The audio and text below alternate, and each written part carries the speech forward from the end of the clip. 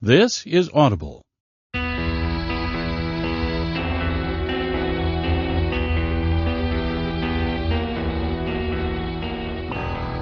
Macmillan Audio presents Robert Kirkman's The Walking Dead: Invasion by Jay Bonansinga. Read for you by Fred Berman.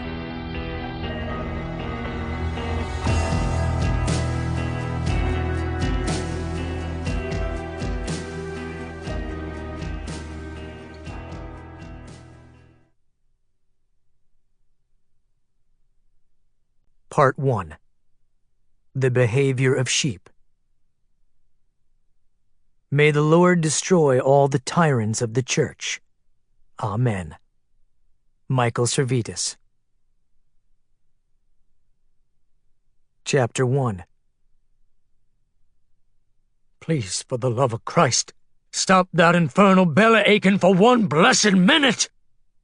The tall man behind the steering wheel struggles to keep the battered Escalade on the road and maintain a speed without clipping another jackknifed semi or cluster of dead things milling about the edges of the two-lane. His voice is hoarse from all the yelling. It feels as though every muscle in his body is on fire. He has blood in his eyes from an oozing wound along the left side of his scalp. I told you, we're going to get your medical attention come sunup. Soon as we clear this dad-blasted herd. Just saying.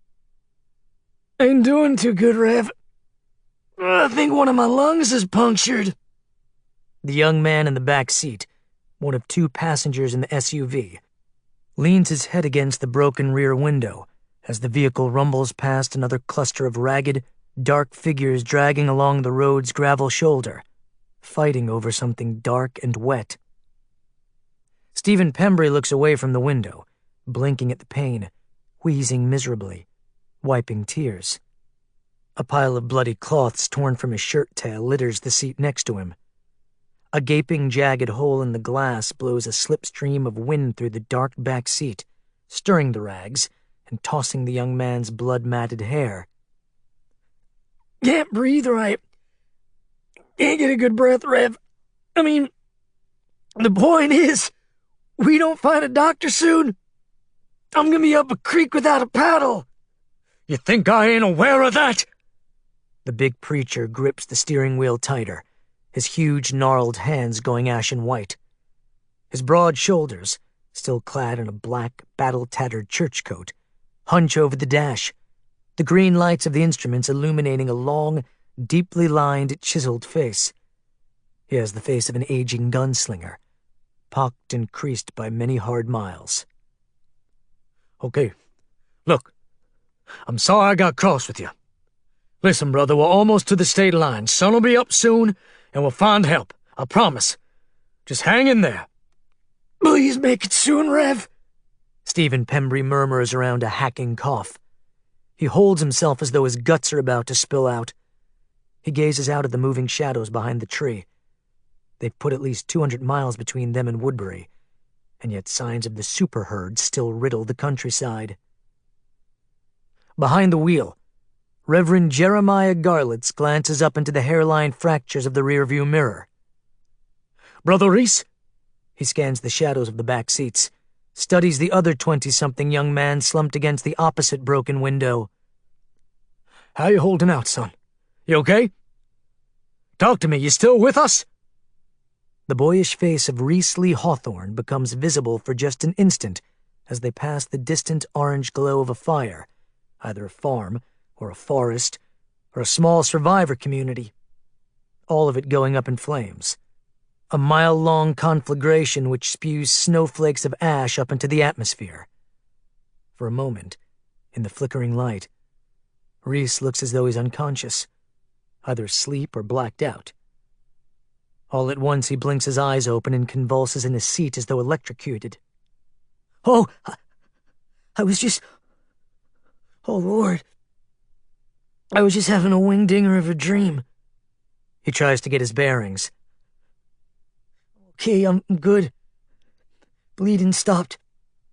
But sweet Jesus, that was one nasty dream. Keep talking, son.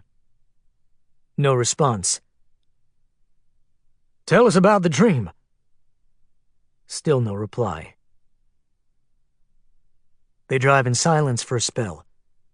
Through the gore-smudged windshield, Jeremiah can see his headlight beams illuminating the rushing white lines of leprous asphalt, mile after mile of wreckage-strewn road churning under them, a never-ending landscape of the end, a desolate wasteland of rural decay after almost 2 years of the plague.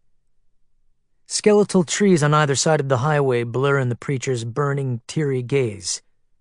His own ribs pang intermittently with each twist of his midsection, taking his breath away. Maybe a fracture. Maybe worse. His wound sustained in the tumultuous confrontation between his minions and the people of Woodbury. He assumes Lily Call and her followers all perished in that same vast mob of walkers that had wrought such havoc on the town, barreling through barricades, overturning cars, burrowing into homes and buildings, eviscerating the innocent and guilty alike, and ruining Jeremiah's plans to stage his glorious ritual. Was the good Lord offended by Jeremiah's grand scheme? Talk to me, Brother Reese. Jeremiah smiles at the reflection of the haggard young man in his rear view. Why don't you tell us about the nightmare? After all, got a captive audience here, right? For another moment, the awkward silence continues, the white noise of the wind and the drumming of the tires providing a hypnotic soundtrack to their misery.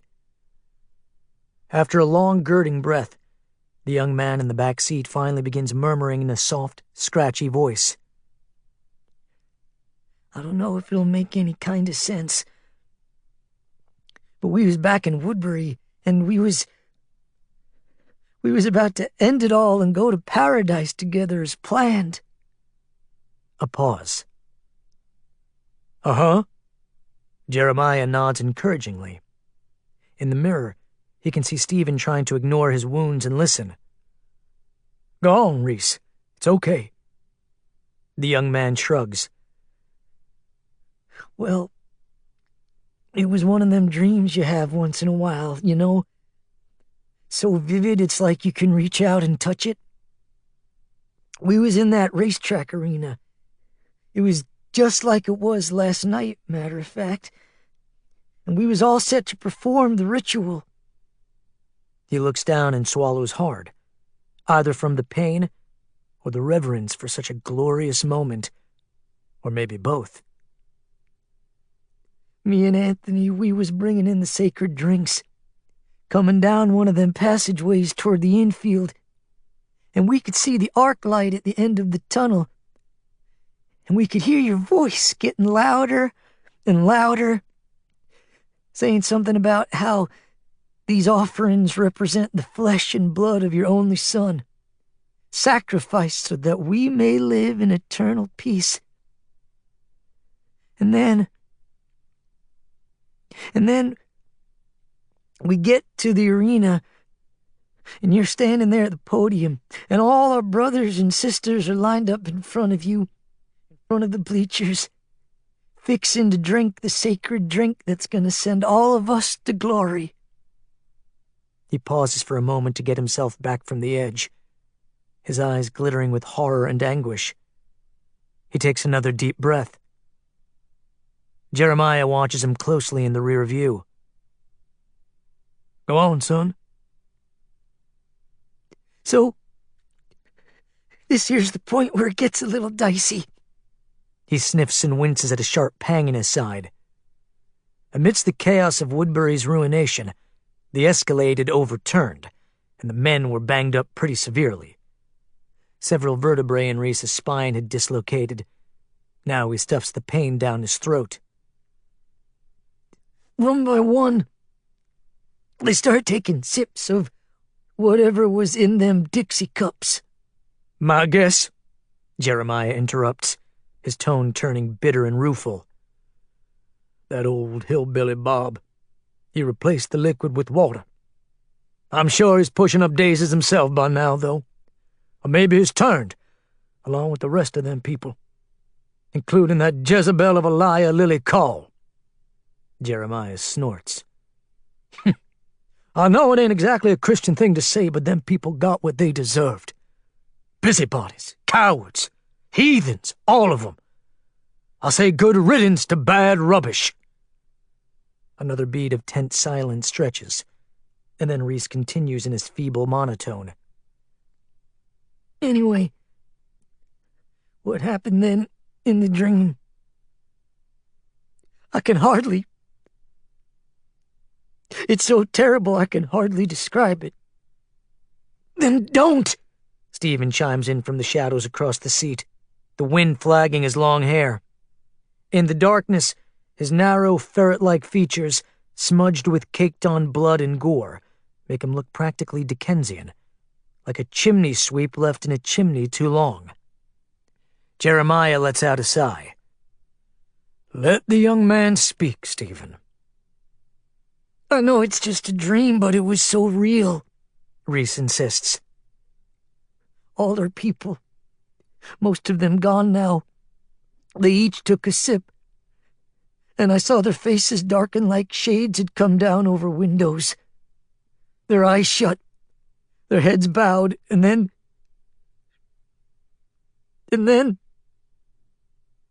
He can barely bring himself to say it. They each turned. He fights his tears. One by one. All them good folks I grew up with. Wade, Colby, Emma, Brother Joseph, little Mary Jean. Their eyes popped open and they wasn't human no more. They were walkers. I saw their eyes in the dream, white, milky, shiny, like fish eyes. I tried to scream and run, but then I saw... He abruptly goes silent again. Jeremiah shoots another glance at the mirror. It's too dark in the back seat area to see the expression on the kid's face. Jeremiah glances over his shoulder. You okay? A jittery little nod. Yes, sir. Jeremiah turns back to the road ahead. Go on, you can tell us what you saw. I don't think I want to go there. Jeremiah sighs. Son, sometimes the worst things just shrivel up when you talk 'em out. I don't think so. Stop acting like a baby. Reverend, just tell us what you saw in the goddamn dream! Jeremiah flinches at a stabbing pain in his chest, touched off by the force of his outburst. He licks his lips and breathes deeply for a moment. In the back, Reese Lee Hawthorne trembles, wiping his mouth nervously. He exchanges a glance with Stephen, who looks down and says nothing. Reese looks at the back of the preacher's head. I'm sorry, Rev. I'm sorry. He swallows a gulp of air. What I saw was... I saw you.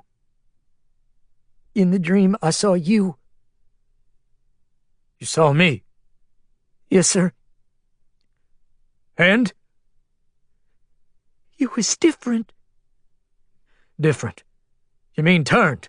No, sir, not turned. You was just... different. Jeremiah chews the inside of his cheek, thinking it over as he drives. How so, Reese? It's kind of hard to describe, but you wasn't human anymore. Your face... it had changed. It had turned into... I don't even know how to say it. Just spit it out, son. I don't... It was a gall-darn dream, Reese. I ain't gonna hold it against you. After a long pause, Reese says, You was a goat. Jeremiah goes still. Stephen Pembry sits up, his eyes shifting. Jeremiah lets out a little puff of air that's part chuckle, part incredulous grunt, but he can't form any kind of response. Or you was a goat man, Reese goes on. Something like that. Reverend, it was just some crazy fever dream that don't mean nothing. Jeremiah takes another look at the reflection of the back seat in the rear view, his gaze latching on to Reese's shadow-draped face. Reese gives a very uncomfortable shrug.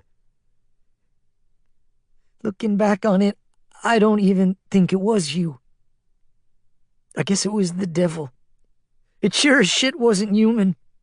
It was the devil in my dream, half man, half goat, with them big curved horns, yellow eyes. And when I laid my own eyes on him in the dream, I realized... He stops himself. Jeremiah looks at the mirror. You realized what? Very softly now. I realized that Satan was running things now. His raspy voice, raked with the fear, is so low as to be barely a whisper. And we was in hell. He shudders slightly. I realize this is the afterlife we're in now. He closes his eyes. This is hell. And nobody even noticed the changeover. On the other side of the back seat, Stephen Pembry braces himself, waiting for the inevitable explosion from the man behind the wheel. But all he hears is a series of low, breathy sounds coming from the front seat. At first, Stephen thinks the preacher's hyperventilating, maybe going into some kind of cardiac arrest or seizure. Chills stream down Stephen's arms and legs, the cold terror constricting his throat, when he realizes with great dismay that the huffing, wheezy noises are the beginnings of laughter. Jeremiah is laughing. All at once, the preacher tosses his head back and lets out a chortle, a full-bodied guffaw that takes both the young men completely aback, and the laughter builds. The preacher shakes his head in hilarity, slams his hands down on the steering wheel, hoots and cackles and snorts with great lusty abandon, as if he'd just heard the funniest joke imaginable. He's just begun to double over with uncontrolled hysterics when he hears a noise and looks up. The two men in back cry out as the Escalade's headlights illuminate a battalion of tattered figures shuffling directly into their path. Jeremiah tries to swerve out of the way, but he's going too fast, and there are far too many of the dead. Anybody who has struck a walker with a moving vehicle will tell you the worst part is the sound. While it's undeniable that witnessing such a horrible sight is no easy thing, and the stench that engulfs one's conveyance is unbearable, it's the noise that lives in the memory. A series of greasy, crunching sounds that brings to mind the thunk of an axe through cords of rotting, termite-infested wood. The horrible symphony continues as the dead are ground to paste beneath the moving chassis and wheels, a quick series of dull pops and cracks as mortified organs and bladders are squashed, bones turn to kindling, and skulls burst open and flattened, mercifully bringing an end to the torturous journey of each monster.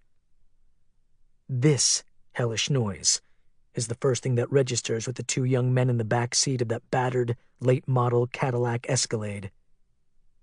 Both Stephen Pembry and Reese Lee Hawthorne let out great yawps of shock and revulsion, holding on to the seat backs with vice-like grips as the SUV bucks, shudders, and fishtails across the slimy detritus. Most of the unsuspecting cadavers go down like dominoes, pulverized by the 3 tons of careening Detroit metal. Some of the excess flesh and hurling appendages tumble across the hood, leaving ghastly leech trails of rancid blood and fluids on the windshield.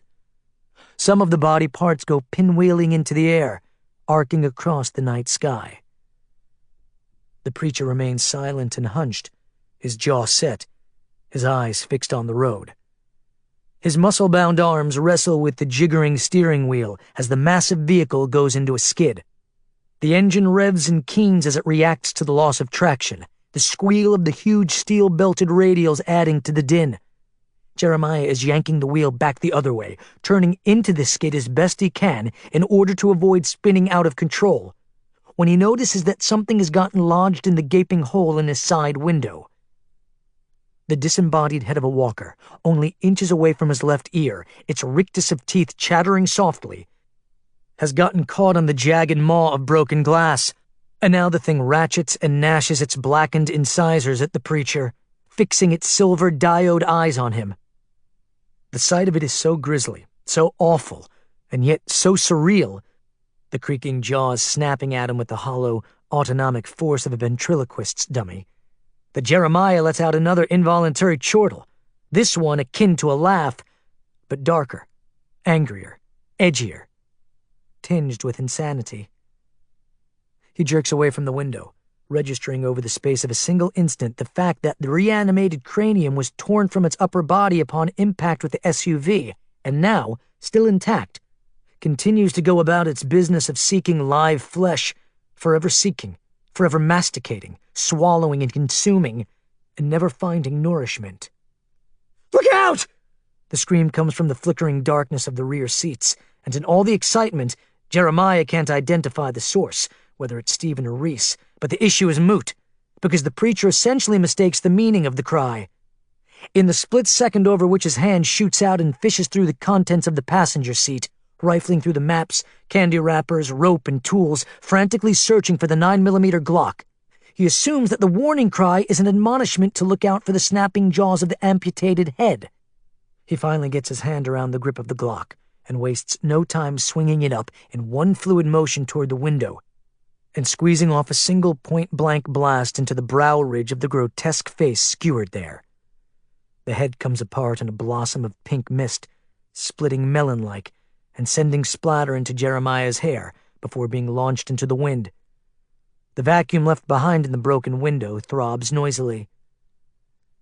Less than 10 seconds have transpired since the initial impact, but now, Jeremiah sees the true reason that one of the men in back has howled such a warning. It has nothing to do with the reanimated head. What they're screaming about back there, the thing Jeremiah is supposed to look out for, is now looming on the opposite side of the highway, coming up quick on their right, closing in as they continue to skid out of control on the spoor of dead things. Jeremiah feels gravity shift as he swerves in order to avoid the mangled wreckage of a VW Bug, scuds across the gravel shoulder, then plunges down a steep embankment into the dark unknown of a wooded grove. Pine boughs and foliage scrape and slap at the windshield as the vehicle bangs and clambers down the rocky slope. The voices in the back rise into frenzied ululations. Jeremiah feels the land level out, and he manages to keep control of the vehicle long enough to find a purchase in the mud. He slams down the accelerator, and the Escalade lurches forward under its own power. The massive grille and gigantic tires grind through the thickets, cobbling over deadfalls, mowing down wild undergrowth and tearing through scrub as though it were smoke. For seemingly endless minutes, the bumpy ride threatens to compress Jeremiah's spine and rupture his spleen. In the blurry image of the rear view, he gets a brief glimpse of the two injured young men holding on to the seatbacks for fear of bouncing out of the vehicle. The front end hits a log, and the impact nearly cracks Jeremiah's back molars. For another minute or so, they career willy-nilly through the trees. When they burst out of the brush in an explosion of dirt, leaves, and particulate, Jeremiah sees that they have inadvertently come upon another unidentified two-lane road. He slams on the brakes, causing the men in back to headbutt the seatbacks. Jeremiah sits there for a second, taking deep breaths and getting air back in his lungs. He looks around. The men in back let out collective moans, settling back into their seats, holding themselves. The engine idles noisily, a rattling sound introduced to the low rumble, probably a bearing knocked loose in the improvised off-road adventure. "Well now," the preacher says softly, "that's one way to take a shortcut." Silence from the back seat, the humor lost on the two young disciples. Above them, the black, opaque sky is just beginning to lighten with a purple pre-dawn glow. In the dull, phosphorescent light, Jeremiah can see enough detail now to realize that they've landed on an access road, and the woods have given way to wetlands. To the east, he can see the road winding through a fog-bound, soupy backwater, probably the edge of the Okefenokee swamp, and to the west, a rust-pocked sign says, "State Road 441, 3 miles." No sign of roamers in either direction. "Judging from that sign up there," Jeremiah says, "I believe we just crossed the Florida state line and didn't even know it." He puts the vehicle in gear, carefully makes a U-turn, and starts down the road in a westerly direction. His original plan, to try and find refuge in one of the larger towns along the North Florida citrus belt, such as Lake City or Gainesville, still seems viable, despite the fact that the engine continues to ping and complain. Something has come loose during the plunge through the woods. Jeremiah doesn't like the sound of it. They need to find a place to stop soon, look under the hood, get their wounds looked at and dressed, maybe find some provisions and fuel. "Hey, look!" Reese speaks up from the shadows of their rear seats, pointing off to the southwest. "At the end of that lot." Jeremiah drives another 100 yards or so, and then brings the Escalade to a stop on the gravel shoulder. He kills the engine, and silence crashes down on the Escalade's interior. Nobody says anything at first. They just stare at the roadside sign in the middle distance. It's one of those cheap, translucent white fiberglass jobs, set on wheels, with the big removable plastic letters, common in the rural U.S. outside everything from flea markets to tent revivals. This one still bearing the letters. Calvary Baptist Church. All welcome.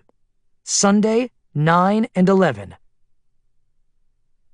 Through the spindly cypress trees and columns of pines that line the two-lane, Jeremiah can see the luminous white gravel of a deserted parking lot. The long, narrow lot leads to the front of a slumped frame building, its broken stained glass windows partially boarded, its steeple caved in on one side and scorched as though devastated from the sky in a bombing raid. Jeremiah stares at the edifice. The huge steel cross at the top of the steeple, which is covered with a patina of rust, has come loose from its moorings. It now lies upside down, dangling by the remaining threads of its rotted hardware. Jeremiah stares. He gets very still, gazing up at that ruined, up-ended cross, the sign of satanic influence. But the symbolism of an upside-down cross is only the beginning. Jeremiah realizes that this may very well be a sign that they've been left behind.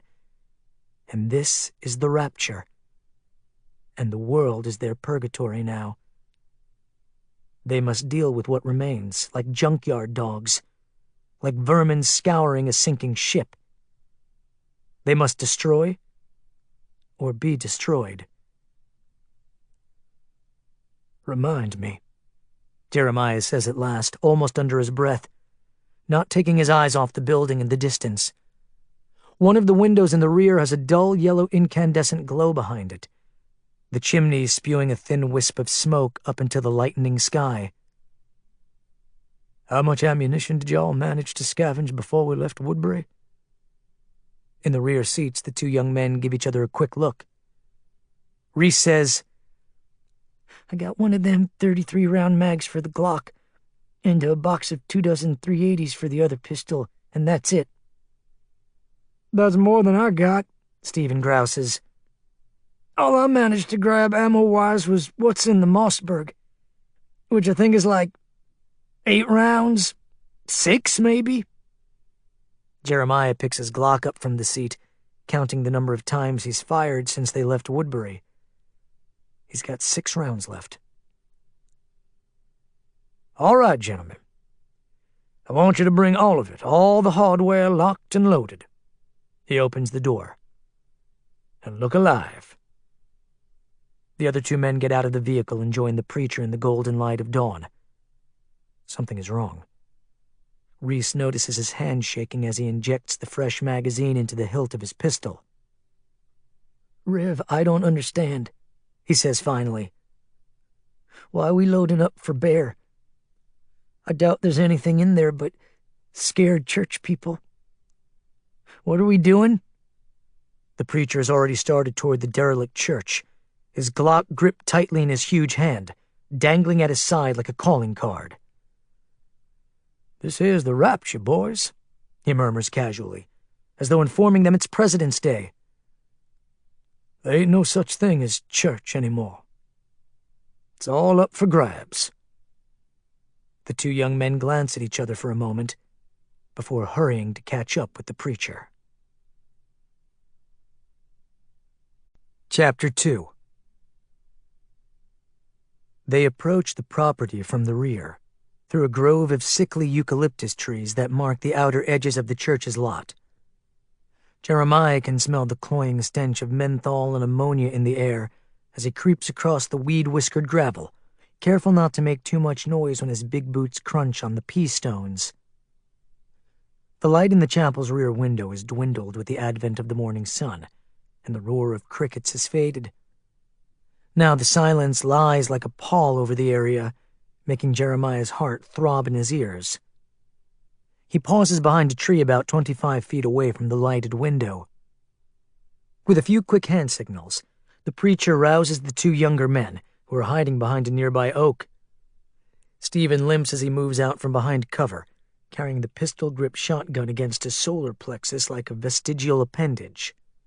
Reese moves in behind his friend, wide-eyed and jumpy, flinching at twinges of pain. These two are not exactly the creme de la creme of the world's new survivor class, Jeremiah realizes, nor are they the greatest disciples imaginable for a spiritual leader such as himself. But perhaps the preacher should see these young men as they truly are. Clay to be molded in this new world, this hell on earth. As Jeremiah's old man used to say, quoting Thessalonians chapter 5, verse 1, "The day of the Lord will come like a thief in the night, and while people are saying peace and safety, destruction will come on them suddenly, as labor pains on a pregnant woman, and they will not escape." Jeremiah issues another signal, stabbing a finger at the rear of the building. One by one, the three men move in toward the small wood-sided annex off the rear of the chapel, Jeremiah in the lead, his pistol gripped in both hands, muzzle downward. The closer they get, and the more the sun dawns over the horizon, the more they realize something isn't right. The windows of the rear building, the rectory or the deacon's quarters maybe, are lined in aluminum foil. The screen door has been ripped off its spindle, and the inner door has been nailed shut and crisscrossed with lumber. The stench of walkers permeates the air, and it gets stronger as they approach. Jeremiah reaches the building first, and he gently stands with his back against the boarded door, signaling to the others with a finger to his lips. They approach as quietly as possible, stepping lightly over the trash and dead leaves that are skittering across the back deck on the morning breeze. Stephen stands on one side of the preacher, Reese on the other, both keeping weapons at the ready. The preacher reaches down to his scuffed Wellington boot and pulls a 12-inch Randall knife from the inner lining. He carefully wedges the point under one of the boards near the door's latch and yanks. The door proves stubborn. Jeremiah pries at it repeatedly with the knife, making more racket than he cares to, but he has no choice. They would make even more noise if they tried to break through one of the windows. The nails give slightly, the rusty squeal sounding amplified in the hushed air of dawn. He has no idea what they're about to find inside this building, but he's fairly certain now that both humans as well as walkers inhabit this place. Walkers don't build fires, and the average survivor with access to soap and water doesn't usually smell like death warmed over. The door finally gives, and the two younger men move in closer, guns up now. They enter one at a time. They find themselves in an empty room, illuminated by dim, yellow incandescent light and smelling of stale smoke and BO. Jeremiah slowly crosses the floor, his heavy boots making the floorboards creak. He makes note of the small pot-belly stove still radiating the heat of dying embers, the braided rug stained with old blood, the solitary cot in one corner, the roll-top desk littered with tea bags, chafing dishes, candy wrappers, gossip magazines, empty MD 4040 bottles, and crumpled cigarette packs. He goes over to the desk and looks down at a display of playing cards arranged in the classic solitaire pattern. It looks like somebody, very likely a single person, was here only a moment ago and left in a hurry. A noise from behind an inner door suddenly yanks Jeremiah's attention. He whirls. Reese and Stephen both stand across the room, gazing sheepishly back at their leader. Again, Jeremiah puts a forefinger to his lips, giving them the shush sign. The two men wait by the door, eyes aglow with nervous tension. On the other side of the door, shuffling noises build, the telltale, languid dragging of clumsy feet. There's also the reek of mortified flesh as acrid as methane, and it's getting stronger. Jeremiah recognizes the noises as well as the odors, a number of undead trapped in an enclosed space, and he turns and points to Stephen's shotgun.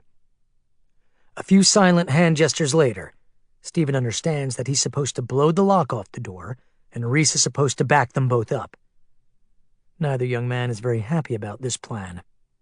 Stephen looks ashen, and Reese is drenched in sweat, both of them nursing severe wounds and perhaps even internal bleeding. Neither seems very gung-ho about fighting off an undetermined number of biters. But Jeremiah is an irresistible leader. The mere look in his eyes enough to quell any dissension in the ranks. He holds 3 fingers up. He begins to count down. 3, 2, a pale blue hand covered with mold bursts through a weak spot in the lumber. Nothing in reality ever seems to play out the way Stephen Pembry imagines it will. As a sickly, skinny kid growing up in Macon, Georgia, he lived the life of a pint-sized Walter Mitty, always rehearsing his heroic exploits, standing up to bullies, saving fair maidens from evildoers, and generally being a badass. But life on the playground can quickly short-circuit your fantasies, and many black eyes later, Stephen turned to God and free weights to build up his resistance to the real world. He was never going to be Superman, but he would always be able to defend himself. Unfortunately, the devil has a way of throwing curves at a person, and ever since the plague broke out, Stephen Pembry has constantly been thwarted. Like the time he got that woman killed in Augusta, or the time he dropped that fresh clip of ammo down the sewer grating and got chewed out for days by Brother Jeremiah. Even now, Stephen feels the world around him quickly gaining an advantage. He trips on his backward shuffling feet and falls to the floor. The pain in his ribs explodes, the injury jostled by the impact. The Mossberg goes spinning. At the same time, another pair of hands have thrust their way through the busted slats of the door, and Jeremiah has pulled something from his boot. Stephen watches as the dull gleam of a buck knife streaks through the air. A butcher trimming a stubborn ham hock couldn't have amputated the gray, fleshy extremities faster or more decisively. Jeremiah drives the blade through tissue and cartilage, sawing through bone. Hands flop to the floor as neatly as knotted limbs being pruned. Stephen watches. He tries to sit up. His gorge clenches and burns, and threatens to upchuck the paltry contents of his stomach. Things are moving quickly now. Reanimated hands are flopping around Stephen like fish on a boat's deck, slowly growing still as the electrical impulses from reanimated central nervous systems drain out. Stephen's vision blurs, his mind swimming. Dizziness gripping him as his wounded lungs labor to get air. Jeremiah has already scooped the fallen shotgun from the floor, pumping shells into its breech with a single jerk of his arm as he turns back to the door. Stephen manages to lever himself back up to a standing position, kicking the ghastly hands out of the way. Jeremiah slams a work boot into the door, and the door implodes, revealing the interior of the dark chapel. Stephen gets a fleeting glimpse of the sanctuary before the first blast shatters the tableau. Once a quaint little nave of burnished pine pews, maroon carpet, and stained glass panels depicting scenes of the resurrection, the chapel now resembles an abattoir from the ninth circle of hell. The dead number in the dozens, maybe as many as 40 or 50, most of them chained to the pews with makeshift tethers of rope and electrical cord. They react to the light of the outer room, as if Jeremiah had just turned over a rock and exposed a colony of vermin. Insensate faces jerk toward the noise, their metallic eyes reflecting movement. Most of the parishioners sport their Sunday best, off-the-rack woolen suits and bargain basement sundresses, fancy hats and wilted corsages. and the sight of their formal garb seizes Stephen's heart. Most of the dead appear to have once been African American, although the lividity and gray rigor mortis of death have homogenized and camouflaged their original ethnicity. Stranger still, in that terrible instant before the first flash of the 12-gauge, Stephen sees that somebody apparently tried to minister to these beings after they reanimated. Hymnals, their bindings cracked, lie open in front of each captive like dead birds. Morsels of food, pieces of roadkill or unidentifiable human remains, are scattered in the pews next to each being. Candles still burn in the sanctuary on Advent stands at the front of the room on the modest little altar. Somewhere, the buzz of a live microphone drones. The air smells of mortified sewage perfumed with acrid disinfectant. It almost appears as though an outside party has tried in vain to keep the daily services going. Stephen gets one final glance at Jeremiah before the air lights up and the look on the preacher's face is horrifying. A mixture of sorrow, rage, loss, madness, and regret. The look of a man confronting the merciless abyss. Then the shooting starts. The first blast flashes and takes the closest walker down in a puff of cranial tissue, the shell ripping through skull and taking a chink out of the lintel above the door. 3 subsequent blasts boom in the flickering gloom, making Stephen's ears ring and vanquishing the other 3 creatures who had apparently managed to slip free of their bonds. Already covered with blowback, his anguished face stippled and splattered, Jeremiah now moves deeper into the chapel and starts in on the others. It takes only a few minutes, the air flashing like a fireworks display, as Jeremiah goes from pew to pew, either vaporizing skulls or thrusting his Randall knife through putrefied nasal cavities before the parishioners even get a chance to bite at the air. Stephen staggers toward the open doorway to get a better view, and he notices Reese just inside the chapel entrance, crouched on the floor, gaping in horror at the proceedings. Jeremiah has the strangest look on his face now as he finishes off the last of the monsters with hard, quick slashes of the knife. The Mossberg has been emptied, 8 shells of tactical shot peppering the walls behind heaps of moldering flesh. Completely slimy with blood, his eyes burning with inscrutable emotions, the preacher looks almost beatific as he dispatches the last reanimated corpse. For one terrible moment, watching all this from the doorway, Stephen Pembry thinks of a man having an orgasm. The preacher lets out a voluptuous sigh of relief as he impales the skull of an elderly woman in a frilly dress made of ruffles and chintz. The crone sags against the back of her pew. She was once somebody's mother. Somebody's neighbor. She may have once baked cookies for her grandchildren, served her famous bread pudding at ice cream socials, and laid to rest her beloved husband of 47 years in the kudzu-lined cemetery out behind the rectory. The preacher pauses to catch his breath. Staring down at the woman, he starts to silently pray. His head is bowed, his lips moving, when all at once he abruptly stops and looks up and narrows his eyes. His head cocks to one side as he listens closely to something in another part of the building. At last, he fixes his gaze on Reese and says softly, "You hear that?" Reese manages a slow shake of his head. The preacher looks up at the railings of the choir loft 20 feet above them. He reaches for his knife, pulling the blood-stained instrument from his belt. Then he signals for his men to follow. They find the woman in the second-floor bathroom, just down a narrow passageway from the choir loft. A portly African-American gal in a filthy gingham mourning dress, ancient tennis shoes, and a hairnet, she huddles inside a stall, shivering with terror as the men enter the ladies' room. Jeremiah kicks open the stall door and sees the woman's enormous derriere sticking out from behind the commode. "Come on out of there, ma'am," Jeremiah says softly but firmly, as though addressing a family pet. The woman twists around and pokes a small .38 caliber police special in his face. "Back off, motherfucker! I'll use it, I swear!" "Whoa, whoa!" Jeremiah raises both hands, eyebrows rising as Reese and Stephen move in behind him with muzzles up and ready. "Let's all take a breath now. All right, no cause to go all okay corral on each other. Them people down there? The woman says, and then stops herself, her expression faltering. Her gun lowers. She slumps, a single tear tracking down her plump face, making a leech trail across her ashy brown cheek. Them people? They was my family. They was all of my choir, and they needed to go. I know that.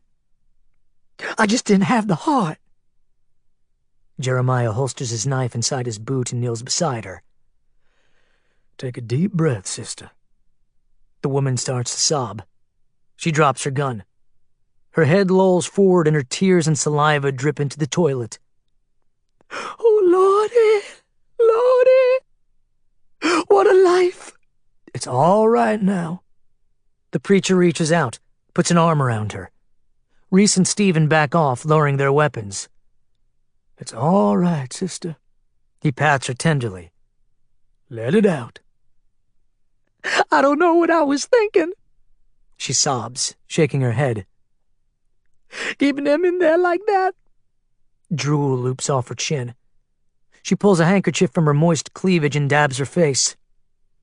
I played organ for them sometimes. Other times I would read the Bible through the PA system. She snorts and blows her nose. Like it was doing any good. I didn't have the heart to put them out of their misery. She sniffs, dabs her bloodshot eyes. I don't know what the good Lord wants anymore. Jeremiah smiles. Look at me, sister. What's your name, if I may ask? Norma. She swallows hard and looks up through her tears at him. Norma Sutter, sir. You know what the good Lord wants from you, Norma? No, sir. He wants you to survive. She swallows and nods, and then gives him a heartbreaking look. Yes, sir. Come here, sister. Jeremiah leans in and puts his big arms around her, and she hugs him back, and they stay like that for quite some time, the woman clinging to the preacher, like a child waiting for a bad dream to fade. We lost our pastor early on, the woman says, taking another sip of Mad Dog from an unlabeled bottle and wincing at the burn. Brother Maywell shot him in the head and then buried him out behind the sacristy. She sits in the back room at her desk, a tattered woolen blanket wrapped around her significant girth. Her face glistens with agony. The pale morning light seeps through the seams of the boarded windows. Lord, Lord, Lord. What a time we in right now. How did all them folks down there die? Jeremiah sits back pensively in a desk chair, the bones of the chair creaking with his weight. His head throbs. The bandage the woman applied to his scalp a few minutes ago is too tight. Behind him, Stephen sits on the edge of the windowsill, listening intently, gauze wrapped around his fractured ribs. He wheezes slightly. On the other side of the room, Reese shivers in a folding chair, his forehead crisscrossed with band-aids. The woman has already proven to be a gold mine of resources. In addition to medical supplies and first aid kits, she has stashes of canned goods, batteries, candles, dry clothes, bedding, liquor, cigarettes, tools, reading material, an extra box of .38 caliber rounds for the police special, and 3 sealed boxes of newly printed hymnals that will never be opened and never be sung. The woman hangs her head. It only takes one, she says softly. Pardon? She looks up at the preacher. Before this whole tribulation started up, I was a damn teetotaler. Drinking had gotten the better of me, so I quit. It only takes one drink, they used to say at damn meetings. She shakes her head slowly and looks down, the immensity of her grief making her shoulders slump and her lower lip tremble again. Even after the outbreak, we kept on with the services. Even after Reverend Helms passed, we kept on. We just figured, that's what you do. She pauses. Jeremiah leans forward on his swivel chair. Go on, sister. She breathes in a pained breath. One day, one of our regulars, a family, they brought in a kid with them to our Sunday service. Kid had been bit. She pauses, swallows the urge to weep. Guess they thought the law would take care of things. It only takes one. Know what I'm saying? It took less than a week for it to spread. This screaming. Y'all should have heard it. I locked them all in the chapel. It was all that I could think of doing. Before long, I was the last one. Holed up in this dirty-ass office, all by my lonesome, listening to the scratching and clawing. Pause. I guess you get so you don't hear no more. Reese speaks up from across the room. Why didn't you just get on out of here? Pack up and leave. She chuckles ruefully. I don't know if y'all haven't noticed, but a person's odds ain't too good out there all alone. Silence. Jeremiah smiles at her.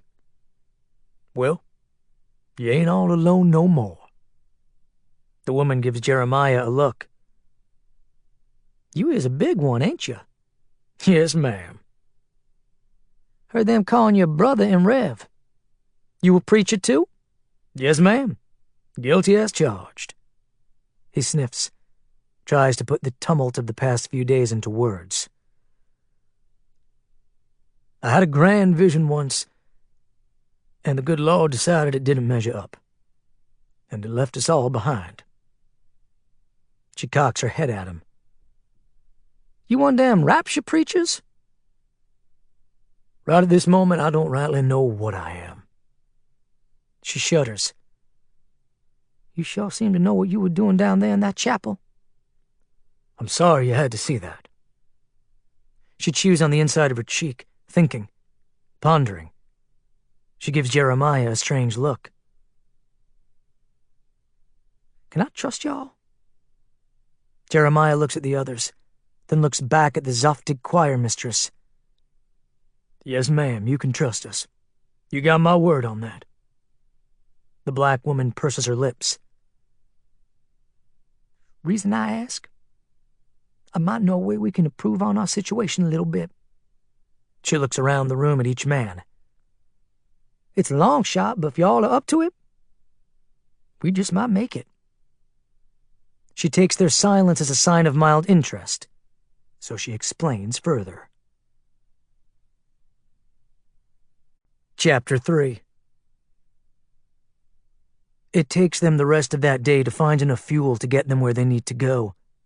They pack a wheelbarrow and 3 large satchels with supplies, including a 25-gallon container of gasoline from the tool shed behind the building.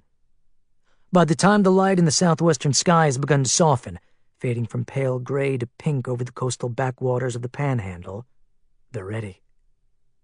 They slip outside through the rectory's side door and creep single file along the edge of the property. Jeremiah takes the lead, periodically glancing over his shoulder for any sign of the herd that had stumbled upon the highway around the state line. He carries his Glock with a full magazine. Crickets roar, and the dusky air gets clammy and cool on the back of Norma's neck as she follows them toward the abandoned Escalade.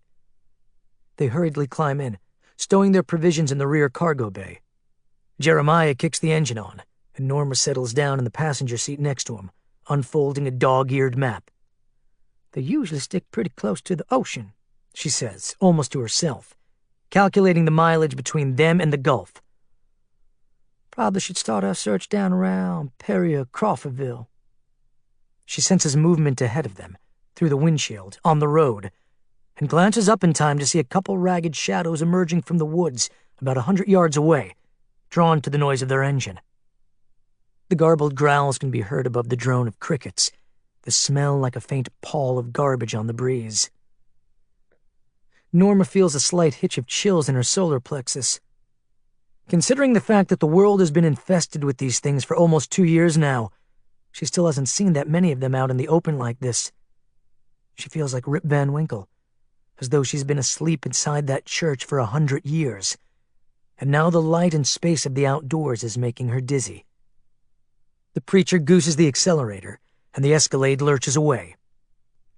Norma sinks into her seat as they roar down the road, swerving to avoid the half a dozen or so walkers now skulking out of the woods and blocking their path. They sideswipe one of the creatures, tearing a chunk out of its shoulder and the side of its face, splattering gore up across the glass of her window. "You get used to it, sis," the preacher mutters after Norma flinches.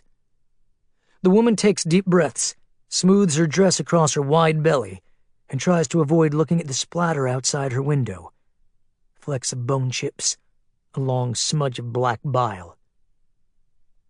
"I ain't sure a person could ever get used to this crazy-ass shit," she comments. Night falls, and the darkness deepens behind the trees on either side of the road.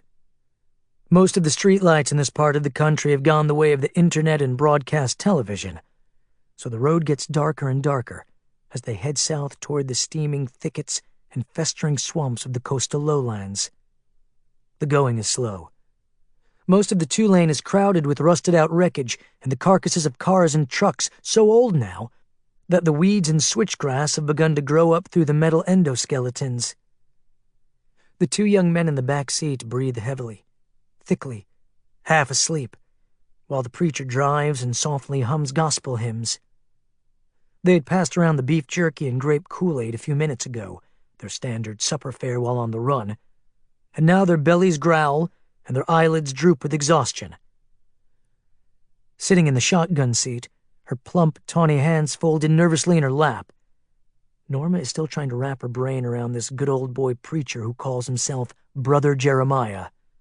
On one hand, he seems trustworthy enough, friendly, a good listener, courteous, and capable of single-handedly taking out an entire chapel full of reanimated corpses. But on the other hand, he seems like a walking time bomb, a human hair trigger that could go off at any moment. The sad fact is, Norma Sutters doesn't have a large array of options. Staying hunkered down in that claustrophobic rectory for the rest of her life, listening to the drooling groans of the dead in the next room while she drained the last of her Mad Dog supply, was quickly beginning to lose its charm.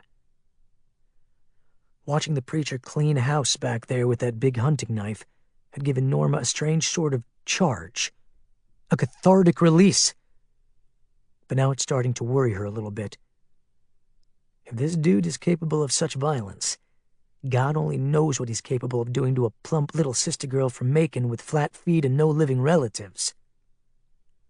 But Norma also knows that she would never be able to find the caravan on her own. She really has no choice but to go along with these scruffy-ass men and hope for the best. Fortunately, Norma has grown accustomed to taking risks. Born poor and fatherless in the Pleasant Hill area of South Macon, the youngest in a family of 6 kids, she quit school her sophomore year in order to support her family after her mama passed.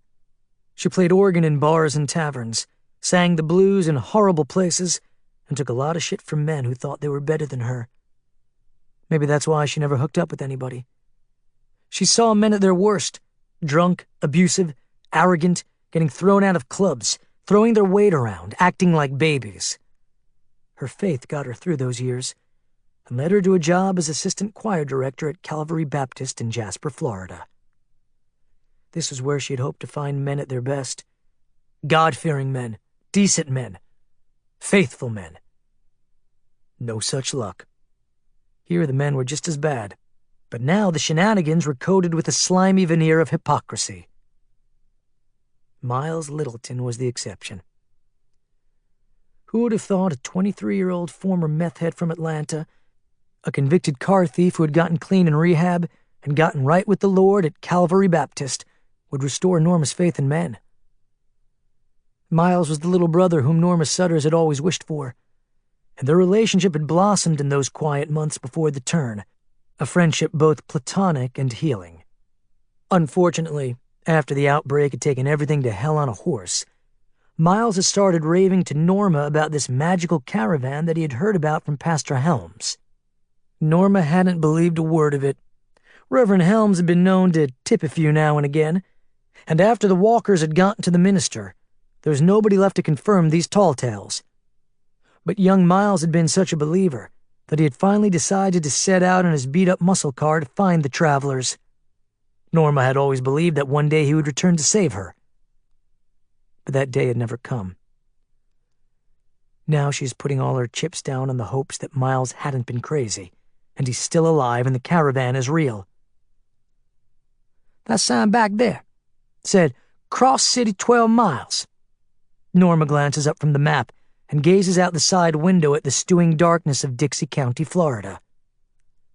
I got a feeling we're getting close. The vast patchwork of wetlands passes in a blur on either side of them, the land oozing a low blanket of methane, as gray as mold and clinging to the shadows of pine thickets and gullies like dirty lace. The air smells briny and rotten with dead fish. Every few miles they pass the ruins of a small town or a wreckage-strewn trailer park. No signs of survivors in these parts, though. Only the occasional silhouette of an upright corpse shambling through the trees, its eyes like twin yellow reflectors in the darkness. "We can't just keep burning gas all night," Stephen says from the back seat, his voice all cranked up with pain and panic. "And we can't just go on feelings." "We're in the right ballpark," Norma persists. "Believe me, gonna be hard to miss 'em." "Do we know exactly what we're looking for, though?" Jeremiah grips the steering wheel with his huge hands, his jaw working overtime on a piece of gum, snapping and chewing compulsively as he drives. "For instance, how many vehicles they got in this convoy?" "No idea. But it's quite a few, I can tell you that for sure." "That's pretty general." "They'll be easy to spot," Norma says, gazing out at the darkness. "Our best bet is to just follow the coast. They like to keep close to the water." "Why is that?" She shrugs. "According to Miles, they keep their eyes peeled for ships, or any possible way they might get their asses the hell out of this place. Most of the big boats around here have been destroyed in the hurricane that hit a couple years ago, so it's a long shot they're going to find anything." Reese speaks up from the back. "Why didn't this Miles dude come back for you?" Norma glances down at the floor mats. "We had a little bit of a falling out." She wipes her mouth. "It was my fault, and I ain't too proud of it." After a pause, Reese says, "But why didn't you try and find these people yourself?" She glances over her shoulder at him. "Travel alone in this god-awful backcountry crawling with deaf folks?" Silence returns to the Escalade's dark interior as they all chew on the prospects of being alone and isolated in a forest full of walkers. They're about to give up the search when they start to climb a gentle slope, at first so gradual it's almost unnoticeable, up the side of a vast, malodorous landfill. The barren, trash-strewn scrub land to their left reaches across miles of sandy berms, all the way down to the deserted, ghostly boardwalks that wind their way along the beaches. The sky has begun to bruise pink with pre-dawn light, and the preacher has just started to say something when Norma sees the first faint streaks of red dots on the distant haze. "Wait! Wait!" She points a plump finger down at the far dunes of ashen white sand winding along the coast, the surface so pocked and windswept it resembles the dark side of the moon. "There! See him?" "Where?" The preacher cranes his neck, slowing the vehicle down to a crawl. "I don't see a thing." "About a half a mile up yonder, see?" The woman is positively vibrating with excitement. "Whole slew of 'em. See the taillights?" Jeremiah Garlitz takes in a deep, cleansing breath as he finally sees the caravan chugging along the coastal road. In the pre-dawn light, it looks like a ribbon of burning embers throwing gouts of smoke in its wake. "Yes, ma'am, I surely do." Jeremiah's big barrel-shaped chest puffs with relief. "What do you think of that, boys?" The two young men in the rear seats lean forward, transfixed by the sight, each of them rapt and silent as they gaze at the convoy. "Give him a blast of your horn!" Norma Sutters wrings her hands anxiously. "Don't let him get away!" Jeremiah smiles to himself. In his former life, he used to be fascinated by wildlife shows on television. He would record them on the VCR in the back of his trailer for later viewing, and he would watch them between revival meetings late at night for hours on end before turning in. He remembers one episode in particular, on the behavior of sheep versus the behavior of wolves. He remembers the flock mentality, the sheep moving almost as one, a school of helpless fish, easily managed by a single sheepdog. He remembers the instinct of the wolf, stealthy, solitary, patient, as it creeps up on the flock. He shoots a glance across the dark interior at the heavy-set little woman. I got a better idea. Father Patrick Liam Murphy, ordained Catholic priest and former head of Jacksonville's Most Holy Redeemer Parish, doesn't see the unexpected obstruction in the middle of the road until it's almost too late. The problem is, the slender, silver-haired priest has diarrhea of the mouth, perhaps an occupational hazard for someone charged with sermonizing, counseling, and easing fevered brows. He sits behind the wheel of his rumbling Winnebago, relentlessly chewing the ear off his protege, James Frazier, who slumped in the cab's passenger seat, struggling to pay attention. I remind you, Jimmy, that there are two distinct versions of Christ, and the one of whom you speak now in your insolent and narrow perspective is the one we call the historic Jesus who lived and breathed and walked the earth a couple millennia ago, but also the one who is merely the vessel for the second version, the one that matters, the one who's the absolute true son of— Look out! James Frazier, an angular man of 33, blonde-whiskered and dressed in ragged denim, sits up at the start, eyes wide, and fixed on something he sees through the massive windshield. Father Murphy jerks the wheel and stands on the brakes. The contents of the RV shift in the back, water bottles, canned goods, tools, and weapons tumbling off their shelves and cubbies. Both men slam forward as the trailer skids to a sudden halt. The priest flops back in his seat, blinking, breathless. In his side mirror, he sees the long line of vehicles behind him, pickup trucks, RVs, four-wheelers, and a few sedans, forming a chain reaction of lurching skids, the members of the caravan screeching to a stop, one by one, in a billowing cloud of carbon monoxide. Dear Lord, what's this? The priest sucks in a breath, still gripping his steering wheel, as he tries to focus on the figure standing blithely in their path less than 20 yards ahead of them. The man is tall, Caucasian, dressed in a tattered black suit, and has one of his big muddy Wellington boots propped up on the front fender of a fancy Cadillac SUV, the big black kind often used by shadowy government types, which is currently parked and idling in the middle of the road. The strangest part of this tableau is that the man is smiling. Even from this distance, the man aims his big, ultra-bright grin at the convoy's lead vehicle, as though preparing to sell a new line of Fuller brushes. James goes for his .38, which is stuffed down one cowboy boot. Go easy, Jimmy. Go easy, son. The priest takes a deep breath, waving off the weapon. Approaching 60, Father Murphy still wears his collar underneath a worn Notre Dame sweatshirt, his hangdog face deeply lined and whiskered with a ruddy beard. His pouchy eyes radiate a certain kindness, along with the swollen lividness of a lifelong drunk. This appears to be a group of the living, and there's no reason to believe they're not friendly. James shoves the short-barreled pistol under his belt. You stay here, Father. I'll go. The priest puts his hand up. No, Jimmy. I'll go. You tell Leland to keep his cool and tell the rest of the group to stay in their vehicles. The younger man reaches for his walkie-talkie as the priest climbs out of the cab. Over the next 30 seconds, the amount of time it takes the scrawny beanpole of a priest to climb out the cab door, struggle down the running board steps, and scuffle across 20 feet of pavement in his ancient floor chimes, a chemical reaction occurs. Unseen, subtle, undetectable to anyone other than the two gentlemen coming to face each other in the middle of the asphalt two-lane.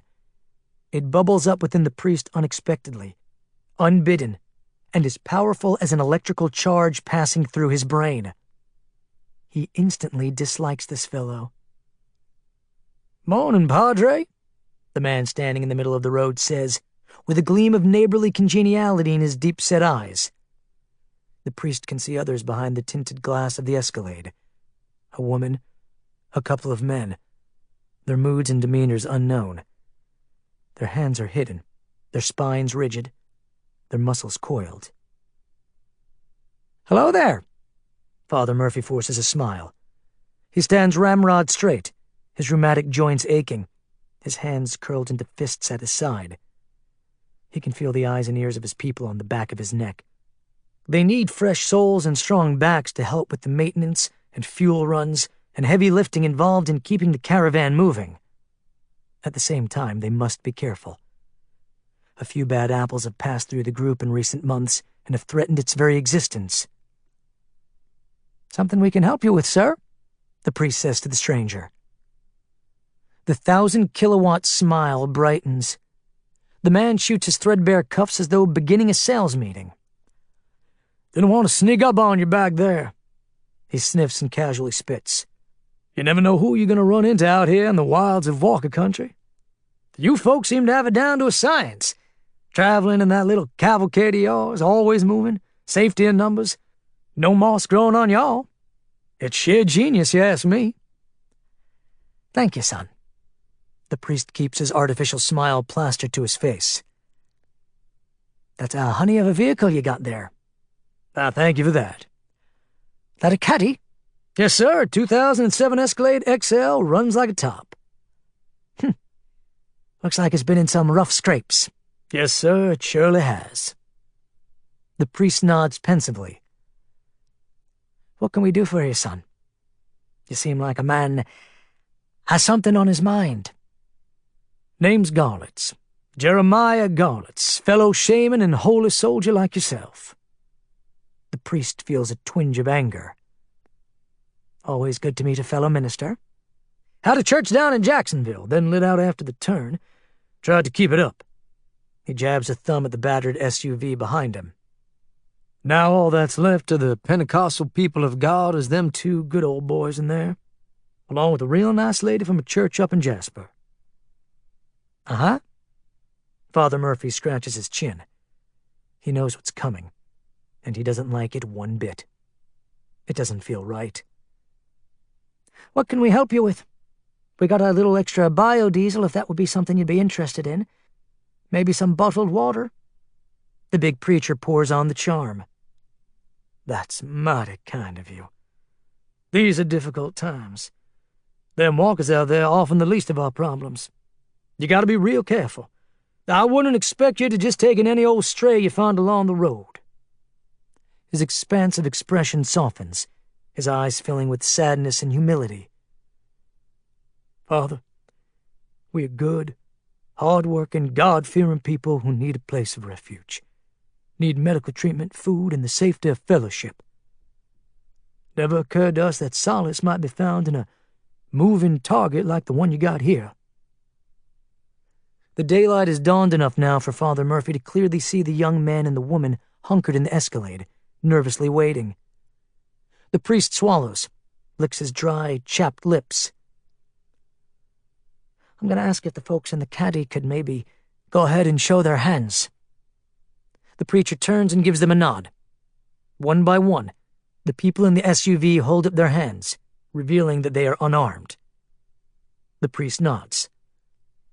"I appreciate that. Now may I ask the number and type of weapons you might be carrying?" The preacher grins. "It ain't much. Got a couple of 9s and a shotgun. Lady's got a snubby. Not much left over in the way of ammo, I'm afraid." Father Murphy nods and starts to say, "Fair enough. And now if I might ask you to," out of nowhere, a number of unexpected noises and quick movements in the priest's peripheral vision interrupt his spiel and make him flinch as though a bomb has just gone off. A figure from behind him approaches at a dead run, arms pumping excitedly, voice caterwauling. "For the love of Christ, it's her! I told them it was her! I just knew it!" The young African-American boy in the flopping braids and ragged hoodie charges toward Jeremiah's Escalade. The preacher jerks back, reaching for his knife, taken completely by surprise. "It's okay, he's one of ours!" Father Murphy calls out, shooting his hands up in a conciliatory gesture. "It's all right, he's harmless." Behind Jeremiah, the SUV's side door bursts open, and Norma Sutter struggles out. her face aglow with emotion, her eyes wet as she spots the kid. She opens her plump arms. "I'll be damned if you ain't a sight!" The young man plunges into Norma's softness and musky odors. "I thought you was dead for sure," he murmurs, his face pressed into the crook of her neck. The woman hugs him back, stroking his head with maternal tenderness. The young man begins to softly weep. Norma shushes him and strokes him and mutters soothing words. "I ain't dead yet, child. Still in one piece. Still the cranky-ass old bitch you left in Jasper." The young man sobs into her neck. "I missed you so damn much.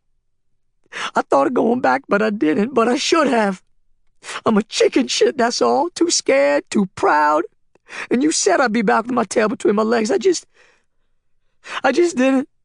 Norma shushes him and strokes his braided hair. "That's enough now. Everything's gonna be okay. That's enough now, child." She glances over at Jeremiah. She gives the preacher a furtive look. "What's the deal, preacher man? We stand with these folks or what?" Jeremiah looks at Father Murphy, and the old Irishman shrugs and then smiles. "Looks like you're already part of the family." The transaction is seamless. Within minutes, the two groups come together, pool their resources, and Jeremiah and company begin to build goodwill, getting to know the other members of Father Murphy's traveling caravan. By noon that day, the procession is pulled back onto the road, continuing its endless looping journey across the Panhandle, as though the preacher and his people had always been part of the group. Nearly a week passes without incident. They travel mostly during daylight hours, resting their bodies and machines at night within the confines of caves and clearings. Jeremiah makes a special point to introduce himself to each and every member of the caravan. There are 33 in all, commandeering 15 vehicles, including 6 full RVs and 3 heavy-duty trucks. There are 4 children under the age of 12, 5 married couples, and a few senior citizens. They have an impressive array of weaponry, much of it scavenged from Camp Blanding, a deserted military base outside Jacksonville, and they have enough canned goods to last another 6 months if rationed carefully. The alpha dogs are mostly good old boys from Central Florida, blue-collar tradesmen with dirt under their fingernails and sun-reddened faces, and Jeremiah instantly ingratiates himself with these hillbilly types. He speaks their language: God, guns, and whiskey, and he further solidifies his place in the pecking order by pitching in with vehicle maintenance. The preacher once worked as a grease monkey in a service station as a teen, and the skills serve him well here. Reese and Stephen also show their willingness to get their hands dirty by going along on numerous side trips and detours to obtain the raw materials for cooking up more fuel. Up until now, the members of the caravan have been able to keep the engines running with a combination of crude biodiesel, which they produce in a modified still in the rear of the lone flatbed truck, and the precious last gallons of standing gasoline in the storage tankers and underground reservoirs of abandoned gas stations and marinas across northern Florida. Jeremiah marvels at the amount of cooking oil still sitting in worm-eaten roadside diners and deserted restaurants along the way. But the pickings are getting slimmer and slimmer, and the grim reality is creeping into the demeanor of the caravan. Nobody is making more oil or canned goods, or tires or spare parts or gasoline or any other durable good you can name. And that's the elephant in the room. The sand is running out the bottom of the hourglass. Everybody senses it, feels it, and ruminates on it without ever really talking about it. Each morning, well before dawn, as the caravan fires back up and the vehicles rumble away from the night's bivouac, Jeremiah ponders this grim reality. Driving the Escalade in the tail position, engulfed in clouds of exhaust and dust as the convoy snakes its way through the swampy coastal backwaters and walker-ridden fishing villages, Jeremiah gets a lot of thinking done. These are indeed the end times, the glorious terrors of the rapture. And these hapless Bedouins are the poor souls who have been left behind.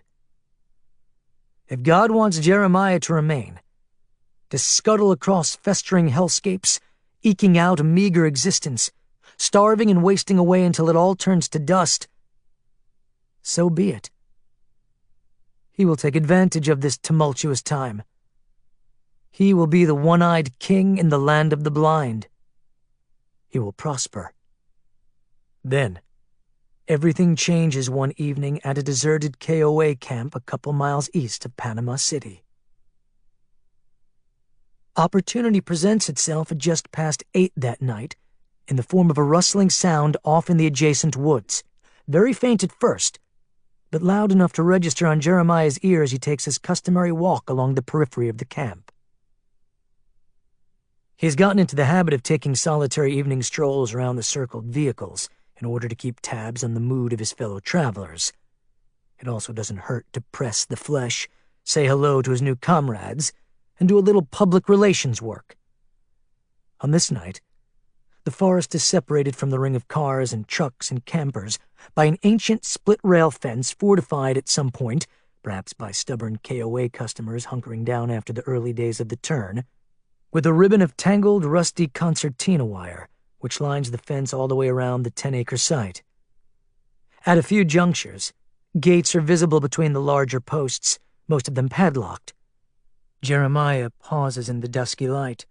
The sunset now nearly faded to darkness. Most of the travelers retired to their campers and bedrolls.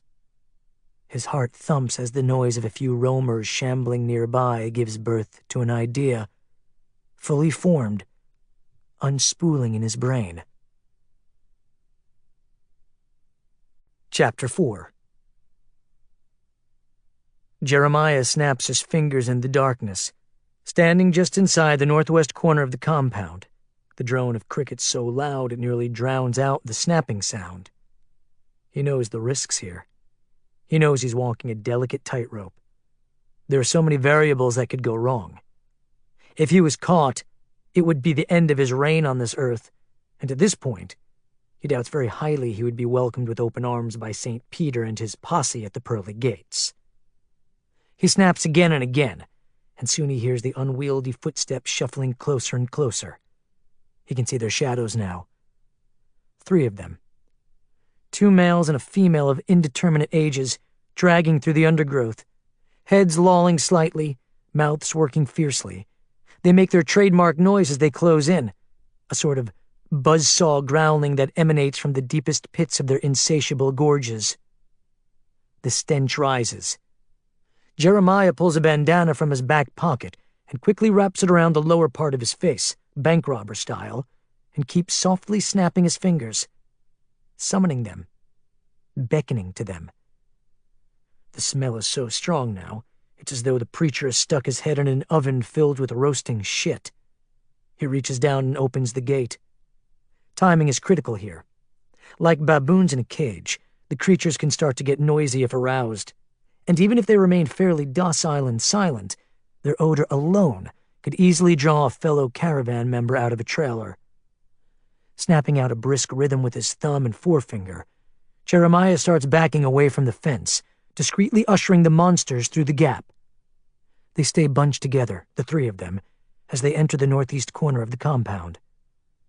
One of the males is missing its left eye, a ragged pouch of arteries and pulp dangling down. The female looks as though she had been in her 80s before she turned, her flaccid, wrinkled flesh dangling now on her bones like turkey waddle. Each of their mouths churn and gnaw at the air, their feral jaws looking as though they could easily tear into metal. Collectively, the 3 of them smell of graves under a compost heap. Jeremiah quickly and quietly leads them toward the rear door of Father Murphy's RV. The final part of Phase 1 proves the trickiest. Jeremiah reaches the trailer first, with about 50 feet between him and the walkers, which is not much. At the rate the creatures are shambling toward him, the distance will be crossed in less than a minute. He carefully, silently, stealthily tries to open the rear door without making a sound. "Dang it," Jeremiah whispers under his breath when he realizes the door is locked. The Catholic bastard is probably in there masturbating to kiddie porn. The walkers close in, reeking and groaning softly, their shuffling footsteps growing louder and louder. Jeremiah reaches down to his Wellington and draws the Randall knife, and then hurriedly pries at the seam between the screen door lock and the trailer's jamb. A soft click signals the breach as the walkers get close enough to raise hackles on the back of Jeremiah's neck. He turns and opens the trailer door, letting a dull bruise of incandescent light spill out across the darkness. Snoring sounds come from the shadows of the trailer. The monsters swarm toward the door, the lamplight reflecting off their nickel-plated eyes. Jeremiah stands behind the door, his hand on the grip of his 9mm just in case one of them goes for his throat. Luckily, they seem drawn to the odors of living flesh and noises inside the RV, and one by one, they lurch toward the doorway. Jeremiah watches from the shadows behind the screen as each creature stumbles on the metal stairs, then cobbles crab-like up the slight incline and into the trailer. When the last one has vanished inside the shadows of Father Murphy's lair, Jeremiah quickly closes the aluminum door behind them with a faint but satisfying metallic click. Now Phase 2 begins, as Jeremiah hurriedly backs away from the trailer. This is the part Jeremiah relishes the most, the acting part. He once heard of an actual psychological disorder categorized and cataloged in the Diagnostic and Statistical Manual called Munchausen syndrome by proxy. The condition involves behavior patterns in which caregivers, often nannies and nurses, induce health problems in those under their care merely so the patient can be rescued. Thinking about it brings a wry smile to the lips of the preacher as he crouches in the shadows and waits for the screaming to start. Father Patrick Liam Murphy stirs from a strange recurring dream, a nightmare he has been having for the last year that involves being buried alive. He sits up suddenly on a sweat-damp portable cot, which is shoved against the RV's front firewall. Heart hammering in his chest. He sees shadows moving on either side of him, smells the rancid rot, and hears the buzzsaw growling. He rolls off the cot just in time to avoid a claw-like hand about to grab his nightshirt. The priest lets out a bellowing howl of shock and surprise and smashes into an aluminum cupboard, which teeters and falls with a resounding crash, spilling bowls and cups and utensils and bottles of butane across the floor. He realizes far too late that he's trapped, alone in his trailer with 3 monsters, that his gun is on the other side of the room, and that he left the lantern on the bedside table burning when he drifted off after his nightly pint of cheap whiskey. The impact of the falling cupboard causes the lamp to tip and fall on one of the creatures, the kerosene instantly catching the thing's pant leg on fire. The air crackles and fills with hellish odors as the priest moves on instinct now. Rolling away from another cold, dead hand slashing down at him, he crawls toward the cab and suddenly finds a long metal barbecue fork that has fallen off a nearby shelf. Something grabs his leg, and cold goose flesh spreads across the bare skin of his ankle for a single instant before he reacts. He jerks his leg back before the female can get her slimy incisors into his flesh, and he howls again and says something garbled and inarticulate to his one dear Lord and Savior. Then, Father Murphy plunges the fork into the eye socket of the female, the tines sinking into the pulpy meat of the dead occipital. Black matter bubbles and oozes around the hilt of the fork as the female instantly sags and collapses to the floor. Her desiccated body now as still as a sack of laundry. The priest twists around and madly crawls toward the front cab enclosure, still unharmed, still unbitten. Behind him, in the flickering light of the fire, the 2 males freeze at the sound of footsteps. A figure appears outside the back door. "Padre!" An all too familiar voice. To the priest, a voice like fingernails clawing across slate. "Padre, I'm coming!" The door bangs open with the force of a huge Wellington boot kicking it in. A big man in a black suit fills the doorway. The 2 male walkers stagger, clawing at the air, the fire sparking and climbing up the leg of the older one. Reverend Jeremiah Garlitz raises his 9mm pistol and squeezes off 2 shots in quick succession at point-blank range. The blasts take off the tops of the creature's skulls, sending pink mist spraying against the inner walls of the RV. The monsters collapse, the flames exploding in a blossom of sparks. "Are you okay?" Jeremiah scans the dark living space for the priest. He sees the flames creeping across the floor. "Talk to me, Padre!" Jeremiah removes his coat and pats out the fire. "Padre, where are you?" From behind the fallen cot, the Irishman lets out a meek little chuckle. That was interesting. "Thank Christ!" The big preacher rushes over to the upended cot. He kneels by his fallen comrade. Jeremiah's eyes already shimmer with emotion as he cradles the priest's head. Are you bit? Don't think so. Father Murphy tries to move, but his arthritic joints are frozen, seized up with pain. He needs a drink. He pats his arms, his midsection, feels his neck. He looks at his hand. No blood.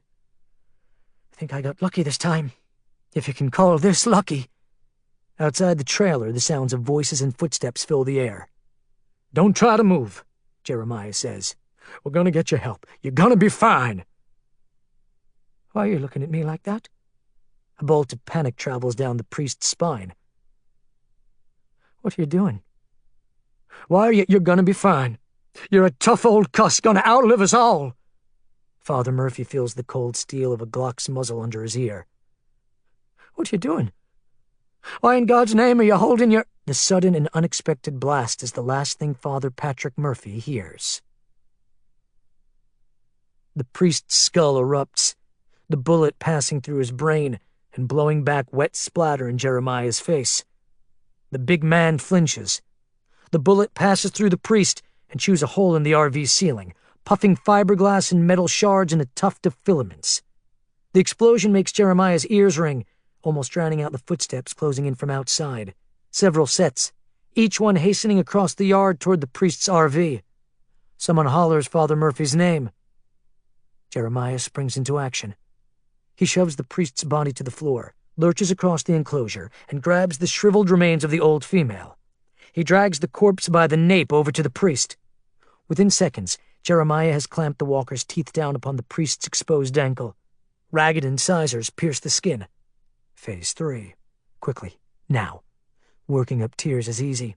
With all the adrenaline sluicing through his body, the thrill of this impromptu coup d'etat, he spontaneously breaks into artificial sobs, his lungs heaving, genuine tears welling up, salt sting burning his eyes. A face appears in the rear doorway, the fair-haired young man named James. Father Murphy? Jeremiah gazes up, the blood spatter on his face mingling like watercolors with his tears. James, I'm sorry. He got— Oh, Jesus. Jeremiah shakes his head and cradles the priest in his arms. He got bit. How the fuck? He begged me to put him down. And I didn't want to do it, but he begged me. And we prayed together. But how did— I recited the last rites for him the best I could remember them. Oh, Jesus. James Fraser climbs into the living chamber, choking on his shock and tears. How the hell did they get in? Jeremiah lets out a raspy sigh of agony, bowing his head in an Academy Award-worthy performance. Dear God, I just don't know. Oh, Jesus. Jesus, sweet Jesus Christ our Lord, James babbles, and kneels and puts his hand on the dead priest. Dear Lord, in this hour of sorrow, please take his soul in the bosom of your kingdom and deliver him. Oh, Jesus!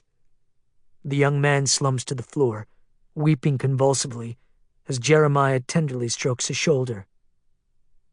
It's okay. Let it out, son.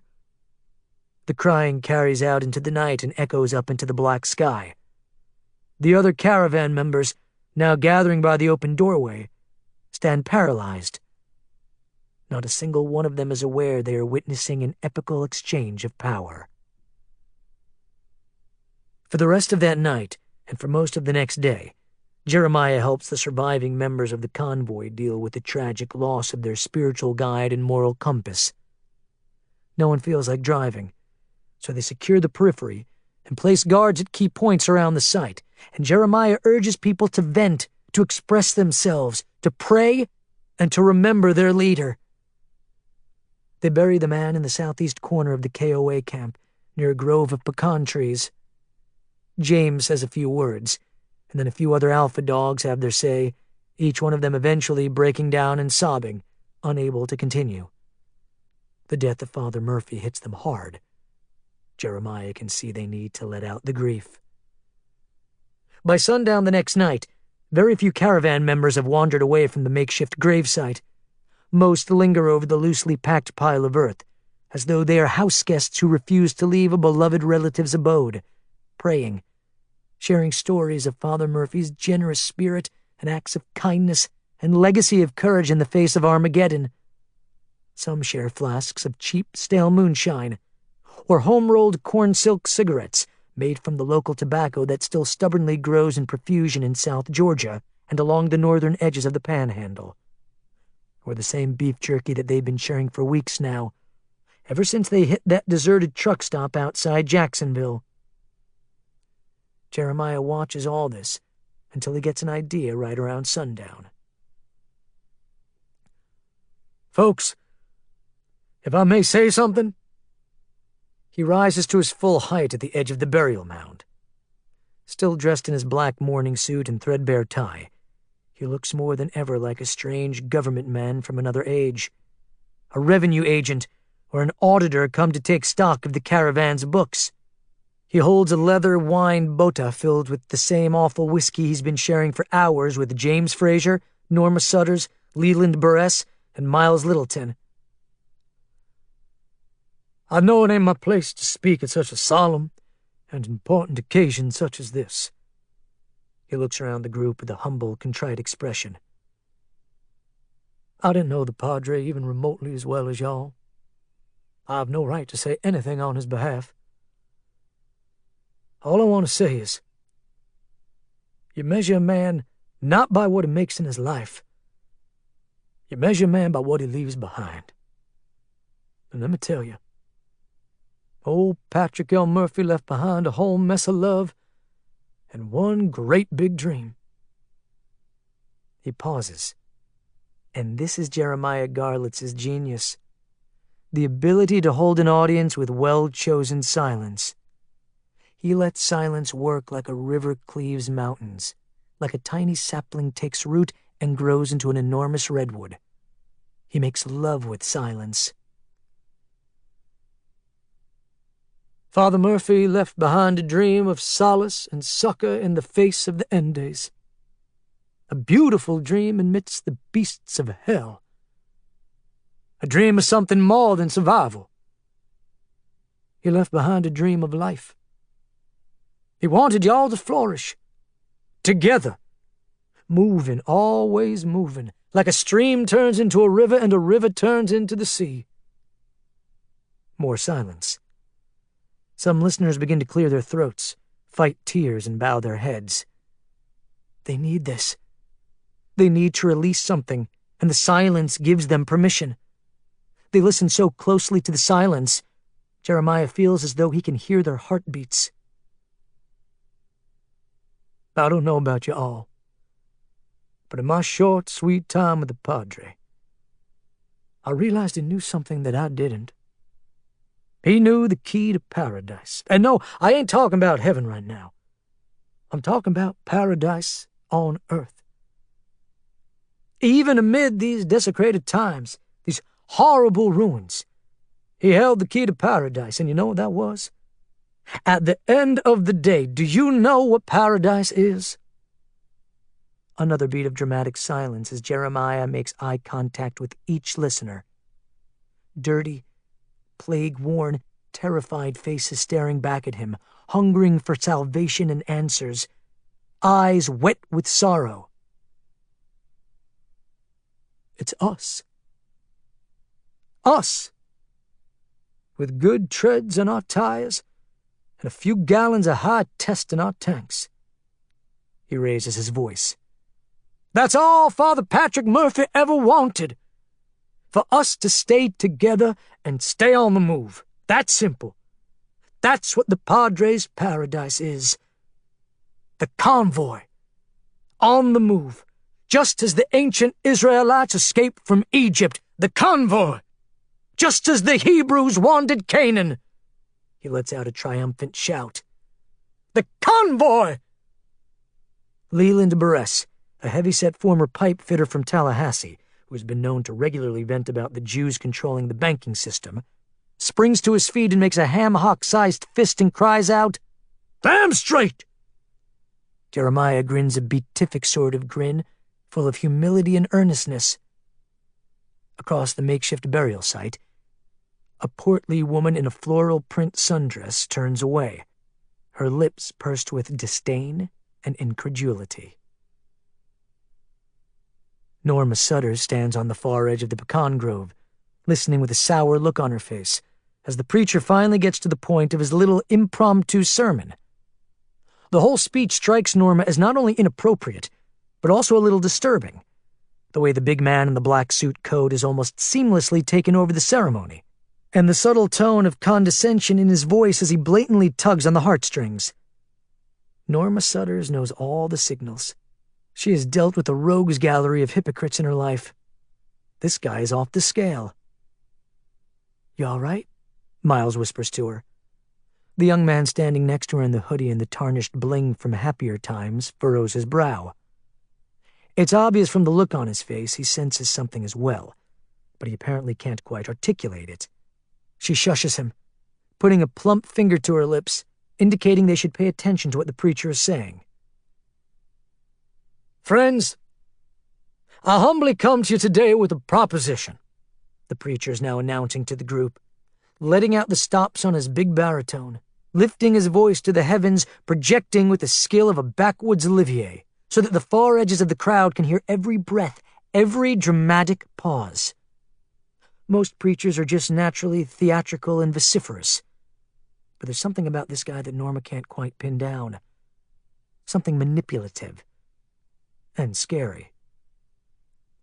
"I have no right to stand in the shoes of our dearly departed padre. No one does. But I will gladly, in tribute to his legacy, volunteer to step up.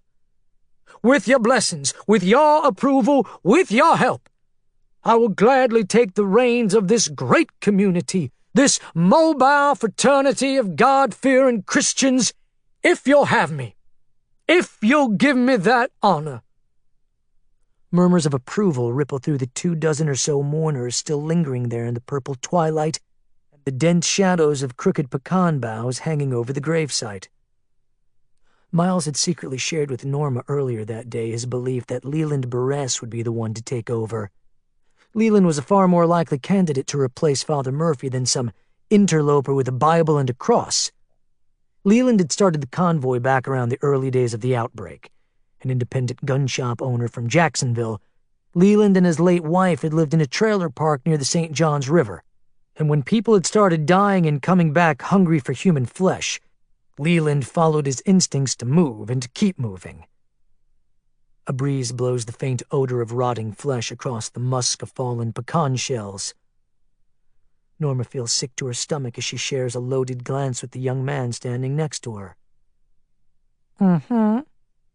What a surprise," she mutters under her breath, with wry disgust. Across the bare ground of the freshly dug grave, the big preacher does what all salesmen do naturally. He goes for the close. "I don't expect y'all to accept me right off the bat, to trust me as much as y'all can to trust that dear, dear man we just put in the ground. I don't expect y'all to make a decision this important without giving it a lot of thought, without taking a vote, without being dang sure." One final dramatic pause. One final moment of eye contact with practically every listener. And then, "But I promise you this, and I assure you that this is the God's gospel truth. If y'all accept me as your leader, I will lead. I have been in the wilderness for nigh on to a year now, and I have survived, and I will do everything in my power to make sure all y'all survive, each and every last one of you, and I will pray to the Lord Almighty that He helps me make sure that all y'all prosper, because you all are God's children, and we will prevail." a few shouts of approval mingle with his words. "We will prevail, together as one." Now the hollering drowns out his words and sets Norma's teeth on edge. As the crowd gathers around the big man, a victory celebration breaks out. reminding Norma of the campaign headquarters of some two-bit politician. She signals to Miles, and the two disgruntled listeners discreetly slip away into the shadows beyond the pecan trees. The Reverend Jeremiah Garlitz, flush with boisterous approbation, doesn't notice the hasty departure of his only two skeptics. Chapter 5. The next morning, just before dawn, as the caravan sparks its engines in a series of rumbling reports and coughing blasts of carbon monoxide, Jeremiah assumes his newly acquired throne behind the wheel of the priest's battered RV, on the same shop-worn pilot chair that the previous leader had planted his bony rear end for so many months. At first demurring at the offer to drive Father Murphy's beloved Winnebago, with its rattling portraits of the Pope and church-sponsored Little League teams, Jeremiah eventually reconsiders, coming to the conclusion that it might be an elegant little piece of symmetry. Now Jeremiah proudly pulls onto the main road with the weight of the entire convoy behind him, an early morning mist coming down like gunmetal steel curtains in the gray dawn. The air has an acrid tang to it, like burned circuits, and the sky is so low and opaque it has the look of old charcoal, like something taken out of the ground. This part of Florida has a primordial feel to it, all mossy and moldy, with the patina of furry age on every surface, every fence post, every mailbox and road sign and power line. Reese and Stephen follow immediately behind the RV in the dented Escalade, each young man healing nicely with the benefit of the caravan's first aid and medical provisions. Behind the SUV come the 14 other vehicles, each filled with plague-weary, shell-shocked former acolytes of the dead priest. The vote to make Jeremiah the new leader, simple yes or no declarations on torn paper ballots gathered in Jeremiah's hat, had been almost unanimous, with the identities of the only two members of the caravan to dissent still unknown to Jeremiah. He would keep a close eye on morale, and maybe one day he would ferret out the pair of Philistines who had the gall to vote against him. The previous night, Jeremiah had explained to his newly acquired disciples that part of his new leadership platform would be to explore neighboring states rather than clinging to the coastline. He assures them there are more opportunities in Georgia, Alabama, and South Carolina to find untapped resources. What he does not tell his followers is that the seed of an idea has taken root in his brain. It was sparked by the secret removal of Father Murphy, and it has been growing ever since.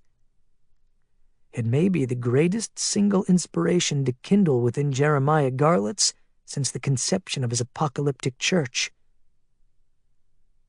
They crossed the Georgia state line around 5 that afternoon.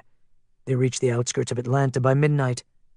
Low on fuel, hungry, sore and exhausted from the long drive, they make camp in a clearing on a wooded hill not far from the same landscape across which Jeremiah and his followers had traversed on their fateful journey to Woodbury. Is there a silent clarion calling Jeremiah back to this godforsaken place? Was this Jeremiah's personal Gethsemane, the mysterious wooded hill on which Christ ate his Last Supper and was subsequently cornered and arrested by the centurions? That night, the big preacher calls Stephen, Reese, Leland, and James to his fire pit.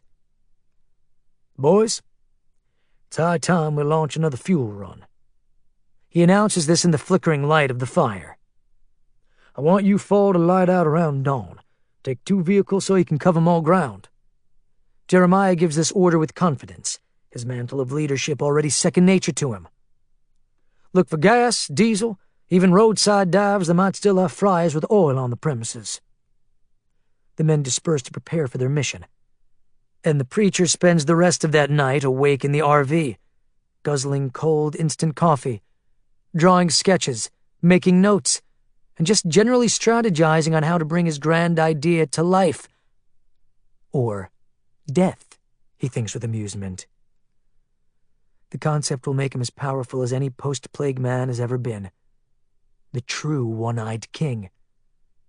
He works almost all the way through sunrise, eventually falling into a deep sleep on the RV's sofa bed, oblivious to the fact that a member of his new tribe has been spying on him all night. Outside the RV, the shadow of a plump African-American woman lurks behind a skein of undergrowth less than 30 feet from the trailer's rear bumper. She has been listening intently to everything, including the occasional faint mutterings of the preacher talking to himself, sometimes in the gibberish of ancient tongues, much of it making little sense to her. All she knows at this early stage is that this preacher, despite his natural charisma and oratory skills, is clearly as mad as a hatter, and probably as dangerous as a poisonous snake. Later that day, Jeremiah holds court in front of his RV. Perched on an old woven lawn chair, a small toddler named Melissa Thorndyke curled like a pet cat on his lap, thumb in her mouth, sound asleep. Completely relaxed behind the circle of vehicles and temporary barricades, puffing a stale Dominican cigar, sipping instant tea, his shirt collar open to reveal his hirsute upper chest, he's chatting with the patriarchs of two separate families, Chester Gleason and Rory Thorndyke, both men former laborers, meat and potatoes types, perfect specimens for Jeremiah's new army. In fact, Jeremiah is about to kick off a motivational discussion of the Walker Horde and their purpose in the rapture when he's interrupted by the voice of Stephen Pembry. "Brother Jeremiah!" The big preacher jerks with a start, stricken silent before getting out a single word of his litany, twisting around to gaze back over his shoulder at the four men emerging from the adjacent woods. Breathing hard, eyes hot and wide with urgency, they come from the north. Stephen is first, his windbreaker zipped up to his throat, his stocking cap pulled down over his bandaged forehead. He wheezes profusely in his agitated state, his ragged breath coming out in raspy honks. Behind him, the other men hustle to catch up, hauling huge plastic containers of fuel, their faces shimmering with sweat and excitement. "Calm down, brother," the big preacher admonishes while rising out of his chair and gently handing the slumbering child back to her father. He shoots a glance at Chester and Rory. "Why don't you fellas take the little girl back to her mama? Give me a second to talk to these boys." Each of the two patriarchs gives a nod and hastily trundles off toward the other side of the camp as Stephen Pembry approaches breathlessly. "You ain't gonna believe what we just saw. About maybe 10 miles from here. They were hunting for something." The young man twinges, holding his tender ribcage, struggling to get air into his lungs. The others gather around the preacher.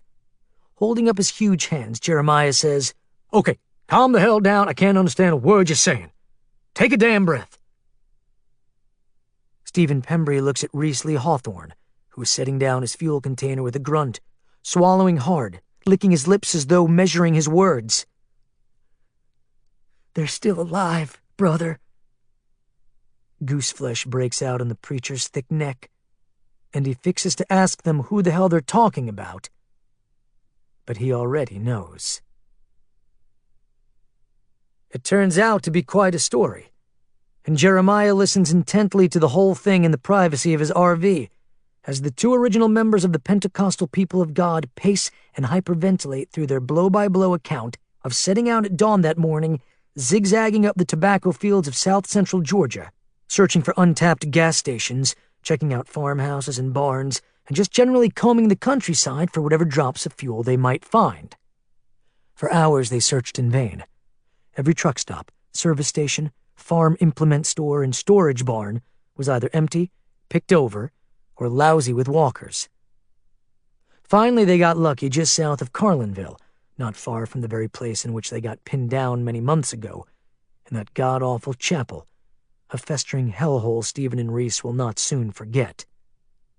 It was there, about 5 miles south of the township limits, that they came across a dairy farm with a high chain-link fence somebody had erected in recent months to keep the walkers out. The buildings inside the fence looked deserted, decimated by fires, many of them scorched ruins. But out behind one of the empty barns were rows of above-ground fuel tanks that appeared to be untouched by flames. For the next hour, they went from tank to tank, siphoning gasoline into their containers. They came to the conclusion that there must be thousands, maybe Tens of thousands of gallons of pristine, unleaded fuel in those tanks. Enough gas to power the convoy for months. It was one of those rare, magnificent finds. A real head-scratcher, which begs the question, how the hell did everybody else miss this? In fact, they were so excited about their unexpected windfall that they nearly missed the two figures way off in the distance, moving along a high ridge of pines above a neighboring river. At first, I thought I was seeing things, Stephen Pembry says finally, pacing the short length of the RV's kitchen area. Outwardly serene, Jeremiah sits on the small sofa across the interior, his long legs crossed diffidently as he listens. He holds his cup of tea, but he hasn't taken a sip since they started. He is rapt, transfixed, galvanized, not by their story per se, but by the inherent providence beneath the surface of it. Fate wanted them to stumble upon these figures on this random hill. The emotion wells up in the preacher as he listens. A combination of rage, excitement, and something unnameable.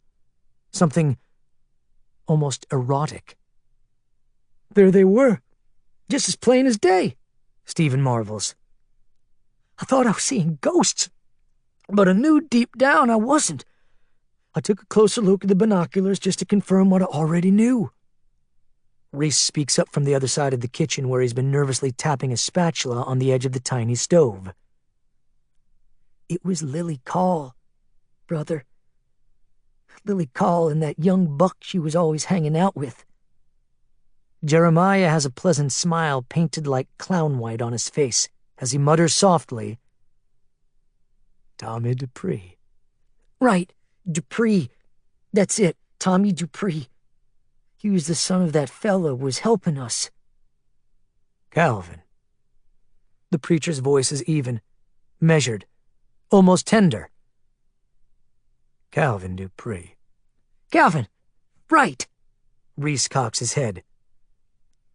Didn't the kid blow him away? Stephen Pembry chimes in. That's right. The little shit killed his own father. Reese marvels. If they made it out of that place alive, I wonder how many more of them did. May I ask a silly question? The big preacher carefully sets his drink on the side table. Did either of you simpletons think of tracking these two? Reese and Stephen share a jittery glance.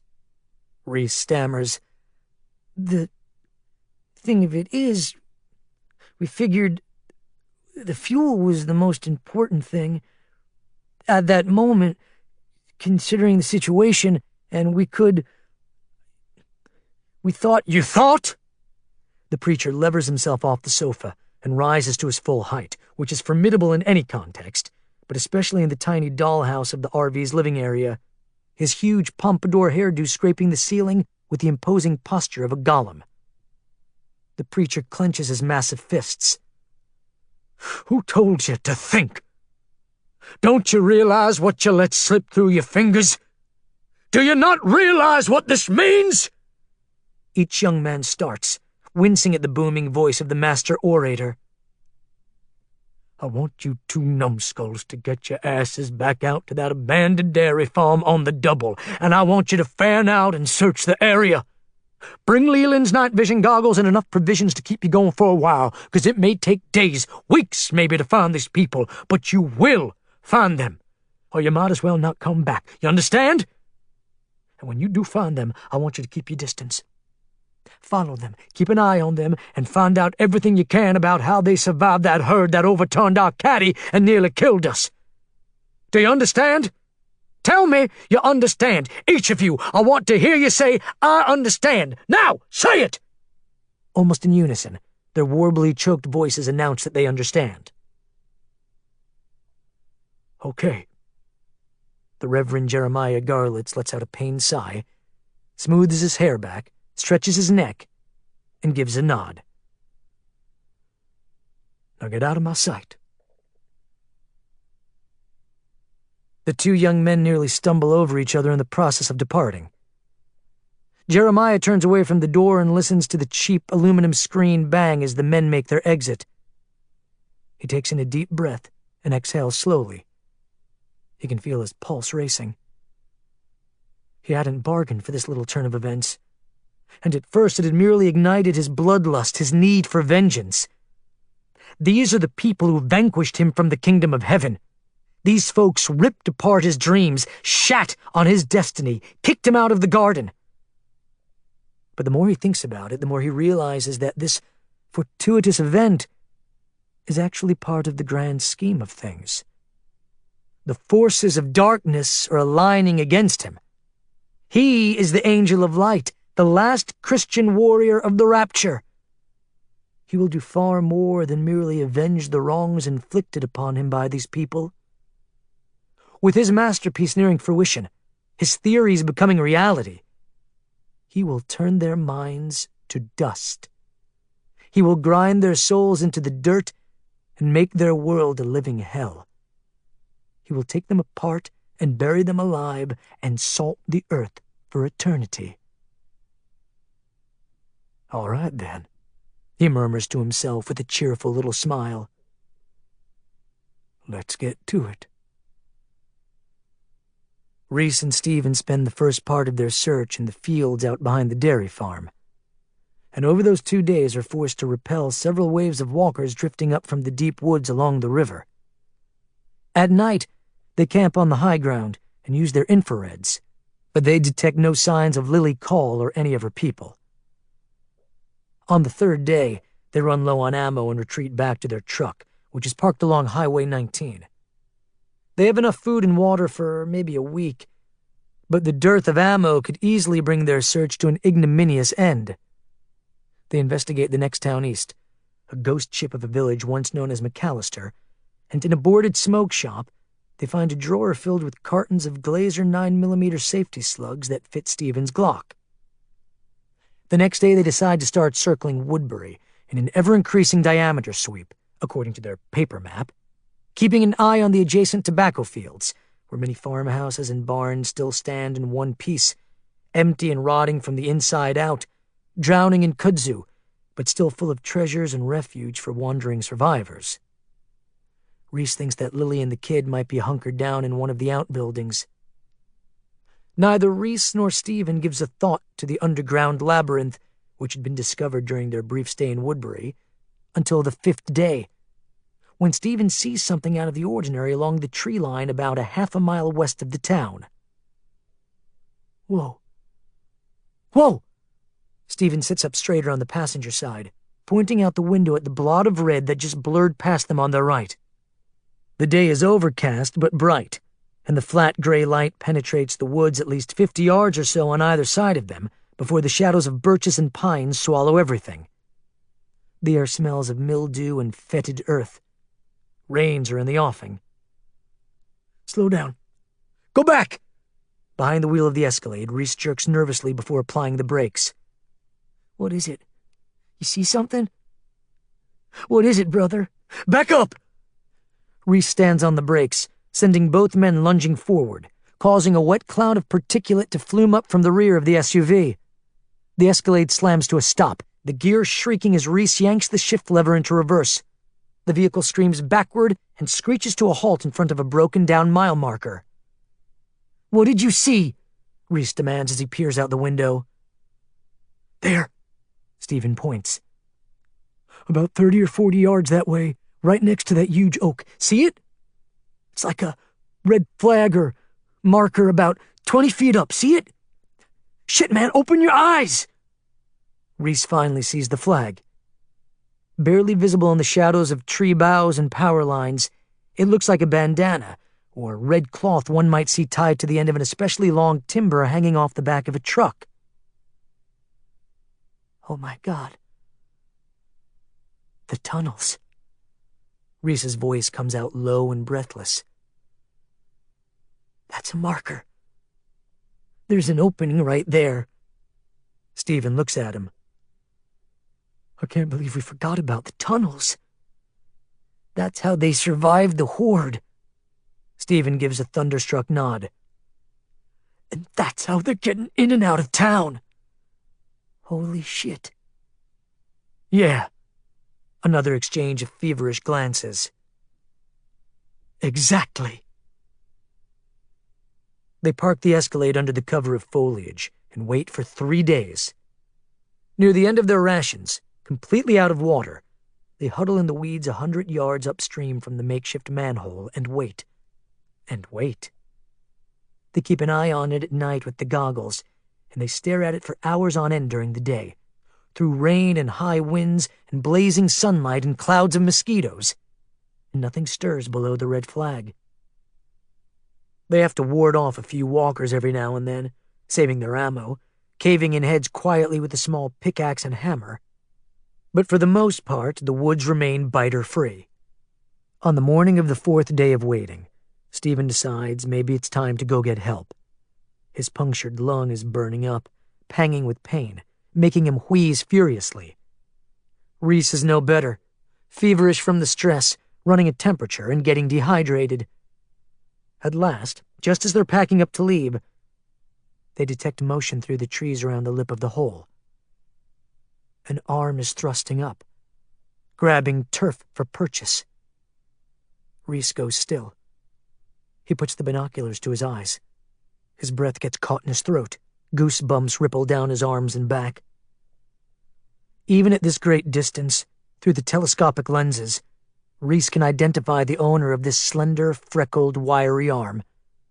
The stalwart, inimitable, hazel-eyed woman who changed the course of his life.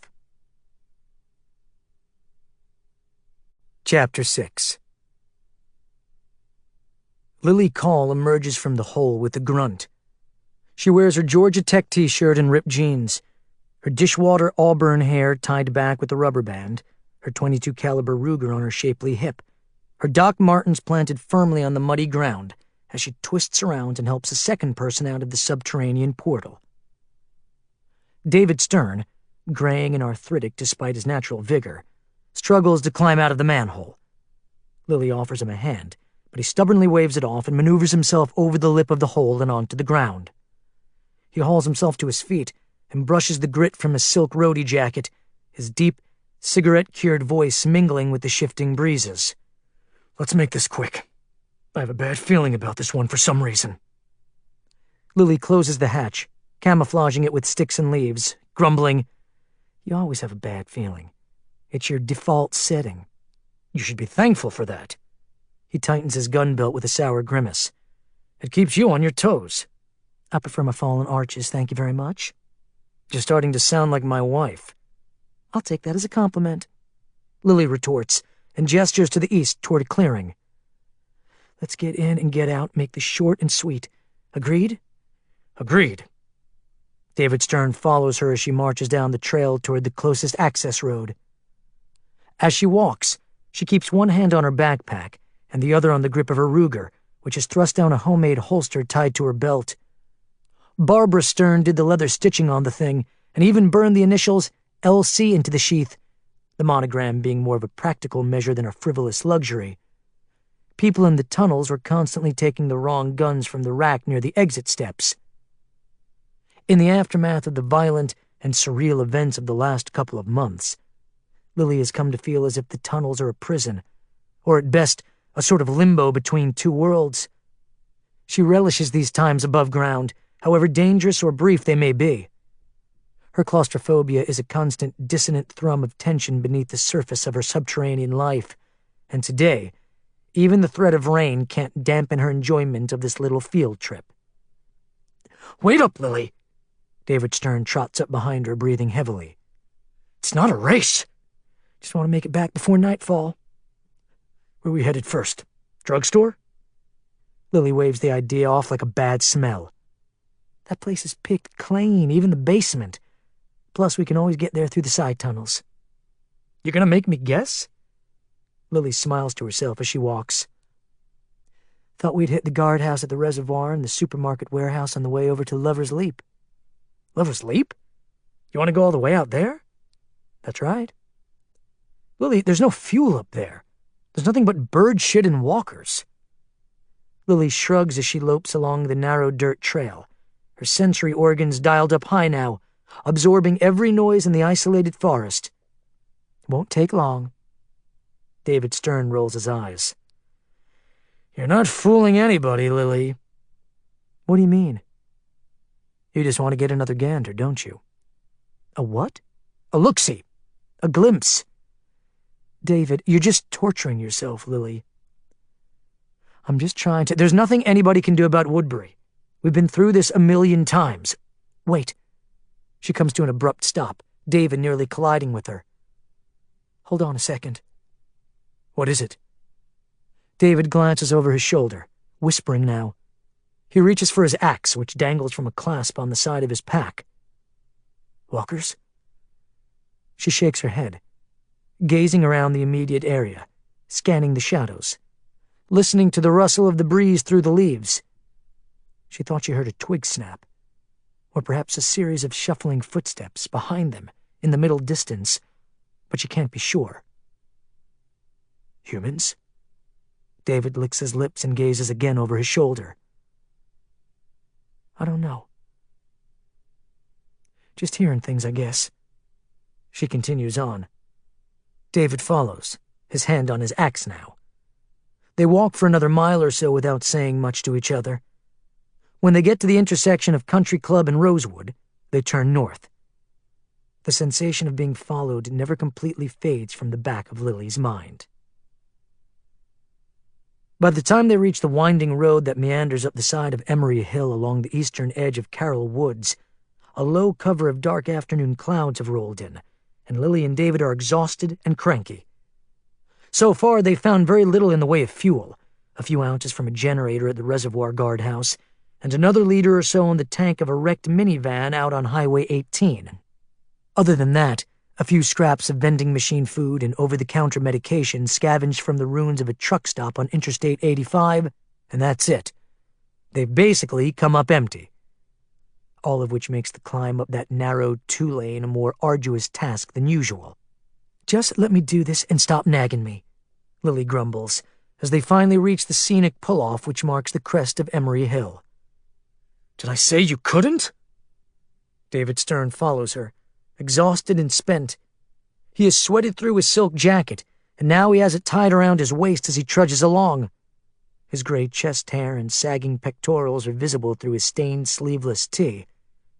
They'd encountered a couple stray roamers about a mile back down the hill, and David cleaved in their skulls with the axe as casually as if he were chopping a few extra cords of firewood. Now he follows Lily as she steps over a low guardrail and strides across a dirt clearing to the edge of a gravel precipice. It's a free country, he mutters as he shrugs off his pack and sets it down. Hand me the binocs, would you? He fishes in his pack, hands over the binoculars, and stands there waiting. She puts the lenses to her eyes and gazes out across miles of farmland. Woodbury can be seen in the binoculars' hazy, milky panorama, so far away that, even at 10 times magnification, it looks like a quaint little toy village of dollhouses, a Lego town, adorable, but stained black and rotten with oily floodwaters undulating and oozing down its main drag and branching into every side street, alleyway, and cul-de-sac. Lily adjusts the focus. The flood reveals itself to be an incomprehensible number of dead, shambling aimlessly, shoulder to shoulder, standing room only, ping-ponging around with the random madness of electrons. Woodbury is literally submerged in a sea of cadavers. The countless ragged corpses crowd every square foot of pavement, every doorway, every alcove, every yard, every parking lot, every knoll, and from this distance, the impenetrable quality of it, the sheer finality that radiates off the site, makes Lily's capillaries go cold, her solar plexus clenching suddenly with a massive wave of sorrow and despair so black and toxic that she drops the binoculars. You okay? David looks up from his absent nail-biting. What's the matter? Lily has already started back down the sloping pavement of the turnoff. David grabs the binoculars and hustles after her, calling out in the stillness, "Slow down!" The sound of a small tin can rattling, a makeshift entryway bell, fills the dank air of the cluttered subterranean passageway. I'll be damned if that doesn't sound like our intrepid scouts returning to the fold. Bob Stuckey, his dark, greasy locks pomaded back from his corrugated brow, his chambray denim shirt damp under the arms, looks up from his cup of coffee and sees the thin shaft of pale light shining down from the tunnel ceiling 50 feet away. It's almost dawn. About freaking time. Thank God, Gloria Pine says from the other side of the rickety wooden table, which was once a cable spool, but is now one of the many items repurposed for the narrow stretch of brick-lined tunnel.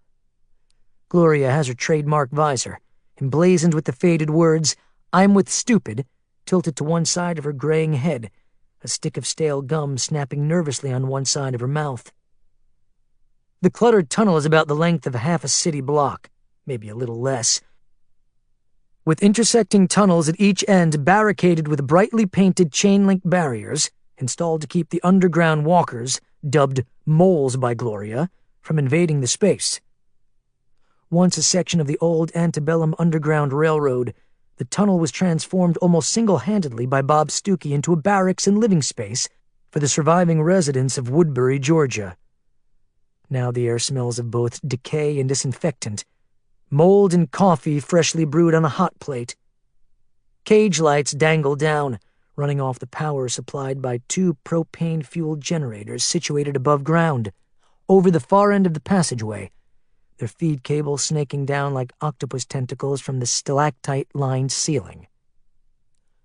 Bob and Gloria push themselves away from the table and creep as silently as possible, not wanting to awaken the children, toward the main entrance portal.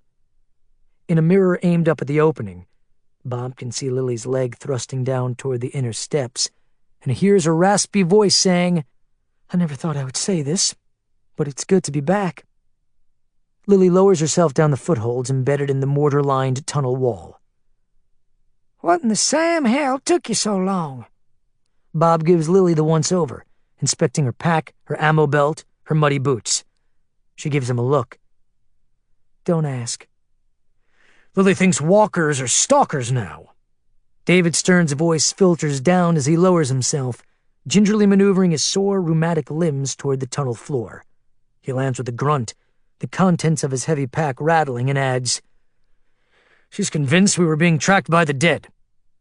"Nice of you two to drop by," Barbara Stern's voice echoes.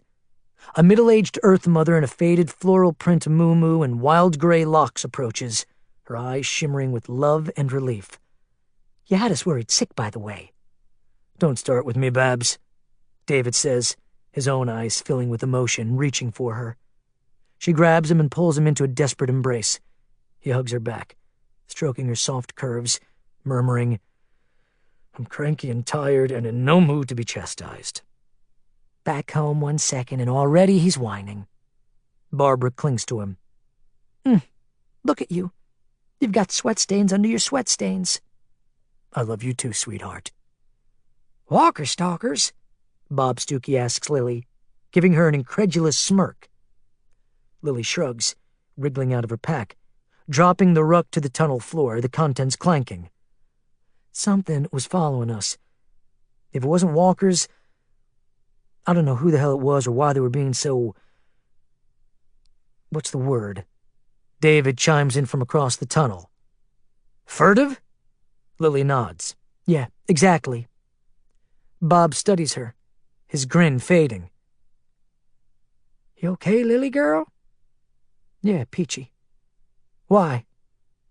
Now Bob gives her a shrug. "Just asking." "Well, I'm fine." Bob looks at the others.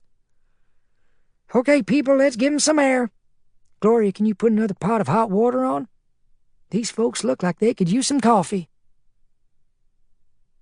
They sit in the lounge area and sip instant coffee and chat for nearly an hour about the possibility of a walker actually stalking someone. Bob assures Lily that the dead have no tactical skills whatsoever. "Biters have the intellect of a snail," he proclaims at one point, after which David Stern wisecracks, "That's an insult to snails." Everybody roars at that one except Lily. Bob can tell something's wrong, and he thinks he knows what it is. During the conversation, Tommy Dupree, the oldest of the children, stirs in his sleeping bag on the other side of the tunnel.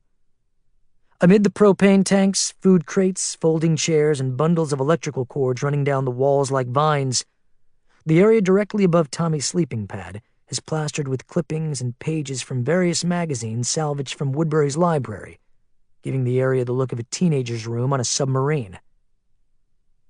Roused by the sound of Lily's voice, the gangly 12-year-old jerks awake and scampers barefoot over to her table, hugging Lily to the point of making David Stern wonder aloud if he's chopped liver.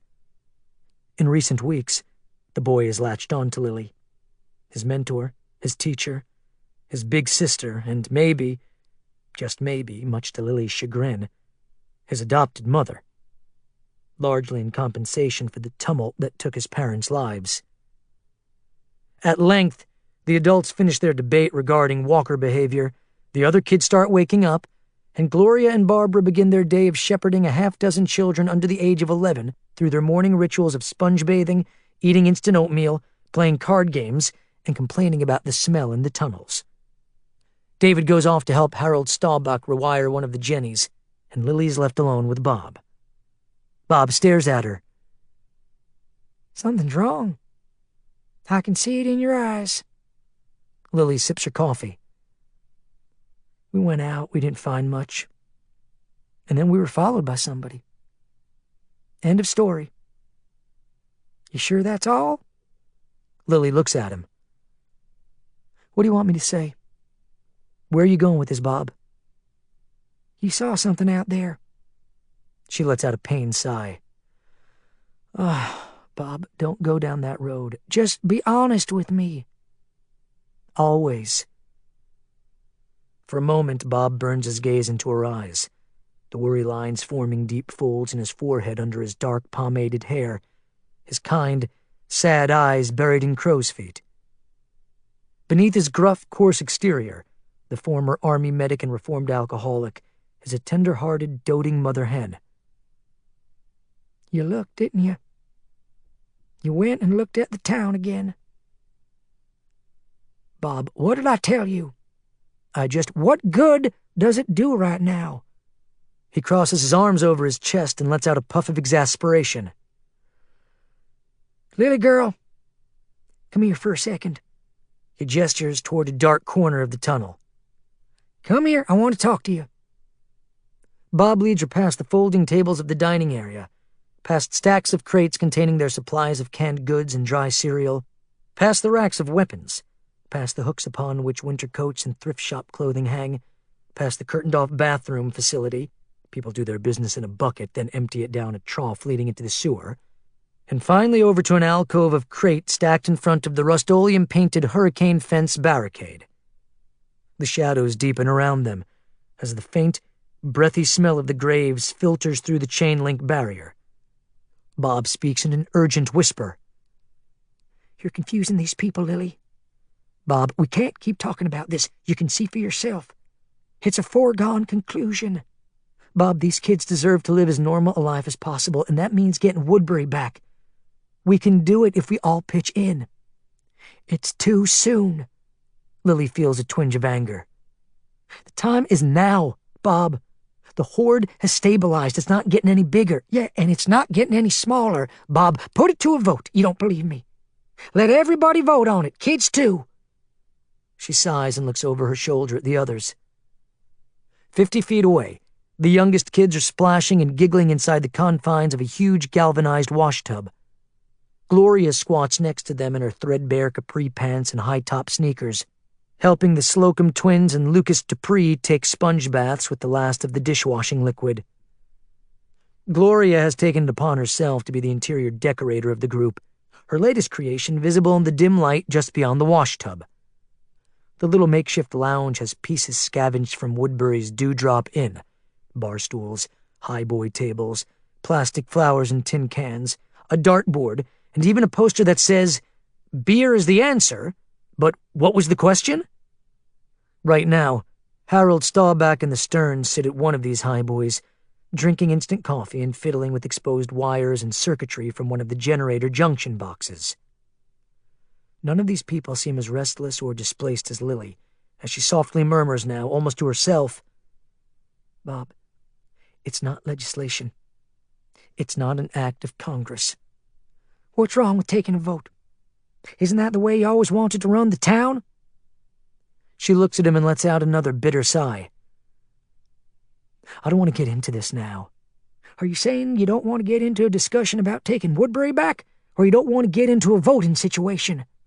"I mean, I don't want to go over this again." "Why not?" "Bob, these people have no idea what the implications of staying down here are." "It's the lesser of two evils, Lily." "I don't see it that way. We had something good up there. Or at least we saw glimmers of it." "I ain't saying we didn't. All I'm saying is this place is our best bet for now. It ain't gonna be forever. But for now, we got everything we need down here." She exhales a derisive little breath. "We got food and water, electrical power, fucking beans and rice, but we really don't have anything." "Lily, come on, anything that matters." She fixes her gaze on him. "We don't have light, air, the earth, the sky. Freedom!" Bob shakes his head with mock dismay, a crooked little smile creasing his deeply lined features. "How can you say that? We got plenty of earth. Just look around." "Very funny, Bob. Maybe you should do stand-up comedy down here for the gang Fridays and Saturdays. You'll have a captive audience." He cocks his head at her, his smile fading. "Is it the claustrophobia flaring up again?" Another anguished sigh from Lily. She would take a bullet for this crusty old medic. She would die for him, but he makes her so goddamn crazy sometimes. "Oh, what are you asking me?" "You asking if I'm willing to put everybody else's life at stake because I get the shakes or a few headaches every once in a while?" "I didn't say—" "We can't stay down here indefinitely, Bob. You know that as well as I do." He puts his big, grime-stained hand around her shoulder, his touch both tender and deferential. "Look, I'm not saying we stay down here till the 12th of forever. I'm just saying we stay put until it gets a little less hairy up there. Right now it's Grand Central Station up there, and I don't want to lose any more people if I don't have to." She gives him a hard look. "How do you know it's ever going to get any better?"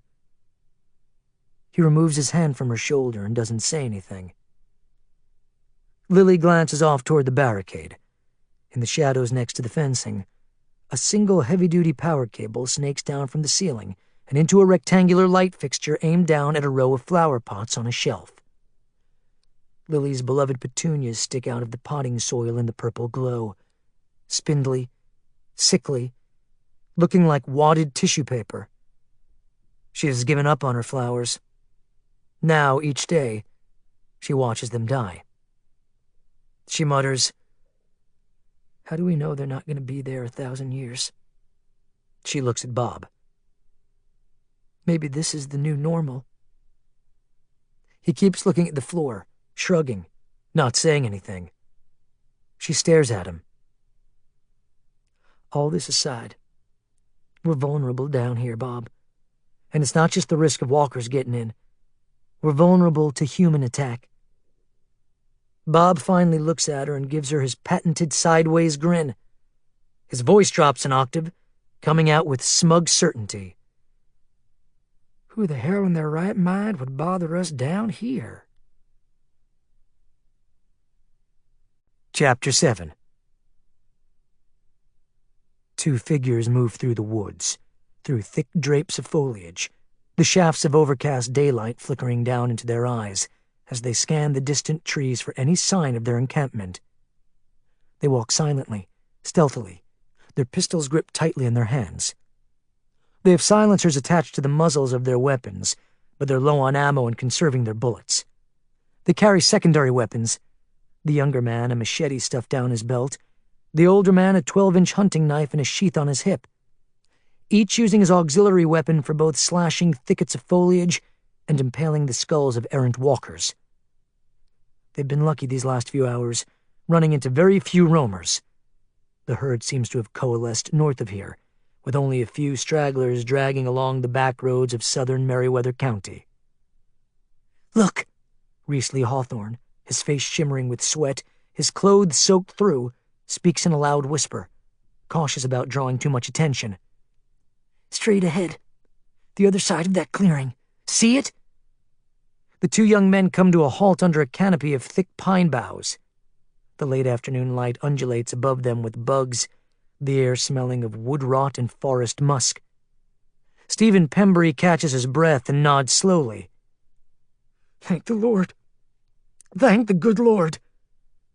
Through the brambles he can see the temporary barricade of logs and chicken wire, and the dull silver gleam of Chester Gleason's Airstream trailer. The circle of vehicles stretches at least 100 yards in both directions. Pickups, SUVs, stake trucks, and all manners of RVs, their battered exteriors camouflaged by the shadows of the deep woods. The two scouts give each other one last fleeting nod of excitement, and then lurch single file through the remaining grove of trees between them and the caravan. They burst out of the forest and practically leap over the fence. Reese runs with a limp, his hip hanging with agony where he fell earlier that morning trying to cross a dry, rocky riverbed. Stephen wheezes furiously as he runs, his injured rib cage and punctured lung on fire. Their packs feel as though they weigh 1,000 tons on their backs, and their eyes bug out with thirst and hunger as they stumble awkwardly toward the huge plastic water jug on the tailgate of the Thorndike family camper. The noise of their arrival brings dozens of survivors out of their RVs or out from behind temporary latrines to see what all the commotion is about. Stephen reaches the water jug first and drops to his knees, putting his parched mouth under the tap. "Careful, brother," Reese says, kneeling beside him, cupping his hands to catch the runoff dripping from the tap in Stephen's chin. "You don't want to puke it all up before it hits your gut." Stephen Pembury gulps the water and then has a coughing attack, dropping to his hands and knees, kneeling over, hacking and wheezing into the grass. "Sweet Jesus!" he gasps between coughing fits, his face livid with exertion. "Water's never tasted so good." The two men had run completely out of drinking water 12 hours earlier and figured it was no big deal. They had all the evidence they needed to return to camp, and the caravan wasn't that far away, and besides, they were driving the Escalade, and as long as the main road was passable, they could be back home before supper time. But as Stephen's father, Pastor Evan Pembury of the First Baptist Church of Murfreesboro, Kentucky, was fond of saying when he got in his cups or was trying to make a point about the capriciousness of life, man plans, and God has a big old laugh. "You boys all right?" a voice intones cautiously behind Reese. Stephen looks up, wiping his mouth and blinking, and sees Rory Thorndike standing over him.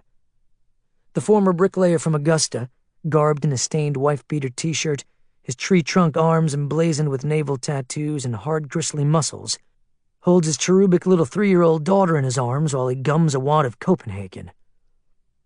"Y'all look like you've been hit by a truck."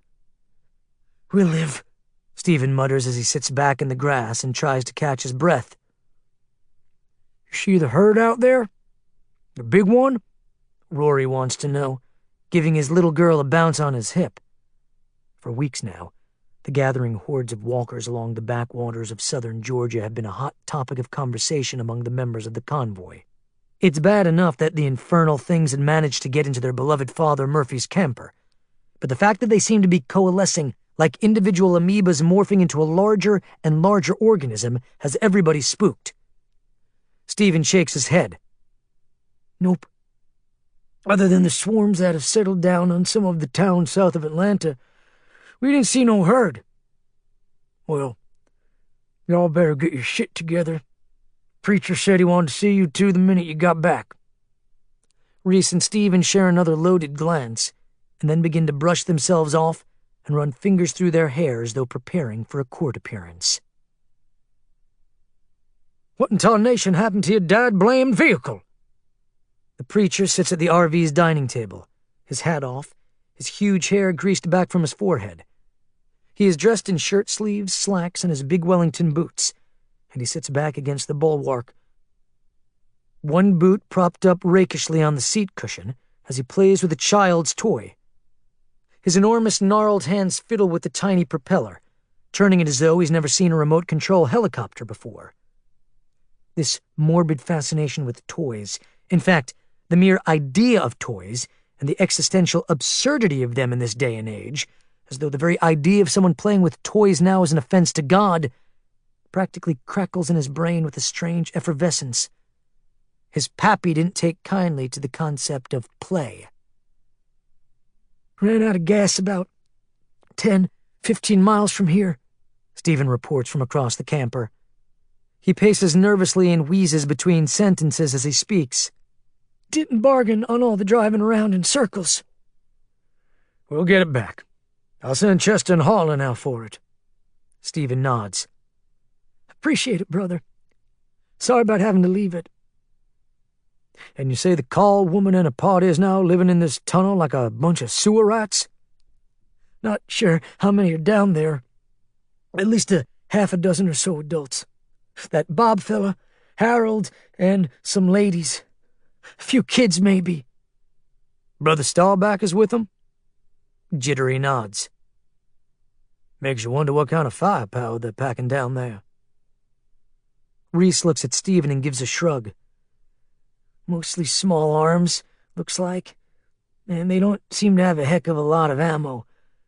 I'm thinking they're pretty much running on fumes down there, even though they got Jennies providing power and whatnot.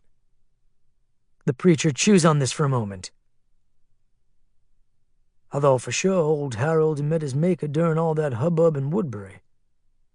He twirls the little plastic propeller. Man is a traitor to his church. What are you fixing to do, brother? Reese wrings his hands as he sits on the flip-down love seat at the rear of the camper. Jeremiah takes a deep breath as the rage turns in him, churning into something new. Something ingenious and grand and almost biblical in nature. His great notion, his brilliant idea, smolders like a white-hot ember in the back of his brain. Found this little gizmo in the back of Thorndyke's camper. Was in a toy box. Belonged to the previous owners. A few batteries that hadn't turned to dust. Some other stuff, little gadgets and things. It becomes obvious that the other two men have no idea what Jeremiah is talking about. Jeremiah holds the little olive-drab-colored plastic helicopter aloft, as though illustrating his point. Then I saw heaven standing open, and there before me was a white horse, whose rider is called Truth. The two younger men share a nervous, fleeting glance. Reese recognizes the quote from Revelations, but hasn't a clue as to what it means in this context. The preacher gazes lovingly at the remote-control chopper. With justice it judges and makes war, he murmurs, his eyes getting far away. For he is vengeance. Brother Jeremiah, are you the cowardly, the unbelieving, the vile? They shall be consigned to the fiery lake of burning sulphur. Brother? They will be tormented day and night, Jeremiah recites dreamily, lost in his great plan, his brilliant idea. He can't hear the voice of the younger man. He hears imaginary screams, temples falling. He leans forward and carefully blows on the tiny rotor. They shall be in agony, day and night, forever and ever and ever. The little propeller spins and spins. Miles Littleton has heard enough. On his hands and knees under the window of the preacher's RV, his skinny form shielded from the eyes of other campers by a curtain of foliage and poplar trees. The young car thief has been listening to the conversation going on inside the camper for nearly a half an hour now, and with each passing minute, he has gotten more and more disgusted. Considering the fact that Miles has been in and out of jail for petty crimes for most of his life, he knows a con man when he hears one. The trouble is, this batshit preacher seems to have won over most of the members of the caravan. In fact, there may be only one person around here other than Miles who has the bullshit detector turned on, and it's high time Miles went and talked to her about it. He turns away from the RV and silently crawls through the trees.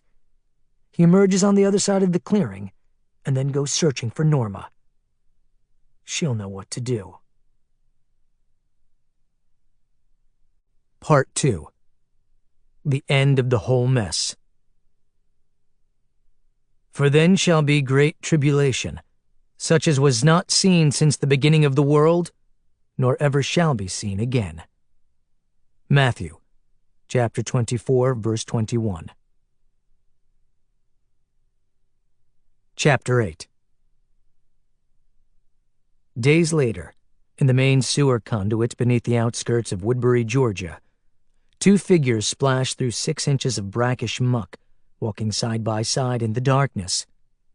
The older of the two, a slender woman of wan complexion and auburn hair, wears a miner's helmet she found in one of the maintenance offices in a neighboring water treatment plant. The single battery-operated light attached to the helmet sends a thin shaft of luminous yellow across the passageway in front of her, shimmering dully off the ancient terracotta tiles of the tunnel wall. The younger of the two, a gangly boy of 12, dressed in a flannel shirt that's 2 sizes too big for him, trundles along beside the woman, cheerfully babbling, "I heard what you said to Bob the other day, and I totally agree with you, Lily. I mean, I think we can and we should take Woodbury back from the slugs, and I know it's not up to me, but I'm totally down with you on this, and I'll do whatever I can do to help, you know what I mean?" Lily shoots a glance at the boy, but doesn't break her stride. "You were spying on us?" He shrugs as he walks. "I wouldn't call it spying. I was just you were pretending to be asleep." "Sort of?" "You were eavesdropping." "All right. Yeah, I admit it, but the point is, I totally agree with you." She shakes her head. "You heard the whole thing about me being claustrophobic?" He nods. "I'm not sure what that means." Lily sighs. "It means, literally, a fear of enclosed spaces." The boy walks and thinks for a moment. "That's kind of bad, huh? And considering where we're living nowadays, you think?" "Lily, can you keep a secret?" "What do you mean?" "There's something I want to show you." "Right now?" "Down here." "Yeah. We don't have a lot of time, Tommy. We're supposed to be checking the culvert opening. It'll just take Wait. Hold on." Lily slows down, detecting a troubling odor in the fusty, airless atmosphere of the sewer. Beneath the stench of human waste wafts a secondary stench, greasier, more acrid. "Just a second," she says and stops. The boy halts and waits and stares at her. "What is it? A slug?" Lily cocks her head and listens. Slug is the boy's latest slang word for the reanimated dead. For weeks now, he has been using a seemingly infinite number of monikers for the creatures: stinkers, empties, geeks, rotters, shells, stiffs, carcasses, chewies, dicks, reekers, meat flyers, feeders, mofos, to the point that Lily has lost count of all the nicknames. She believes it's a defense mechanism, a way for the 12-year-old to objectify the monsters and minimize the horror of seeing human beings reduced to these repulsive, parasitic things. So she goes along with it, trying in vain to keep up with the latest terminology. Right now, in fact, as she listens closely to the watery smacking noises coming from the shadows ahead of them, she thinks slug is a fairly accurate appellation for the sewer corpses she's been encountering underground lately. "You hear that?" Lily says finally. "Yeah." The boy goes stone still as the watery sounds rise into a tortured, raspy, moaning noise. "Sounds like it's coming from that side tunnel up there." He indicates a dark intersection of tunnels about 50 feet away, a workman's shovel leaning against the wall. They've traveled almost a mile west of their barracks, their position somewhere under Gable's Pond. In the thin beam of light from the miner's helmet, a series of ripples agitate the standing water. Lily pulls her .22 caliber Ruger and starts screwing on the suppressor attachment. "You stay here, and I'll go in—" "No," The boy puts a hand on her arm. Let me take care of it. Tommy, I can do it. His chin juts with determination, his eyes blazing. His expression nearly breaks Lily's heart. Newly orphaned, steeped in death and loss, the boy is a born survivor. I'll be fine, he says. Let me do it. Lily nods. I'll be right behind you. Be careful. No hesitating. I'll be okay. Lily follows the boy through the mire, her gun at her side, her finger poised on the trigger pad. Tommy approaches the intersecting tunnels slowly. He carefully picks up the shovel. Something moves around the corner, making little radiating ripples across the flooded floor. The boy silently sucks in a breath and raises the shovel. Lily moves in behind him as he turns the corner. Something shoots toward his leg and cold fingers clutch his ankle. The boy yelps and rears back, and Lily gets a fleeting glimpse of the thing before the shovel comes down. A flash of the miner's light illuminating a pasty, bloated fish-belly face, its slimy piranha-like teeth clacking. The bottom of the creature's torso is missing, a spaghetti knot of entrails flagging off. The rot and months of being submerged in the swampy muck have inflated its upper half to twice its normal size, giving it the appearance of being artificial and rubbery, like a discarded doll. Tommy Dupree slams the shovel down on the thing's sodden skull, the sound like wet celery snapping. The creature instantly sags, its cadaverous hand releasing the boy's ankle. Tommy strikes it again. The thing has already expired, its flattened head now sinking below water level, but Tommy keeps smashing the shovel down on its remains, again and again, until Lily grabs the implement and makes Tommy inhale with a gasp as though waking from a dream. Good job. Good job. You did it. Lily soothes the boy by patting him on the back and tousling his hair. You killed that thing real good. Yeah. Okay. The boy's breathing so hard he's about to hyperventilate. Okay. Yeah. You all right? Lily holsters her gun, takes the shovel, and leads the boy over to the opposite corner of the intersecting tunnels. Look at me. The boy looks at her. His eyes are red. He's still breathing hard. I'm okay, Lily. You sure? He nods. Yep. He takes a deep breath, wipes his mouth, and looks as though he just woke up. Can I show you something now? Lily smiles at him. Why not? An hour or so later, after leading Lily down a mile of narrow passageway, the boy shines the light at the tunnel ceiling. There it is, he marvels, abruptly coming to a halt. Lily gazes up, her miner's light canting up at the leprous ceiling, where tendrils of roots and wormy gray icicles of calcium dangle down, whiskering the edges of a large drainage grate. A patina of grit and age cover the rusty underside of the grating, but it's apparent by a series of fresh scratches and gouge marks that somebody has forced it open in recent days. Lily's heart beats a little faster. Okay, hold the light for a second, Tommy says. She does so as he scuttles up the ancient steps embedded in the masonry. He pushes open the grating with a grunt and shimmies up through the gap. You mind helping an old lady up? Lily says. She sees nothing but darkness on the other side of the hatch as the pale face of Tommy Dupree stares down at her. Here, take my hand. He helps her into the fetid atmosphere of a cavernous boiler room. She rises to her feet and brushes herself off, gazing around at the shadowy convolutions of ductwork, furnaces, hot water heaters, and ancient plumbing like the tentacles of prehistoric beasts. The air smells of the centuries, a faint whiff of old rubber and overworked heating elements. Tommy leads her over to a staircase with rickety metal treads going up one flight. Lily aims her light at the top of the stairs and sees the word showroom stenciled across the backside of a latched metal door. Tommy reaches the door first and pauses. He smiles at her. Get a load of this, he says. He opens the door as though ushering a guest into an exclusive club, and Lily takes a single step into the room.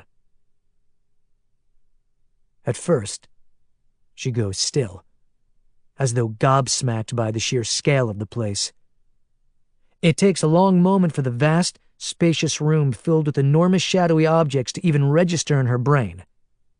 She slowly scans the showroom, which is arrayed with shiny new farm implements, the beam of her miner's light passing across the high-gloss Kelly-green fenders of John Deere tractors, the gleaming candy-apple red tusks of Case harvesters, the gigantic scoops of backhoes, the enormous blades of reapers, and the countless rows of riding mowers, diggers, transports, wagons, and attachments sitting in the dark like cadavers in a carpeted morgue. The high ceiling, at least 50 feet above the floor, houses massive gantries, inverted lightning long ago gone dark, the rustle of birds up in the ironwork like termites eating away at the place. "Is this sweet or what?" the boy enthuses, striding across the showroom floor, his footsteps silent on the thick pile carpet. Lily sees a massive company sign on a banner spanning the back wall. "Central Machinery Sales." "Good God," she utters, taking a few more steps in toward the center of the room. She can smell the welcoming perfume of new upholstery, fresh lubricant, immaculate tire treads, and shimmering steel joints like jewels in elaborate settings. "How the hell did you find this?" "I kind of accidentally found that opening in the basement," he explains with a sweeping gesture of his skinny arms, indicating the totality of the dark showroom, a modicum of pride in his voice as though explaining the genesis of a winning science fair project. "I was just wandering, and I noticed some parts of the ceiling were like dripping, like water draining or something, and then I realized that the drain was in the floor of a basement. Come on." He takes her by the hand and leads her across the showroom to a side door behind a cashier's desk. Lily draws her pistol. They make their exit carefully, stepping through a malodorous vestibule into the overcast afternoon. Trash blows around their feet as they survey the grounds of Central Machinery Sales, the deserted parking lot, the security fence, the street lights and power lines. "Holy Christ. Is that what I think it is?" Lily nods toward a holding tank. The size of a Volkswagen Bug, the horizontal tank is rust-pocked and sun-faded, but the legend stamped on the side is still faintly visible. Fuel.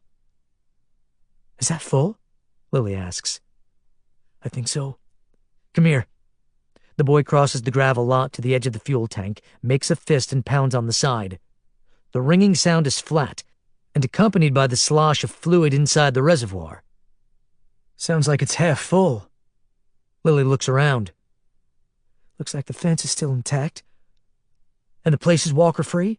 "Yep." "Oh my God." She looks at the boy. "Oh my God." "I know." He grins. "What do you think?" "Oh my God." "Sweet, huh?" She stares at him. "I'm not sure yet, but this place might just change everything." "Reverend, with all due respect, you're leading us straight into engine territory." The voice comes from the rear of the Winnebago, the sound of it warbling as though coming through a tissue of liquid. James Fraser stands behind the pilot's seat, bracing himself on the nearest cupboard as the vehicle clambers over rough road, rattling and thudding furiously, knocking dishes askew and sending books tumbling off shelves. Some of the preacher's remote-control toys topple, sending plastic airplanes, model cars, transmitters, and batteries skittering across the floor. James cringes with each bump, his flannel shirt sweat damp under the arms. He glances out the passenger window as the camper roars past a fence post on which a walker head has been impaled as some sort of warning, the pasty cadaverous face still open-mouthed, still looking hungry, still gripped in agony for eternity. "Trust, James. Trust in the Lord and trust in your humble clergy." Jeremiah buzzes with energy, despite the fact that his rosacea has returned with a vengeance this morning. Dressed in his trademark black frock coat, now bunched in the middle with a heavy bullet bandolier, he glances up at the rear view and takes in his square-jawed reflection. the rosy patches across his cheeks and chin, the moistness of his eyes, his prominent nose already broken out in darkened capillaries, as though he were a Skid Row juicer on his last bender. The skin disorder has a habit of breaking out when the preacher least expects it, often in times of great upheaval or stress. It also seems to be advancing. For years, it had only caused a faint swelling in his eyes and a reddening of the cheeks, as though he were blushing. But lately the condition brings on severe flushing, a burning in the eyes, and visible blood vessels. And today is shaping up to be the worst outbreak yet. It's been brewing ever since they left camp. The caravan has been on the road for hours, following the preacher west toward the state line, where scouts have seen signs of another superherd brewing. The official purpose of the journey, the ostensible reason that Jeremiah has given to his followers, is reconnaissance. The preacher wants to gauge the threat level of this so-called ungodly swarm of monsters. But what very few people in the convoy know is that Jeremiah is returning to the scene of devastation that claimed the lives of his fellow parishioners almost a year earlier. He is returning to the river of blood, to ground zero, where dozens of his flock were devoured. And the real reason he's returning to this cursed territory is to execute the first few brushstrokes of his masterpiece. A third voice behind James. "Relax, Jimmy. The good Reverend knows what he's doing." In the rear of the cabin around the L-shaped dining table, Reese Lee Hawthorne and Stephen Pembry are dressed in heavy leathers for battle, loading their weapons with knowing smiles, the smiles of disciples embarking on a great mission. Reese snaps a magazine into his Mossberg 12-gauge, then pumps the forearm slide, injecting a magazine. "We're gonna get in and get out," Reese proclaims. "Fast and hard before anybody knows better." James runs fingers nervously through his thick thatch of ginger-colored hair. "You don't understand. Where we're headed along the border, where the river meets the barrens, this is Scorpion territory." Stephen Pembry looks up from his loading. "The motorcycle gang you're talking about?" "Exactly." "What gang?" Reese snaps the slide and throws a look at Stephen. "What are you talking about?" Stephen sighs. Ragtag group of scuzzballs from Birmingham banded together after the outbreak, formed a sort of tribe, fueled on crystal meth and fear along the Chattahoochee River. They're animals." James gazes from man to man with a worried expression. "Believe me, you get within a mile of their territory, they will take you down and cook you on a spit for barbecue." "That's ridiculous," Stephen Pembry retorts with a dismissive wave. "Urban legend. Have you ever met up with one of them guys?" "No? Then you don't know what you're talking about. What makes you such an authority? Have you met up with one?" After a brief pause, James lets out a sigh. "It doesn't matter whether I have or not. I'm telling you, these dudes are bad fucking news." Stephen shakes his head and slams a full magazine, the last 8 bullets in his arsenal, into his Glock. "You ask me? I bet these biker boys are all bark and no bite." James starts to say something else when the deep baritone voice from the front cuts him off. "Why don't you boys ask one of these Scorpion fellas yourselves?" All heads snap up, gazes fixing themselves on the pilot seat. The preacher leans forward in his contour seat, goosing the accelerator. The RV rumbles faster and faster, the distant chainsaw noises of motorcycle engines rising on the wind outside like insects. Reese, Stephen, and James now quickly move toward the front of the camper to see just exactly what the preacher is talking about. Through the massive windshield, the flatlands along the Chattahoochee spread in all directions under a bleak magnesium-silver sky, an arid, sepia-toned wasteland of fallow fields, immolated farmhouses, and errant wreckage littering deserted dirt roads. On the convoy's flanks, kicking up clouds of dust and debris in the wind, a half-dozen tricked-out motorcycles converge on the lead vehicle. The closer they get, the more clearly the details of their riders come into focus.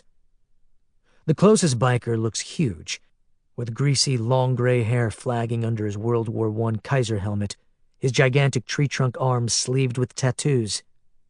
He has a sawed-off shotgun on his back and wears a tattered leather vest, a necklace of fleshy objects banging against his barrel chest. The objects dangling on the necklace may or may not be human ears or fingers or pieces of a face or all of the above. His mirrored aviator glasses reflect the RV menacingly as the massive Harley approaches. "Will the circle be unbroken?" Jeremiah sings out joyfully, keeping a close eye on the progress of that first biker. The other 5 riders close in fast behind the first, most of them ragged, tattooed thugs in shades and war paraphernalia, their individual thunderheads of dust whirling up into the gunmetal sky. Some of the men reach for weapons, drawing from saddlebags and packs. Jeremiah carefully keeps the RV on course, zooming at top speed along the abandoned river road, his gaze locked on a side mirror and the reflection of the big leader with the gray hair. "By and by, Lord, by and by." The first shot rings out, a loud pop and a ding sparking off the front quarter panel of the RV. "Sweet Jesus!" Reese cries out. "Brother Jay, what's the plan here?" James screams at the top of his lungs. I told you! I told you!" "Get on the 2-way," the preacher calls out with surprising calm. "Tell Leland to bring the Big Mac up to the front when we stop." Reese scrambles to find the walkie-talkie, which has fallen off a shelf with the rest of the books and knickknacks and dishware. "Will the circle be unbroken?"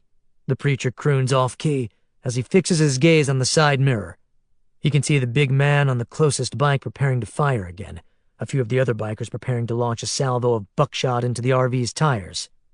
The preacher continues rejoicing. "In the sky, Lord, in the sky!" Jeremiah yanks the wheel at the perfect moment, and the front corner of the massive RV slams into the closest rider, creating a dull thudding noise that reverberates through the bones of the vehicle and launches the enormous man with the gray hair into the air. The impact throws the massive Harley into the slipstream, end over end, until it comes down in front of 2 other riders who are coming up fast. In his side mirror, Jeremiah sees the 2 riders unable to successfully swerve out of the way, collide with the careening motorcycle. The collision a chain reaction of pinwheeling metal, exploding shards of fiberglass, screams, geysers of blood, and bodies catapulting through the air. The chorus of hysterical yelling from outside sounds muffled, indistinct, like wind whistle. The other 3 bikers pull off to the east, while the rest of the convoy swerves right, one by one, each vehicle coming to an abrupt halt in a fog bank of dust. Jeremiah registers all this in a split second, his laser focus on the mirror. He lifts his boot off the foot feed. In the oblong reflection, he can see the remaining 3 bikers circling around, skidding to a stop, the riders yelling at each other. One of the bikers pulls a pistol-grip shotgun. Jeremiah pumps the brakes, bringing the massive vehicle to a bumpy stop in a whirlwind of dust. More toys fall off their shelf and back, batteries rolling across the floor. Without hesitation, without a scintilla of wasted energy, Jeremiah slams the shift lever into reverse and stumps on the accelerator pedal. The RV lurches. The gravitational force throws the younger men forward, Reese slamming into the sink, Stephen and James holding on for dear life. The camper roars backward, the power plant screaming, the infrastructure rattling and threatening to crack apart. In Jeremiah's mirror, the 3 surviving bikers loom closer and closer, looking up with shocked expressions, scrambling to aim their weapons, trying to get off a few shots. As the massive RV bears down on them, they try to scatter. Jeremiah skillfully steers the rear end with its massive tow rig and steel ladder directly at the 3 fleeing bikers. The sound of horrified cries rings out. The impact throws 2 out of 3 bikers skyward and pulverizes the abandoned Harleys. The RV thumps as dust and debris and broken fiberglass rain down. Jeremiah slams on the brakes. A mangled chrome pipe clatters to the ground next to the RV's cab as the vehicle skids to a stop, a few other pieces of shrapnel falling for a few seconds until finally, mercifully, silence descends on the barren landscape. For a moment, the 3 men in the back of the RV are thunderstruck, paralyzed, as the sound of dripping fluids and dwindling screams from outside fade beneath the wind. Jeremiah stretches like an old cat that was just sunning itself and now wants to investigate its food bowl. "Everybody okay?" he inquires, twisting around in his seat to inspect his troops. At first, not a single one of them can utter a word of response. Finally, Reese manages to say, "Yes, sir. Fine and dandy." What just happened? James Fraser looks at the others, his eyes ablaze. What was... Progress, son. The preacher climbs out of his swivel seat, takes a deep breath, and squeezes his way through the camper's rear cabin. And you know what they say about progress? James is still holding on to the sink, as though he thinks he might fall at any moment. I'm not sure. What do you mean? What do they say about progress? The preacher pauses, smiles at the younger man, and gives him a wink. You can't stop it. Then Jeremiah turns and searches through a nylon rucksack for his machete. Chapter 9.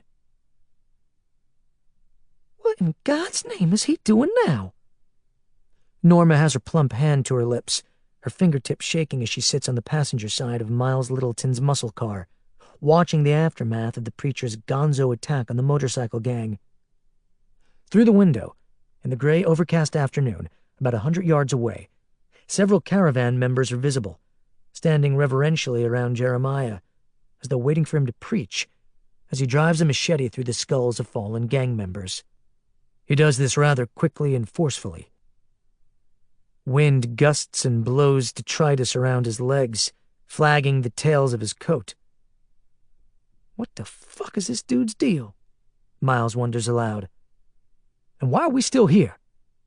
Miles Littleton continues to hold the steering wheel with white-knuckle intensity, even though the vintage hot rod is parked and idling on the side of the road, about 60 or 70 yards away from the accident scene. The engine rumbles softly, as comforting to Miles as a mother's heartbeat. The car is his security blanket. Miles grew up in Detroit, before moving to Atlanta at age 11 with his divorced, heroin-addicted mom. But his years in the Motor City made him a believer in good old American-made production line muscle. He had stolen many classics in his day, but the one he always drove, the one he lived in and pampered and doted on like the first girl he ever kissed, was the 1972 four-speed 426 cubic-inch Hemi V8 Dodge Challenger. In fact, he and Norma currently sit in the latest incarnation of this first love, a gas-guzzling two-door hardtop sedan in plum-crazy purple metallic with a tricked-out four-barrel Magnum and glass packs, which Miles has managed to hold on to, even amidst this impossible post-plague energy crisis. "Give me a second," Norma says. "I just want to see what he does next." In the distance, Jeremiah turns to the few surviving riders lying here and there, clinging to life, battered and bloody in the dirt. They look like fallen soldiers in some brutal desert war. Jeremiah motions to a large box truck idling nearby. Leland Barres sticks his head out the driver's window, giving a wave and then backing the huge vehicle up to the death scene. The preacher and his 3 young associates start lifting the victims onto makeshift stretchers. One by one, the 3 survivors are loaded into the truck's rear cargo hold. "I'll promise you one thing," Miles comments bitterly as he watches. "He's not taking them guys to the emergency room." Norma shakes her head. "But what in the wild world of sports does this have to do with them poor folks in that tunnel?" "Nothing. The dude's obviously fucking nuts." "I don't know." Norma chews on her fingernail. "I think he's nuts like a fox. I think he's got a master plan." "Good for him. I still say we blow this place, get the fuck out of here. This ain't about us. It ain't our concern. Know what I mean?" "I hear you, Junior. I'd like to know exactly what this creepy-ass preacher's got up his sleeve." "Why? What difference does it make?" Norma watches the last of the injured bikers being loaded into the Mack truck. "I don't know. Maybe we can do something about it." "You're gonna go and get your ass killed." Norma sighs. "Maybe." She looks at him.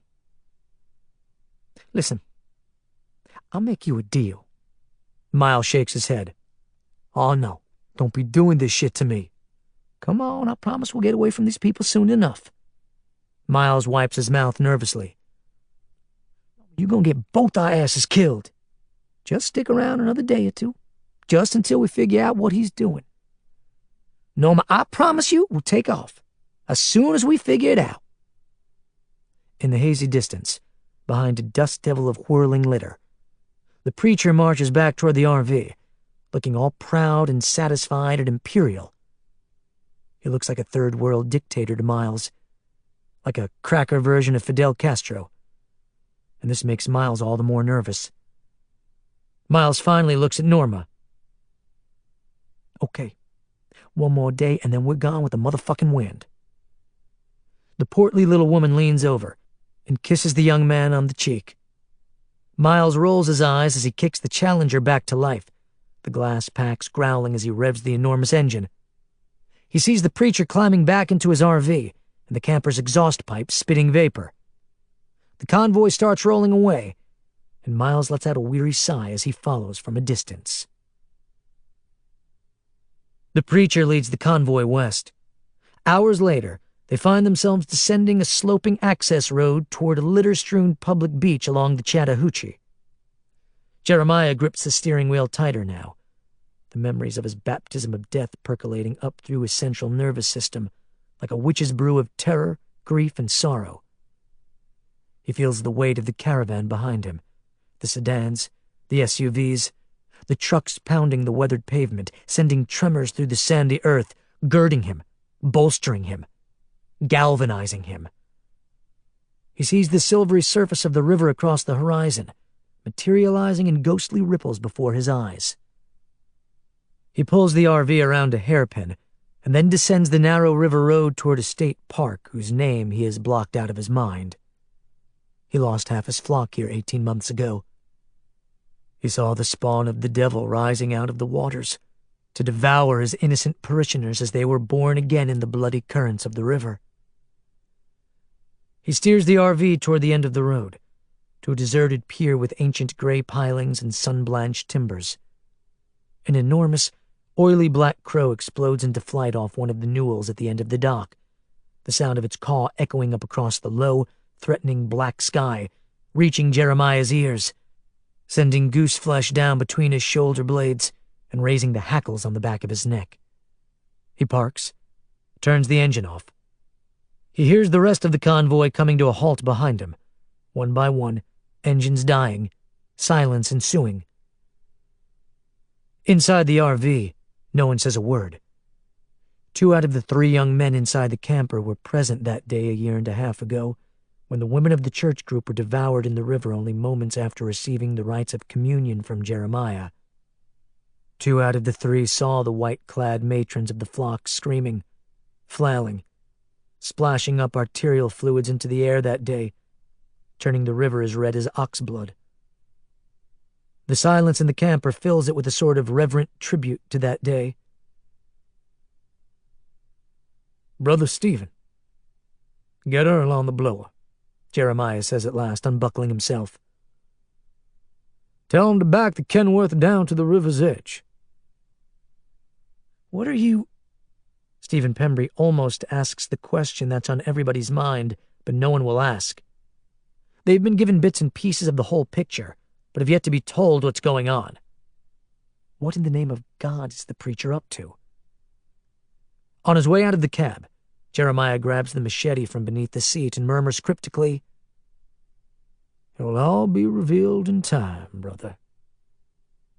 He walks down the path across the gravel lot and out along the docks.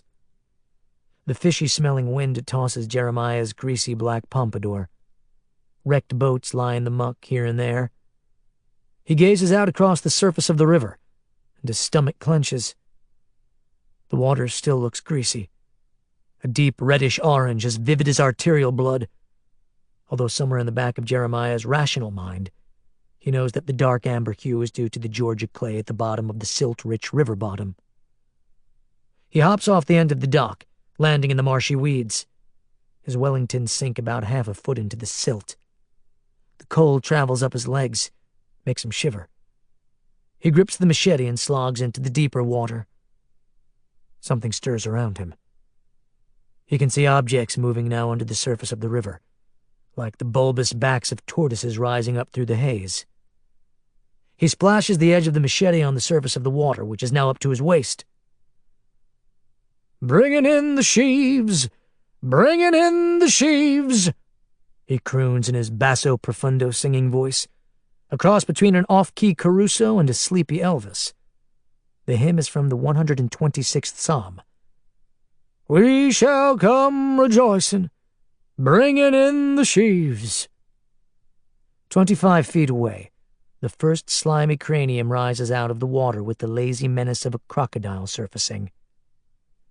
The thing was once a woman, her age unknown, her long hair dangling in spidery strands like Spanish moss hanging off the smooth, stony surface of a boulder. Her eyes are craters of maggoty white pulp. Her flesh is bloated and puffy as an undercooked souffle. "Sister!" The preacher raises his hands in a welcoming gesture. "Praise the Lord, you're right on time." The thing in the water grinds its slimy teeth as other skulls surface around her, stirred by the sound of the preacher singing, his voice calling his children home.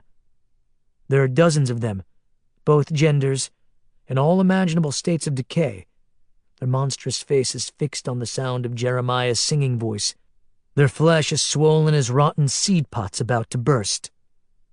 "We shall come rejoicing," the preacher croons, "bringing in the sheaves." The big man begins backing toward the riverbank. He sends a gentle wake through the bloody, rusty water as he beckons the walkers, a stringy mass of river moss clinging to his waist, trailing off into the currents. The fishy stench of the river mingles with the odor of mortified organs. The preacher claps his hands as though applauding, luring the monsters toward the waiting truck. Jeremiah reaches the muddy bank and climbs out. He turns and bellows, "Earl, go ahead and open the rear door and lower the ramp." A squat, muscular, bald man in a denim jacket and sweatpants climbs out of the cab, hurries around to the rear of the trailer, and throws open the garage-style accordion door. Jeremiah reaches into his side pocket and pulls out a small novelty toy he found in the cache of trinkets in the Thorndike's camper. Made of hard-painted plastic, the little wind-up chattery teeth remind Jeremiah of his childhood a million years ago. He got one on Halloween once, and remembers now the sound it made when it hit the bottom of his candy bag. When he got home that night, he got a whooping from his dad for going out on Satan's night, but he kept the chattery teeth in his drawer. Now he winds the stem of the Thorndike's toy and thumbs the button. The chattery teeth begin clacking noisily, and a pair of tiny cartoon feet churn busily. By this point, the monsters have reached the river's bank and have started dragging themselves up the slope, their mossy, skeletal arms outstretched, their mouths drooling dirty spindrift.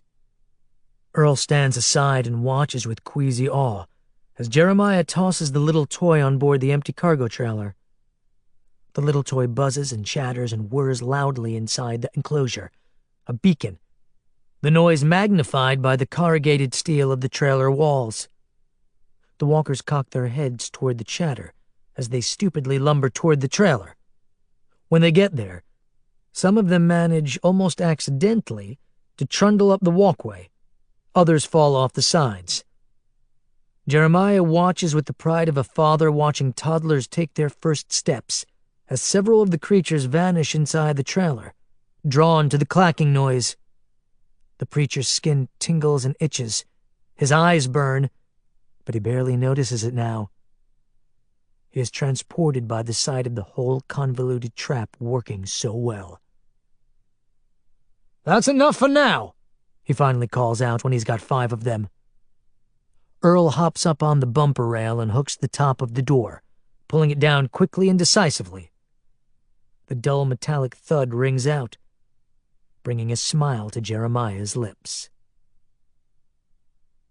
"We owe it all to young Thomas here," Lily Call announces to the other tunnel dwellers after finishing her story of uncovering the treasures at Central Machinery Sales in Connorsville, Georgia. Tommy stands beside her, trying to stifle the awkward little grin on his face, his hands in the pockets of his faded Oshkosh dungarees. He nervously taps the heel of his hiking boot against the tunnel wall as he listens to Lily. He found this place on his own initiative. She gives him an appreciative glance. He deserves all the credit. The 5 other adults grin and nod, and Barbara Stern clucks her tongue approvingly at Tommy. Seated on makeshift chairs around the makeshift table in the makeshift lounge, the elders have remained silent throughout most of Lily's report. The air smells of coffee and black earth. The soft whir of above-ground generators vibrates the ceiling. At the other end of the tunnel, the children play quietly, reading books or fiddling with dolls. Barbara had asked Bethany Dupree to watch the little ones while the grown-ups have their talk, and now the third grader hovers over the gaggle of tykes with the watchful eye of a mother hen. At last, Bob Stuckey winks at Tommy. The young man is a regular Christopher Columbus. Lily grins at Bob. And you thought he was loafing that day. She sits down at the table, and Bob pours her some fresh instant coffee. Lily takes a sip and says, My guess is there's at least 1,000 gallons of gas in that tank. David Stern speaks up. So what's the next step? I see the value of all this fuel, but how do you see the equipment entering into the equation? I mean, we're not exactly farming down here. Lily looks at Bob, and the glance they exchange is charged with emotion. Bob and I disagree over what our focus should be right now. Bob gives her a shrug. I think we're all focused on the same damn thing, Lily girl. Survival. Of course, Bob. Lily takes a deep breath. I guess we might as well throw it out there. Maybe take a vote. Gloria Pine looks around the table. Underneath the brim of her athletic visor, her expression furrows with confusion. The years have stolen some of Gloria's natural beauty, but beneath the deep lines, her blue eyes still glitter with vigor. Am I missing something? What are we voting on? Barbara Stern sighs and wipes a wisp of curly gray hair from her face. Let me take a wild guess. Lily wants to take Woodbury back, and Bob wants to stay put down here in the catacombs indefinitely. For a moment, Lily and Bob stare at each other, taken aback. Harold Staubach grins, his bony ebony features filling with mirth, his dark eyes twinkling. He has his Banlin golf shirt buttoned up tight against his neck waddle, ever dapper, stubbornly genteel. She's right, though, isn't she? David Stern clears his throat. I've lived it with it for almost 30 years. The woman is always right. David, shush. Scattered chuckles fade quickly under the weight of the subject. Finally, Gloria Pine looks at Lily. She is right, though, isn't she? Lily lets out a pained sigh. Look, I know it's basically an open secret that I want to take the town back. I see the pros and cons, believe me. It feels safe down here, I get that. But I don't think we've really thought through the long-term effects of living down here. Lily, we've been over this.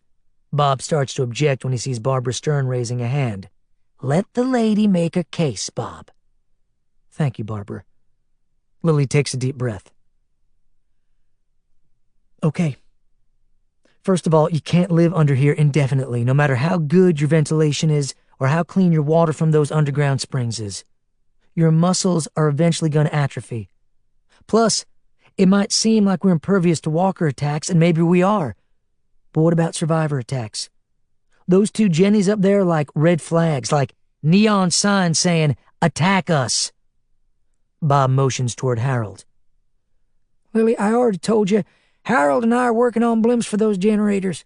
We also got an exercise area in the works, and there's miles of tunnels down here we haven't even charted yet.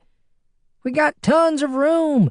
The kids could play soccer in some of these passageways, and we're working on better ventilation every day. Plus, you get tunnel fever, you can always go up top. Lily looks at him. Bob, you have no idea what effect this is having on the kids. What are you talking about? They're fine. Fine? She looks at Barbara. Tell them how fine their skin is. Barbara Stern looks at Bob. Well, it's hard to tell if it's getting better or worse.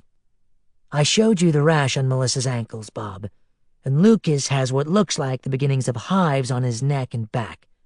And most of the kids are coughing and congested now, getting a lot more colds, it seems.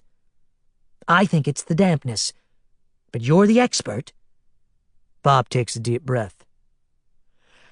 Okay, look. We'll go out again this afternoon. Hit that drugstore we passed up north on the last run we did. I'm thinking a little cortisone cream and Sudafed will do the trick. That's not the point, Bob. Lily fixes her gaze on the older man's deep-set eyes, which are buried in wrinkles and leathery skin. Bob's face is a road map of hard days and nights, hard drinking, hard living. But behind his gaze is hard-won wisdom. Lily can sense it. So can the others. It's not just skin rashes and sniffles. It's quality of life. It's having the options that we only have above ground. You know exactly what I'm talking about. Hold your horses for a second, Gloria pipes in again with passion glinting in her eyes. Quality of life nowadays, if you'll excuse my French, means not getting our asses eaten, period. It's like you said yourself, Lily. We're safe down here. And I'm sorry, but somebody should acknowledge something else. She looks at Bob. We're safe because of this man right here. Bob proffers a weary smile. I don't know about that, Glow. I just got lucky snooping around one day. She winks at him. What do you know? He's modest, too. She looks at the others. Seriously, though. She looks at Lily. I'm with Bob on this. We're getting the ventilation working better and better every day. It's cool in the summer down here, and it's warm in the winter. We can get to the food sources when we have to, and we're almost to the point where we can filter the spring water. Bob nods. All true. Plus, think about this. We got modes of travel now that don't involve picking our way through hordes of walkers. We can get to most points within a 10-mile radius without even setting foot up top. Lily lets out an exasperated sigh. She feels as though she's not articulating her side of the argument well enough, not getting through to them. She remembers high school debate class, and how she always got too emotional trying to rally people to her side.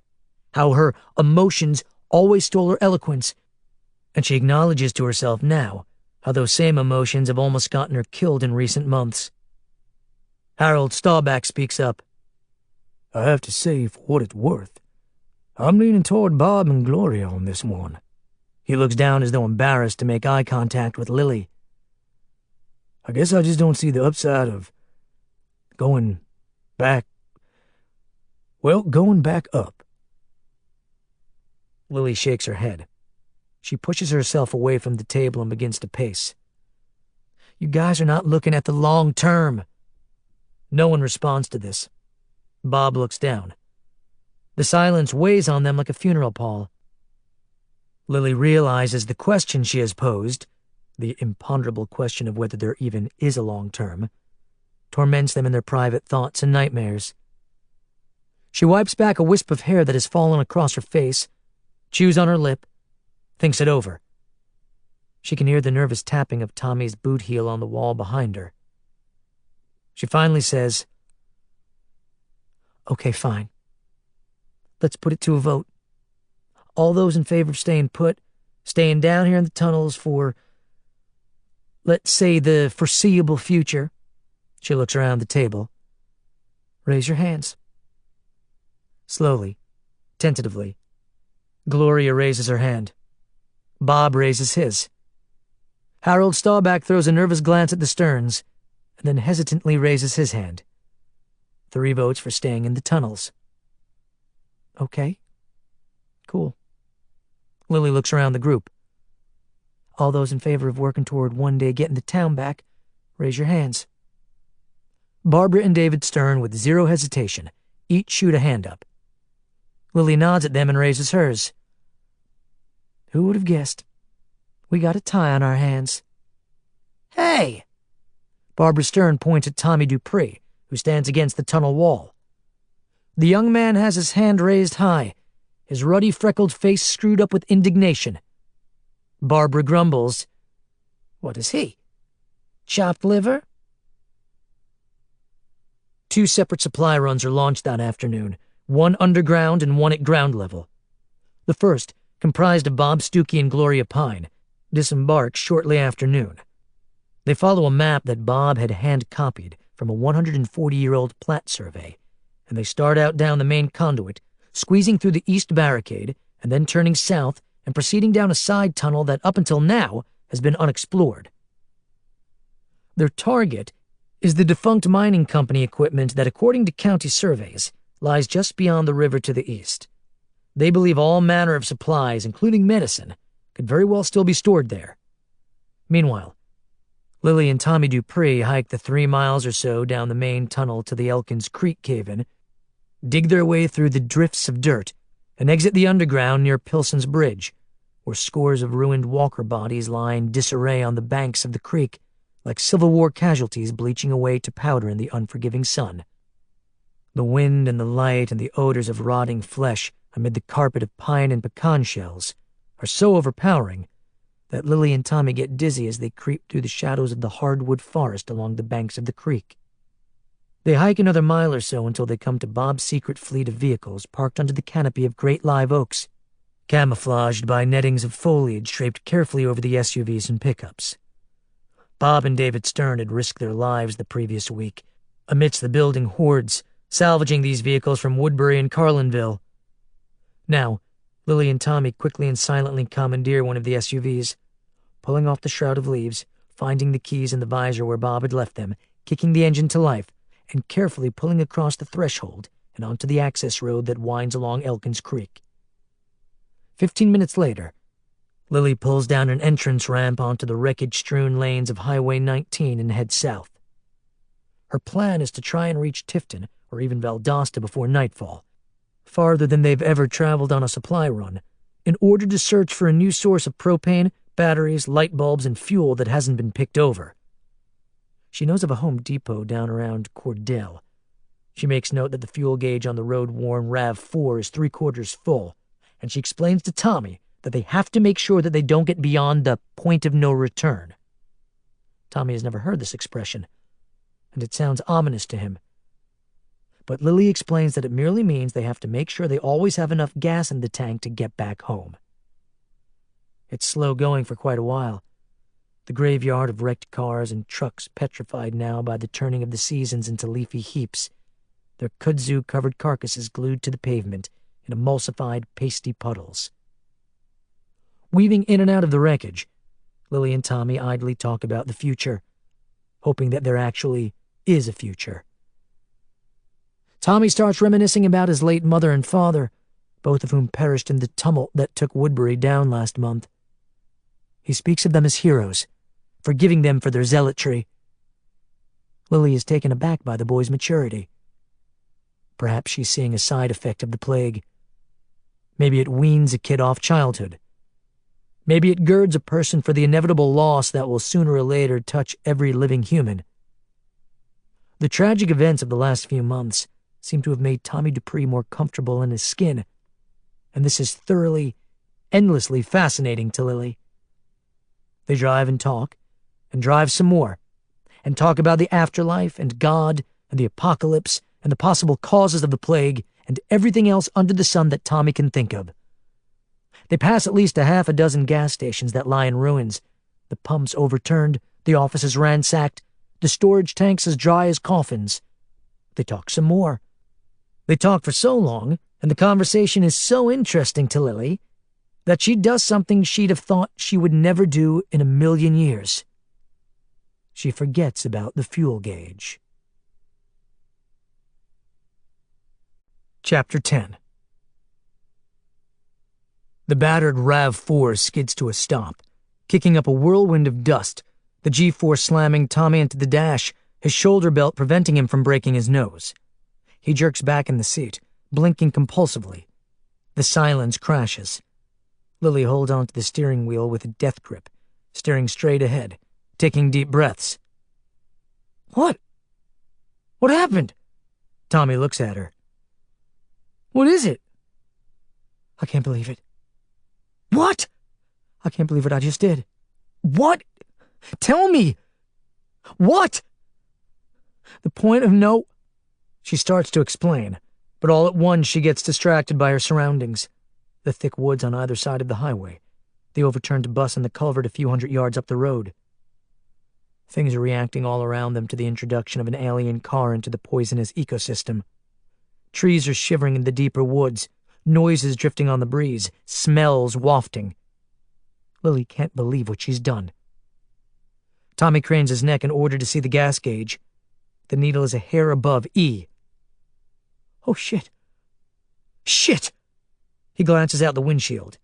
In the gray middle distance, behind columns of diseased pines, shadows stir. In the opposite lane, something crawls out from under a wreck, a pasty white cadaver with half its face missing. 100 yards farther up the road, a pair of ragged reanimated corpses in blood-stained hospital smocks shuffle slowly out from behind a faded, torn billboard for the Florida Commission on Tourism, showing a bikini-clad siren on a sun-drenched beach and the words, "When you got it bad, we got it good." Lily pounds angrily on the steering wheel. Fuck! Okay, so we got a little bit of gas left, right? Don't we? Lily stops banging on the wheel and gazes down into her lap with equal parts despair, rage, shame, and terror. What was I thinking? How could I have been so fucking stupid? But we got a little bit left, right? She wipes her mouth, tries to gather her thoughts. In her peripheral vision, she can detect shadowy figures shambling out of the woods, slowly but steadily moving toward them. The sky roils with the dark clouds, a storm threatening. The smell of black decay filters through the vents. Not enough to get back, Tommy. That's the main problem. We don't have enough to get back because we went way beyond but maybe we should turn around and head back anyway and see how far we get. Lily sees 3 walkers in her rear view, closing the distance. They hobble robotically toward the RAV4 with arms outstretched. 2 males and a female, each of them very old, both in age and state of decay, perhaps former residents of a nursing home, working their black teeth with the fervor of piranhas, chewing at the air with feral hunger. They make the flesh on the back of Lily's neck bristle. I'm not sure that's going to get us anywhere. We can't just sit here. Hold on. Lily opens the map case next to her, quickly fishing through the loose candy wrappers and garage door remotes. She grabs a lighter, a pocket knife, a flashlight, and a box of 22 caliber 36 grain bullets for the Ruger. Grab the backpacks. We're getting out? Just do it, Tommy. Don't ask any questions. Just do what I say. He twists around and grabs their rucksacks from the back seat, then hands Lily's over. She stuffs the items from the map case into it, checks the box of ammunition, pulls her Ruger pistol, checks the magazine. Look under your seat. Should be a crowbar under there. Grab it. The boy finds the crowbar. And open the glove box, Lily orders. Tommy flips the panel down. What am I looking for? Maps. Any maps you see in there, grab them. The boy does so as Lily glances back up at the rear view and sees the 3 dead senior citizens closing in on them. The creatures approach the SUV with heads cocked, mouths drooling black bile, eyes geeked open like silver reflectors. Lily yanks the shift lever down into reverse. Hold on, Tommy, she cries. She kicks the accelerator and the engine howls. The steel-belted radials spin wildly for a moment on the sandy pavement, then find purchase, and the SUV lurches backward. The walkers loom in the mirror for a single instant, their eyes getting big right before the impact. The SUV shudders as the muffled sounds of wet bones and cartilage crunching travels under them, making them momentarily lose traction on the grease of dead remains. The RAV4 fishtails furiously as it continues to back away from the grisly gore-soaked pavement.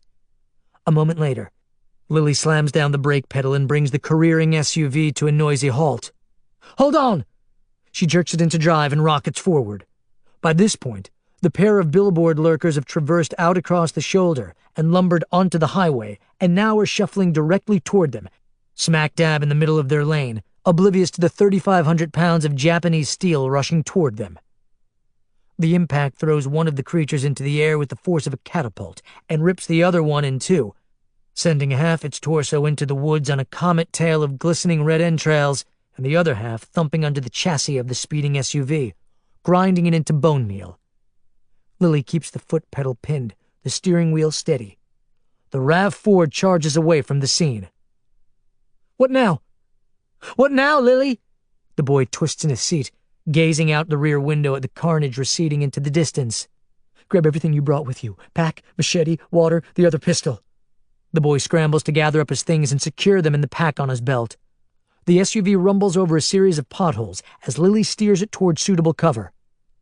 We'll ditch the car in a safe place, hide it somewhere, and try to find some gas.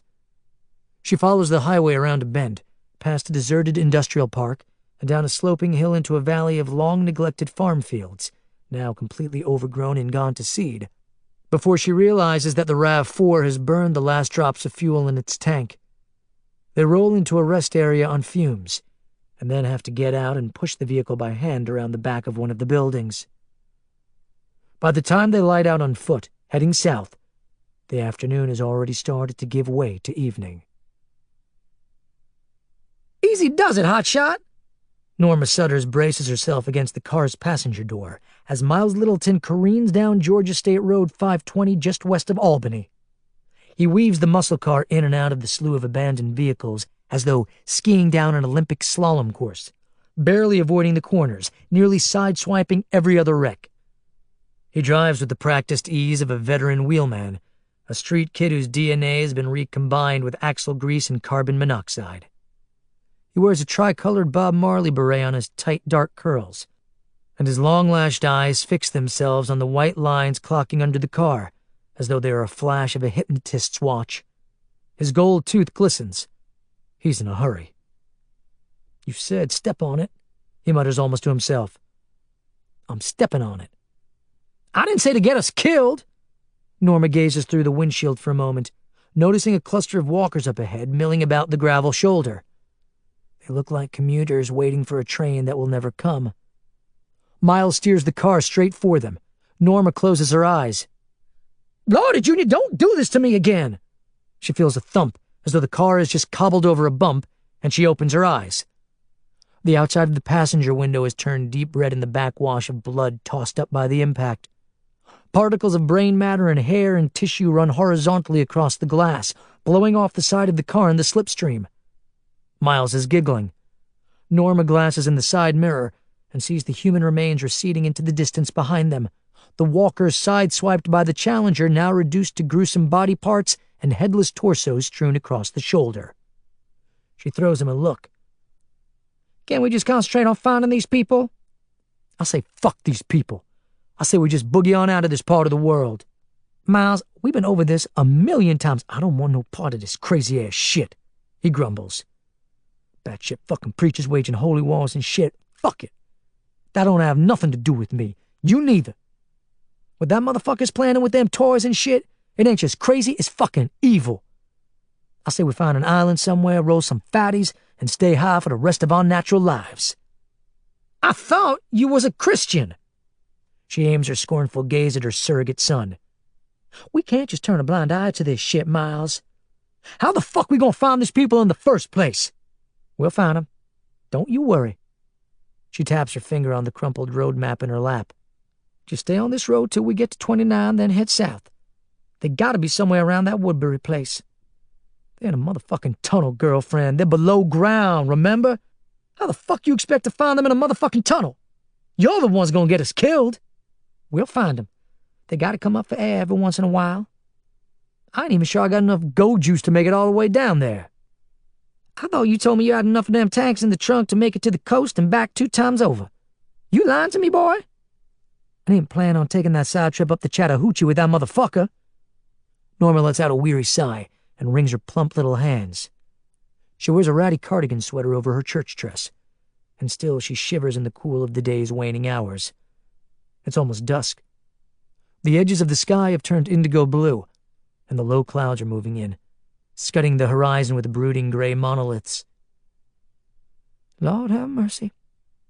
What a world," she murmurs. Miles shakes his head. "Suppose we do find these people. What the fuck you gonna tell them?" She looks down. "I'm gonna tell them everything. What are these folks as bug-fuck crazy as that preacher? Everything that? What if these people are just as fucking evil as garlets?" Norma gazes back out the passenger side window, the passing landscape tinted red now by the blood-filmed glass.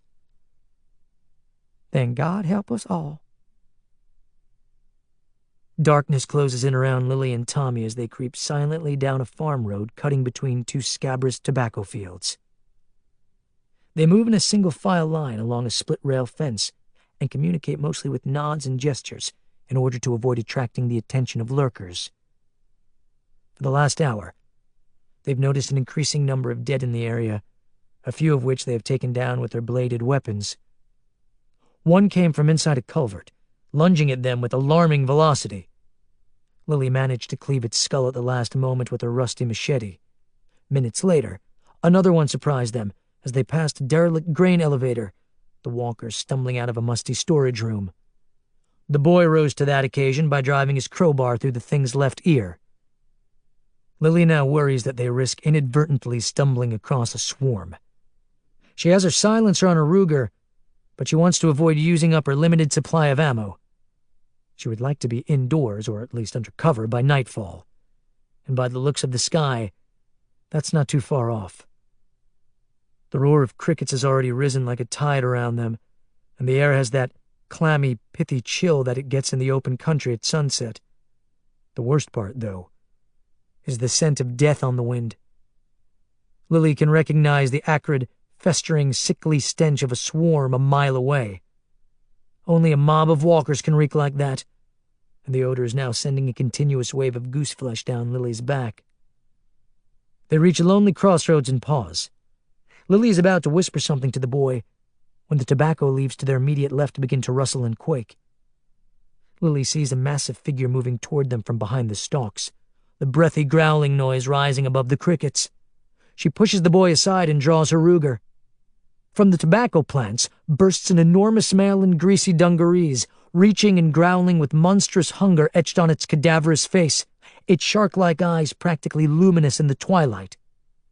It wears a strange little hat that looks almost comical on its huge, livid head, and it smells of maggot-infested meat and scorched shit. Lily fires a single blast, the noise like a gunshot fired through a wet blanket, still loud but dampened, directly into the creature's cranium. The back of its head erupts in pink plumes of matter as the thing instantly folds. For a moment, Lily and the boy just stand there, staring at the fallen walker. For some reason, its attire gets Lily's attention. She kneels and takes a closer look. The creature's hat has come askew in the fall, and Lily picks it up. The pinstriped material, the silver, grime-flecked brim, the shape of it, all of it looks familiar. But at first Lily can't identify it. She looks at the gore-streaked dungarees, the gray fabric pinstriped, an empty tool belt still attached to the thing's midsection. He was an engineer. Tommy Dupree points excitedly at the creature's boots. Lily looks at the boy. Yeah. Exactly, a train engineer. She stands up and looks to the north. Which means, I bet there's a station around here somewhere. Or maybe a switchyard or something. The boy stands up and excitedly looks toward the darkening horizon to the north. You know what? It does look like there's something up there on the other side of that farm. He points. See the water tower? I bet that's your train yard. Come on. He starts hustling northward, a spring in his step now. Who's stupid? Bob breaks the silence, his voice echoing slightly in the long, straight mine shaft. For almost an hour, he and Gloria have been trudging along the tributary tunnel, their bootsteps crunching in the fine ashy dust, looking for the mining company outpost, exchanging small talk, discussing their inevitable bid to return to Woodbury. Bob believes the miners may have very well left a wealth of resources down here when they closed up shop years earlier. Say what? Gloria walks along behind Bob with her lantern in one hand, the yellow pool of light shining down the endless channel of stone and the occasional dusty cobweb-filmed support beam. About 10 minutes ago, they'd come upon a caved-in area that had evidently been worn away over the years by sewage runoff, leaving behind a narrow channel through which they could both, with some effort, squeeze. On the other side of the cave-in was an ancient mine shaft that smelled of fuel oil and dry rot. The hat, Bob says, shooting a thumb over his shoulder, indicating the visor Gloria is wearing, and always seems to be wearing, as though the thing is a good luck charm. Says you're with stupid, so I was just wondering if that was somebody in particular. She smiles to herself. Yeah. Husband? Boyfriend? Nope, nobody in particular, Bob. I guess you could say it's every man I ever dated. Ouch. That bad? Ho, ho, ho. You don't want to know. Sorry to hear that. Guess I ain't a very good judge of character when you get right down to it. Well, hope your luck changes someday. I appreciate that, Bob. She looks at the back of his head as they walk along single file in the narrow tunnel. That's why it's good to meet somebody like yourself, with some semblance of an intellect. Oh, I don't know about that. He chuckles. I've been accused of a lot of things. You remind me of my dad in a lot of ways. No kidding. Seriously, he was a self-taught intellectual, read all the time, drove an 18-wheeler most of his life, listened to books on tape. Sounds like a good man. He was. Gloria keeps walking, but wipes her mouth at the thought of her old man. He was kind, and he was kind of shy, but he knew a little bit about a lot of stuff. They walk in silence for a few moments until Bob says, Your dad, is he... He passed before all this shit went down, thank God. I was an only child. My mom was in a nursing home in Savannah at the time of the outbreak. Her heart didn't hold out when it all went south. I buried her myself in a potter's field up to Hinesville. She swallows the unexpected wave of grief and sorrow as she walks. Not the happiest moment of my life, I'll be honest with you. Sorry to hear that, Glow. She waves it off. It's a miracle I made it to Woodbury. Told myself I was going to go out west, go to the mountains, be a hermit. She laughs. Ha! Hitchhiking ain't the best mode of travel these days, I can tell you that. A beat of silence passes, boot steps crunching, the rattle of her lamp. How did you end up there, Bob? I was traveling with... He cocks his head, raises his Coleman, sees something in the darkness ahead of them. Wait. Hold on. They come to a sudden halt. Bob gently puts a hand on Gloria's arm. She doesn't move. About 50 feet away from them, blocking their path, shimmering in the pool of light from the lantern, sits a small coal car. They cautiously approach. The little conveyance is about the size of a baby buggy, covered with mold and cobwebs, petrified, its wooden wheels almost fossilized with age. The closer they get, the more Gloria realizes the thing is covered in blood. Bob pauses next to it and takes a closer look. Gloria leans in, holding her lamp high. Is that blood? Bob wipes a fingertip across the surface of the carrier. Sure is. Looks old. How old do you think? Hard to tell. Not ancient old. Not decades. But maybe a year or two. He looks down. Gloria follows the pool of light as it sweeps across a pair of rails embedded like hardened arteries in the dirt floor of the tunnel. We're definitely in the neighborhood of that mining office, Bob ventures. According to the map, should be right above us. He follows the rails. Stay close. Gloria does as he says, following along on his heels. Her hackles go up immediately. She feels that familiar tingling sensation at the base of her spine. She gets it every time something seems wrong, but she ignores it. She trusts Bob implicitly. Shuffling along behind him, close enough to touch the fringe of thick dark hair hanging over his collar, she realizes that she actually yearns to do just that. Touch his hair. Run her fingers through those beautiful, gray-flecked black locks. Immediately, she shoves the urge back down her throat, telling herself it's merely professional curiosity, an occupational hazard of being a lifelong employee of a beauty parlor. For over 20 years, she had been the go-to colorist and cut girl at the Curl Up and Dye Salon in the sprawling metropolis of Portersville, Georgia. She long ago lost count of how many heads she tinted, teased, and trimmed. But now that the world has hung up its going-out-of-business sign, and the members of the post-plague society have let their hair go, she longs to get her hands on a pair of clippers. On the other hand, Gloria realizes that she might as well face the fact that her interest in the texture of Bob Stuckey's greasy mop top is more than mere muscle memory. She has a thing for the man. But in this day and age, Having a thing for somebody can lead to major problems.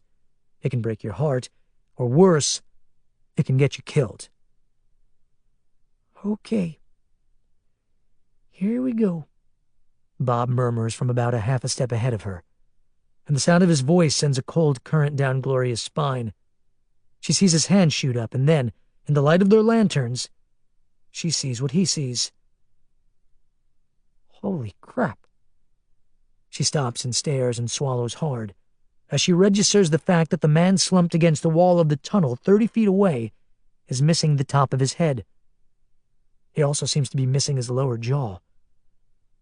Dressed in the standard filthy dungarees and work shirt of a coal miner, with a blossom of inky dark arterial spray visible across the tunnel wall above him, he still holds his suicide pistol in one cold, dead hand at his side. As they move closer, the lantern light illuminates two more dead miners. One lies about 25 away from the suicide. The other is slumped against the opposite wall. Each of these men bears the grisly trauma of a point-blank headshot wound. Bob crouches down next to the suicide victim, with the quiet, world-weary authority of a seasoned homicide detective. Looks like this one put the others out of their misery, then turned his own lights out. Gloria pauses next to one of the other bodies and shines her light down at the gruesome remains. The maggots have long since had their fill of these poor gentlemen, and have left behind gray sunken shells inside the coal miner garb. Gloria shivers. Looks like this happened a while back. Bob looks around. He sees a set of iron steps embedded in the wall, and shines his light up at the top of the stairs, where a huge funnel of dirt slopes down through a manhole-style opening, blocking off entrance or exit. Can't tell if they got trapped down here and then off themselves when they realized it was a lost cause, or... He pauses, as though seeing the futility in the act of finishing the thought. Gloria looks up at the cave-in above the stairs. Or they shut themselves off on purpose. She looks back at the pistol, frozen for eternity in the dead man's hand. The outbreak happened about a year and a half ago, right? So this all could have gone down right around that time. She sniffs, her allergies acting up. Do you think the gun is still operational? Bob goes over and pries the .38 caliber police special from the dead hand. He sees old, faded, congealed candy wrappers on the floor around the man, a broken pencil, wads of paper smashed into the dirt. He checks the cylinder and finds 3 rounds remaining. Gloria finds a shovel lying against the wall near the other 2 men. This might come in handy, she says. Let me see that for a second. Bob takes the shovel and walks over to the steps, prodding the wall of earth descending from the ceiling, extruding through the manhole. Granules of sandy dirt avalanche down, the cave-in shifting above him. Stand back, Glow, he says with a grunt as he stabs at the earth. Looks like the moisture has loosened it up. A minute later, after Bob has grunted and groaned his way through several feet of earth, the cave-in gives, and he jumps out of the way as dirt starts flowing down the slope in one great heaving avalanche. The tunnel fills with dust, an acrid fog bank that drives Gloria back against the far wall. She coughs and holds the collar of her pink Hello Kitty sweatshirt over her mouth and nostrils. When the black dust finally clears, the steps become visible, leading up into the darkness on the other side of the manhole. Bob looks at Gloria. I would say ladies first, but I probably should take point. After you, Bob. She motions at the steps, and Bob gives her a nod. He pulls his Glock, clips the lantern to his belt, and starts up the risers. Gloria watches as Bob's upper body vanishes into the ceiling.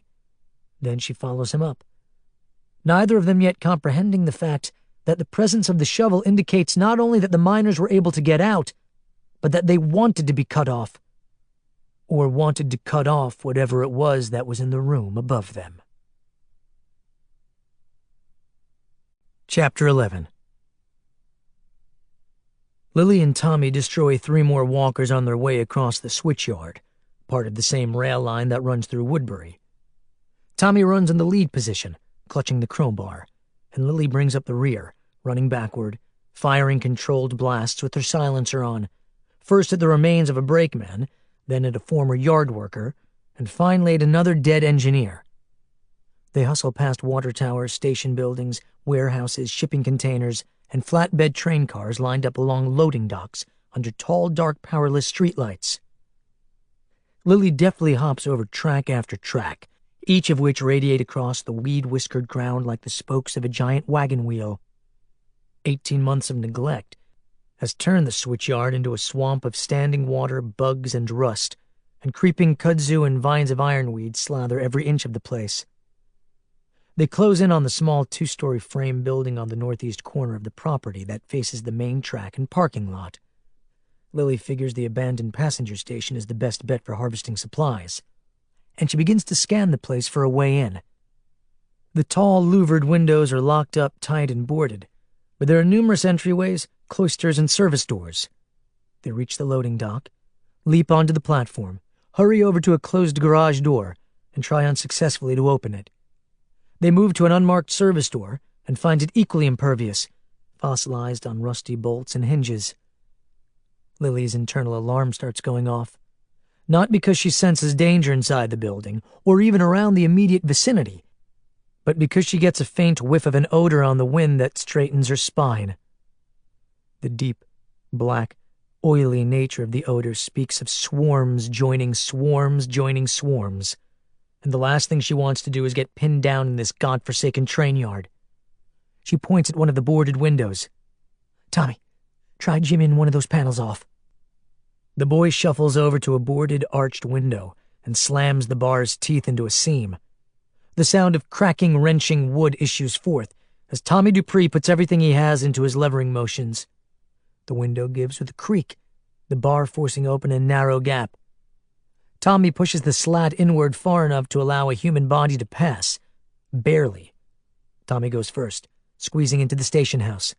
Lily follows, cursing herself for having that second Pop-Tart that morning. She lands on a cold parquet floor, scarred with decades of scuffling shoe leather and the wobbling wheels of Pullman dollies.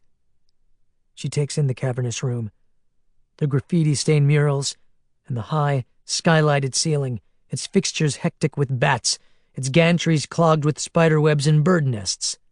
She scans the detritus and overturned carts and trunks, the ransacked offices behind broken glass doors, the cash registers rifled behind ticket booths, the cluttered box office counters strewn with coin wrappers and old canceled tickets.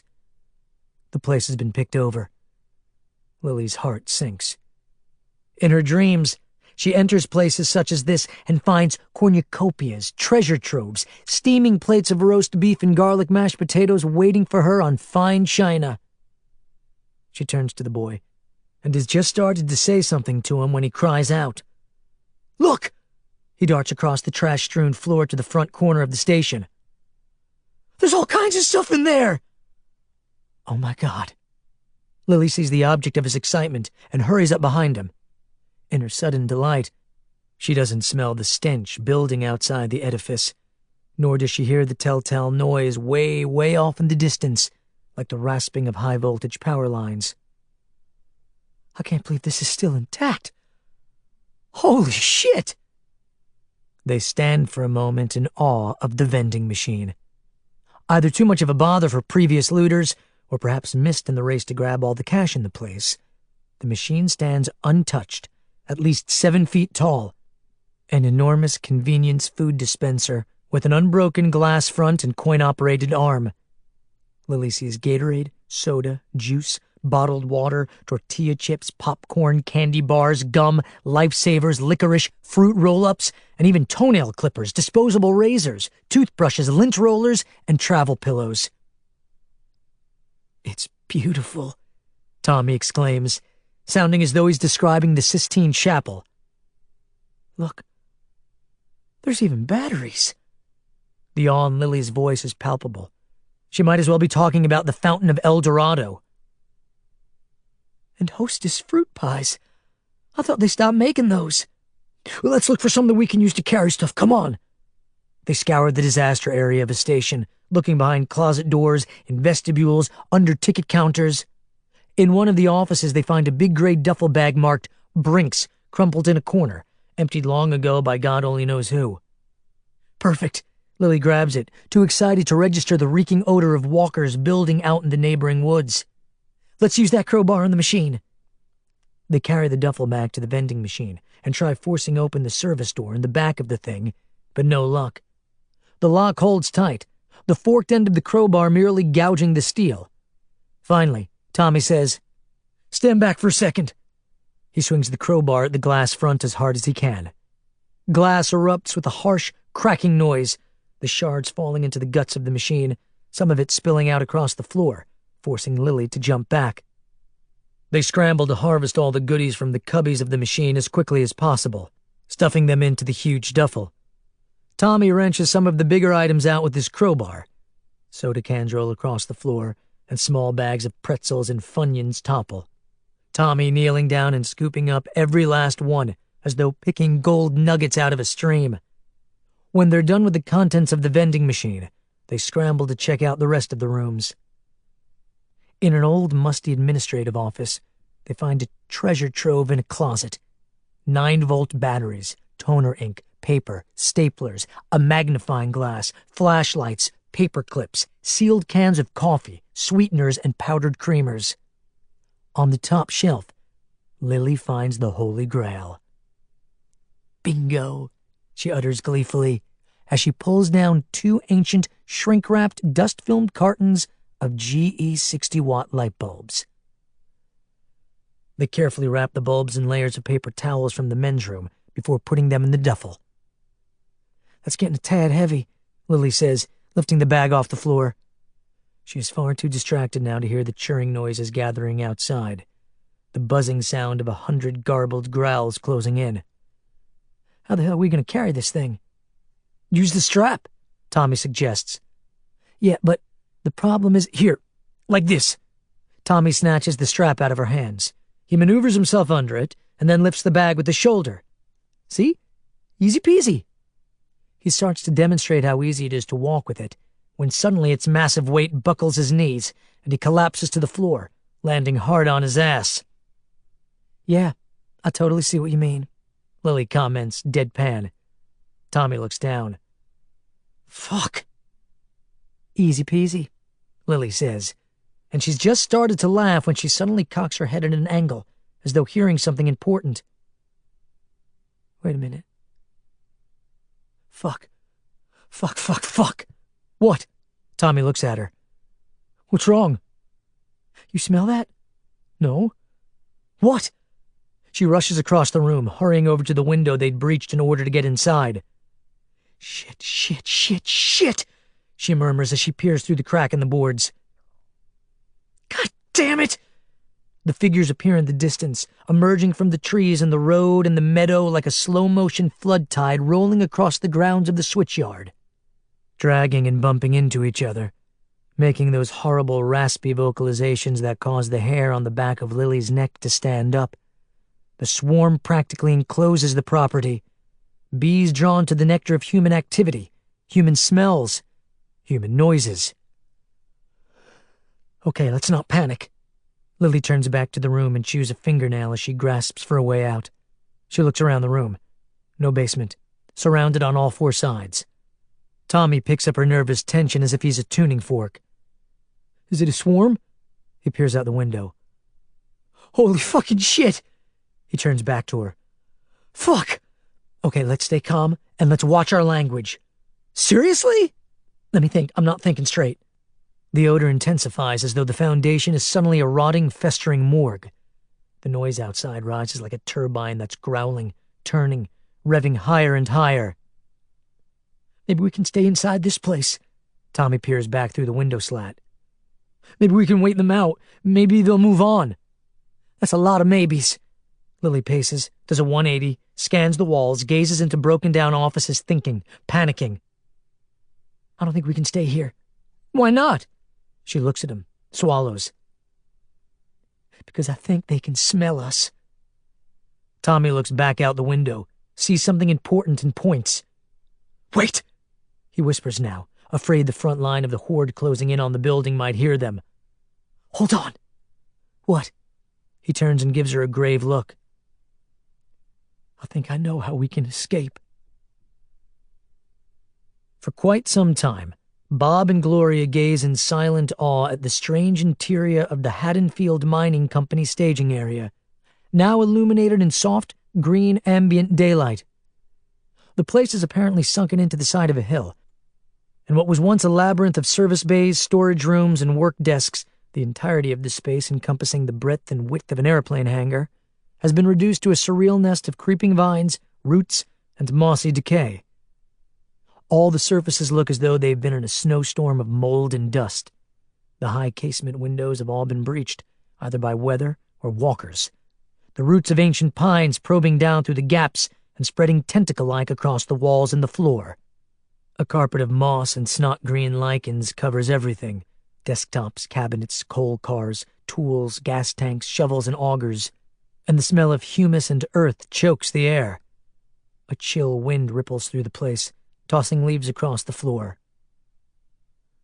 Looks like the inside of the Keebler elf tree, Gloria remarks, pulling her Glock and cautiously crossing the spongy floor. Watch those doorways. Bob has his .357 in his hand and shuffles toward one of the exits.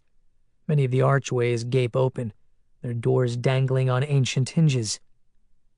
Bob doesn't like the odor coming from the far entryway, or the noise rising under the breeze swirling through the place. He approaches the open door. From the depths of a mossy green vestibule, a shadow looms, the grinding noise of mortified vocal cords. Bob raises the revolver. A lone male walker appears around a corner, 35 feet away. It drags along on bony, emaciated legs, its face so skeletal, and its mining garb so worn and rotted, it lends the creature an air of mummification. The moldering atmosphere of the underground has taken its toll on the thing. Its eyes, or what's left of them, shimmer in deep, hollowed-out pits. Its teeth drip black ooze as it comes for Bob. Bob aims the revolver and squeezes off a single shot, the bark as loud as a mortar blast inside the enclosed space, making Gloria jump. And the impact of the 125-grain metal-jacketed hollow point takes off the top of the creature's head. The soupy fluids of brain matter and blood spill out over the brim of the open skull as the thing collapses into its own spore. Gloria? Bob mutters calmly, backing away from the archway, hearing more noises. We gotta get the fuck out of here right now. Across the floor, Gloria crouches down by a row of storage lockers. I understand. I just think we should grab a few things first. This place is a gold mine. Coal mine, Bob corrects her, holstering his revolver, backing toward her, staring at the shadows looming just inside the far doorway, coming closer and closer, filling the air with the reek of stale feces and wormy meat. Apparently, the entire mining company, the mechanics, the secretarial pool, most of the middle management executives, turned and found themselves trapped in this nightmarish terrarium. Maybe they sought refuge here immediately after the outbreak. Maybe they returned here once they died. Regardless, they're all coming down that baby shit green hothouse corridor right now, and evidently they're famished. Grab what you're gonna grab, Globa. Let's get our asses in gear soon. She breathes hard as she pulls a fuel canister sloshing with diesel out from under a cabinet. Look at all this shit, Bob. God damn it, Gloria, we don't have time. Bob hears the chorus of watery growling noises from inside the vestibule. He runs over and slams the broken door against the jamb, the stench of Walker practically choking him. He pulls a chair up to the rusted door and wedges it under the knob. Come on, just grab the stuff and let's go.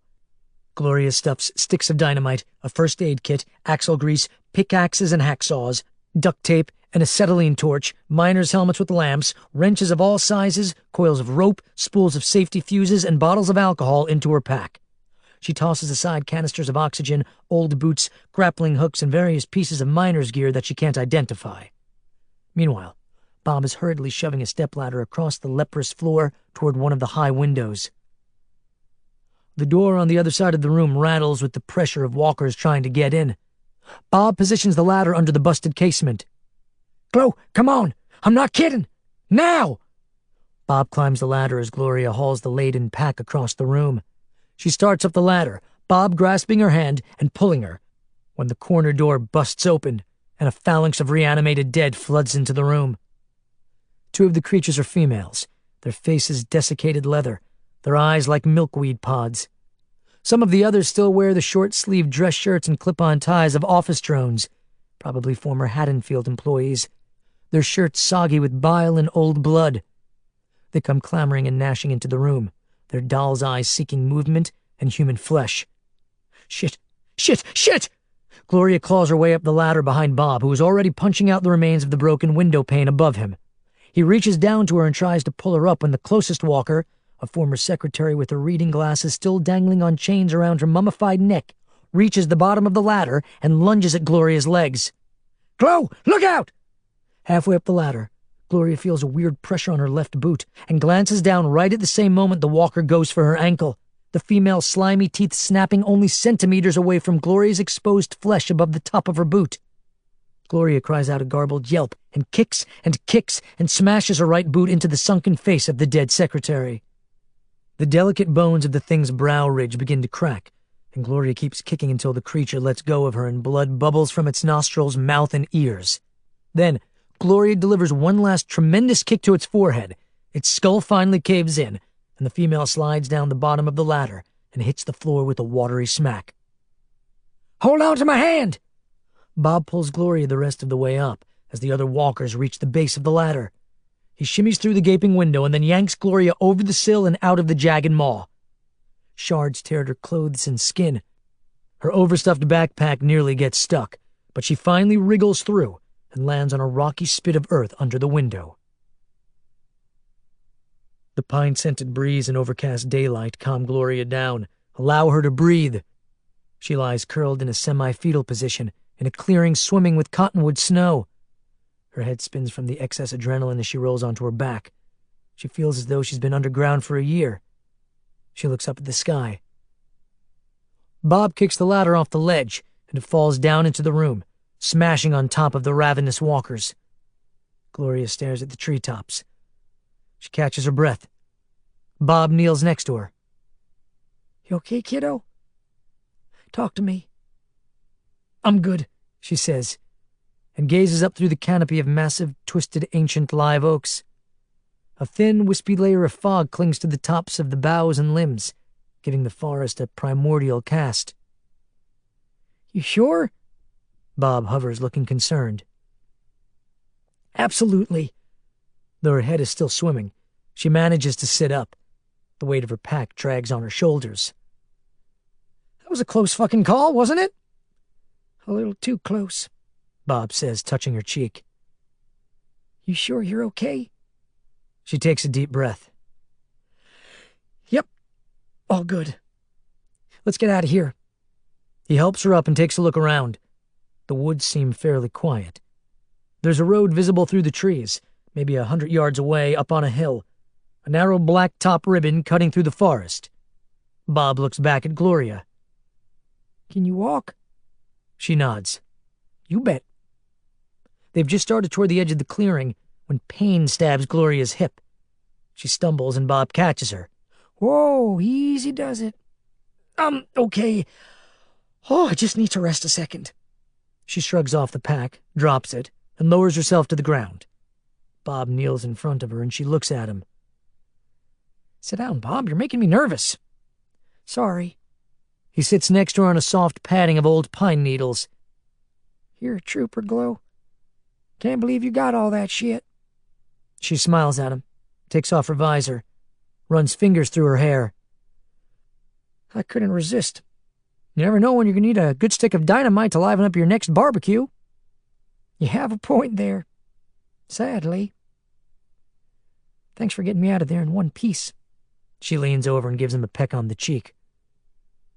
"Wouldn't have made it without you. Don't mention it." He smiles at her, and she can see something sparkling in his dark eyes, something thoughtful crossing his deeply lined face. "Gotta watch each other's backs nowadays." "I thought I caught you watching my back the other day," she says with a smirk.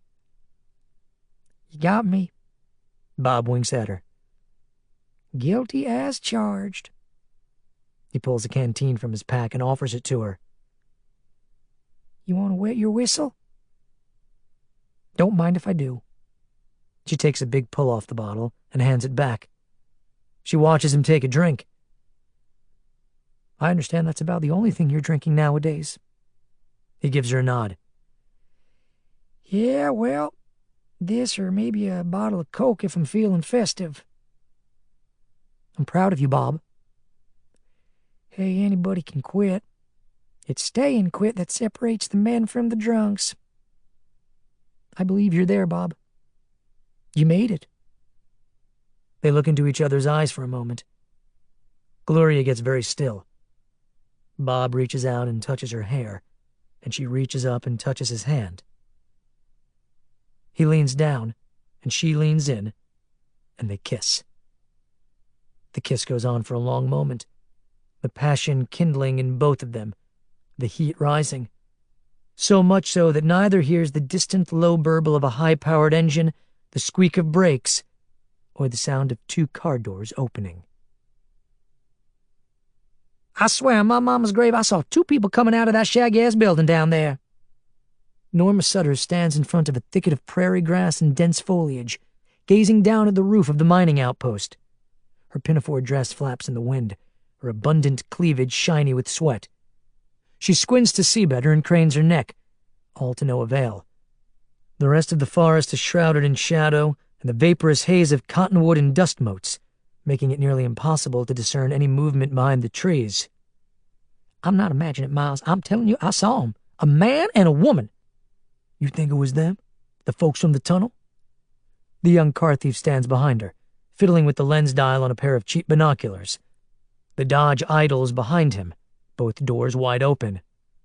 I just don't know. Miles looks through the binoculars. Wait, I think I see somebody. Give him here, sonny boy. Norma snatches the binoculars away from the young man. She looks through them, scanning the woods around the mining headquarters. At last, she sees the shadow-bound couple on the ground in the darker shade of the pines. She adjusts the focus. She stares through the lenses and lets out a little cluck of her tongue. Well, them two don't seem too damn worried about getting attacked. Bob gently lowers Gloria to the ground, his lips still locked on hers. His senses fill with her smell. Wrigley spearmint, soap, sweat, and musk. And his mind goes blank. Sound fades. Time stops. He doesn't think of Megan, his one post-plague crush, a relationship that crashed and burned in a charade of pity fucks and death. He doesn't think of his impotence, which has plagued him ever since he was wounded by a mortar blast in Kuwait during the First Gulf War. He doesn't think of those vague, wet dream recollections of being a horny teenager in Slidell, Louisiana, frequenting the Bottoms-Up Gentlemen's Club. He doesn't think of any neurotic obsession, fear, or insecurity. He thinks only of a calm sea, a great void in his mind, which is suddenly filled up with the essence of Gloria Pine. Her tender fingertips on his neck, her lips, her gray-green eyes, her breath on his face. The plague is gone, and the universe is now infinite in the cleft between Gloria Pine's breasts. Bob presses his face down into her bosom and breathes in her fragrance and feels as though he is floating. Gloria lets out a faint moan. She opens her legs and pushes up against him, and their faces return to each other. Something stops them. Bob pulls back, cupping her face in his hands. She looks up at him. What is it? What's the matter? Did I do something? Bob can tell something is wrong. He stares. You feel hot. What? Bob puts the back of his hand on her forehead. You're burning up. She blinks, swallows hard, looks at him. Yeah, I thought it was... Oh, no. No. Bob feels along the length of her arms, her hands, her fingers. He looks down her midriff, down her legs. He freezes when he sees her ankle. Oh, God, no. No, shit! She sees it as well now. Just above the top of her boot, Where an 1.5 inch wide area of skin is exposed below the cuff of her capri pants, a small nip the size of a kernel of corn, a bloody tooth mark, probably from the former secretary that had lunged at her on the ladder. Bob hears a sound in the trees to the north and instinctively draws his revolver, then levers himself to his feet. He aims at the noise. Norma Sutters calls out to them. "Excuse me? Hello? Folks?" Her plump body wedged between 2 trees 50 feet above the mining company building. She musters up as much deference and humility as she can manage. "Sorry to interrupt, y'all. Ain't got no gun or weapon. We mean no harm." She waves her hands over her head in a gesture of amity, looking like a traffic controller on the tarmac of an airport, the flesh on the backs of her arms jiggling. "Got one question for you. Is the lady named Lily by any chance? We're looking for a gal by the name of Lily Call." Chapter 12. The station house window bursts open, 2 sections of loose boarding flinging off into space with the impact of Lily's shoulder. Tommy Dupree appears in the maw and leaps over the sill, vaulting through the air and landing awkwardly on the hard-packed earth outside the building, 50 pounds of vending machine products rattling on his back. Lily comes next, squeezing through the opening and jumping off the sill while gripping her Ruger with both hands, landing hard, instantly assuming the Israeli commando posture that Bob taught her, both feet planted firmly on the ground, maintaining her equilibrium fairly well, considering that she has the equivalent of a small wardrobe locker roped to her back and a 20-gallon container of fuel oil tied to her waist. The air hangs heavy with putrid death stench and vibrates with the collective vocalizations of 300 or 400 walkers. Tommy doesn't hesitate, doesn't flinch, doesn't even break a stride as he heads directly for the main branch of the railroad tracks, despite the fact that the switchyard is virtually standing room only with walkers, scores of them blocking his path to the middle rails. Gripping the crowbar with white-knuckle pressure, letting out a garbled war cry, he puts his head down like a miniature fullback and barrels toward the tracks. He slams into a column of 3, flinging 2 male adults and a female teenager backward, stumbling willy-nilly on their heels, emaciated arms pinwheeling stupidly, knocking others down. The closest line of walkers, amounting to about 20 or 30, turned their seemingly inebriated attention toward the commotion, locking their shark-like gazes onto Tommy. Swarms move with the hive behavior of bees, the outer rings of dead still oblivious to the humans in their midst, even while the inner rings begin to react chemically, turning, locking sights on their prey, slowly trundling heavy-footed toward the warm, breathing bodies. If asked to describe the physical bearing of a walker, the first thing to pop into the average person's head might be a stroke victim, albeit an angry, starving, ferocious, cannibalistic stroke victim. But a swarm has a different feel. When walkers swarm, and sometimes grow to a number that would be considered a herd, they present dangers and wreak catastrophes that are almost biblical. They coalesce into a tsunami of menace that strums the deepest chords of primal genetic terror in a person. They are an inexorable force of nature. Lily Call feels this bone-deep fear start to work its cancer on her as she follows the boy toward the central track. Dizziness threatens to slow her down, make her stumble, steal her breath, and perhaps drag her down into a deadly blackout. She keeps her gaze locked onto Tommy Dupree. The boy charges along in front of her, banging into walker after walker, screaming, kicking, flailing at them, pushing one into another at the last possible instant to avoid getting snagged or bitten or slashed by the grinding of countless teeth. He buries the crowbar in the cranium of a ragged old woman with stringy, mossy white hair and pulls it out with a high-pitched howl that resembles the hysterical bark of a hyena. He slashes the crowbar wildly at another phalanx lunging at him from the left. Lily moves in tighter behind him, the Ruger gripped hard in her cupped hands. She squeezes off a few more blasts, scoring headshots on either side of the boy, sending body after body to the ground in a wet, crumpled heap. Her heart races, her vision blurring with each jarring stride as she pounds across the rocky earth. Tommy reaches the turntable area, vaults across the outer rails, and scrambles up onto a lone flat car in the center of the tracks. Lily arrives at the turntable one instant behind the boy and has to fire on 3 more walkers, each one of them old, gray, desiccated, and cadaverous. By the looks of them, former farm people in tattered work garb. Her blasts send chunks of aged skulls flying and mists of pink matter glistening in the sun, the dead collapsing to the ground, returning to the stillness that should have claimed them in the first place. On the flat car, Tommy has already shrugged off his pack and grabbed one of the giant tree limbs. Behind him, Lily climbs onto the rear of the conveyance and slips off her cargo, dropping the huge duffel and fuel canister onto the rotting planks. The flat car rocks slightly as Tommy chooses one of the larger tree limbs, picks it up, and then steadies it on the ground next to the car. He glances over his shoulder. "On my signal, push!" Lily yells from the rear. She, too, has grabbed one of the limbs and now holds it as one would hold an oar on a boat. By this point, the herd is shifted, drawn to the commotion on the flat car. Many of them awkwardly cobble over corrugations of iron rails and weeds, approaching the central flat car, their talon-like hands clawing at the air, their blackened lips as gelatinous as earthworms undulating around decaying teeth. "Let's go already!" Tommy yells, jabbing his tree limb as one of the first walkers to reach the flat car claws at his pant legs. "Together now! Push!" Lily pushes off with her tree limb as hard as she can, while Tommy does the same at the front end of the car. At first, the flat car barely budges. The wheels, mired in the undergrowth, slowly rip through tangles of weeds, squeaking noisily. Lily puts everything she has into the limb, pushing as hard as she can. She feels the train car breaking free of the kudzu and wild ivy and ironweed, and the steel wheels beginning to turn on the rail. More walkers arrive, clamoring to claw their way onto the car. Tommy slams his boot down on a small female, staving in her skull as he pushes the car away from her.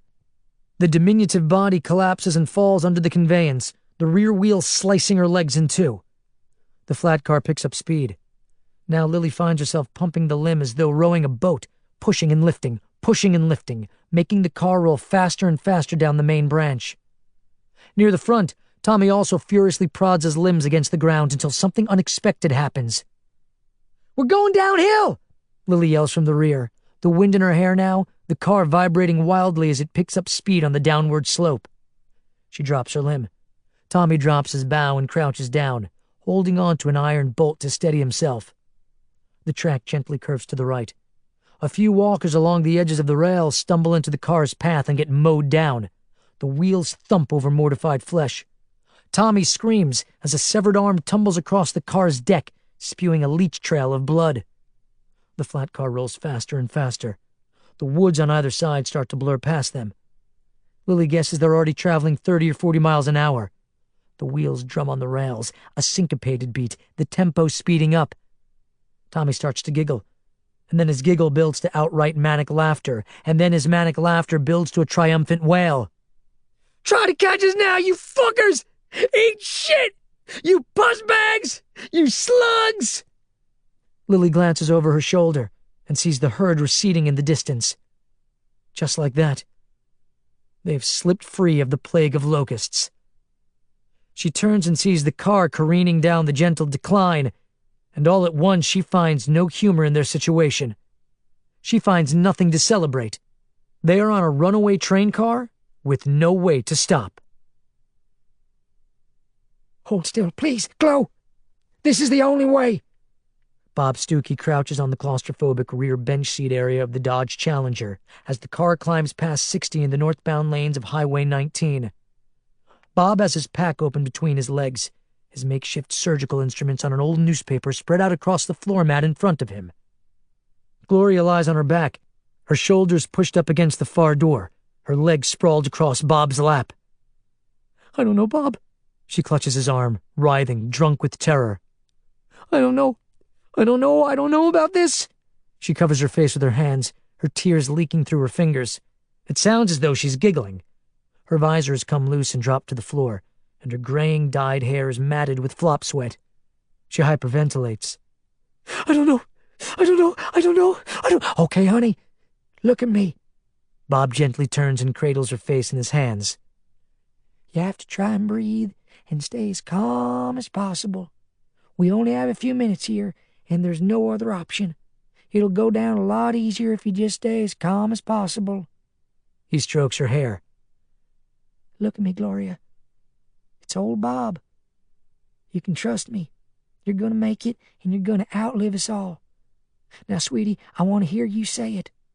What? You want me to what? I want to hear you say you're going to outlive us all. Come on, say it. He finds a small plastic bottle between his legs, squirts liquid sanitizer onto his big gnarled hands, and rubs it in. Lying on the newspaper between his feet are many of the items they found in the miner's office, including the acetylene torch, the rubbing alcohol, the first aid kit, the can of axle grease, and the hacksaw. He looks at her. Come on, Gloria, say it. Good try, Bob. She lets out a dry, mordant little giggle. She sounds intoxicated, woozy with fear. Good fucking try. Hey! He drops the bottle and grabs her by the shoulders, shakes her a little, and speaks crossly. Who's the medic here? 3 tours and an honorable discharge in Iraq. I may not be able to make a souffle rise, but when it comes to emergency field surgery, I'm a goddamn Florence Nightingale. So do what I say and repeat after me. I. Say it. I. She swallows. She looks at him, her eyes groggy and disoriented.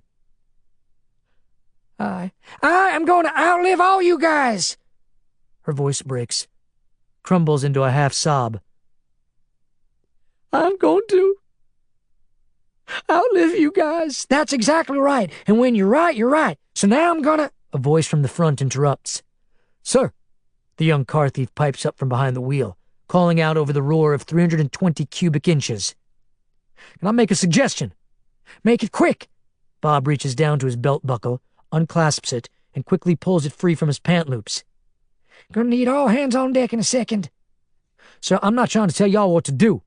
The young driver gazes nervously up into the rear view at the action in back. He does this while simultaneously weaving around standing wreckage, a maneuver that would send most drivers careening off the road and into a ditch. There's a rest stop coming up where we can pull off, and maybe you can do this on a picnic table inside the shelter. No time for that. Bob grabs Gloria's wriggling leg and holds it still, grasping it about 2 inches above the wound. The bite mark has already turned livid, a ringworm of red around the colonel-sized gouge. It has been Bob's experience, especially when dealing with gunshot trauma on the battlefield, that sepsis can spread within minutes. It can cause blood pressure to plummet, bring on shock, and make organs fail like the winking out of streetlights in a storm. Unfortunately, he has no standard of reference by which to triangulate the relationship between his lifetime of experience with infections and trauma and the time it takes for a person who has been nipped to ultimately succumb. Just keep heading north on 19 as fast as you can without rolling this thing, he orders the young driver. Keep an eye peeled for Hannah's Mill, and that's where you turn west on Jeff Davis Road. But what about just stay on course? Bob's voice is as taut as a piano string. He palpates Gloria's leg, feeling along the tendons below her knee for the pulse of her perineal artery. I need to get her back to the infirmary we got set up in the tunnel as soon as possible. I can only do so much out here in the sticks. The woman in the passenger seat twists around and aims her calm, friendly eyes at Bob. You want to give her the rest of that hooch? Bob, was it?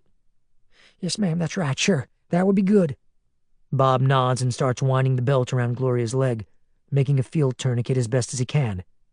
He guides the end through the buckle and yanks it back hard, cutting off the blood flow to the site, making Gloria moan softly, murmuring something that nobody hears. 5 minutes ago, they had given her half the pint of Mad Dog that Norma Sutters stashes in her purse, along with a couple Seconal tablets that Miles Littleton keeps in his glove box. Now the narcotics and booze have begun to dampen Gloria's nerve endings. Here you go. Norma leans forward and thumbs open the glove compartment. She fishes through the contents, pulls out a couple of small objects, turns, and proffers the pill bottle and the half-empty pint of Mad Dog, as though they are peace offerings between two tribal elders. She takes a couple more of them Seconals with the rest of that Mad Dog? Oh, Lordy, she ain't even gonna remember what year it is. Another terse nod from Bod. Okay, fine, good. Let's get him down her gullet quick. They give the narcotics and booze to Gloria, who coughs and chokes, but eventually guzzles it all down. She burps and hiccups and heaves a couple of anguished sobs and manages to say, Never thought I'd be partying with Bob Stookie quite like this. She laughs. Actually, it's more of a pained honk than a laugh, and it comes out on a breathless sigh, narcotic-fueled, feverish, and shot through with morbid irony. Party! She giggles and giggles, and her giggles deteriorate into garbled muttering that soon trails off. Bob positions a towel under her foot. He picks up the hacksaw. "Would you care to dance, Mrs. Stooky?" Gloria slurs her words now. "Come here often?" More giggling. "Have I met you somewhere?" Bob saws into the meat of her ankle. Get ready to jump! Lily's voice, barely audible in the wind, reaches Tommy Dupree's ears an instant before he sees the bend in the tracks a couple 100 yards away. He lies prone, on his belly, clutching an iron lever mounted to the side of the flat car, squinting against the gusts as the flat car plunges toward the sharp curve, the drumroll noise of the wheels rising, the undercarriage beginning to shudder and quake. He can see Lily Call 10 feet away, also on her belly, holding onto the iron apparatus mounted to the front of the car. Tommy realizes Lily is absolutely right. They're going to fly off the rails as soon as the car hits that turn, and they'd better bail and quickly. Tommy manages to lift himself up without losing his heavy pack or getting swept off the edge of the car. He crouches with his skinny legs pinioned under him, coiled and ready to spring. The wind stings his face, makes him squint. On 3! At the front of the flat car, Lily also rises to a crouch and prepares to vault off the hurtling conveyance. For one insane moment, crouching there in the wind, his brain crackling with panic, Tommy thinks of Saturday morning cartoons. He remembers the Roadrunner occasionally going over a cliff, perhaps on a boulder or a log, and at the very last possible instant, as the boulder is about to crash to earth, executing a graceful little jeté and hopping off the rock at the perfect moment in order to land safely next to the enormous crater formed by the impact. Is what they are about to attempt just as physically impossible? Is Lily's crazy gambit here equally antithetical to the basic laws of physics? 1! The bend in the track looms closer and closer, 100 yards away now. Tommy lowers his center of gravity and prepares to make his Roadrunner-worthy leap. Reflector poles and tree trunks flicker past them as though they're approaching light speed. 2! Tommy grips the iron lever beside him so tightly now that the vibrations travel up his tendons and strum his funny bone, sending jolts of electric current through him. He holds his breath and focuses on the blurry figure of Lily, her back turned to him at the front of the flat car. Tommy straightens, girds himself, tells himself he's ready to rock and roll. The sight of Lily Call, 10 feet away, her shoulders tense and hunched over the front end, her legs cocked under her, her knees pointed outward like a baseball catcher's, fills Tommy Dupree with a sudden and unexpected injection of courage. To paraphrase his late father, Tommy would follow this woman into the valley of the shadow of death. 3! Lily's piercing wail sends a bolt of fresh electricity through Tommy as he jumps. Arms flailing, legs churning, Tommy soars through space, and for the briefest of moments, the entire length of the enormous conglomeration of wood, iron, and metal beneath him seems to plummet away from him, as though the earth has suddenly fallen away, or perhaps opened up to swallow the flat car into its bottomless maw. Tommy lands hard on his shoulder and rolls, his backpack tearing open and spilling its contents of tortilla chips, lifesavers, toenail clippers, disposable razors, toothbrushes, lint rollers, and travel pillows across a half-acre stretch of turf. The pain slams through him, a sledgehammer to the small of his back. He lands at an awkward angle against the trunk of a live oak. The impact knocks the breath out of his lungs and sends Roman candles across his line of vision. Gasping, trying to sit up, he sees Lily landing next to him, the weight of her own huge knapsack slamming down on top of her, causing her to let out an agonizing grunt of pain. A tremendous thud rattles the ground, followed by a metallic shriek, and then silence. Something blocks out the sun all of a sudden. Something enormous in the sky, which rips Tommy's attention up to the heavens directly above the treetops. The entire 60-foot-long flat car has gone airborne. It rotates lazily in midair for a brief moment as it arcs out across an adjacent clearing, creating a surreal sight worthy of a Magritte painting, a locomotive in a fireplace, and then it crashes down in the grass beyond the bend. The ground shakes. Tommy lets out a sigh of air, half shock, half relief, as he watches the massive train car roll another 100 feet or so before shuddering to a stop, several of its axles and wheel assemblies broken loose, lying in the tall grass behind it. The air fills with a nebula of dust, which rises over the crash site and quickly dissipates in the breeze. Tommy lowers his head and lets out another breath of relief. Lily has already managed to rise to her feet about 10 yards away from him. "You okay, buddy?" she asks as she limps over to him. "Yeah, I think so." Tommy levers himself up to a standing position. Dizziness makes him reel for a moment. "That was... yeah." She inspects him for wounds. "Looks like you're fairly unscathed." "What are you talking about? I'm totally scathed. I was totally messed up." She manages a tepid chuckle. "Yeah, totally. But it was better than the alternative back there." They hear a noise. Maybe a twig snaps somewhere behind the trees. Maybe shuffling footsteps. Lily looks over her shoulder and doesn't see anything. Yet. "No time to pat ourselves on the back," she says, indicating the shadows of the woods. "All the noise of our little derailing incident is going to draw the swarm. Come on." Lily starts picking up the goodies that fell from Tommy's pack. "Let's get this stuff squared away and get the fuck out of here." Gloria's shriek erupts in the enclosed space of the Challenger's interior with the force of an air raid siren. Blood backwashes all over Bob, and the car swerves. Bob bears down on the ankle, the handle of the hacksaw getting greasy from all the blood gushing up across his arms, down into his lap, and into the seams of the seats. He knows he has to hurry. The slower he cuts, the more agonizing the pain.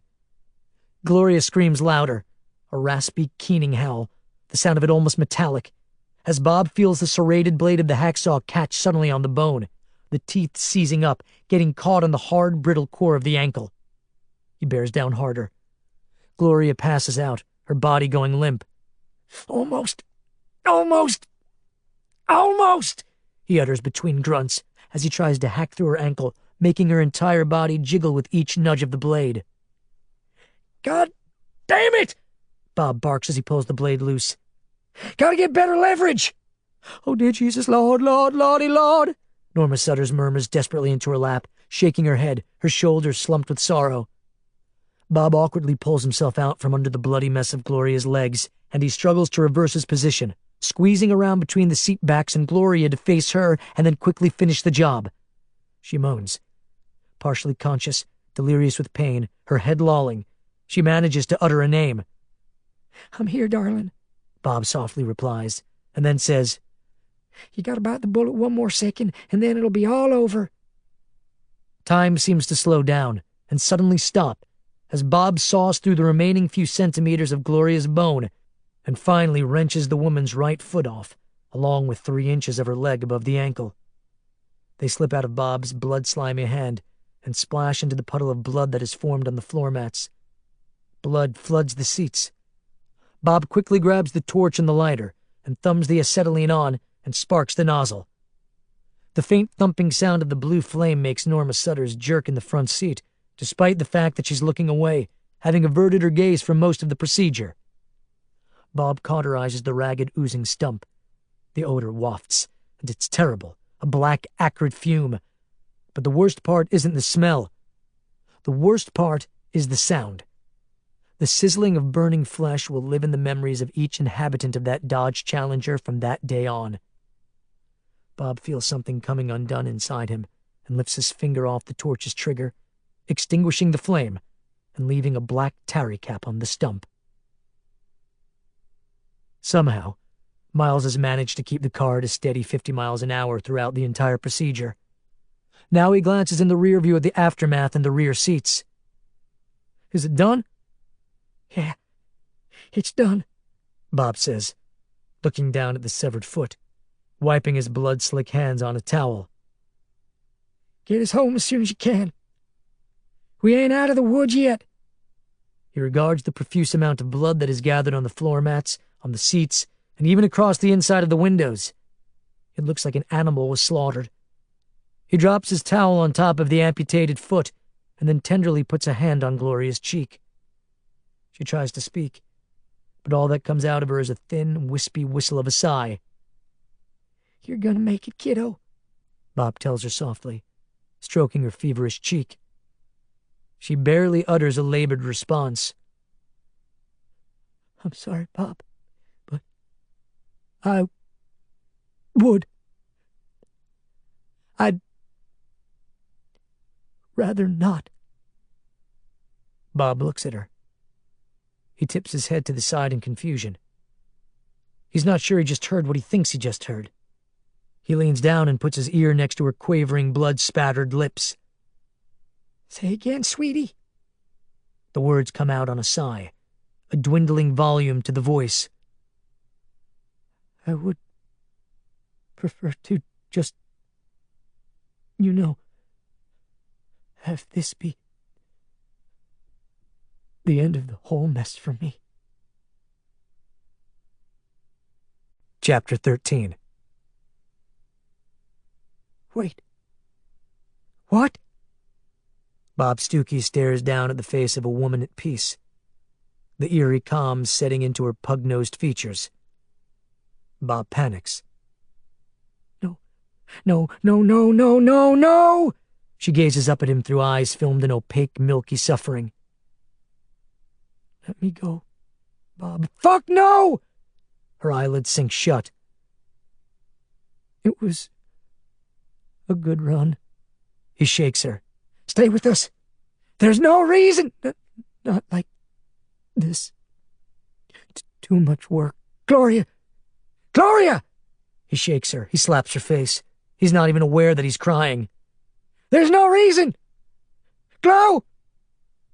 Don't do this! Her eyes are closed now, her head lolling to the side, a soft death rattle wheezing out of her. The faintest words cross her lips, so soft that Bob has to press his ear against her quivering mouth. Make sure I don't. Gloria! Come back. Gloria! On a long sigh. Please make sure. Gloria! He shakes her and shakes her. He can barely see through his tears. He tastes copper on his tongue, salt and tarnished metal as the car swerves. Bob falls against the door, shaking Gloria, picking her up. He hardly notices the change in her tiny body. She has gone completely limp. Gloria! Gloria! Gloria! Bob holds her and cries, and realizes the fingertips of his right hand are softly pressing the tender flesh above her carotid artery. She has no pulse.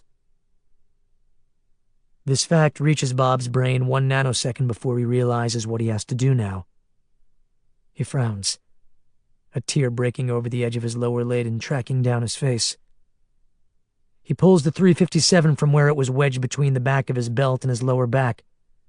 He collapses into the seat next to the flaccid, blood-soaked remains of Gloria Pine.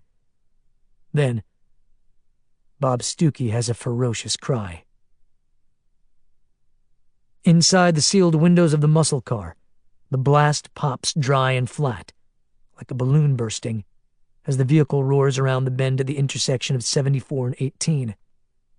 The distinctive report of a .357 Magnum, when muffled by the glass and steel enclosure of an automobile and further dampened by the hank of bunched fabric pressed down on Gloria Pine's skull, emits a low thump that could easily be mistaken for a tire blowing or a chassis banging over a pothole, were it not for the unmistakable subsonic slapback echo that now drifts over the treetops of the adjacent woods. To anyone within a 5-mile radius, it might actually bring to mind the rattle of heat thunder on the horizon, or the low boil of a storm brewing in the far distance. Lily Call pauses on the trail and looks up. She tilts her head and listens, waiting for more gunfire. But there is only that single muffled blast, now fading on the breeze. For a moment, she wonders if she imagined it. Did you hear that? She whispers to the young man coming up behind her. Tommy lets out an exhausted sigh. Hear what? No, what was it? Walkers? No, I thought I heard. Never mind. Lily takes a deep breath and shrugs the straps of her knapsack a little higher on her shoulders. The straps have been digging into the nape of her neck for the last couple of miles, and now she hears the faint creak of her tendons as she stretches. Her pack weighs a ton, and feels like it's getting heavier by the moment. She tightens the bracing strap. Let's go. Come on, we're almost there. They continue down the stony, weed-riddled path as it snakes through the thickets. 5 minutes later, they see a glint of metal through a break in the foliage, and Lily silently shoots a hand up, stopping Tommy cold in his tracks behind her. She hears voices. She motions for the boy to get down, be quiet, and hold on for a second. She crouches, wriggles off her pack, fishes in it, finds her binoculars, and peers through the lenses at the shimmer of purple metal flake steel visible through the pine boughs and tall grass. Lily registers the sight as the front quarter panel of a car parked near the access hatch. It looks as though the car's doors are open, and that there are silhouettes of 3 or more figures sitting inside the vehicle. A female voice says something like, "You gonna be okay?" A gravelly male voice says, "Just give me a second. I'm fine. Just a second." Goosebumps crawl over Lily's flesh. Several things register in her all at once, in equal measures of panic, confusion, and a weird kind of relief. She recognizes Bob Stuckey's voice, but it sounds wrong, drained and trembly, and she does not recognize the other speaker. Suddenly she hears the sound of shuffling footsteps behind her, in the middle distance behind the trees, and the low buzz of growling. Lily twists around and makes eye contact with the exhausted boy. "Tommy," she whispers, "listen to me. Get your crowbar out." "Okay, but shh, just do it and follow my lead." Lily reaches down to her pack, puts back the binoculars, and zips it shut. Then she draws her Ruger from her belt and whispers, "We got walkers coming up behind us, and I'm not totally sure what's going on up there with Bob and those folks, or who they are or what they want. But I can tell something's wrong. I'd prefer to be safe rather than sorry." The boy nods. "I get it. I'm ready. Let me do the talking." Another nod. Lily rises, silently pushing her way through the foliage toward the clearing, and grips the Ruger with both hands, commando style, despite the fact that it's out of ammo. As she approaches the parked car, she sees that it's a vintage hot rod, and it ticks and diesels like a snoring beast as it sits at an angle across the clearing from the tunnel hatch. As she gets closer, she sees Bob kneeling down just outside the car's open rear door, as though praying or supplicating to someone sprawled across the rear seats. His shoulders are slumped miserably, as if his head weighs 1,000,000 tons. An enormous black woman in a threadbare floral dress and bouffant hairstyle stands outside the front passenger door, wringing her hands, waiting respectfully for Bob to finish whatever it is he's doing. Lily pauses just inside the netting of cattails and undergrowth that borders the clearing. She holds her gun on the portly woman. "Bob?" Bob's head rises with a start. "Lily?" He looks around. "That you?" Lily steps out of the thicket and into the clearing, followed by the boy who holds his crowbar as menacingly as possible. "What the fuck is going on?" Lily demands as she trains the Ruger's muzzle on the woman. "Who are these people, Bob?" "Take it easy, Lily girl." Bob speaks in halting wheezes, as though he can barely muster the energy to talk. "They're friendlies." Lily starts to say something else when the car's driver's side door squeaks open, and a young African-American in a ragged hoodie and tight little braids emerges from the car with his hands up. "We're on your side, ma'am." "That's right." The portly woman has her hands up as well, and she gives Lily a convivial little smile. "I'm Norma, and this here's Miles." "Bob, what's wrong?" Lily sees the lump of a figure lying prone across the back seat, and sees the backwash of deep scarlet blood spattered everywhere inside the car, and it makes her stomach clench. She can hear the scuttling of walkers closing in from the woods. "Is that Gloria? What happened? Is she okay?" Bob looks up at Lily, and with a single forlorn, anguished shake of his head, he tells Lily practically everything she needs to know about what happened without uttering a single word. She lowers her gun, and she feels her chest go cold. She bows her head and lets out a heartbreaking sigh. "Oh, God. Don't tell me she was..." And you had to— Lily? Tommy's voice from behind her penetrates her shock. We've got 4 cold ones coming. Lily turns and shoves her gun in the back of her belt, then draws her rusty machete from its makeshift sheath on her hip. Get back, Tommy. But what about just do what I say? Lily sees the foursome pushing through the foliage about 30 feet away, a female and 3 males in ragged work clothes. They have at least a couple of years of decay on them, their faces and exposed areas of flesh so corroded with decomposition that they appear to be made of stucco, with ghastly veneers of gray tissue vacuum-formed around their sharp-angled skulls. Lily starts to say, "Get back, everybody," and she hears a commotion behind her, and then hears Bob's voice barking suddenly, "Get out of my way!" A blur of movement draws Lily attention over her shoulder. She sees Bob lurching away from the car, then stumbling toward her. Before Lily can even react, Bob has grabbed the machete out of her hands. "Bob, wait!" He lunges toward the creatures, snorting with the mad pent-up rage of a wild bull. He lashes out at the first one, striking it between the pectoral and shoulder, making a divot so deep in its neck the entire cranium peels away and flops down across its back. Black blood oozes out of the crater the instant before the thing collapses, its head dangling upside down against its own back, the threads of arteries and tendons like the defunct wiring of some out-of-service automaton. "Bob?" Lily stares as Bob Stuckey grips the rusty, blood-stippled machete with both hands. Babe Ruth at bat, about to swing for the fences, and in front of his horror-stricken, wide-eyed fellow survivors, proceeds to lose himself in his labors. Lily Call has seen Walker massacres before. She witnessed the man known as the Governor rain the hellfire of an entire armada of 50-caliber machine guns and countless automatic assault rifles down upon a swarm of the things that had accumulated outside the fences of a medium-security prison in rural Georgia. The clouds of blood mist and physical matter that had filled the air from that particular mass annihilation would live for a long time in her memory. She had seen smaller, more intimate slaughters as well, like the time that band of men in Marietta had cornered a small group of biters in a loading dock area behind a Piggly Wiggly and systematically dismembered them and crushed their heads with the rear tires of massive steak trucks. But she has never, ever, witnessed anything quite like this. Bob's cathartic rampage through that cluster of decrepit monsters continues with a wide, arcing roundhouse blow of the machete to the skull of the next closest walker. The blade strikes the thing's cranium just above the earlobe and slices the top 2/3 of the skull clean off, as though Bob were popping a bottle cap. The ragged scalp and partial upper fascia jettisons into the air on a meteor tail of pink matter, falling end over end to the ground.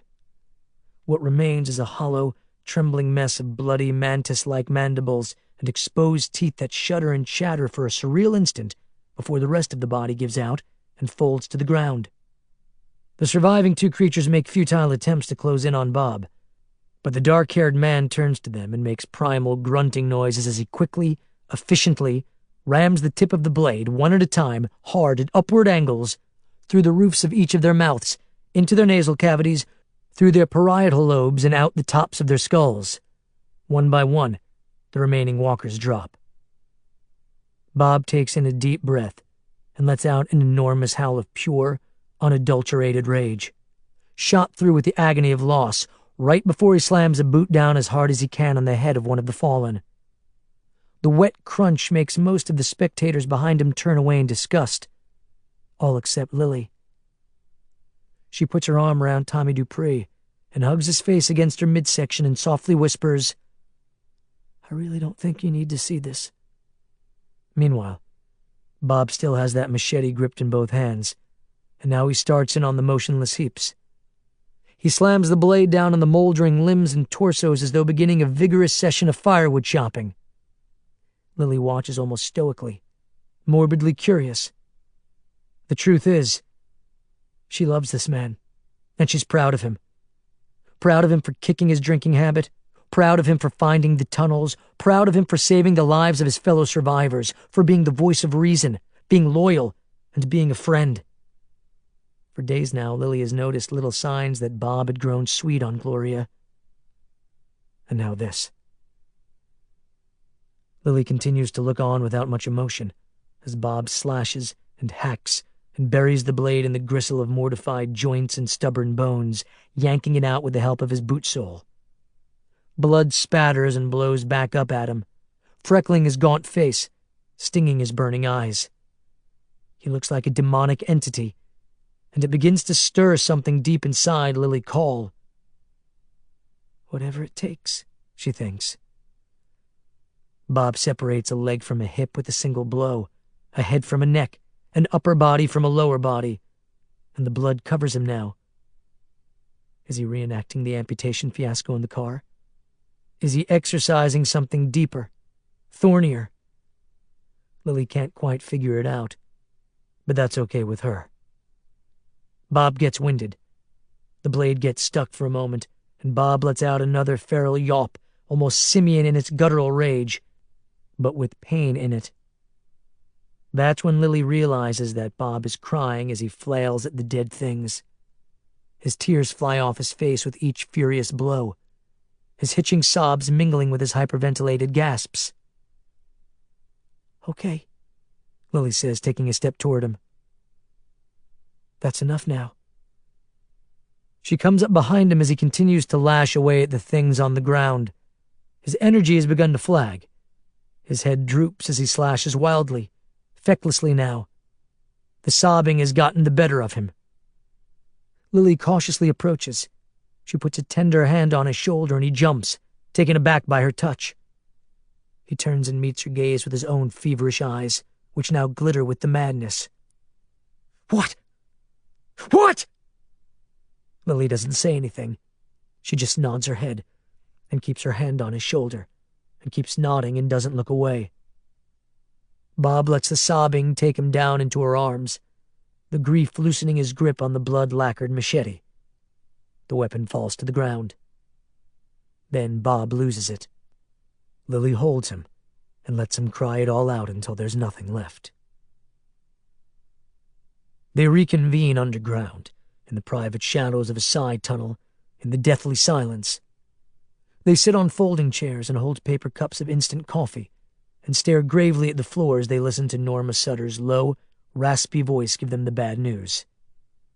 Some of them had hoped the preacher was dead, figuring he must have perished in the chaos of the hordes that descended upon Woodbury last month.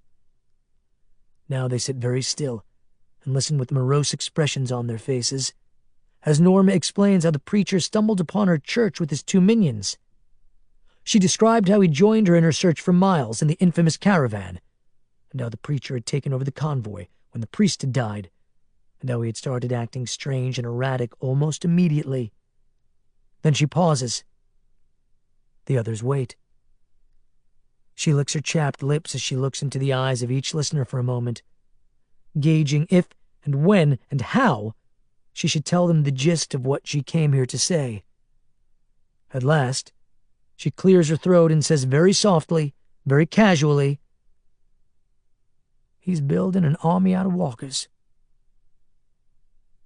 Lily asks her to repeat what she just said, and Norma does so, and Lily has to hear it a third time just to register its meaning and to take stock of it. Her memories of the governor's horror shows in the Speedway arena with their gladiatorial walkers and grisly death matches are still fresh enough to make nightly appearances in her dreams, and she remembers all too well the defensive swarm of biters positioned outside the fences of that horrible prison at which she had killed Philip Blake. She also remembers Jeremiah attempting to wreak havoc in Woodbury by knocking down the barricades and summoning the herd. Over the 2 years since the plague broke out, many others have certainly tried to use walkers in various ways, as shields, as weapons, or as threats of one kind or another. But nobody else has ever attempted it in such a delusional and grand manner as this. "I'm afraid you're going to have to explain just exactly what you're talking about," Lily says finally to the plump black woman sitting across from her. Dressed in a threadbare floral print dress that strains at the seams with her girth, her décolletage brimming with massive bosoms, Norma Sutters has that warm, open, earthy face that Lily has always associated with nurses, teachers, and den mothers. Against her better judgment, Lily finds herself trusting this woman and her young juvenile delinquent of a companion. Norma takes a sip of her tepid coffee and says, "Couple nights ago, I couldn't for the life of me sleep one wink, tossing and turning all night to beat the band. I guess the old brain was just overloading with worry. So I got up and took a little walk." In another part of the tunnels, a child's laughter rings out, making Lily and the others jump. Barbara Stern has agreed to keep the kids occupied with games and lunch while Norma and Miles tell their story to the rest of the adults. But every few moments, the children inadvertently make their presence known. Lily looks down at her hands and sees that they're shaking ever so slightly, and this touches off some deep well of anger within her. She has barely come to terms with Gloria Pine's death. They have to bury her sometime soon. And now this. "I was about to go back to bed," Norma's saying. "I've been walking for maybe a half an hour, circling the entire wagon train, when all of a sudden, I see a light flickering in the woods. Thought I was seeing things at first. I get a little closer and I hear noises coming from behind the trees and that flickering light. I hear the most god-awful sounds coming from that light. Human screams, walkers growling and such. I don't know what all." Norma shudders, and Lily feels a cold finger tracing down the back of her spine, eliciting a wave of gooseflesh along the back of her legs, as she recalls Jeremiah's used car dealer face and huge pompadour of hair. David Stern sits on one side of Lily, and Harold Staubach on the other, and she can sense each man's hackles going up. Tommy Dupree sits behind her, and she can hear the boy's steady breathing, and it sounds rapt, transfixed. Bob is off somewhere dealing with his grief over Gloria. Lily's worried about him. He's lost a lot in recent months. "Curiosity killed the cat," Norma goes on. "And I get close enough to finally see what's going on in them woods without giving myself away." She pauses again, and the others hang on her silence. "Now, remember, this crazy preacher's been gathering these walkers for God knows what reason, and he's been torturing them biker fellas for days, and I have no earthly idea what he's up to. But I just know deep down in my bones it's all connected. So I hide behind a tree, and I see the strangest thing." The momentary pause weighs down on Lily like a massive yoke.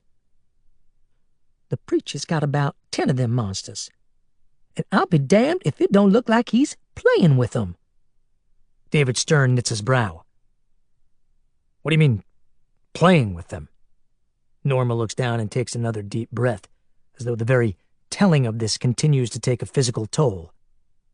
"Down in Florida, they used to have them dog races. Terrible things, those races. All that hard-earned money getting lost on liquor and shenanigans. Anyway, I don't know if y'all ever saw one of them things, but there's a little metal rabbit on a rail that pops up and then charges around the track so the dogs will chase her real good." "Sorry, ma'am," David breaks in. "All due respect, what the hell does this have to do with the price of peace? If you'll pardon my impertinence." She gives him a hard look. "I'm coming to that part if you just be patient with me. My mama always used to say that if words were nickels, I'd be a rich girl. Anyway, you gotta understand, all the pieces to this puzzle was right in front of me. The torturing of them bikers, the collecting of walkers as though they were bobblehead dolls." She breathes deeply and shakes her head. "One of the RVs we found along the way, it had toys in it. Must have been a rich family, and the children must have been spoiled and all because there was remote-controlled cars and planes and such, rechargeable batteries, cameras, electric guitars, and all kinds of gadgets you would never think you'd have any use for. But guess what?" She glances around the dimly lit tunnel at all the dour faces soaking in her story, and she takes a deep breath. Here it comes. "Here I am looking at this crazy-ass preacher leading this pack of walkers around like they were square dancers having a two-step. He's got this contraption rigged up, a battery-operated tape recorder, and a camera light flickering, and a little remote-control car. And it's playing a recording of men dying. I swear, I ain't never heard anything like it. The screams of men being tortured to death, and a light blinking like that." She makes a pulsing gesture with her plump little hand. She shakes her head. But before she can continue, Lily Call says what she's thinking in a soft whisper, almost under her breath. "Pavlov." All heads turn toward Lily. She feels their hot, nervous gazes on her skin. She says, Pavlov. Hasn't Pavlov's dog. He's training them. David Stern looks down and barely utters the words. Can't be done. Well, now, see, that's kind of open for debate, Norma counters. Because I saw them walkers following that thing around like sheep following a sheepdog. That preacher's got a remote control, one of them little toggle switches, and he's leading them monsters around like the damn Wizard of Oz. And that ain't all. She swallows air for a moment. A couple of days later, he's got half the men in the place with him, off on some mission that he wouldn't tell the rest of us about. I was real curious by that point, so I got Miles to drive me out to the Barrens, this flat meadow not far from our camp, where the preacher's got an old tow truck. Miles Littleton, still an unknown quantity to Lily, mumbles something from his seat behind the plump woman. Lily can't quite make out what he's saying. He speaks softly, his face downturned, his voice garbled with nerves and self-consciousness. Go ahead, Miles, Norma Sutters urges. You tell him what he was doing.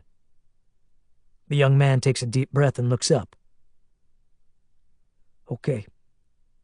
So we've been using this tow truck for hauling shit, right? Pulling wreckage off the roads and shit.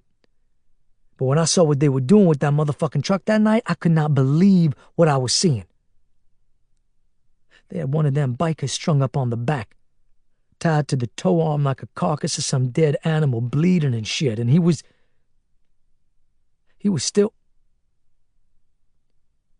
making... The young man falters for a moment, at a loss for words, vexed by the very act of describing what he'd seen. Norma twists around, pats the man's knee, and says, Take your time, brother. It's okay. Miles breathes as he remembers the terrible thing. This dude was still alive. Barely. He was screaming like a stuck pig, and they had one of them photo strobes blinking. And they were driving pretty slowly. And then I realized that the swarm was following them. The monsters were following that horrible noise of that dude dying, and then I realized what that preacher was doing. Lily stares at him. What the hell was he doing? He was teaching them things. Lily gapes. I get that part. I get it. But why? What's the end game? What the fuck is he teaching these walkers to do? For a long while, Miles and Norma just look at each other. In fact, they take so long to get up the nerve to answer that the pause begins to make Lily and the others in the tunnel that day feel very uncomfortable. Chapter 14. The preacher stands alone and unarmed in the purple glow of twilight on the soft, spongy ground of a secluded meadow. The air has grown still at day's end, the chill of night rolling in, the motes of cottonwood tufts drifting lazily through the dying rays of the setting sun. The drone of cicadas and crickets provides a white noise in his head, lulling him into a state of transcendent semi-consciousness, a state of meditative reminiscence. Click, flash. Jeremiah blinks, momentarily blinded by the ghostly corona of light lingering for a moment on his line of vision. He blinks again until his eyes adjust. Now he can plainly see that the walkers have surrounded him, some of them close enough to reach out and touch. The black odors and the low snoring of mortified vocal cords weigh down upon him with tremendous force, and yet, not a single one of the 100 or so reanimated corpses makes a move. It's as though they're idling, stationary, their mind screens frozen, their calcified, desiccated brains processing some external stimuli for which they have no bandwidth. And this causes Jeremiah to feel ennobled, buoyant, all-powerful, standing there, engulfed in the horde like this, surrounded by myriad silhouettes of the dead, the shimmer of 100 pairs of eyes mesmerized now by something in the sky. Click, flash! Amidst the throng, the preacher recognizes a former mail carrier to his immediate left. The thing that was once a man, now leaning to one side with its uniform torn and gouged, and spilling entrails into the mail sack that still hangs habitually from its emaciated shoulder. It has been carrying its own entrails around like this for months, as if searching for an addressee. Many of the others have now aged and weathered and decomposed to the point of being unrecognizable as anything other than sacks of putrefied flesh that still manage to nominally walk.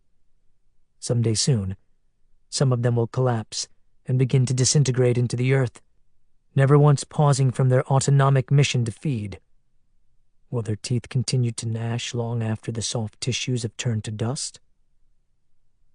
Click, flash! Click, flash! Click, flash! Jeremiah holds his ground, standing rock steady, and he doesn't worry, doesn't panic. He hears his father's voice, the deep whiskey rasp that held him in such horrible awe in the darkness of his bedroom most nights.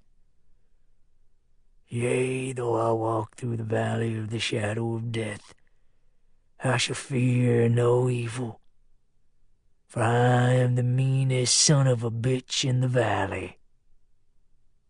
Jeremiah remembers the time his father had sent away for the beehives, one of the old man's crackpot ideas for augmenting his military retirement pay and pension benefits, turning the backyard of their Jacksonville ranch home into a honeybee colony. Jeremiah had been in the throes of adolescence that summer, and had been acting out, rebelling, drinking and smoking, and hanging out with the loose girls from that heathen institution known as Florida State University. The old man had gotten drunk one night and dragged his only son out to the hives. And what he did to the boy on that hot August night still scars not only the flesh of the preacher's right arm, but the marrow of his soul. The echo of the old man's boozy baritone still reverberates in Jeremiah's dreams. Boy, it's high time you learn to inoculate yourself against the temptations of worldly women, the venom of the queen bee. Jeremiah remembers starting to scream like a stuck pig as his father gripped his arm and then thrust it down into the guts of the largest hive. It had felt as though a million needles were penetrating Jeremiah's flesh that night, setting his arm on fire, spreading waves of horrible, hot electric agony up his tendons and nerves. He remembers passing out from the pain a minute later, the fading sound of the old man's voice. Is the only way, boy. The scourging of the flesh. The only way to become immune. The only way to withstand the poison of them fast women. Click, flash! Click, flash! Click, flash! Click, flash! The intermittent pop of silver light shakes Jeremiah out of his terrible reverie, drawing his attention over his shoulder. He can see the small crane that rises off the back of the rusty, battered tow truck 30 yards away. He can see the photo strobe that he'd found in that Chicago family's RV, now duct-taped to the apex of that block and tackle, a beacon flashing, implanting the horde with silent, behavioral triggers, the invisible strings of the puppeteer. The air trembles with the grating, grinding music of human suffering, the screams of the dying, now pouring out of ceramic loudspeakers. It soothes Jeremiah in the strangest of ways. He can feel the mob around him like schools of fish flocking around a living coral reef, ignoring him, brushing past him, spellbound by the noise and the light. The preacher feels almost safe within this putrid sea of cadavers. He is finally inside the hive, and he is immune, and he is all-powerful, a messenger from God, the last evangelist on the dying earth. He remembers the early autumn chill that had swept through Jacksonville that summer, turning the honeybees into sluggish, intoxicated revenants of what they once were. He remembers waking up right after a scourging on the hard ground next to the hive and feeling nothing. A cold, numb, empty sensation spreading through him. He remembers seeing the flesh of his blood-pocked arm where all the stingers had embedded themselves in the skin like the barbs of long-stemmed roses. By that point, it had felt like his arm was asleep, prickling faintly, and yet he harbored no hatred for his father, who still stood over him like a redneck golem, like an angry Old Testament god. The old man had been smiling. Surely, he was thinking of the life cycle of the honeybees. When the honeybee stings a person, it can't pull its thorny stinger back out. It leaves behind not only the stinger, but also a large part of its abdomen and digestive tract, plus a bundle of muscles and nerves and tissue. This enormous abdominal rupture kills the honeybee, but not before it flutters off into the ether, an engine dieseling long after it's been shut off. My bees, Jeremiah Garlitz thinks, rather grandly surveying the outer boundaries of the horde that surrounds him. He breathes in the cloud of rubbery, rancid meat odors, the stench of flesh deteriorated long past its crumbling point. He raises his sinewy arms to the heavens and rejoices. My bees, my faithful bees.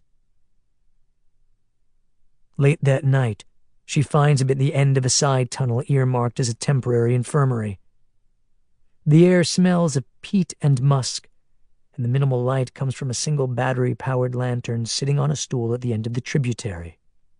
At one time a channel for an underground spring, its walls of petrified roots long since worn smooth, its floor of hard-packed earth covered with tarp, the side tunnel now houses the meager sick bay. Makeshift gurneys of wooden planks on carpenter's sawhorses sit along each wall. A metal shelving unit with boxes of gauze, tubes of ointments, cotton tape, and bottles of homemade grain alcohol stands in the corner. Bob Stuckey sits on the floor next to the metal shelves, cross-legged, his head slumped, his back turned to the visitor who approaches cautiously. He hums softly, an old country tune that he's absently mangling. A body draped in a moth-eaten blanket lies on the sawhorse next to him, a pale hand dangling down. Bob clasps the tiny hand in his own, holding it as though comforting a small child, rather than a full-grown woman who'd once wore the visor that now sits cradled in Bob's lap. Bob? Lily's voice rises barely above a whisper. She can tell what's going on, and the sight of it presses in on her heart like a vice. Bob, I'm sorry, but we have to talk. He doesn't say anything. He just keeps humming a song that Lily suddenly recognizes. Early on, Bob used to always play a George Jones cassette on his big old Dodge Ram pickup, and his favorite tune, one that he had practically worn out, had been He Stopped Loving Her Today. Now he hums the soggy tearjerker with off-key indifference. Bob, we have a situation, and I need to... Lily sees something that stops her in her tracks. Cold panic slithers down her midsection like an icy snake. In setting up the little medical bay, Bob and Lily had procured several different kinds of antiseptics. One type, rubbing alcohol, they had found in profusion, in fact, cases and cases of it, in the rear of the derelict drugstore. Another type Bob had retrieved from the burned, charred husk of the Dewdrop Inn, the Woodbury watering hole that he had frequented during his drinking days. He had remembered seeing bottles of Everclear and grain alcohol behind the bar that had been untouched by fire. There's always a situation, Lily. Haven't you noticed?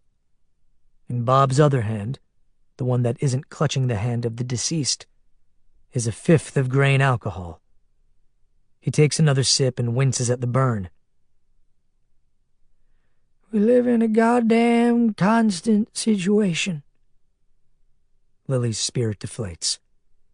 Almost audibly, her hope and faith in Bob and in Bob's future and in the future of all of them drain out of her in a long, agonizing sigh.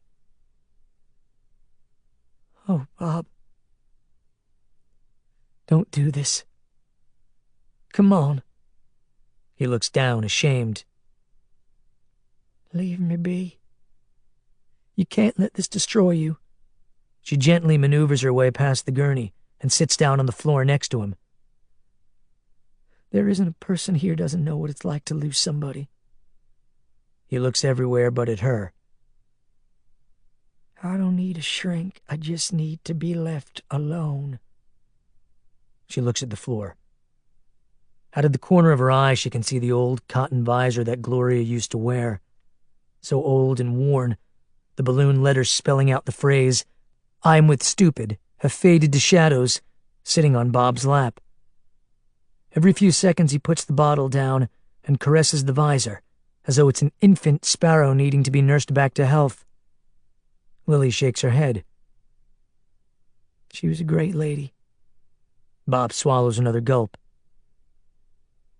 That's for sure, Lily girl. He slurs her name as though it contains an extra L, then adds,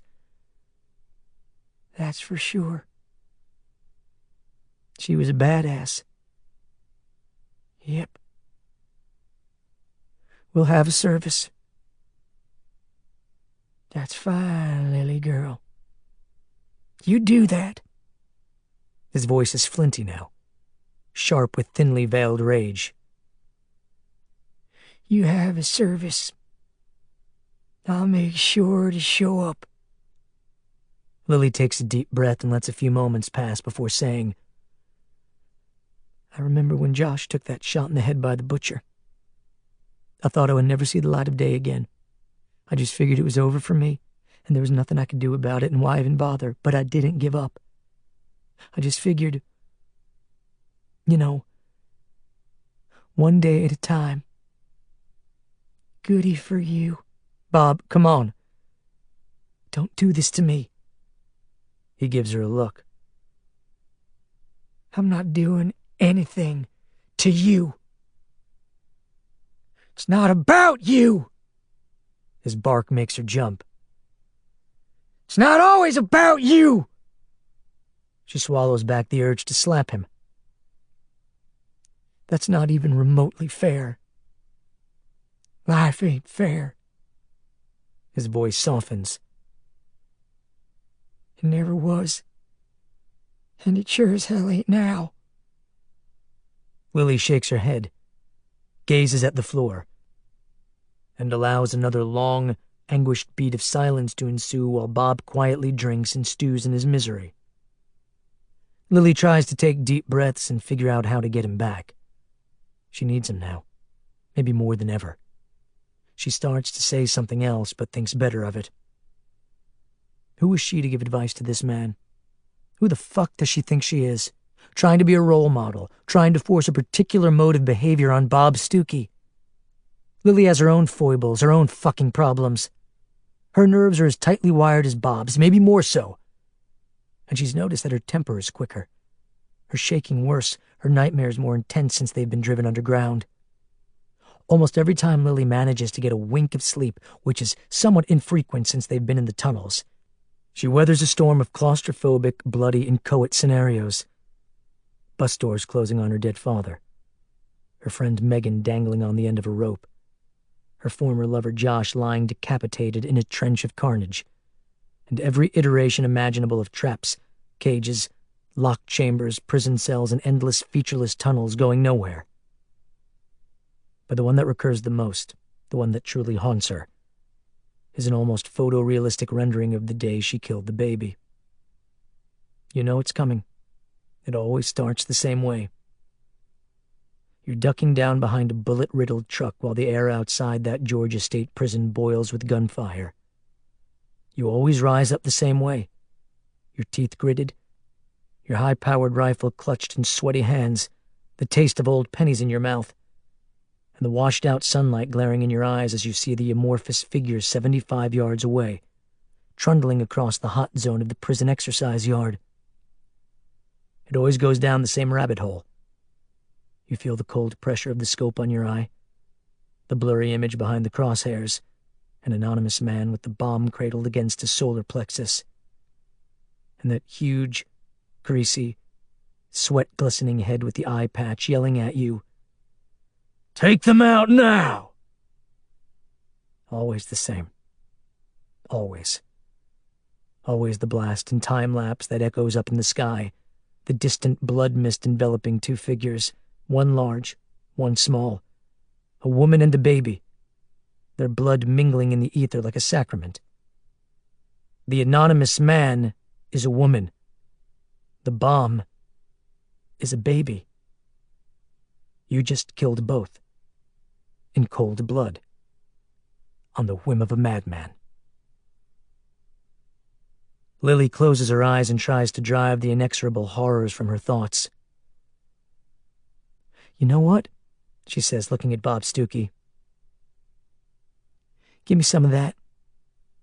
He looks up at her, his eyes unfocused, bleary, vexed by this turn of events. "What?" "This? Hand it over." She grabs the bottle away from him. She takes a sip, and the liquid scrapes down her throat like barbed wire, then ignites a fireball in her gut. She flinches and gulps down the rest. The fourth or fifth swallow turns her tonsils and uvula and soft palate numb. Bob studies her, watches her shudder at the burning liquid agony. "That's one way to get me to quit," he says with zero humor in his voice. "Crack another one," she says. "Yes, ma'am." He turns and pulls another glass bottle from the middle shelf. He twists off the top and takes a healthy pull. Then he hands it over. She drinks, wipes her mouth, and looks him in the eye. "We don't have the luxury to grieve anymore. Are you listening to me? Do you understand what I'm saying? That was for the old times." He nods.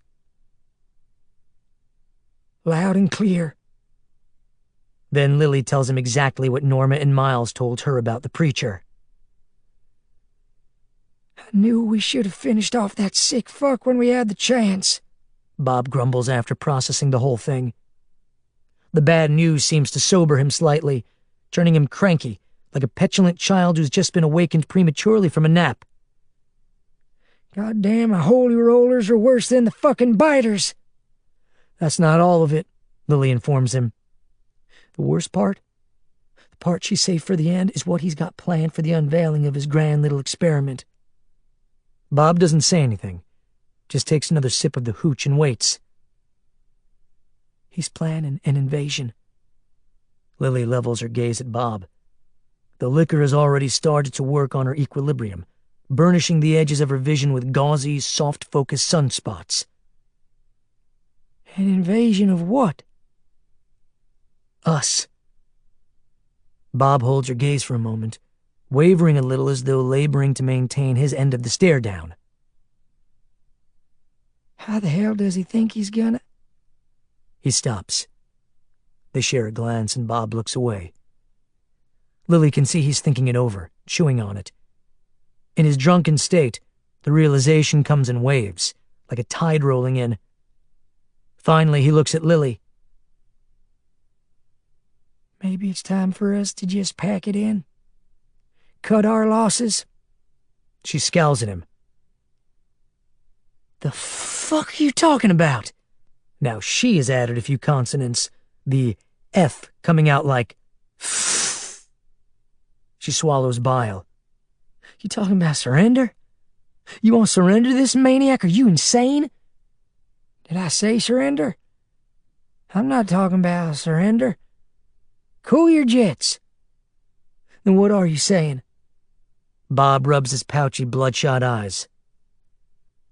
"I'm talking about cutting our losses and hightailing it out of here." Lily is silent for a moment. Bob studies her. "I know what you're going to say. I know what you're thinking." "What am I thinking?" "You never abandon your beloved Woodbury to some cracker redneck preacher with a chip on his shoulder.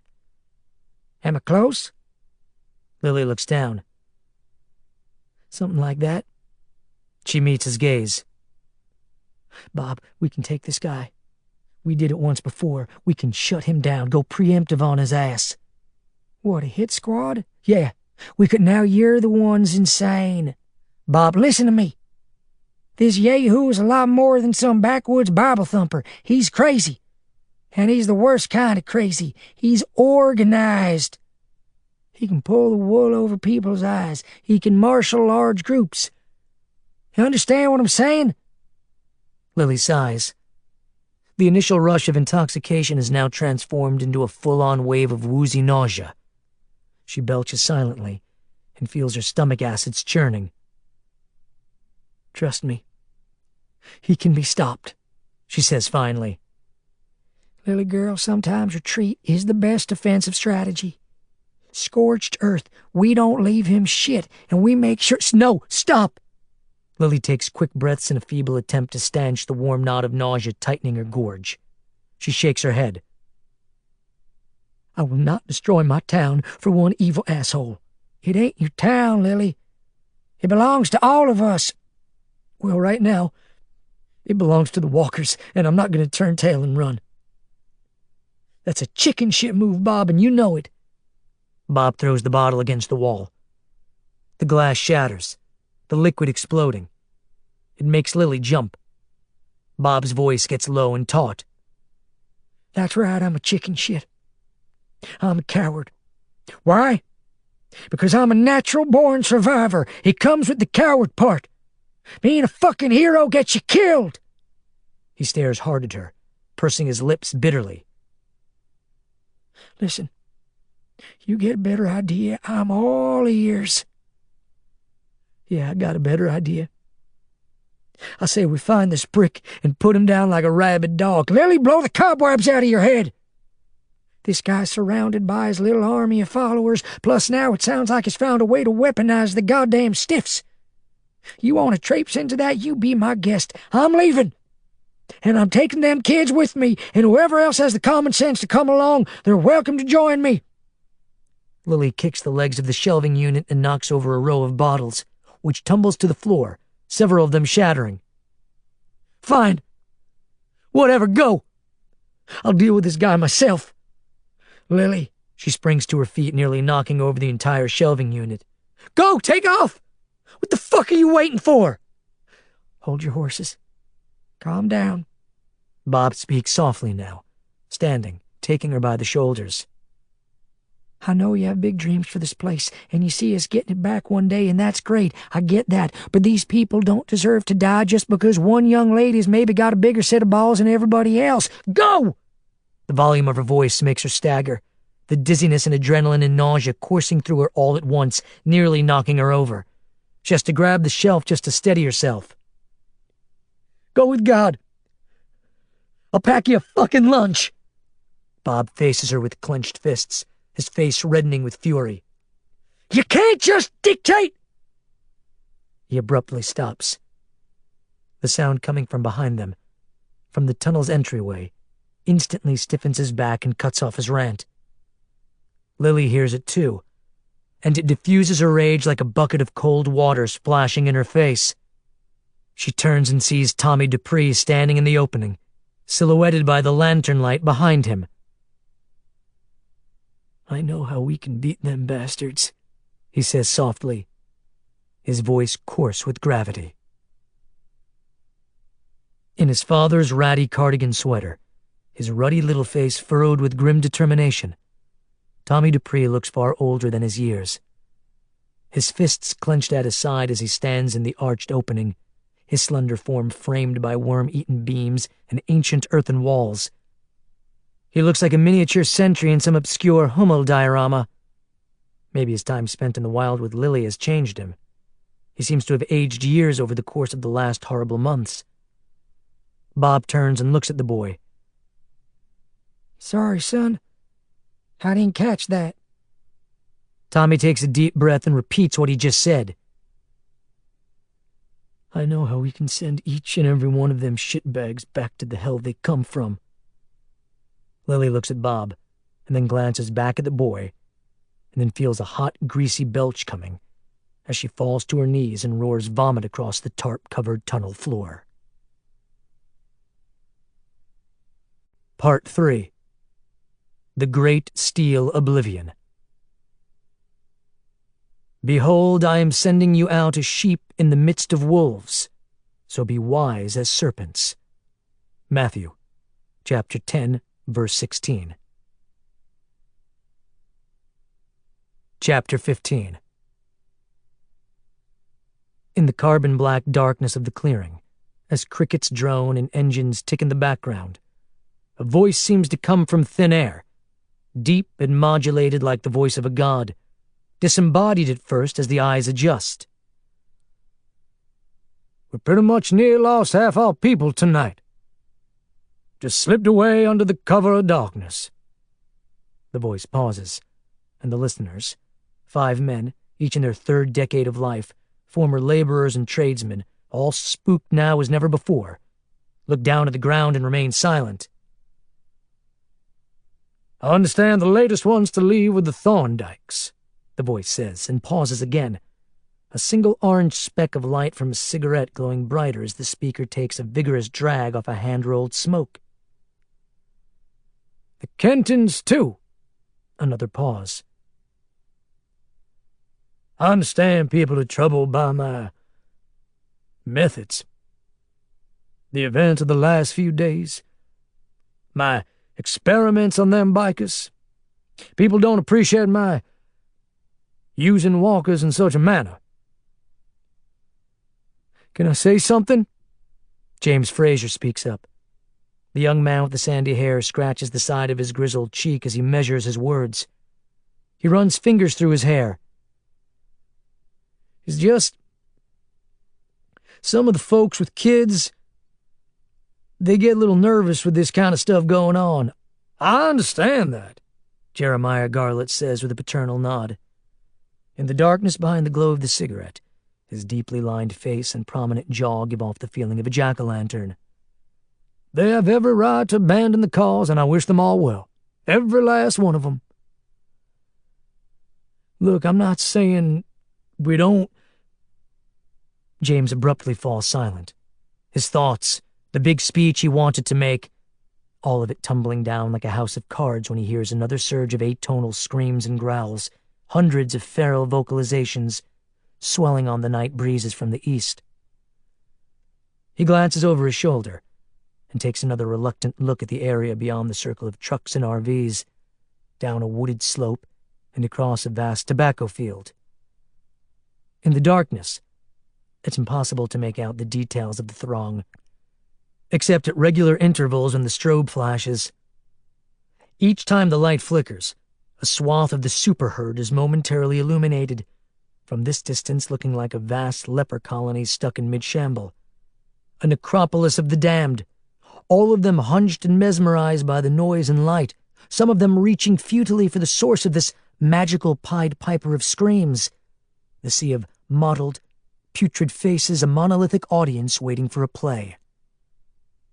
After only a couple of flashes, James Fraser has to look away, back at his spiritual guide. They don't understand what we're up against, the preacher says, as he tosses the butt and pushes himself off his perch on the stump. They don't understand the savagery of these tunnel dwellers. The preacher ambles over to the edge of the clearing and gazes out at the meadow of the dead, the arrhythmic pulsing and flickering stamping their after-images on the darkness. His coat-tails flap in the wind. His big hair tosses. His voice comes out deep and cold. These people took us in. Me and my congregation, what was left of us, offered us refuge at first. But they had no intention of giving us solace and succor. He turns and gazes at James and the 4 other men. Chester Gleason looks up from the ground, his eyes gleaming with nervous tension. What'd they do? They began to kill us. One by one, the preacher utters in a low tone, the lies flowing off his tongue. The idea was to feed us to the swarm outside the walls of their town. Use our bodies as fodder, as bait, as a way to keep the herd at bay. They were going to slaughter all of us. He looks at each man now, and the way he fixes each of them in a smoldering gaze makes James Fraser look away at the dark horizon. They did it before, and they'll do it again. Do it to some poor, unassuming family that hobbles into their web." The preacher pauses and lets out a sigh. He kicks the dirt.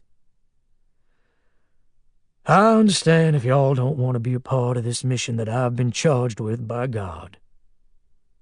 "We didn't say that," Chester murmurs mildly as he stares at the ground. The preacher takes a step closer to the men.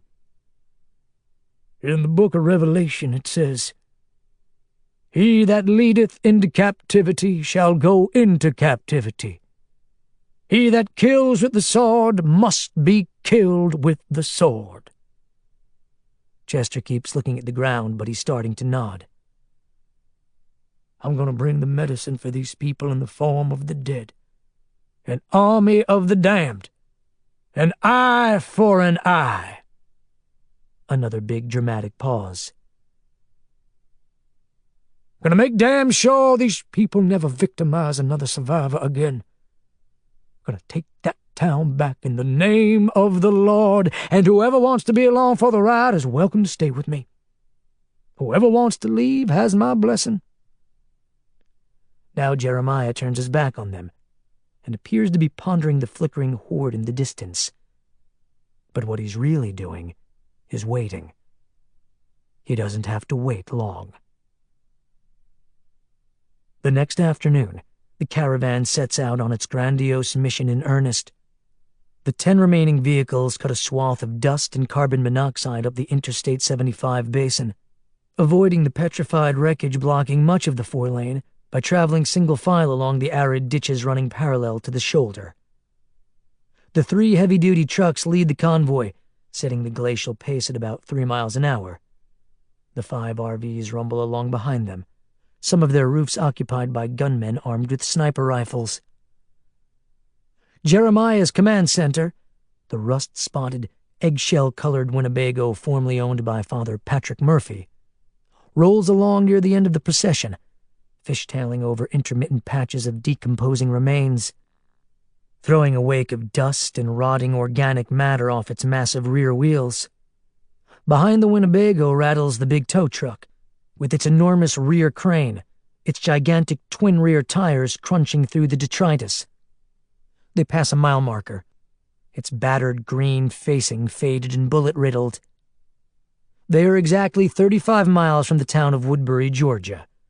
At this pace, their estimated time of arrival would be dawn the next day. Very few of the drivers or passengers in the caravan keep close watch on the sea of shadows behind the tow truck.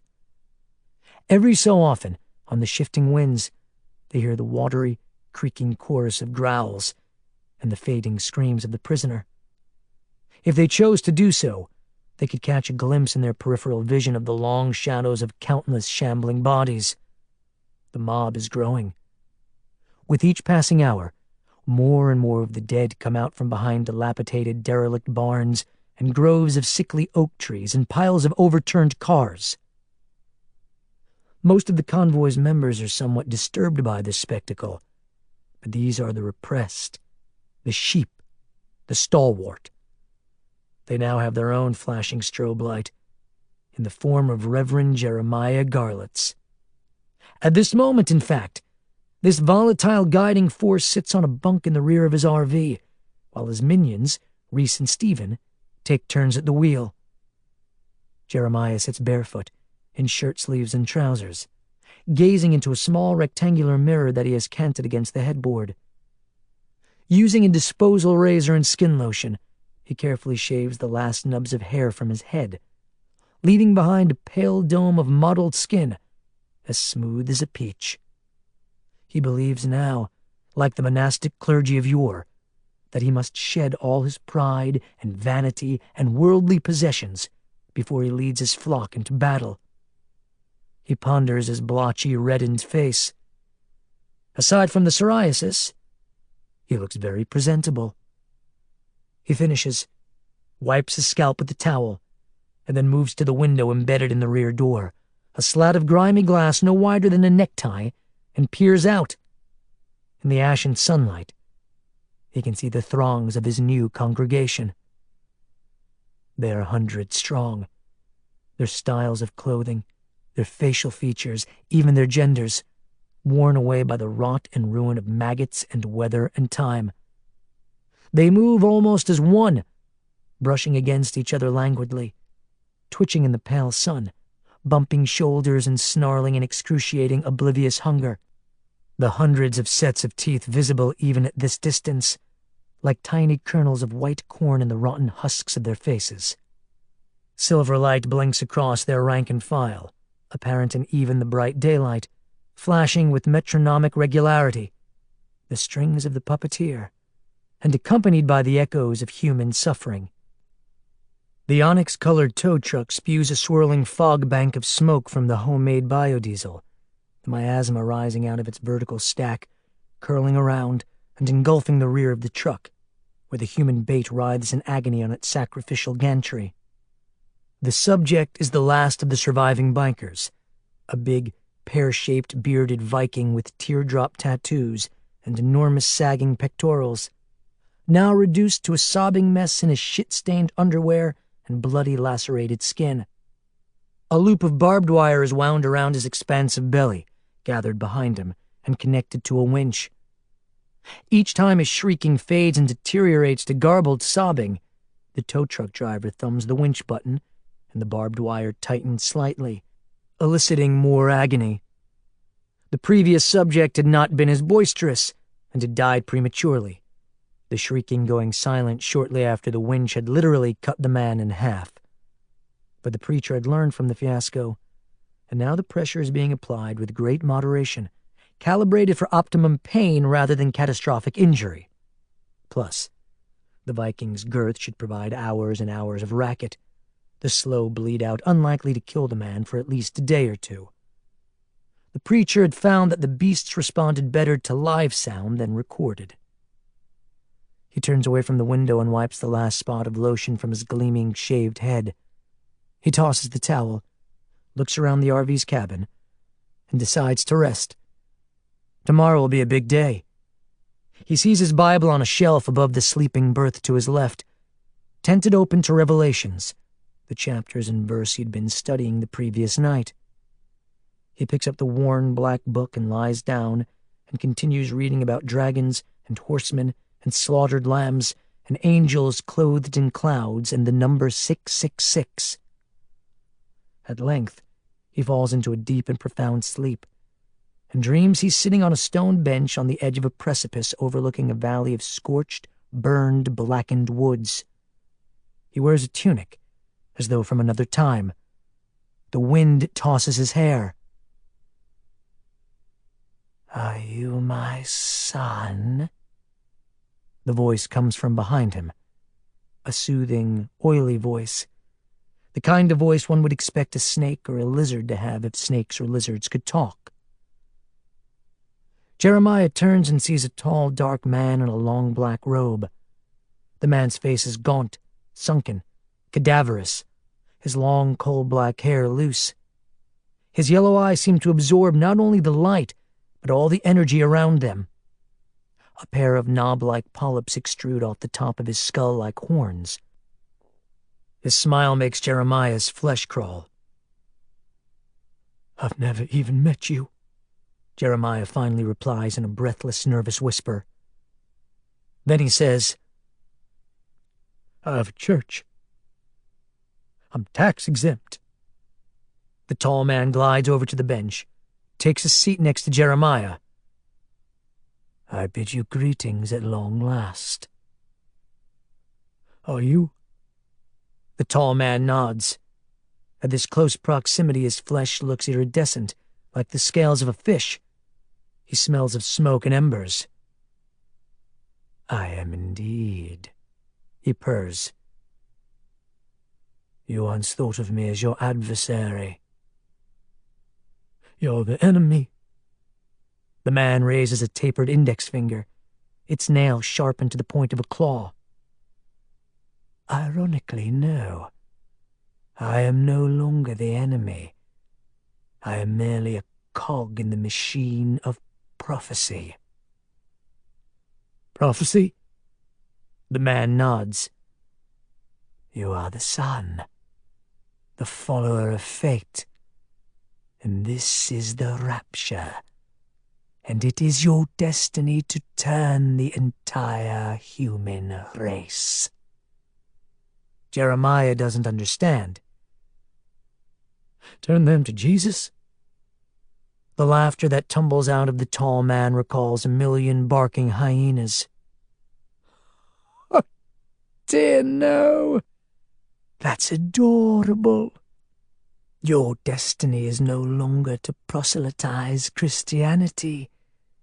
That ship has sailed. More oily laughter. On the contrary, your destiny is to turn every human being into the walking dead. Each and every last soul. This is my destiny, Jeremiah repeats, as though learning a lesson in school. The tall man puts his arm around Jeremiah, the touch of the man's hand like a cold compress. It is written, you shall be the last of the human race, the last true human on earth. You shall rule the hordes as a king. You shall become a god in human form. In the dream, Jeremiah jerks back with a start when he realizes the tall man has his father's bulbous, ulcerated nose, his father's droopy, bloodshot eyes, his father's crow's feet and cleft chin and 5 o'clock shadow, and Jeremiah opens his mouth to say something, but nothing comes out. His father smiles. Barbara Stern hurriedly gathers the 6 children at the end of the main tunnel near the west exit. She catches her breath, adjusts the straps of her pack, then pulls her unruly gray curls back into a ponytail and quickly snaps a rubber band around the hank of hair. Clad in her anachronistic floral print muumuu with the gun belt around her midsection, Barbara surveys her young charges. All right, here's the deal. She speaks to the kids in her patented tone, a mixture of 2 parts den mother and 1 part drill instructor, and she fiddles with her gun belt as she talks, securing the cumbersome pistol with its long suppressor into the holster. We're going to go up top on a little adventure. Like a field trip? Tiff Slocum asks with wide-eyed wonder. One of 2 identical twins, the cherubic little 8-year-old girl wears the same soiled jumper as her sister, Mercy Slocum. The 2 girls have been compulsively wearing the thing since the group went underground. Weeks ago, Barbara had discovered a forgotten box of hand-me-downs in the courthouse basement earmarked for Goodwill, and had brought different outfits into the tunnel. But the twins insisted on dressing in the same threadbare jumpers every day of their lives from that point on, forever and ever, amen. They claimed the blue gingham jumpers are good luck, and had informed Barbara of this just this morning. Exactly like a field trip, Barbara replies, cupping her hand around Tiff's little cheek and giving the girl an encouraging smile. What are we studying? Little Lucas Dupree asks, his blonde bangs badly in need of a trim, dangling down across his big doe eyes. He clutches at his sister's dress, as he's been doing all day. In fact, Lucas and Bethany Dupree have been clinging to each other, practically without a break, from the moment they were brought into the tunnels. Still shell-shocked from the loss of both of their parents, they are indispensable to each other, and that's fine with Barbara. She needs all the comfort and succor for these children she can get, and she'll get it wherever she can find it. We're studying how to survive an attack, Barbara says, choosing not to mince words. Now, I want everybody to follow me in a single file. Do you all remember what that means? Single file? In the back, Jenny Coogan shoots her little hand up as though sitting in the 4th grade at Marietta Park Elementary. The little girl wears thick eyeglasses, one of the lenses cracked. It means, like, walking in like a single line? Everybody knows what single file means. Tyler Coogan snaps at his sister, making an exaggerated dramatic gesture of complete exasperation with his siblings' colossal ignorance. The 10-year-old wears Oshkosh jeans and a Braves baseball cap, and looks like the Campbell Soup Kid. He shakes a lot, which breaks Barbara's heart. It's one thing to see an adult trembling like this, whether it's illness, terror, the cold, or withdrawal, but it's quite another to see a child this age with a chronic case of the shakes. Somehow, it puts something that Barbara can't quite come to terms with in perfect perspective. Whatever that perspective might imply. She's not sure, but she knows it's not good. Okay, enough with the squabbling. Barbara claps her hands and then points at her eyes. Look at me. Everybody, look at me. I'm going to climb up and make sure the coast is clear, and then I want you all to follow me quickly, quietly, in an orderly fashion, and try not to talk unless it's absolutely necessary. Okay? Everybody clear on that? We good? Most of the children give her earnest nods or shrugs, except Tyler, who has his hands on his little hips, his petulant expression suddenly puzzled. There's no coast in the middle of Georgia. What coast are you talking about? Barbara gives the boy a look. I'm lost. What are you referring to? You said, oh, right. Very astute. That's correct. There's no coast up there. She pats the boy on the shoulder. But there's walkers, so I want you to follow me quickly and quietly, okay? Sure. Whatever. The boy shrugs, trying to keep himself from shaking by thrusting his hands in his pockets. You already said that. Okay, so right now I'm going to climb up there, and I want you to all make a line and keep your eyes on me and wait for the signal. She looks around at all the little faces. The fear is so thick it seems to hang in the air like a pall. Barbara manages a smile. Here goes. She turns and maneuvers her feet into the steps embedded in the petrified hardpack of the wall. She climbs. The manhole cover is locked in place by vice clamps that Bob procured from the ruins of Woodbury paint and wallpaper.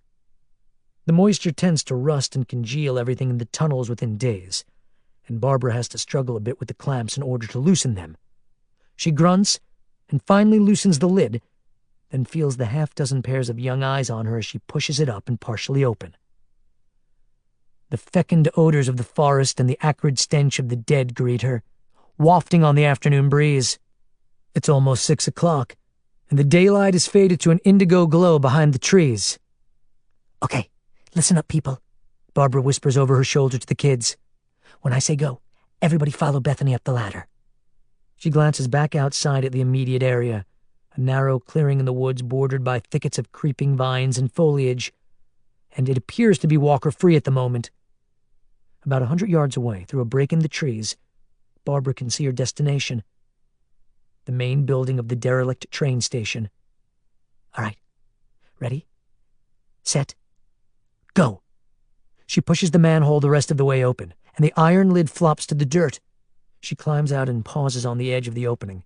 She pulls the .45 tactical pistol with its 4-inch suppressor, originally taken off the remains of one of the governor's men, out of its holster, thumbs the safety off, and sets it to single action.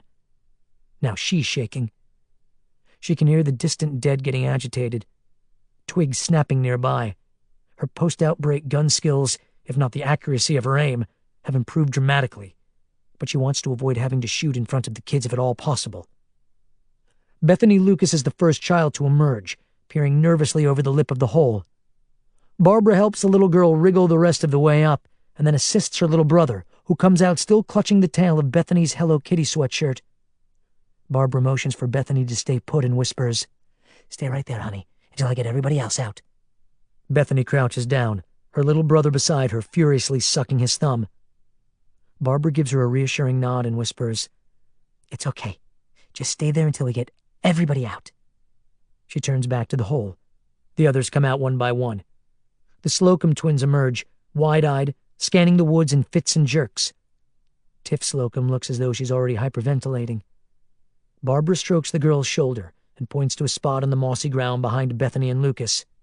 "Girls, just stay right over there for a second." Jenny Coogan comes out next.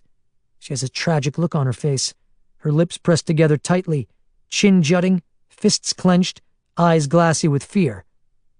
Barbara can tell the poor little thing is fighting a losing battle with her fears, but God bless her, she's trying. That's all Barbara can ask of anyone. Just try to be fucking brave and get the fucking job of survival done. Okay, everybody, look at me now and remember what I told you earlier. Barbara addresses the gaggle of children in a low whisper after the last of them, Tyler Coogan, has emerged and shoved the manhole cover back across the top of the aperture, then quickly brushes dirt across the lid to camouflage it as best he can. Barbara whispers, "We're going to hurry, but not too fast, across that train track to the building on the other side." A shadow looms behind little Tyler, something slithering out of the foliage. Things start happening quickly. Barbara can't get off a shot quick enough to neutralize the sudden attack, and the biter lunges at Tyler. It's a gangly, middle-aged male in farmer's overalls with a sunken skull, milky white eyes, and flesh weathered to the consistency of parchment. It snaps its jaws at the empty space that Tyler's foot occupied a moment ago before being yanked out of harm's way. One of the girls lets out a piercing little wail, as shrill as a tea kettle whistling, and the switch goes off inside Barbara. That's it. Cover blown. Now it's a race. There are more screams as Tyler kicks at the monster. Barbara fires at the thing, the blast of her Charter Arms 44 Bulldog making a thin, muffled pop like a wet firecracker, and the tree behind the creature erupts. Come on, Annie Oakley, she thinks frantically. Tyler scoots away as fast as his little butt and legs can carry him. The walker claws at the boy, snagging a piece of his Oshkosh jeans. Barbara fires again. The blast chews a chunk out of the thing's shoulder, barely phasing it, hardly slowing it down. But her third shot hits the bullseye, creating a trough through the crown of the thing's skull and punching through half its rotting frontal lobe. Pink, soupy fluid gushes out the back of its head as it deflates and collapses. Tyler scurries into Barbara's arms. She catches him and hugs him to her breast and lets him silently sob for a moment, but only a moment. The shift in the tide of shadows behind the trees all around them can be felt more than seen, can barely be heard under the rustle of the wind through the pine boughs. That was a badass move on your part, Barbara soothes the little boy in her arms. But now the thing is, we have to move even faster. He looks up at her through tears. What are we waiting for? In Olympic track and field, a gold medalist can traverse 100 yards in a little under 10 seconds.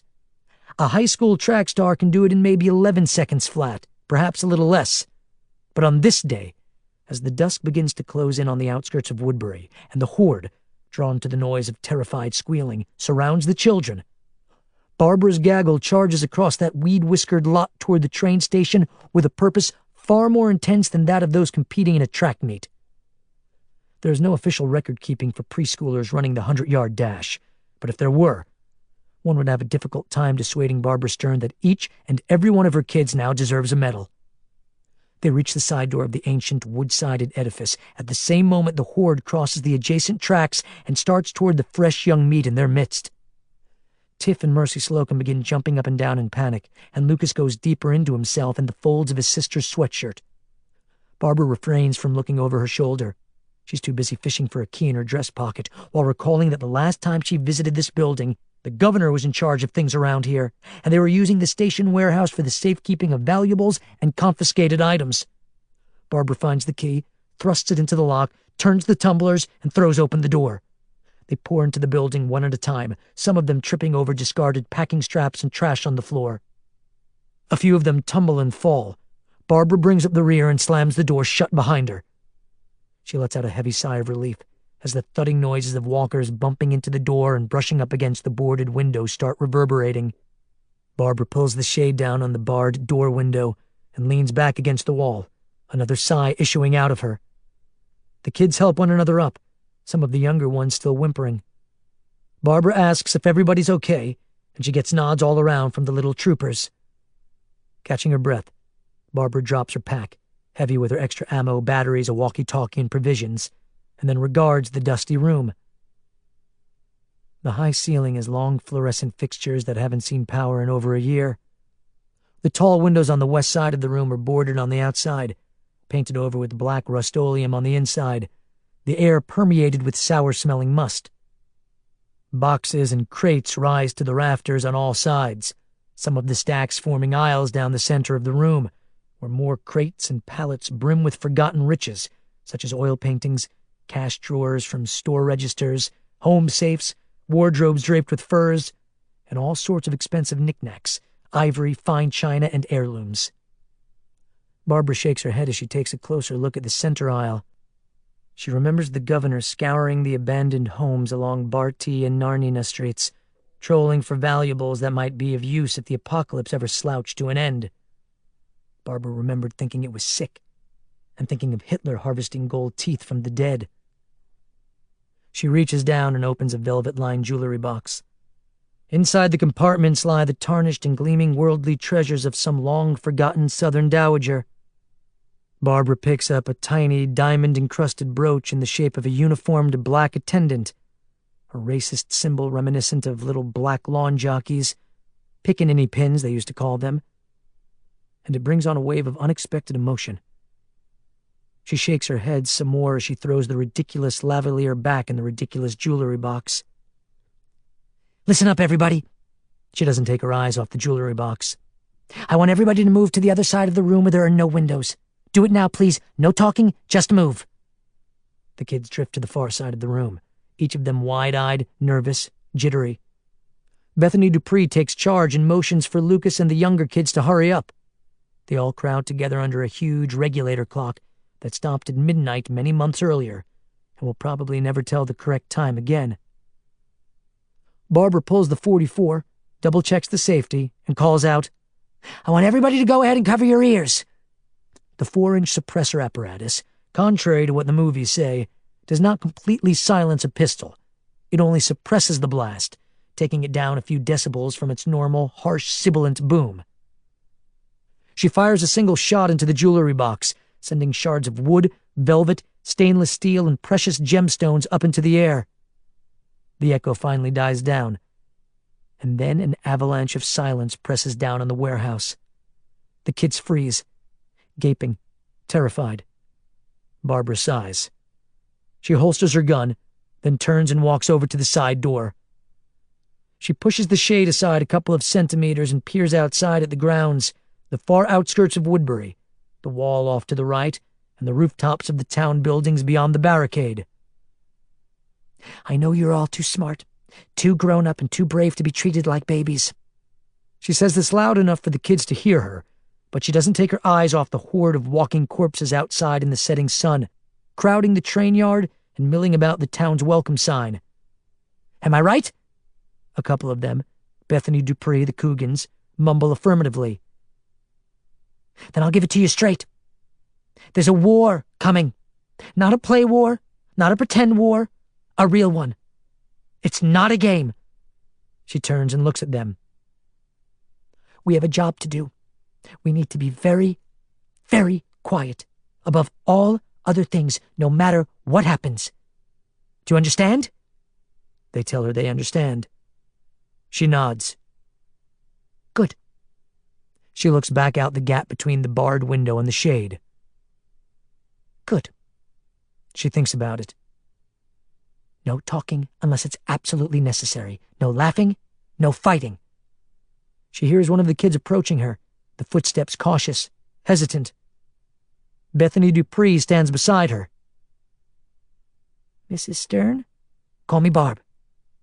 Okay. Barb? Can I ask you a question? Barbara looks at the child, looks into those soft, guileless blue eyes. Of course, honey. Who are we fighting? The walkers? Barbara nods. Yeah, sort of. The girl licks her lips. We're going to have a war with the walkers? Yes. The girl thinks for a moment. But haven't we already been doing that? Barbara ponders the question, then looks back out at the multitude of ragged figures shambling aimlessly about the outskirts in the dusky light. When she speaks again, it is in a lower register, her voice shot through with grave foreboding. Not like this, sweetie. Not like this. Chapter 16. Fuck! Miles Littleton kicks the brake pedal and skids the Challenger across a weathered macadam in the middle of the Thomaston woods. He comes to a screeching halt on a hairpin that sits at the top of Mullins Hill. His headlights throw two beams of silver through the foggy, dense wall of birches in front of him. His heart races. His mouth is dry. He stares as he registers what he's seeing. He slams the shift lever into park, leaves the engine running, and gets out. He pads across the shoulder, down a gravel slope, and through about 15 feet of oily dark forest, batting away the gnats and vines and slender pine boughs that claw him in the face. He comes to a gap in the undergrowth and peers out through the opening. In the distance, down in a vast patchwork of fallow brown tobacco fields in the pale moonlight, he sees the shadow of the slow-moving motorcade. From this distance, illuminated by the pinpricks of light from torches and headlamps. The convoy vehicles look as tiny as figures in an ant farm, and harmless, almost festive, as they churn westward, traveling in a narrow single-file formation in the center median of Highway 74, like a radiant yellow string of fireflies. It takes a moment for the shapes behind the last of the vehicles to register in Miles's brain. At first, it just looks like the wind is blowing up gouts of black earth into the atmosphere behind the caravan, or that perhaps he's looking at a vast bank of fog rolling in, or that maybe it's just his eyes playing tricks. He curses himself for not bringing the binoculars. What the fuck was he thinking? Things are moving very fast and shit is slipping through the cracks, but there's nothing he can do about it now. He squints, swallows hard. Is that? No. Can't be. No fucking way. But the more he stares at that enormous carpet of moving shadows behind the convoy's rear end, the more he comes to terms with it. Holy fucking shit, he murmurs, and turns away from the scene.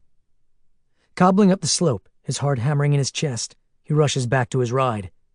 He throws open the driver's door and rifles through the contents of the passenger seat, grabbing the Radio Shack walkie-talkie. He presses the send button.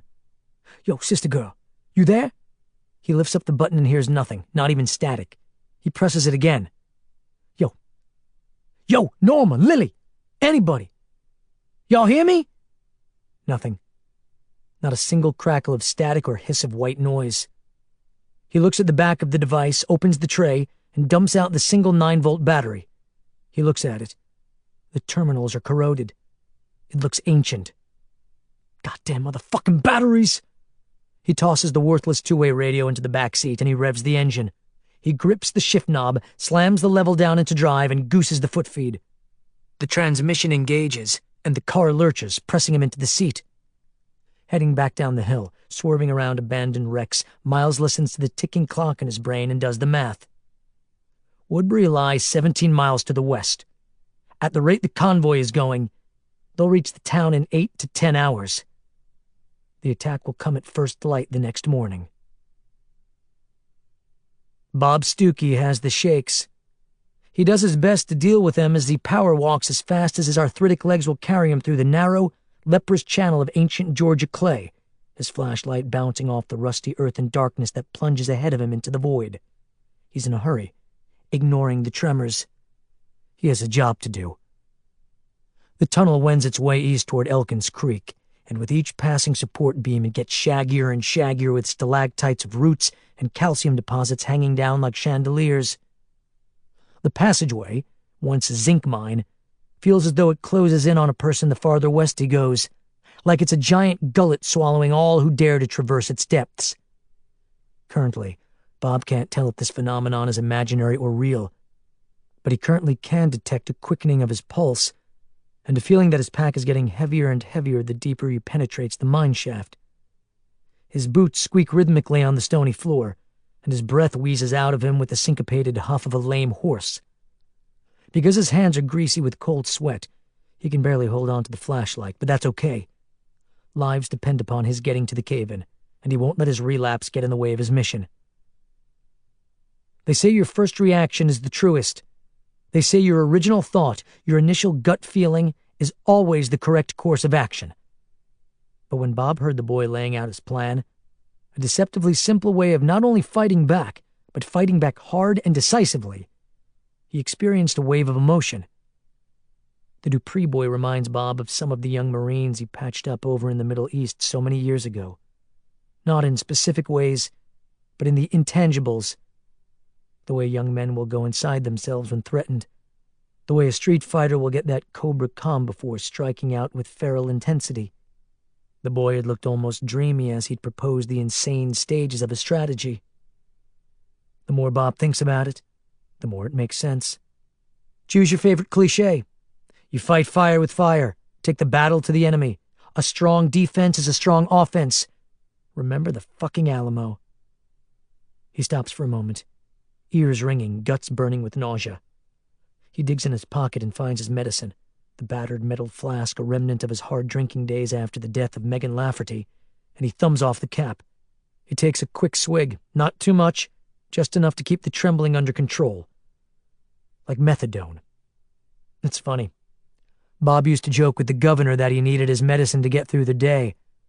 Now the alcohol is serving as just that. Medicine. For the last 24 hours, Bob had secretly been treating his condition with measured doses of hooch. There's no pleasure in it. No high, no buzz. Just a constant leveling of his nerves, like outboard directional jets on a spacecraft. Bob knows this is the only way. Otherwise, he would either drink himself into oblivion or go through the horrible symptoms of withdrawal again, the delirium tremens, resulting in seizures and dry heaves. Either way, he would be no good to anybody right now. So he calibrates and administers these sips at regular intervals, and he focuses on the task at hand. He replaces the cap and continues on. He makes a turn and starts to see the telltale signs of a stream carving its way above him through the earth. In the beam of his flashlight, the icicles of sandstone and calcium dangle down, growing longer and longer, the roots glistening with moisture and the barnacles of mold clinging to the formations. He notices the air getting more and more fetid and musty, like the inside of a rotten gourd. He shines his light on an object looming straight ahead. In the murk of the flashlight beam, the overturned coal car looks like a fossilized baby carriage lying upside down. The landmark Bob remembers from the last time he came here, ironically to rescue that bug-fuck crazy preacher and his flock of followers. Bob knows the creek is above him, and he picks up his pace. As he trundles along, he pulls the walkie-talkie from his belt. Thumbing the send button, he says, "Hey, Lily girl, you got your ears on?" Nothing but static. He thumbs the button. "Can you hear me? Lily, it's Bob. Over." Through the sizzle of bad reception, he hears a ghostly wisp of a voice. "Go ahead, Bob. I'm coming up on the cave-in." "Good, Bob. Set it up as quickly as possible." "Copy that." He puts the walkie back on his belt and stops suddenly. His heart pounds. He hears a noise. He clicks off the flashlight. The tunnel plunges into darkness. Radiant fireflies swim in his field of vision. A faint blur of purple methane glowing as his eyes adjust. He pulls his .357 Magnum and carefully flicks the safety off, then presses the flashlight against the barrel and clicks it back on. The beam reveals a slight curve in the tunnel 50 feet ahead of him. He remembers the turn from the last time he visited this area and the cave-in that lies just beyond it. He can hear the watery vocalizations of a biter, faint but unmistakable, coming from somewhere in the darkness just around the bend. He carefully moves forward, holding the flashlight against the revolver. The noise rises. He shuffles cautiously around the corner and suddenly comes to a halt. The cave-in that occurred only a couple of months ago lies 30 feet away from Bob in the oval pool of the flashlight beam. The 45-degree slope of loose earth blocking the tunnel is the color of mildew, and a single reanimated corpse protrudes from its center as though it's a prisoner yoked and bound by stocks. Only its hairless, mottled head and part of its shoulders stick out of the dirt, and the confinement somehow seems to be eternally agitating it. Bob approaches it with a sigh. "Look what we have here," he says under his breath. Snarling noisily, its iridescent eyes widening at the glare of a flashlight in its face, it bites at the space in front of Bob. "Something I want you to know," Bob says. He presses the barrel against the creature's forehead. At this close proximity, with Bob standing only inches away from the thing, the smell is overwhelming. Its flesh the consistency of spackling compound, as pallid as bread dough. It's not often Bob gets a chance to address one of these things in such an intimate fashion. Just the two of them, close quarters, smelling each other. "Her name was Gloria Pine," Bob informs the creature, then squeezes off a single blast that blows a divot through the top of its skull. Magnified by the enclosed space, the roar deafens Bob for a moment. He jumps back, trying to avoid the flood of black cerebrospinal fluid gushing down into the dirt as the thing's ruined head and shoulders instantly sag and hang lifeless in the merciless beam of light. Bob spits. He scowls at the ventilated scalp, the decaying mass of brain matter now visible and glistening inside the gaping hole in the bone and dermal layers. in his life. Bob Stuckey has never felt such hatred deep in his marrow. The muffled sound of other cadavers milling about behind the wall of loose earth shakes Bob out of his daze. He swallows the grief welling up in him. Just as mere mention of Gloria's name, spoken aloud in this lonely, God-forsaken tunnel, has put the squeeze on his heart, and he spits again, shaking it off, taking a deep breath. Don't worry, folks, I haven't forgotten you. Time to get down to business. He carefully shrugs off his pack and sets it gently on the ground. He unzips it, fishes around, and gingerly pulls out the wooden cigar box with the words Dino Noble stenciled on the sides. He crouches, shines the flashlight on it, and opens the lid. The sticks are nestled in sawdust. Got a message from Gloria for you, Bob murmurs under his breath as he pulls the first stick of dynamite from the box he and Gloria found in the mining office. He rises up and carefully inserts the dull end of the stick into the cave-in wall near the ceiling. He inserts 3 more sticks into the cave-in at key junctures along the ceiling, then winds the ancient safety fuse from blasting cap to blasting cap. There's no telling if the fuse is viable. God only knows how long the stuff was down there in that mining office. Bob's not even sure if it'll ignite the explosives, nor is he certain the caravan will pass this way en route to Woodbury.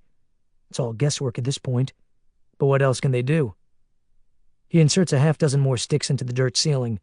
Then he unwinds the fuse coil along the tunnel about 50 feet or so and finds a bucket on which to sit. He sits down and he pulls his walkie-talkie.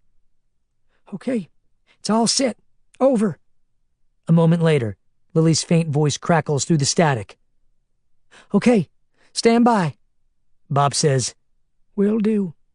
Then releases the button and puts the walkie back on his belt. Then he waits. And waits.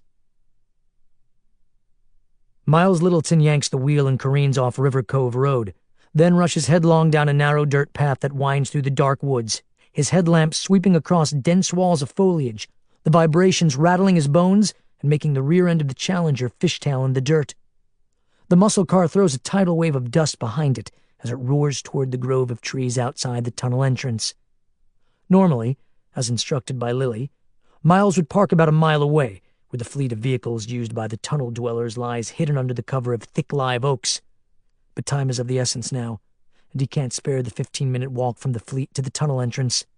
He slams on the brakes just as the car rounds the final curve. The inertia sucks him forward, throwing debris as the Challenger goes into a sideways skid. He jerks the wheel into the skid, expertly preventing the massive, low-slung sedan from going into a spin. The car scrapes to a noisy stop 1,000 feet south of the tunnel entrance near a dry riverbed. Miles lets out a tense breath, throws the door open, and leaps out. He charges through the shadows until he comes to the ragged red bandana on the stick, barely visible in the darkness. He sees the string sticking out of the ground, tied to a stump, and he grabs and pulls. Hey, Lily, Norma, it's me. He waits. Yo, folks! Let me in, it's Miles! He tries to pry open the manhole cover, but they have the clamps in place. The tunnel's on high alert. He knocks. Yo, people! Let me in! The ground around the manhole vibrates slightly as somebody pulls off the clamps and pushes it open. All at once, Lily Call's sweaty face appears in the darkness below, and her arm shoots up, and she clutches the collar of Miles Littleton's worn hoodie. Jesus Christ, Miles, you're gonna draw the whole fucking swarm! He climbs down the embedded steps behind her and hops down onto the hard-packed floor of the tunnel. The impact sends stars across his field of vision, and he's momentarily blind in the gloomy atmosphere of the underground. He hears Norma's voice. What the love of Christ is going on? Wasn't you supposed to radio in? Goddamn batteries, Miles says between heaving breaths, blinking as his eyes adjust. Lily's voice is closer. Didn't we just check them? I don't think so. Miles leans down with his hands on his knees as he catches his breath. He can see Lily Call standing over him with an ammo magazine in one hand, a walkie-talkie in the other. Miles looks at her. Them damn things were shot, leaking shit all over the insides of the radio. Walkie was dead as fuck. Damn it. I told Bob we should have... Lily starts to say when Miles speaks up. They're closer than we thought. Dude, I think they're gonna be here by sunup. Lily looks at him. What? She licks her lips, looks around the narrow chamber of petrified earth and ancient pilings. By this point, Tommy Dupree, David Stern, and Harold Staubach have each heard the commotion and have come over to stand behind Lily with tense expressions. Speaking almost to herself, Lily says, "That's like what? Like an hour from now?" Miles shrugs and meets her gaze, but he doesn't say anything. David Stern compulsively wrings his hands. He wears a black windbreaker with the Falcons logo almost completely worn off its breast pocket. The underarm area is already damp with stress sweat. "Are you absolutely sure?" He gapes incredulously at the young car thief. "We need to be sure." Miles nods. "I saw him on the west side of Thomaston Woods, heading up 74 about 5 miles away from the crossroads." "From Highway 18 you're talking about." Miles nods. "And the worst part? They got like twice as many walkers as we thought. It's like a fucking army following along behind them. Like 100 motherfucking marching bands just following along as happy as you please." Lily looks down, chews her lips, thinks, and then looks up at Miles. "How long ago was it you saw them at Thomaston Woods?" Miles shrugs. "Like a half hour ago?" "Fuck. Fuck!" Lily raises the walkie-talkie to her lips and thumbs the button. "Bob, can you hear me?" Sitting in the darkness of the Elkins Creek Tunnel, directly under the town of Carlinville, Georgia, Bob jumps at the sound of Lily's voice crackling out of his two-way, echoing in the desolate passageway. "Bob! Bob! Bob, goddammit, talk to me!" Bob hits the button. "I'm still here, girly girl. You don't have to yell." "Light it up, Bob. Do it now. Now!" He stares at the two-way. "Now? Yes, do it now. We were wrong about their ETA. Do it right now!" He drops the radio and fumbles with his lighter and finds himself praying that the antique fuses will work. Bob Stuckey is no atheist. He has his own conception of who God is and how busy the man must be. But right now, as Bob touches the big flame to the end of the safety fuse and the jute sparks to life, he asks if God might perhaps have a moment to do him this one favor.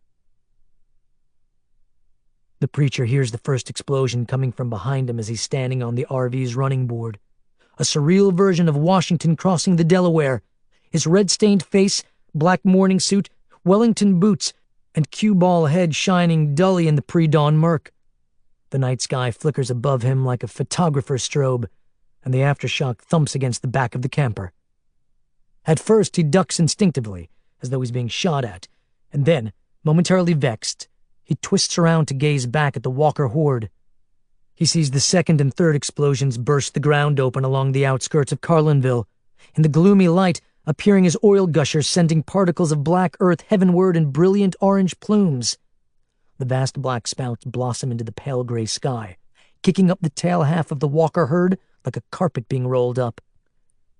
Jeremiah once saw a real honest-to-goodness twister while doing a tent revival meeting in Arkansas, and it looked a lot like this. Trailer parks, whole communities, entire neighborhoods, seen from a distance, appearing to dissolve and get sucked up into the fury of the tornado. Tiny particles that first appear to be unidentifiable trash or debris turn out to be swing sets, chimneys, entire cars, entire homes.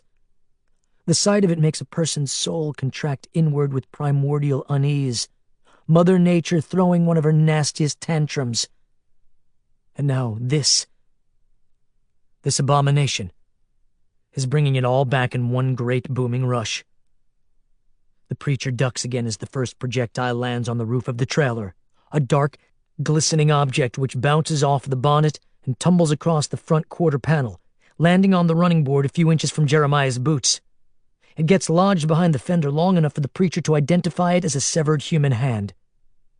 Other objects begin raining down on the RV, arms, feet, half a torso, a few ruined decapitated heads, sending particle bombs of blood and tissue down across the windshield so profusely that Reese Lee Hawthorne, who was behind the wheel and struggling to hold the vehicle steady in the storm of carnage, flips on the windshield wipers. "Stay on course!" Jeremiah howls at his driver. "Keep on going!" The preacher then fishes his walkie-talkie out of his suit pocket and throws a quick glance over his shoulder to assess the damage. In the haze of the blasts, he can see the massive tow truck weaving to and fro, the flickering light and the sounds of human agony still pulsing. And beyond that, he can see that a huge portion of the population of biters has been vanquished. The rear half of the swarm either disintegrated by the explosions, or scattered across the seared brown earth in lifeless, smoking lumps of flesh. Jeremiah squeezes the walkie-talkie send button and screams into the mouthpiece. Brother Stephen, don't you dare stop that tow truck! Don't you dare slow down! We still got hundreds of them things marching with us! These people cannot turn back the tide of fate! Don't you even think about stopping! Jeremiah hears a noise from the front of the caravan and whips around. His eyes narrow with fury. Cowards! Bob Stuckey peers over the top of the overturned coal car and sees something horrible developing in the distant dark reaches of the tunnel. He'd been crouching behind the wrecked conveyance for the last 5 minutes, first watching the fuse sparkle and spit and wend its way along the ground to the dynamite, and then ducking down behind the car with each thunderous roar as the sodium carbonate and nitroglycerin did their jobs. But now, the aftershocks have started creaking through the bones of the ancient mine shaft. Bob turns on his flashlight, shines it down the length of the tunnel from which he has just come, and springs to his feet when he sees the ceiling joists beginning to sift dust down through the darkness 100 yards away. He starts backing away when he sees the sides of the shaft starting to bow inward like warped, surreal Salvador Dali sculptures melting in time-lapse. And he turns and breaks into a trot when the tunnel begins caving in. Miners call it a bounce.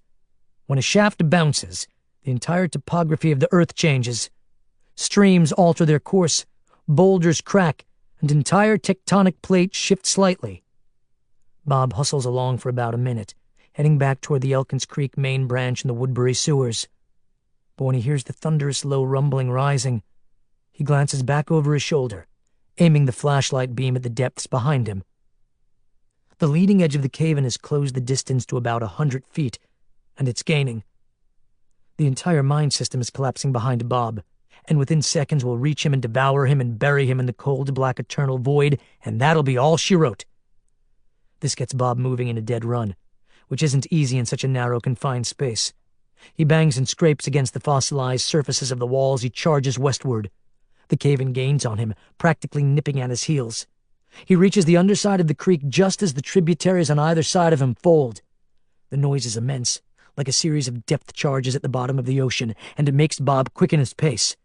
Now he's hurtling as fast as his poor old legs will carry him, sucking dusty air into his lungs, the tidal wave of blackness pushing up behind him, swallowing everything in its path. He gasps and flails and sprints down the main conduit while the flashlight beam bounces chaotically across the ceiling and walls, and the weight of the encroaching collapse, now right behind him, presses in on him. The noise deafens him and threatens to drag him down. He drops the flashlight. He charges through absolute darkness for another eternal moment of agonizing terror before his knees buckle. He trips and falls, sprawling face first, sliding for a few yards in the cinders. He bangs against the corner of 2 intersection tunnels, and then lies still, waiting for the cold, dark, final curtain to draw down over him. Chapter 17. Come on, baby, it's now or never. Do it! The sound of Molly Frazier's voice from the Winnebago's passenger seat girds the driver, and he shoots a feverish glance over at his wife, nods, and then yanks the wheel. The RV sends up a shriek as it skids into a sharp turn, then roars down the narrow dirt road that disappears into the forest. James Frazier has had enough. He's not going to fight some insane war against people he doesn't even know, using walkers as weapons, alongside some preacher who seems to have lost his mind. Hands welded to the steering wheel with the tightness of a vice, James can see in the mirror the foliage and limbs scraping the sides of the camper. He can also see the rest of the convoy behind him in disarray, some of the other vehicles pulling away and making a break for it in the opposite direction. Thank the Lord he's not the only one. The young, sandy-haired man with the kind eyes and scraggly beard has been debating with his wife for over 24 hours now about whether they should stay with the preacher or slip away, as so many others have already done. James and Molly Frazier both come from Pentecostal church backgrounds with extremely conservative, strict parents and overbearing fathers. They never truly clicked with Father Murphy. Too liberal, too Catholic, too ethnic, too something. But it was better than struggling on their own. They needed the familiar security of church people, no matter the denomination. But when Jeremiah Garlitz came along, the Frasers, and many others for that matter, saw a kindred spirit, a man from their world, a leader who spoke their language. This is the saddest part of this whole mess to James Fraser. What they could have had if Reverend Garlitz had kept his wits about him. They could have had the peace and satisfaction of not just surviving the plague, but truly living in the Holy Spirit. Now, as the pale pre-dawn light starts to bruise the shadows of the forest along Elkins Creek, and James steers the camper toward the farmland to the north, both he and his wife sit in the desolate silence of the RV's cab, unsure of what sins they're committing by fleeing the caravan, or what fate has in store for them up north. Bob Stuckey opens his eyes. He lies in darkness, a cold weight pressing down on his legs. But he realizes, with some measure of pleasant surprise, that he's still breathing. A faint glint of light is visible out of the corner of his eye, and he has to twist around into an awkward position in order to see that his flashlight has fallen and rolled about 30 feet away, and now lies on the tunnel floor, shining off an adjacent wall. Bob takes deep breaths and rises to a kneeling position, his joints screaming with pain and stiffness. His greasy black hair hangs in his face. He wipes it back and shakes off the dizziness and looks around the dark, crisscrossing tunnels, the ancient joists above him dripping with condensation and whiskers of roots. He quickly pieces together what just happened. The cave-in must have run its course to the point that the wave bumped up against the reinforcing beams and stonework of the intersecting tunnels. He looks down and sees the shards of plastic and electrical guts of his two-way radio. He must have fallen on the device in all the excitement and smashed the thing to pieces. His pulse races, a cold rivulet of panic traveling down the pathways of his spine. Shit, shit, shit, shit, shit, shit, he mumbles as he struggles to his feet, his ribs stitched with pain where he smashed into the wall. Time continues ticking away. He's not sure how long he's been lying incapacitated here, and now there's no way of keeping in touch with Lily. He has a feeling the dynamite blasts were too little too late. Something about the urgency in Lily's voice, the rumbling overhead. Now that batshit crazy preacher could already be attacking. Bob goes over and snatches up the flashlight, and then starts trotting down the central conduit, heading back toward town as fast as his battered old bones will allow. His side starts aching immediately, but he ignores it. He picks up his speed. The flashlight beam bounces ahead of him. He has no way of gauging how far away he is or how long it will take him to get back home. The long main branch that connects Woodbury with Elkins Creek goes on for almost 3 miles and has a sameness to it. A regularity of ceiling slats and congealed hardpack walls and intermittent dead cage lights hanging down on antique cables. He looks for a milestone as he lopes along, huffing and puffing laboriously, his .357 banging on his hip. He looks for a sign he's closing in on the home tunnels, but the gray rotting walls and calcium deposits and random discarded tools pass in a blur. He picks up his pace. His heart hammers against his chest. He knows he's already put a mile or two between him and Elkins Creek, but how long will it take to cover the remaining mile or so? The dry silver oval of light dances across the darkness ahead of him, illuminating more and more of the depths of the mine shaft. He feels like a rat in a maze. He thinks of Lily and David Stern and Harold and that poor hapless gal Norma and that kid Miles trying to hold off the preacher's army of sycophants. He thinks of those children locked up in the station house with Barbara. He runs faster. It takes him a while to realize that his chest has started to pang, and that his huffing and puffing has deteriorated into painful wheezing. Again, he ignores it. He keeps charging along as swiftly as possible, leaping over wrecked coal cars and errant detritus from generations of runaway slaves, miners, and undocumented fugitives. The tunnel seems to stretch away from him, a telescope turned backward, a dream in which he can't get anywhere no matter how hard he runs. His chest throbs with pain, the pressure squeezing in on it now. His neck gets stiff. His left arm twinges with knifing jolts, his joint seize up. He slows down slightly, and then he gets mad and runs harder. The light beam bounces. The walls blur. He gasps for breath. He's getting dizzy. His ears, deafened by the blasts, can now hear only the syncopated drumbeat of his huffing breaths. His jaw begins to ache. Pain shoots down his arms. He slows to a hobble, holding the flashlight with one sweaty hand, the other hand now on his belly. Nausea churns in his gut. It feels as though a metal band is tightening around his chest. The back of his throat burns, flaring molten hot with each breath. He moves his free hand up to his sternum, where it feels like an elephant is standing on his chest between his pectorals. His hobbling slows to an awkward trundle as he hunches in pain. The vomit comes up without warning, retching out of him on a watery, garbled yawn, spattering the front of his filthy chambray shirt and his clodhoppers. There's not much in his stomach, so the puke isn't very productive, but it's noisy and slows him down to a stagger. He finally stops and leans down and puts his hands on his knees.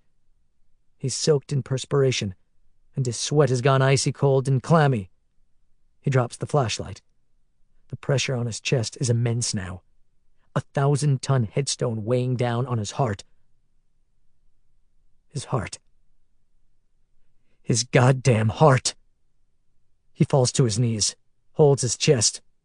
His situation registers in stages. First, he can think only of Lily and the others, and how he has to simply work through this momentary delay, because he knows better than most that a boatload of other causes can bring on symptoms that merely resemble a heart attack. That's when the vertigo and breathlessness pour over him and drag him down. He collapses, still holding himself, heaving and gasping ragged breaths off the tunnel floor, the puffs blowing up little clouds of black dust. The second stage of his realization comes to him then on a tide of white-hot anger. You idiot. You fool, you're supposed to be a man of medicine, and now look at you. Look at you. At the worst possible moment. All the careless living finally catches up to you. All the booze and late nights and cigarettes and red-eye gravy and grits dripping with butter and bacon grease and fried chicken and banana cream pie, all the punishments he doled out to his heart over the years, were coming home to roost. Flopping onto his back in a sudden paroxysm of agony, the sharp pain slicing a chasm down through the center of his chest, he hugs himself and gasps for air. He stares at the ceiling through tears. His lungs heave for air that comes only stubbornly. His flesh crawls. The third and final revelation comes then on a wave of despair. This is the big one. The heart attack his doctor back in Augusta had been warning him about for decades, and it couldn't have come at a worse time. A tear breaks out of the corner of one eye and tracks down the left side of his face.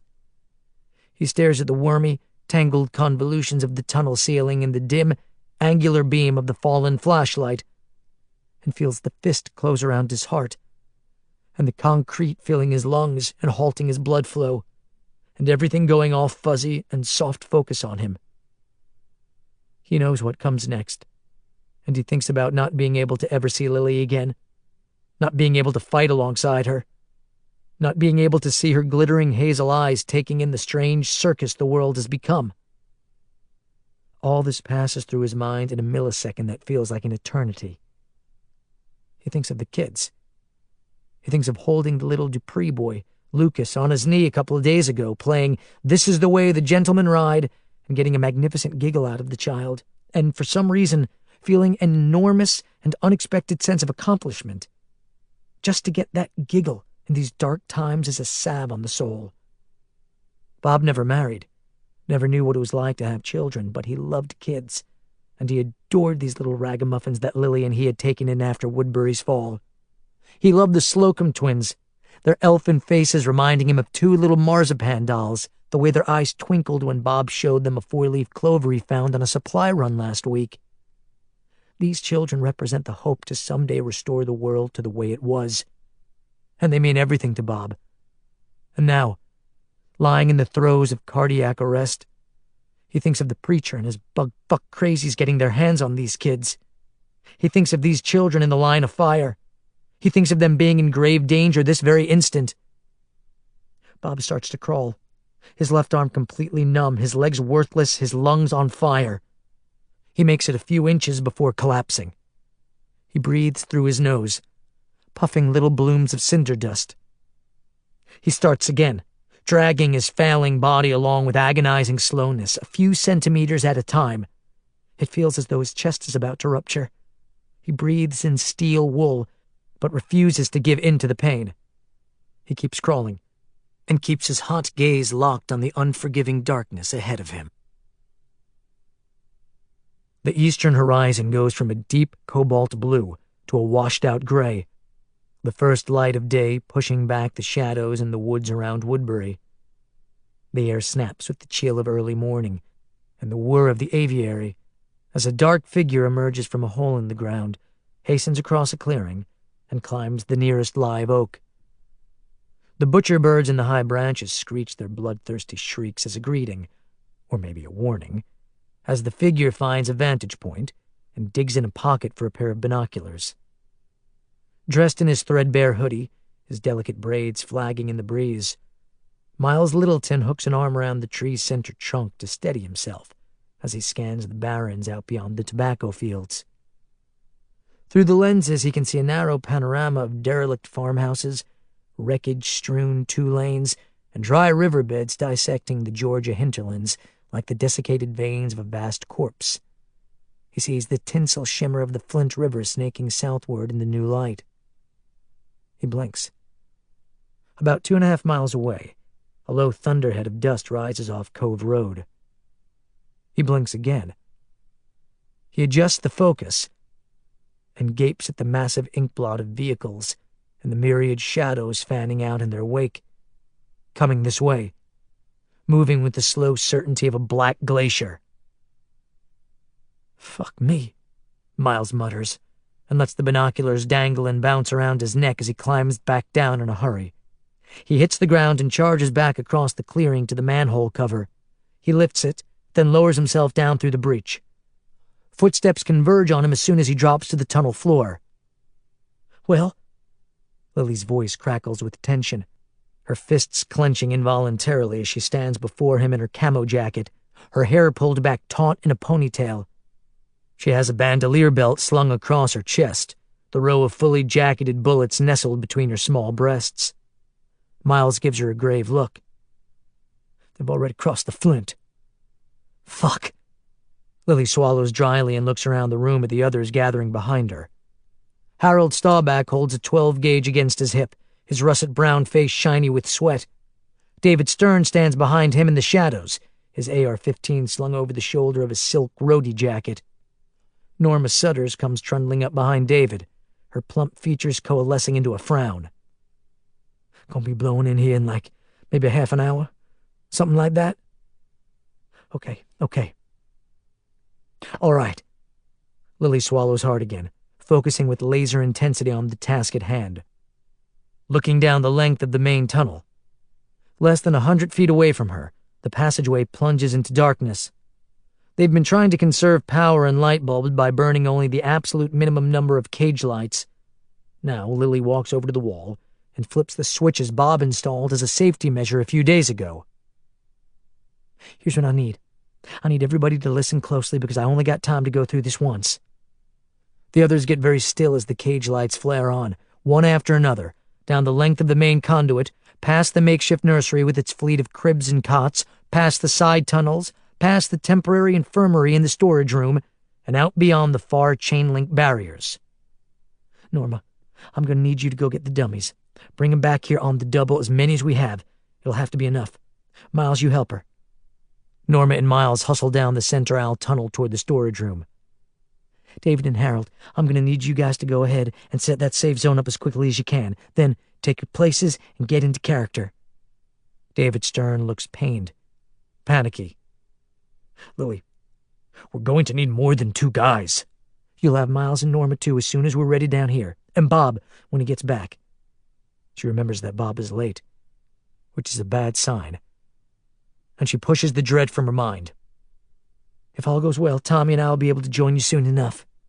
"How the hell is anybody going to find us?" "Look, we got 3 working walkie-talkies, right? You take one, I'll have one, and I'll give one to Norma. 3 teams. Harold and you, Norma and Miles, me and Tommy." "But what about Babs?" "What about her?" David wipes his mouth. "That station house is really exposed out there. I don't know. Seems like we could have found a safer place. There's nothing we can do about it now. Come on, let's get to work. While we're young! Lily claps her hands briskly and the group scatters. Lily rushes across the lounge area and starts rearranging chairs.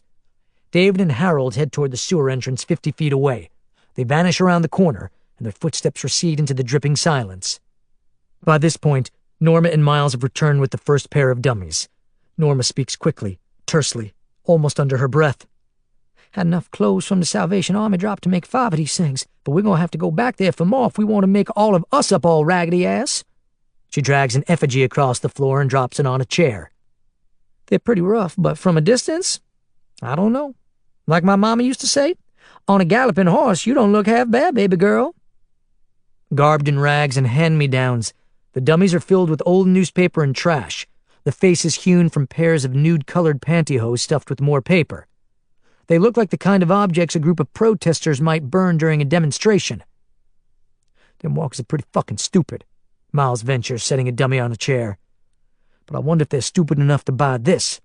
They'll buy it, Lily says. Trust me. Come on, let's get the others in here. A minute later, they have 5 of the effigies sitting in formation around the lounge. It's a surreal sight, even for this place. And Lily stares at the things for a moment before she looks at Norma and Miles. Okay, one last thing before I cut you guys loose. Norma looks at her. What's that, child? Lily has already unbuckled her belt and unsnapped her jeans. Pee on them with me. For a moment, Norma looks at Miles, who looks back at Norma, then looks aghast at Lily. Come on! Lily pulls her pants down, shoves off her panties, and hovers over the lap of the first dummy. Pee on them. David Stern and Harold Staubach find the Dromedary Street manhole only minutes after they turn the corner beneath the intersection of Dromedary and Date Lane.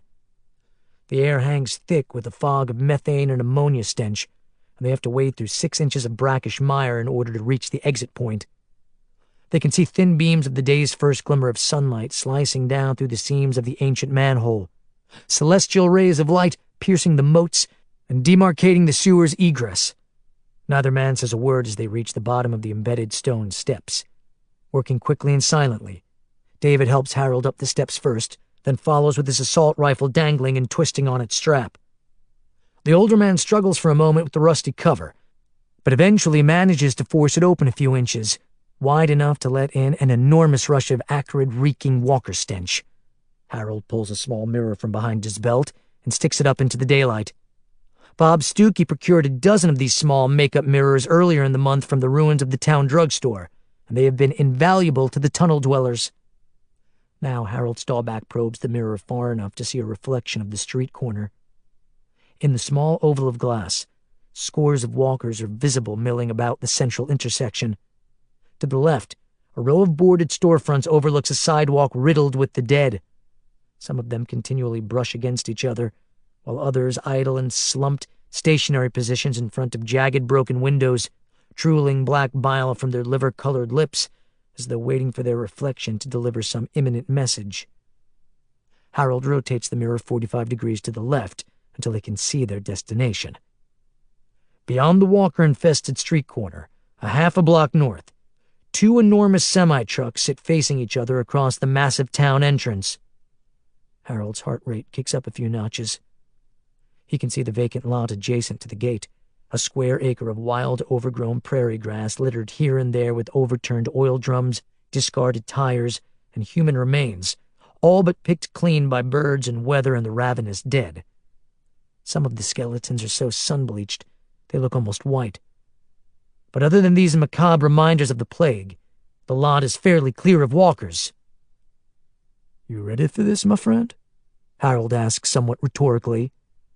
No response from David. We've been as quiet as mice for like 1,000,000 hours now. When do we get to talk?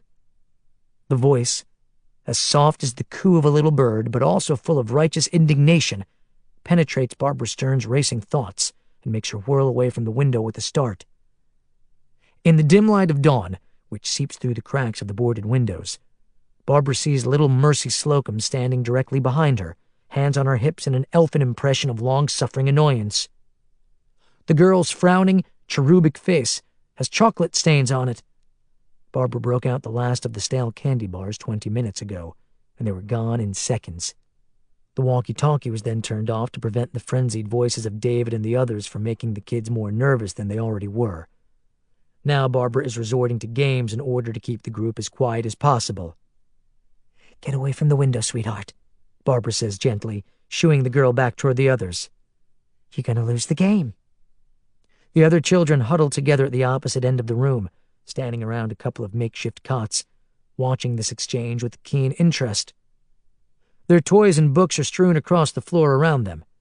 Bethany Dupree, the de facto spokesman for the children, also has her hands on her hips in a melodramatic display of exasperation. "These games are just a trick," she announces. Mercy Slocum shuffles over to her twin sister, and the two of them stand there, facing Barbara in their matching threadbare pinafores, arms crossed sullenly across their little chests as though waiting for an apology. To Barbara, they look like a Diane Arbus photograph, more wraith-like than childlike, as though torn from an album of Dust Bowl American poverty. "You're treating us like babies," Tiffany Slocum weighs in. "We want to know the truth." "Shh." Barbara comes up and kneels before them, speaking very softly and yet forcefully. "The time to be the most quiet is now." "Stop saying that," Lucas Dupree commands, his tiny chin jutting indignantly. "You told us this was a field trip," Bethany says. "That was a lie. And then you told us there's a war coming, but you won't say with who." "Shh." Barbara puts her finger to her lips. "I'll answer your questions only if you promise to whisper." "What's going on?" Bethany demands in a petulant whisper that comes out more like a grunt. "Don't lie because we can tell when you're lying. Kids can always tell. That's something adults will never, ever, ever understand. Kids know. Trust me on that, Mrs. Stern." "Call me Barb." "What's going on? Is it like a walker attack or what?" Barbara lets out a sigh. "Some bad people are coming here to kill us." The children all go very still. Even Lucas Dupree, the youngest of them, only a year or two out of diapers, stares gravely back at Barbara, which pinches Barbara's heart. To see the face of a child looking so sullen, so weary, so grim. Maybe in some ways this is the worst part of the plague, worse than getting devoured by the dead. To see a child devoured by life. At last, Bethany summons up a response. "Is it because they want our stuff?" Barbara shrugs. "I swear to you, sweetheart, I don't know what they want. Revenge? The town itself?" She pauses and looks into the faces of these miniature revenants, as spectral and haunted as ghosts. "They believe God is on their side, which makes them even more dangerous, especially the preacher, Jeremiah." Bethany cocks her head. "You mean that big guy in the black suit?" Nodding glumly, Barbara can't lie anymore. "That's right, sweetie." "That's stupid!" Bethany tries to wrap her brain around this. "He's not a bad man. He showed me a magic trick once. Gave me licorice. He's a good man." Barbara slowly shakes her head. "Not so much, honey. Not so much." The little girl starts to say something else, when the strangest sound echoes on the wind outside. The sheer incongruity of it silencing her and stiffening each child's spine.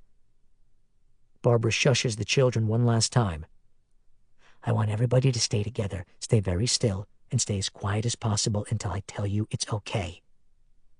She looks at them as the noise outside rises. Under the rumble of machines, the keening, knife-edge sounds of human screaming drift across the outskirts of town. "I'm going to go back to the window now, but nobody move." Her binoculars bounce on her chest as Barbara hurries across the room. She stands with her back against the jamb and carefully pushes aside the makeshift shade until a thin wisp of light shines in. She peers through the binoculars, scanning the southeast corner of town. In the long shadows of dawn, about a quarter of a mile away, where Gates Road splits off from Highway 74 and the milky rays of sunlight cant down through the adjacent woods, she can see a thundercloud of dust and exhaust approaching. With one hand, Barbara slowly, instinctively, reaches down to where her revolver is tucked into its holster on the side of her muumuu, her hand caressing the waffled surface of her .44 caliber bulldog's grip. Chapter 18. At precisely 6:53 a.m. Eastern Standard Time that morning, in the gelid air and pale blue light of the forest south of Woodbury, without warning or precedent, an outsider with very specific orders enters the town limits on foot from Reeves Road, then creeps under the trees, a heavy pack jangling on his back. He consults a hand-drawn map as he moves silently through the undergrowth, his heavy lumberjack boots snapping twigs and crunching over ancient humus. He finds the red bandana fluttering in the breeze, tied to the tip of a stick thrust into the ground. He turns west and walks about 10 paces, past a pair of softly humming generators camouflaged under skeins of leaves and twigs. A moment later, he locates the manhole cover embedded in the dirt, a relic from earlier in the century when a new sewage system was introduced to the area. He kneels, shrugs off his pack, and takes out his tools. C-clamps go down on the edges of the lid, securing it to the paving stones around the outer ring. He tightens the clamps with channel locks. Then, just to be sure, he moves a small boulder from its mossy home under a nearby tree and sets it down on the manhole cover. A few more stones go on top of the cover, and then, satisfied with his work, he goes searching for the other manhole entrance. 20 minutes later, at exactly 7:13 a.m., 250 yards southeast of the Woodbury train yard, the remaining members of the preacher's convoy boom across the Woodbury town limits in a cyclone of noise and dust and the rising stench of the dead. The tow truck driven by Stephen Pembry is lagged behind a mile or two, awaiting orders, keeping the throngs occupied in an adjacent tobacco field with the mesmerizing intervals of flickering light. Meanwhile, the caravan follows the access road that winds along the edge of the forest, traveling single file until they come to a dry riverbed where a yellow bandana flaps and flags at the apex of yet another stick thrust into the ground. The flag stands near the mouth of a culvert, the gaping maw of which is crisscrossed by rusty, barnacled iron bars. Reese Lee Hawthorne and Stephen Pembry discovered this culvert on one of their reconnaissance trips, and now it will serve the mission well as a backdoor into the tunnels. Jeremiah's RV skids to a stop, the other trucks slamming on their brakes behind him. In the aftermath of the mass exodus that followed James and Molly Frazier's surprise flight from the fold, only a half-dozen vehicles remain, and now these 6 small-duty pickups and flatbed trucks raise a fog bank of fumes, the homemade biodiesel burning dirty, as they scuttle to a halt behind the preacher. By this point, the morning sun has crested the palisades of black oaks along Elkins Creek, and the woods south of town appear almost primordial, with celestial sunbeams cutting down through the motes of cottonwood and insects that teem in the chill air. God has bestowed a beautiful day for a reckoning. And adding to all of the preacher's euphoria and good fortune is the fact that the immediate area is far enough away from the tunnel entrance for him and his followers to remain unheard and undetected by the heathens underground. The RV's cab doors squeal open, and the preacher hops out one side, Reese Lee Hawthorne out the other. The preacher's gleaming bald pate shimmers in the shafts of light filtering through the trees, his black coattails flapping in the wind as he pulls his walkie-talkie out and presses the switch. "Brother Gleason, talk to me." Through a crackle of static, Chester Gleason's voice squawks out of the device. "It's done. It's done, brother. All them rabbit holes are locked up tight, and I can hear them down there." "Well done, brother." Jeremiah releases the button, his hand shaking in the cold sunlight. His skull feels too big for his scalp. His flesh crawls with adrenaline as he ticks off the to-do list in his head. "All right, next." He turns to the men gathered around him, his disciples, his holy warriors, his wolves. "Lewis, use the winch to pull them bars." One of the men hurries back to his truck, hops in, and throws it in reverse. He backs up to the riverbank, 12 feet away from the culvert opening. Riesly Hawthorne circles around the back of the pickup and disengages the winch hook, pulling the cable across the dry ditch and then hooking the end around the ancient grillwork of bars covering the culvert opening. He gives a signal. The engine revs. Black exhaust spumes from the vertical pipe. The truck lurches, pulling the cable taut. Rear wheels dig into the muck, spinning for a second. The bars creak and groan. Off to the side, the bald preacher watches with voices in his head and the fire of madness in his eyes.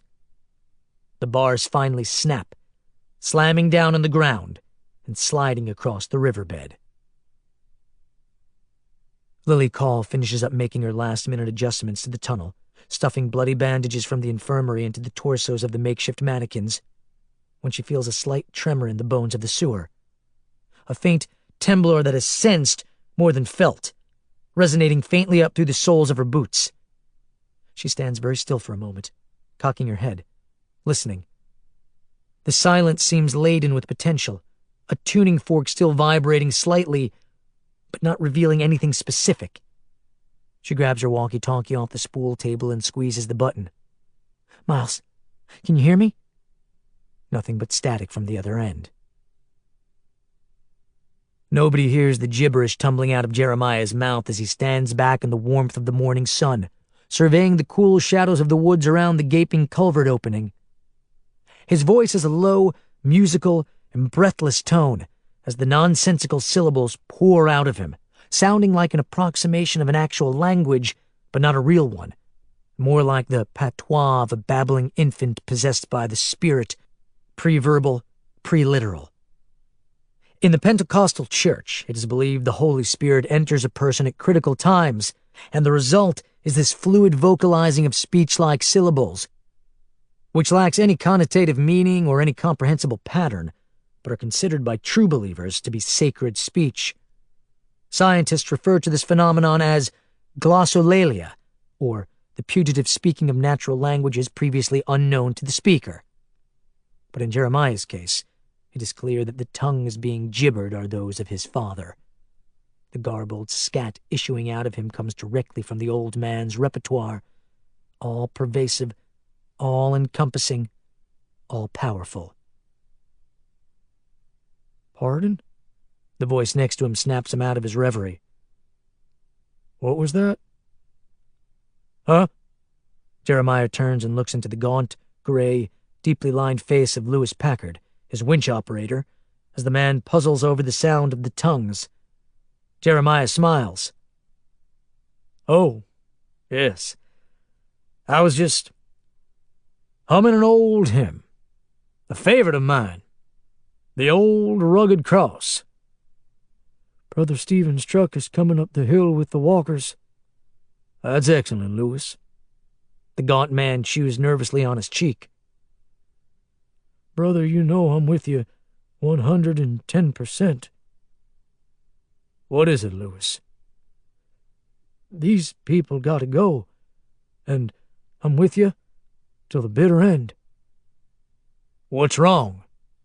The gaunt man lets out a tense sigh and speaks in a low whisper. "We're never gonna get them things to go inside them tunnels. Never in a million years." The preacher just smiles. He can smell the rising tide of death on the breeze as if it were a storm front rolling in. He hears the rumble of Stephen's tow truck, the human scream silent now, the prisoner long ago succumbing to blood loss and exposure. He senses the weight of the throngs coming up through the woods behind the truck, the unholy choir of watery snarling and growling noises rising on the wind. He glances over his shoulder and sees the tow truck materializing around the corner of the forest road, the sea of shadows rolling in behind it in the flickering strobe light. He turns to the others. "Everybody in your vehicles. Lock the doors." Then Jeremiah goes over to his RV, snaps the latch on the side door, leans inside, and pulls out a box marked Cox Remote Control Dune Buggy. At last, a voice crackles through the static spewing out of Lily Call's walkie-talkie. "Yo, Yo, Lily, we're here. We was just dodging a few biters, but I can read you loud and clear. Now go ahead. Lily feels the walls of the tunnel contracting around her like the innards of a living thing reacting to poison in its system, and it makes her stomach clench as she thumbs the switch and says into the mic, "Have you made it to the church yet? Over." "Yes, ma'am. Got the clothes. Now on our way to the safe zone." "Good. Awesome. I gotta get the fuck out of here. I'm getting the wheelies down here all by myself." "Copy that. See you in a few." "Right." Lily whirls and hurries down the length of the main conduit toward the manhole. But even now, as she trots along, she feels the cold fingers of claustrophobia tightening around her neck, stealing her breath, sending cold currents of panic down her spine. Ahead of her, the tunnel seems to blur out of focus, slipping into a double image like motion picture film jumping out of registration. She has dealt with excruciating claustrophobia for most of her life, ever since she accidentally locked herself in a coat closet at her cousin's house in Macon when she was 9 years old. Now, she feels the old prickly panic returning, like cold fingers wrapping around her spine. The tunnel spins. She nearly trips. She slows down and braces herself against the wall. She realizes that she hasn't been in the tunnels alone in a while, maybe ever. It's hard to be sure right now. She blinks, rubs her eyes, tries to ignore the dizziness that's washing over her and to fix her gaze on the steps embedded in the wall at the end of the main conduit. In her bleary line of sight, about 15 feet away, the faint indentations in the crumbling stone wall are apparent, and she edges toward them as fast as she can without falling flat on her face. The vertigo courses over her, threatening to knock her off her feet. She holds onto a brace. It feels as though her head is about to loll off her shoulders and her gorge rises, but she wills herself not to throw up and to keep inching forward. She reaches the steps at the precise same moment she first hears the sound. The faint, far-off noise is so strange and incongruous at this moment in this dark, moldering place that she freezes, her brain like an engine seizing up. She doesn't even look over her shoulder at first. She simply stands there, one hand on the middle rung of the steps, her entire body gripped in glacial, dreamlike paralysis. Something moves at the dark end of the tunnel, glimpsed only peripherally, at first registering as a small animal darting around the corner. She whirls around and sees a small remote-controlled toy rolling toward her. "What the fuck?" she thinks. "Is this part of that?" The closer the toy gets, the more clearly it comes into view. A metal flake orange dune buggy with fat little tires, a tiny whip antenna, and a couple of outboard devices duct-taped to its hood. It sends up a flash of silver strobe light at odd intervals as it rattles closer and closer. But the strangest, and by far worst part, is the recording being played back through a miniature speaker affixed to the toy car's rear bulwark. When she was in college, Lily Call once accidentally stumbled upon a website called comeuppance.com, on which Islamic fundamentalist terrorists posted old clips of people being beheaded and other various and sundry horrors. Before she had the good judgment to quickly navigate away from the visual trash heap, she got a good look at a grainy video of a British journalist being tortured before the shaky lens of a consumer camera. But oddly, it wasn't the sudden and tawdry terror of seeing a human being reduced to a naked, bloody mass of agony, the man hanging upside down from a meat hook as he's whipped and scourged with barbed wire, that disturbed Lily the most. It was the sound. The terrible, indelible screaming noises that were coming off the little YouTube clip. You can't fake the sound of human suffering, especially at this intensity. No actor in any horror film can approximate the true texture of a tortured shriek. The quality of sound is so specific, so harsh and shrill, as to be almost feral in its timbre. The clamor has an unmistakable electric shock effect on the human ear. Lily hears this very sound coming out of a miniature speaker on board that toy, accompanied by the rising odors of dead flesh wafting through the tunnel. But it's the noise that holds her rapt as the contraption wheels toward her. She stares and stares as the little thing seems to aim itself directly at her feet. The dune buggy bumps into the toe of her boot and bounces back slightly. Lily stares, transfixed, as the thing bumps her again and again, thumping against the steel toe of her work boot as though trying to plow through her. At this close proximity, Lily can see the tiny pencil-thin camera taped to the buggy's hood. The radio signals causing the thing to back up, jack its wheels, and make an attempt to go around her. She snaps out of her fear spell then, and gives the thing a hard kick, sending it into a sideways roll. The toy car smashes against the tunnel wall and breaks apart into shards of plastic and rubber, the camera strobe hanging by a thread, but continuing to blink. That's when Lily sees the shadows at the opposite end of the tunnel, formed by a single yellow cage light dangling down somewhere in the side tunnel, the shapes creeping across the earthen floor like puddles of black ink slowly but inexorably spreading. She sucks in a tense breath when she sees the first biter coming around the corner.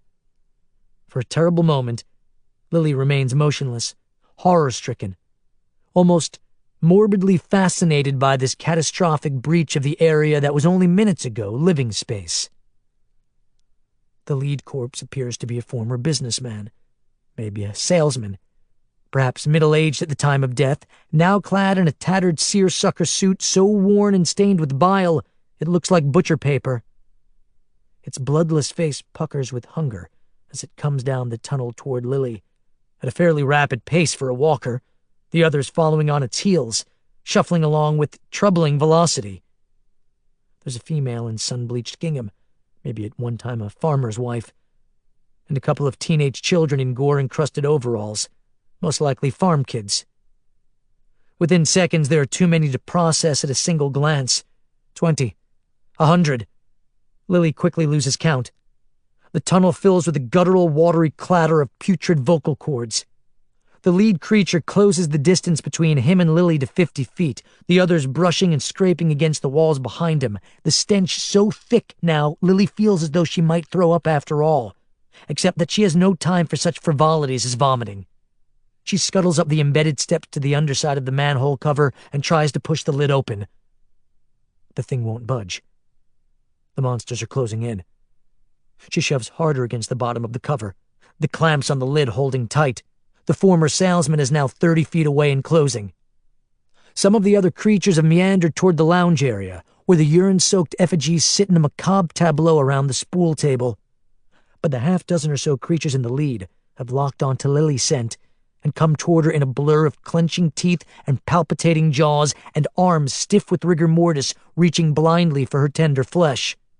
She frantically pushes against the stubborn manhole cover until her fingers throb with pain and her arms twinge, all to no avail. The salesman reaches the bottom of the steps, coming to within 3 feet of Lily's boot soles, and now she's forced to make some instantaneous choices and calculations. She has one extra 10-round ammo magazine wedged behind her belt and one .22 caliber Ruger on her hip, sheathed in leather and with 10 rounds in the grip. She also has a 12-inch buck knife on her other hip for close-quarter confrontations. In one awkward motion, she holds fast to the top rung with her free hand and quickly draws the Ruger with the other. She squeezes off a single blast into the top of the salesman's skull. The pop sets off the tinnitus in her ears, and the backsplash of oily matter makes her flinch, as a rosette of bone and tissue in the top of the creature's head shuts off his reanimated nervous system. More of the creatures clamber toward her. She aims the gun at the manhole cover, shields her face, and blindly fires point blank at the outer edges of the iron. The blast makes her jump. The ricochet sings past her face, hot spit on her cheek, ears deadened further. No good. Waste of bullets. Now what? Think. Her mind goes as blank as a television screen at the end of the programming day. White noise. The plague has had a strange and somewhat unexpected winnowing effect on people. Traits that were once considered flaws, even personality disorders, now help a person survive. Paranoia, narcissism, impulsiveness, greed, sociopathy, even cruelty now become assets. Indeed, the one cross that Lily Call has always borne in the old world has proven to be a rarity among the survivor class, and perhaps has enabled her to emerge as a leader. Call it pathological persistence. Even now, with the discovery of the locked manhole, followed by her mind going blank. Lily refuses to allow a scintilla of doubt to enter her mindscape. She hears the dissonant chorus of phlegm-clogged snarling and the clacking of teeth, and she doesn't even have to look. Out of the corner of her eye, she can see dead things pressing in on her. Dozens of them. Males in bile-stained dungarees, females dragging useless mangled limbs, grotesque former children chewing at the air, and assorted senior citizens, now reduced to emaciated bags of brittle bones and weathered flesh stretched taut like visqueen. The gruesome party has Lily on its radar now, and the partygoers want their hors d'oeuvres. Hopping to the floor of the tunnel, she bangs into a gangly male before the thing can bite and knocks it back on its heels into 3 others, all of whom go down like bowling pins. More move in, and Lily kicks at them as they lunge at her, one at a time, doubling them over, sending them to the floor. She shoots a younger female in the head, turning its face to pulp as it lurches at her. Blood spatters Lily's face as she backs deeper into the tunnel, counting bullets. 3 down, 7 to go in the gun, 10 behind her belt. She's going to need all the ammo she can conserve.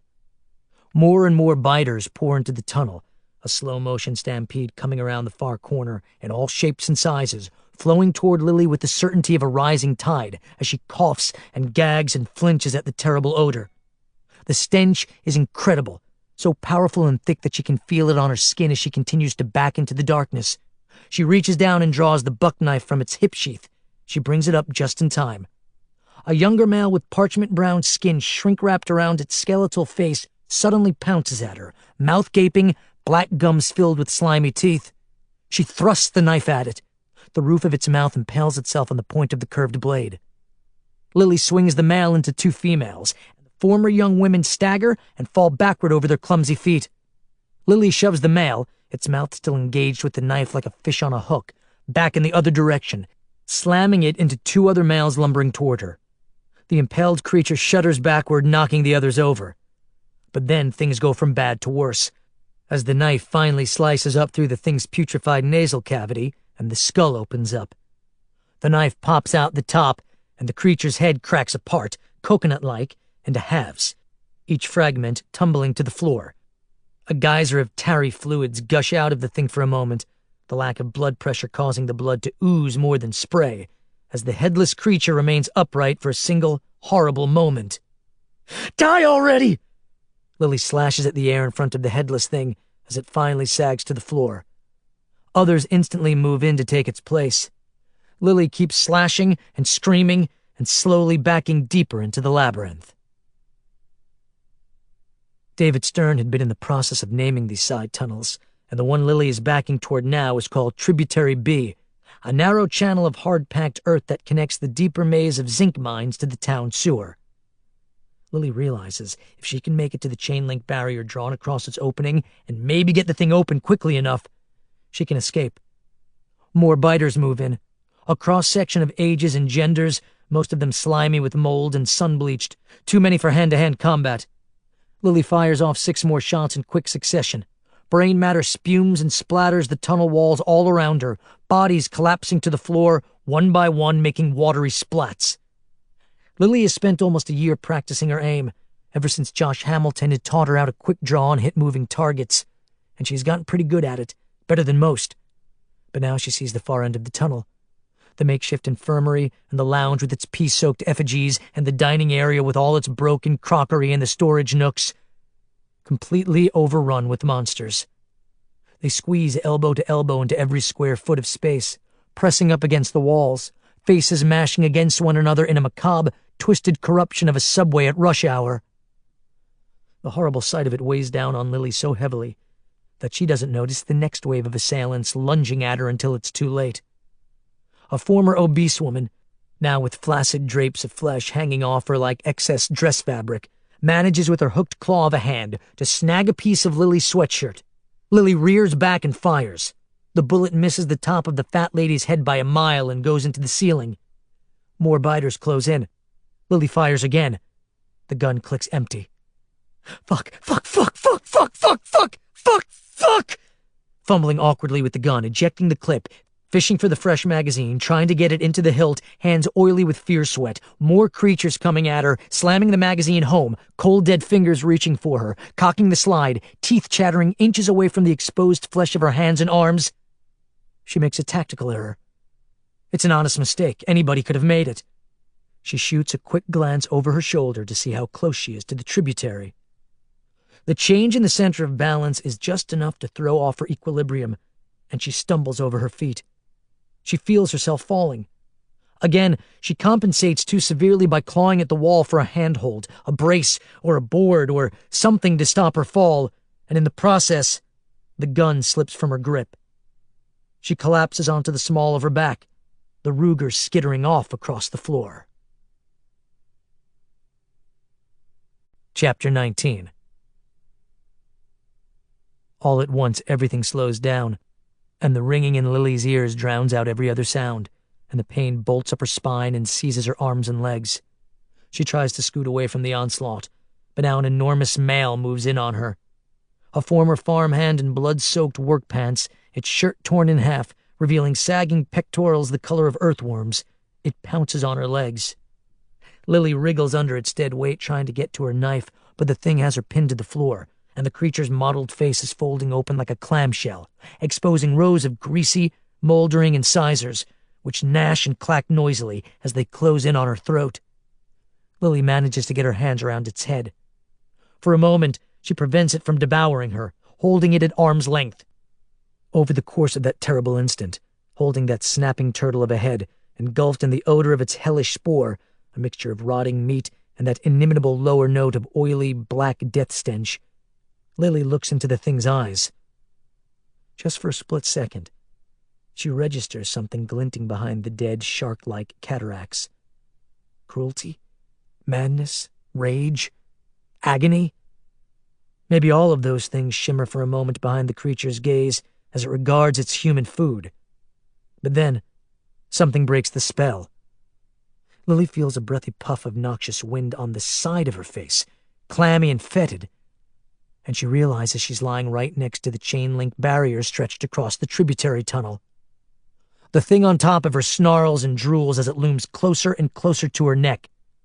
Her strength dwindling, Lily takes one last, heartbreaking glance at the narrow tunnel behind that chain-link barrier.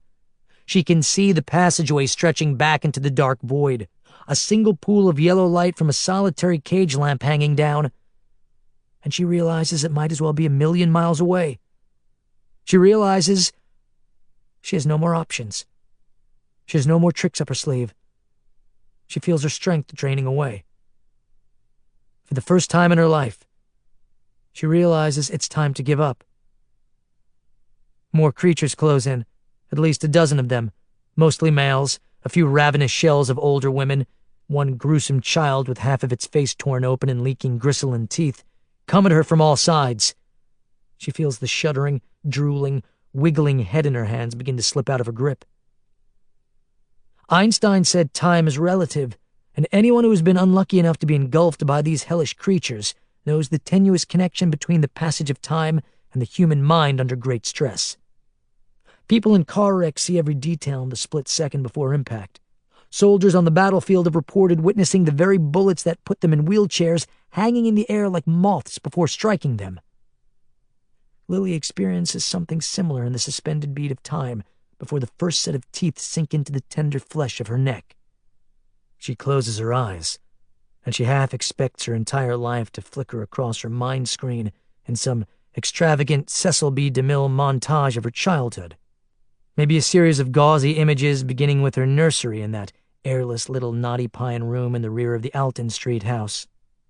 From there, we go to her first-grade class picture in Hastings Park down by the river, her boyfriends, her milestone moments, and maybe even her high school graduation with her father, Everett, proudly carrying around her motorboard hat and her little mimeograph diploma as though they were the Nobel Prize. Part of her longs for this kind of storybook closure, but of course none of it appears to her.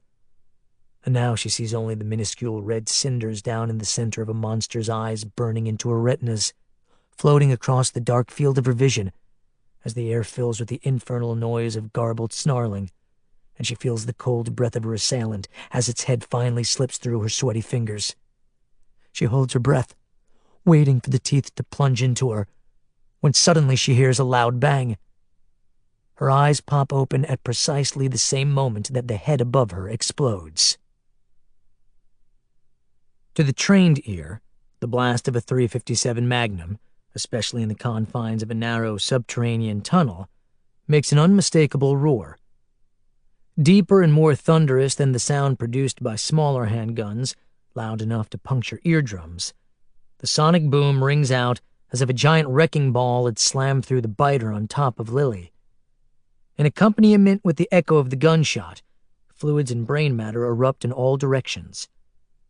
Lily flinches as a wet spattering of blood splashes into her face, while the rest of the skull and rancid brain matter are blown sideways across the tunnel, hitting the opposite wall with a splat. The body stiffens for a moment before collapsing on top of Lily, the lifeless weight pressing down on her so hard it knocks the wind from her lungs. She frantically looks around, trying to grasp the import of what just happened, but the blood of the headless lump is now flowing out all over her, and she can't breathe, and she sees something out of the corner of her eye. A series of 3 more flashes, like sparks of magnesium flaring in the dark, touched off by a firing pin, flicker in the shadows of the tributary. 3 more biters go down around Lily while she tries to wriggle out from under the weight of the massive corpse pressing upon her. 3 more heads blown apart by large-caliber bullets, spraying brain mist against the opposite wall and sending body after body deflating onto the floor. In some far-flung compartment in Lily's traumatized brain, she registers the fact that only hollow-point bullets could do this kind of damage, the projectiles expanding on impact, sending battering rams through mortified brains. And in a deeper compartment, Lily realizes there's only one person around here that she knows of who uses these soft-point dum-dums. Suddenly, she sees 2 things in her peripheral vision that get her up and moving. The shadow of a human being to her left, behind the chain-link barrier, crawling toward her, and her pistol, the .22 caliber Ruger, with its fresh magazine of 10 rounds, lying 10 feet away on the tunnel floor. She moves quickly, before the next wave of biters can swarm her, and lunges across the tunnel.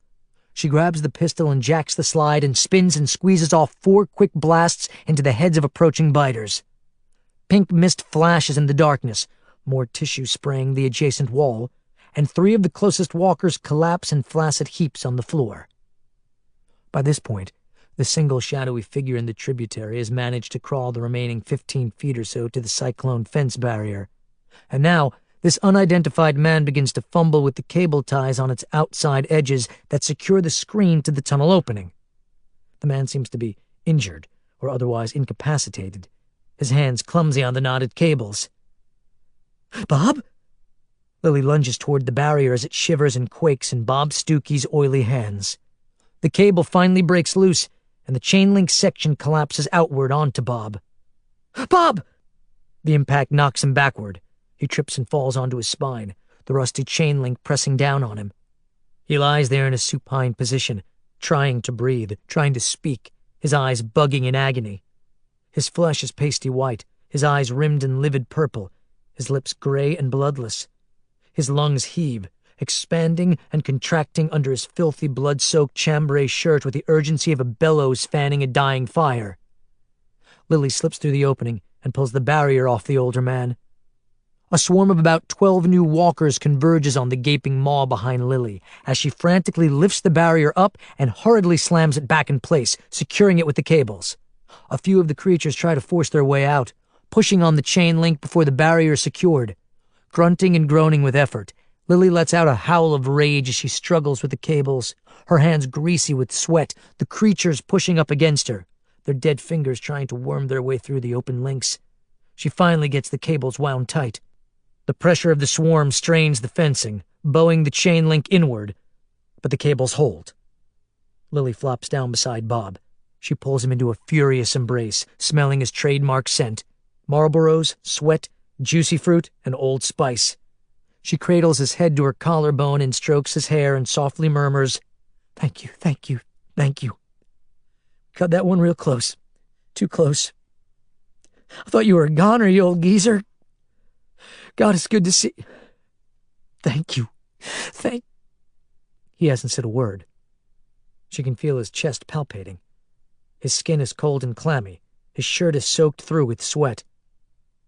Lily backs off an inch or two and takes a closer look at Bob's face, which is draped in shadows from the meager cone of light above them, and that's when she starts panicking. She can see by the color of his skin, the way his eyes have gone pink and glassy, the way his nostrils flare and his lungs heave as he tries to speak but is able to make only strangled grunting noises, that he's having some kind of seizure or attack. The word heart bubbles up from the deeper pools of Lily's unconscious.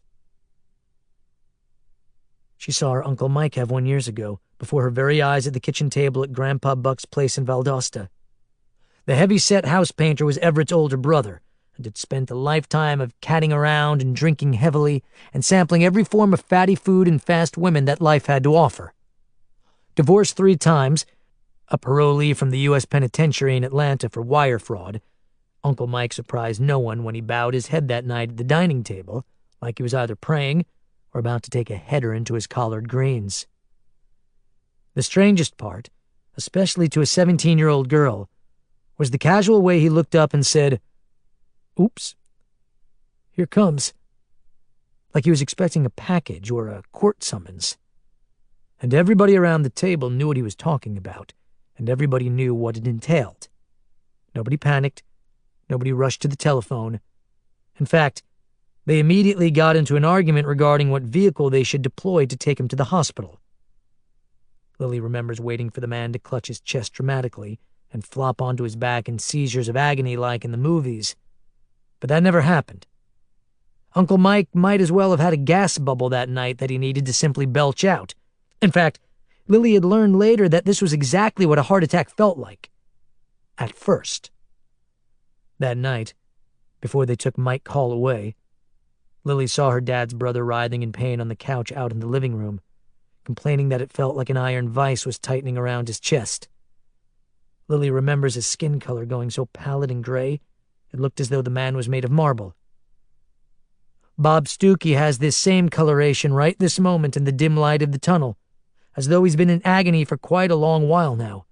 His face so drawn and lifeless, it looks like someone has sucked the air out of it. The fleshy bags under his eyes are so wrinkled they remind Lily of the skin of a balloon that has been deflated.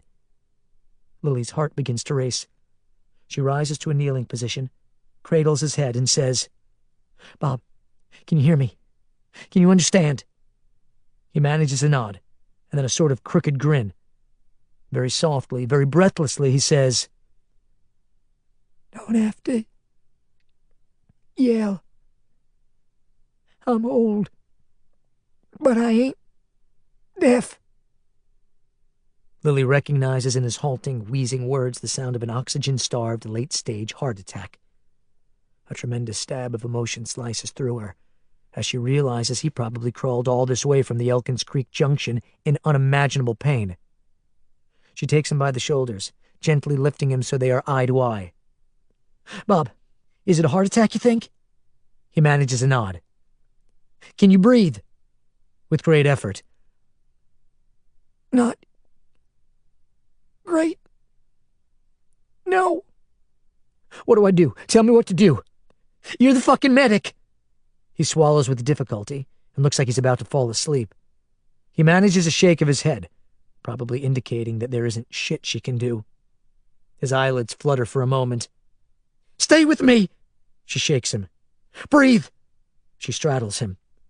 "I'm going to try CPR." She barely remembers it from her lifeguard days, but what the hell else is she going to do? "Here we go." She crosses her hands on his upper sternum and gives him 3 sharp nudges. She has no idea what she's doing. "Breathe, Bub! Breathe!" She bends down and pinches his nose and breathes into his mouth. 3 sharp breaths. "Breathe! Breathe! Breathe!" Bob's eyes have rolled back in his head and his body has gone limp. "No, no, God damn it, no, no fucking way!" She clenches her fists and pounds his chest as hard as she can. "You fucking asshole! You don't do this to me now!" She hunches down and blows into his mouth as though trying to inflate the balloon back to where it was. "Bob, stay with me, please! Bob, please!" Behind her, the swarm reacts to the commotion, the chain link rattling as they press inward, harder and harder, the watery growls rising into a hellish, dissonant commentary. Lily looks over her shoulder at them. "Shut the fuck up!" She feels something tugging at her sweatshirt and looks down and sees Bob's huge, coarse hand clutching the fabric of her shirt tail as though holding on for dear life. He looks as though he's trying to say something.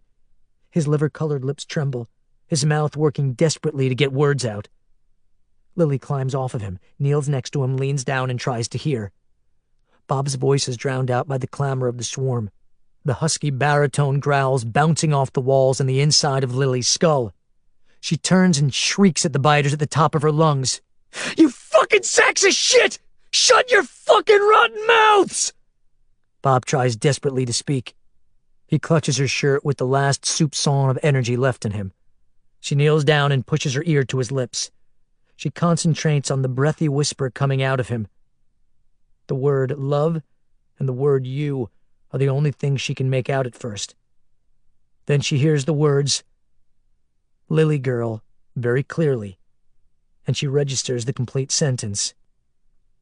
"Love you, Lily girl." "Bob?" His grip on her shirt is loosened. His hand falls to the tunnel floor. His body relaxes and goes still. She shakes him gently. "Bob!" His face has changed. The furrows of wrinkles corrugating his brow have smoothed out, and so have the crow's feet around his hound dog eyes. The pain has left his face. An expression that Lily can only think of as tranquil has passed over his features. "Oh, Jesus!" She embraces the lifeless shell in her arms. She hugs him tighter than she has ever hugged another human being, and she keeps hugging him for a long time in that gloomy tunnel with the atonal chorus of snarls echoing off the walls, reverberating down the arteries of the labyrinth. Lily tenderly lays the body back down on the tunnel floor, and she closes its eyes. She leans down and plants a soft kiss on the forehead. Her tears fall onto the chest, soaking into the tattered denim shirt. She wipes her eyes. She feels something cutting into her leg, something sharp, and looks down. Bob's left hand, frozen in death, clutches a bundle of dynamite. Lily stares at the 10-inch paper sticks wound with duct tape. She stares at them for a long time, thinking, listening to the horrible grinding noise of the dead. Chapter 20. The preacher rides on the RV's sideboard the whole way around the north outskirts of the village. The morning is turned raw and overcast, a thin layer of haze filtering the pale sun, and Riesly Hawthorne drives the camper with caution, the other vehicles chugging along single file behind him, a flash of fully automatic gunfire from an AR-15 or a machine pistol sparking out the windows now and again when the edge of the horde gets too close, or one of the stray drones happens to shuffle out into their path. The town is ringed in hundreds and hundreds of walking dead, all of them showing the patina of 2+ years outdoors on the endless treadmill of super hunger.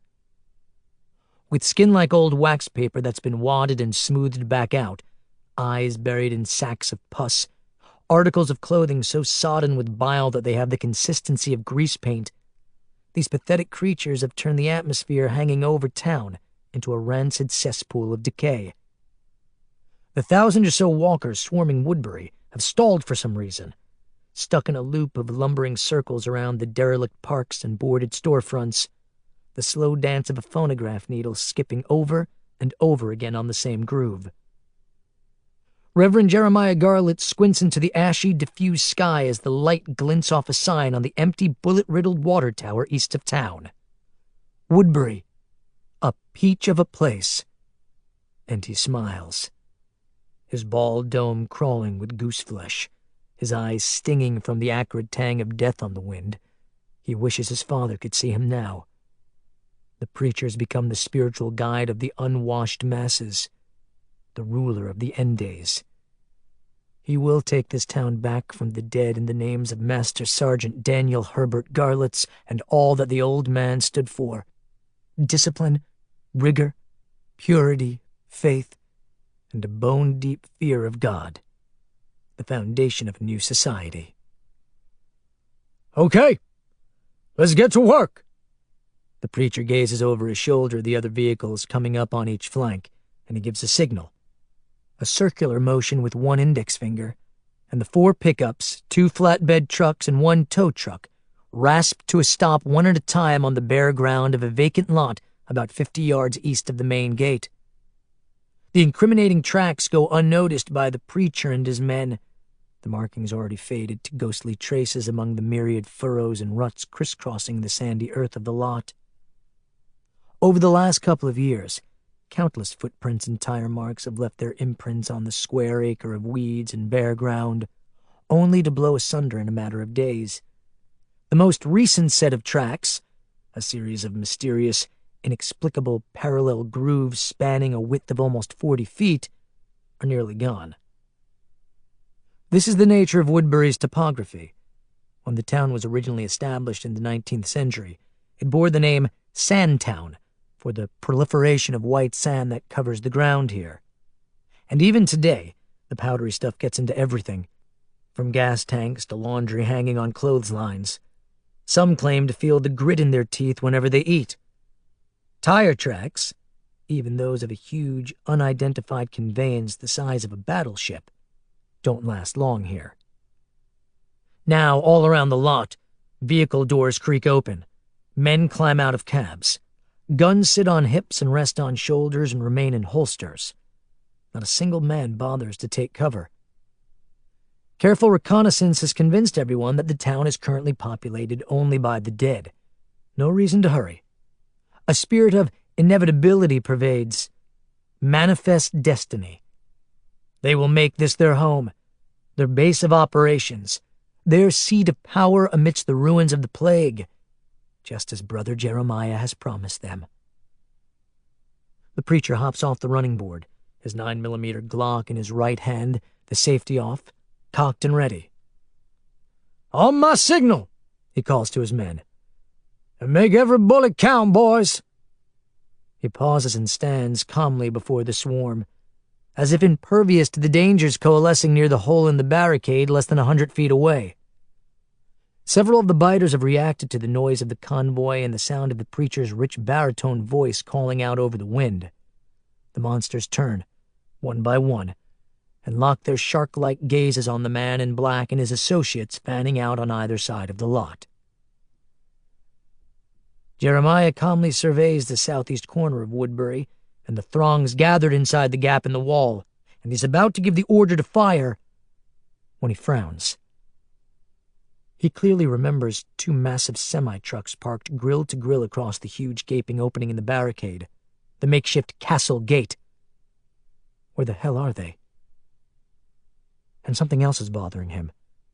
The configuration of the wall seems to have changed. More of the walkers have started to shamble toward him, sniffing him and his men, locking onto them like ravenous dogs on the hunt, drooling and snarling wetly, closing the distance to 50 feet or so. Jeremiah stares at the street corner just inside the break in the barricade, and he notices that somebody has moved the wall, perhaps recently and most definitely hurriedly. He can see the marks on the pavement, and the new boards shored up against the weathered planks of the original wall.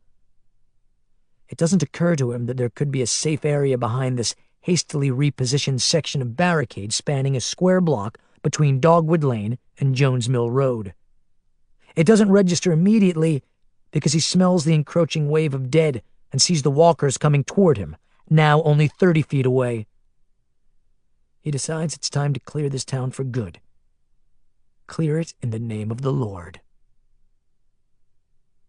Crouching down in the rancid darkness of the tributary, the air buzzing with the moaning of the dead, Lily Call feels her soul sinking into the primordial sediments beneath her, draining out of her as she holds the limp form to her chest, stroking the dead man's hair, cradling the back of his skull as though he were a sick child. She can still detect the faintest whiff of juicy fruit gum radiating off the body, that sickeningly sweet, powdery candy smell, just beneath the pervasive stench of mortified flesh. And this breaks Lily's heart. It's as though Bob Stuckey's life force stubbornly refuses to relinquish this realm. In the form of a stale piece of Wrigley's chewing gum still lodged somewhere in the man's mouth, Bob's essence holds on long past his death. Lily's tears trace the edges of her cheeks. As hot and bitter as scalding vinegar, they soak the edges of Bob's filthy chambray shirt. Lily's right hand slowly moves down to her right thigh. I'm so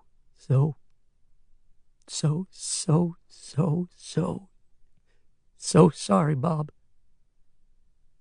We could have made this town work. She feels the tiny, nubby beaver tail grip of her Bowie knife. She closes her eyes and wills her hand to wrap around the knife's hilt. The webbing between her thumb and forefinger presses against the handle as she slowly, reluctantly draws it out of its sheath. Her other hand remains on the back of Bob's head, gently cradling his skull. She discreetly lifts the blade. I love you, old hoss, she whispers into his ear, tenderly kissing a hairy earlobe. Her voice is drowned out by the churning, rasping chorus of growls rising up behind the barrier of chain link 20 feet away. With one hard, sharp thrust, she drives the tip of the blade into the back of the man's skull between the cords of his neck, never once breaking her embrace, never once pulling away from his ear.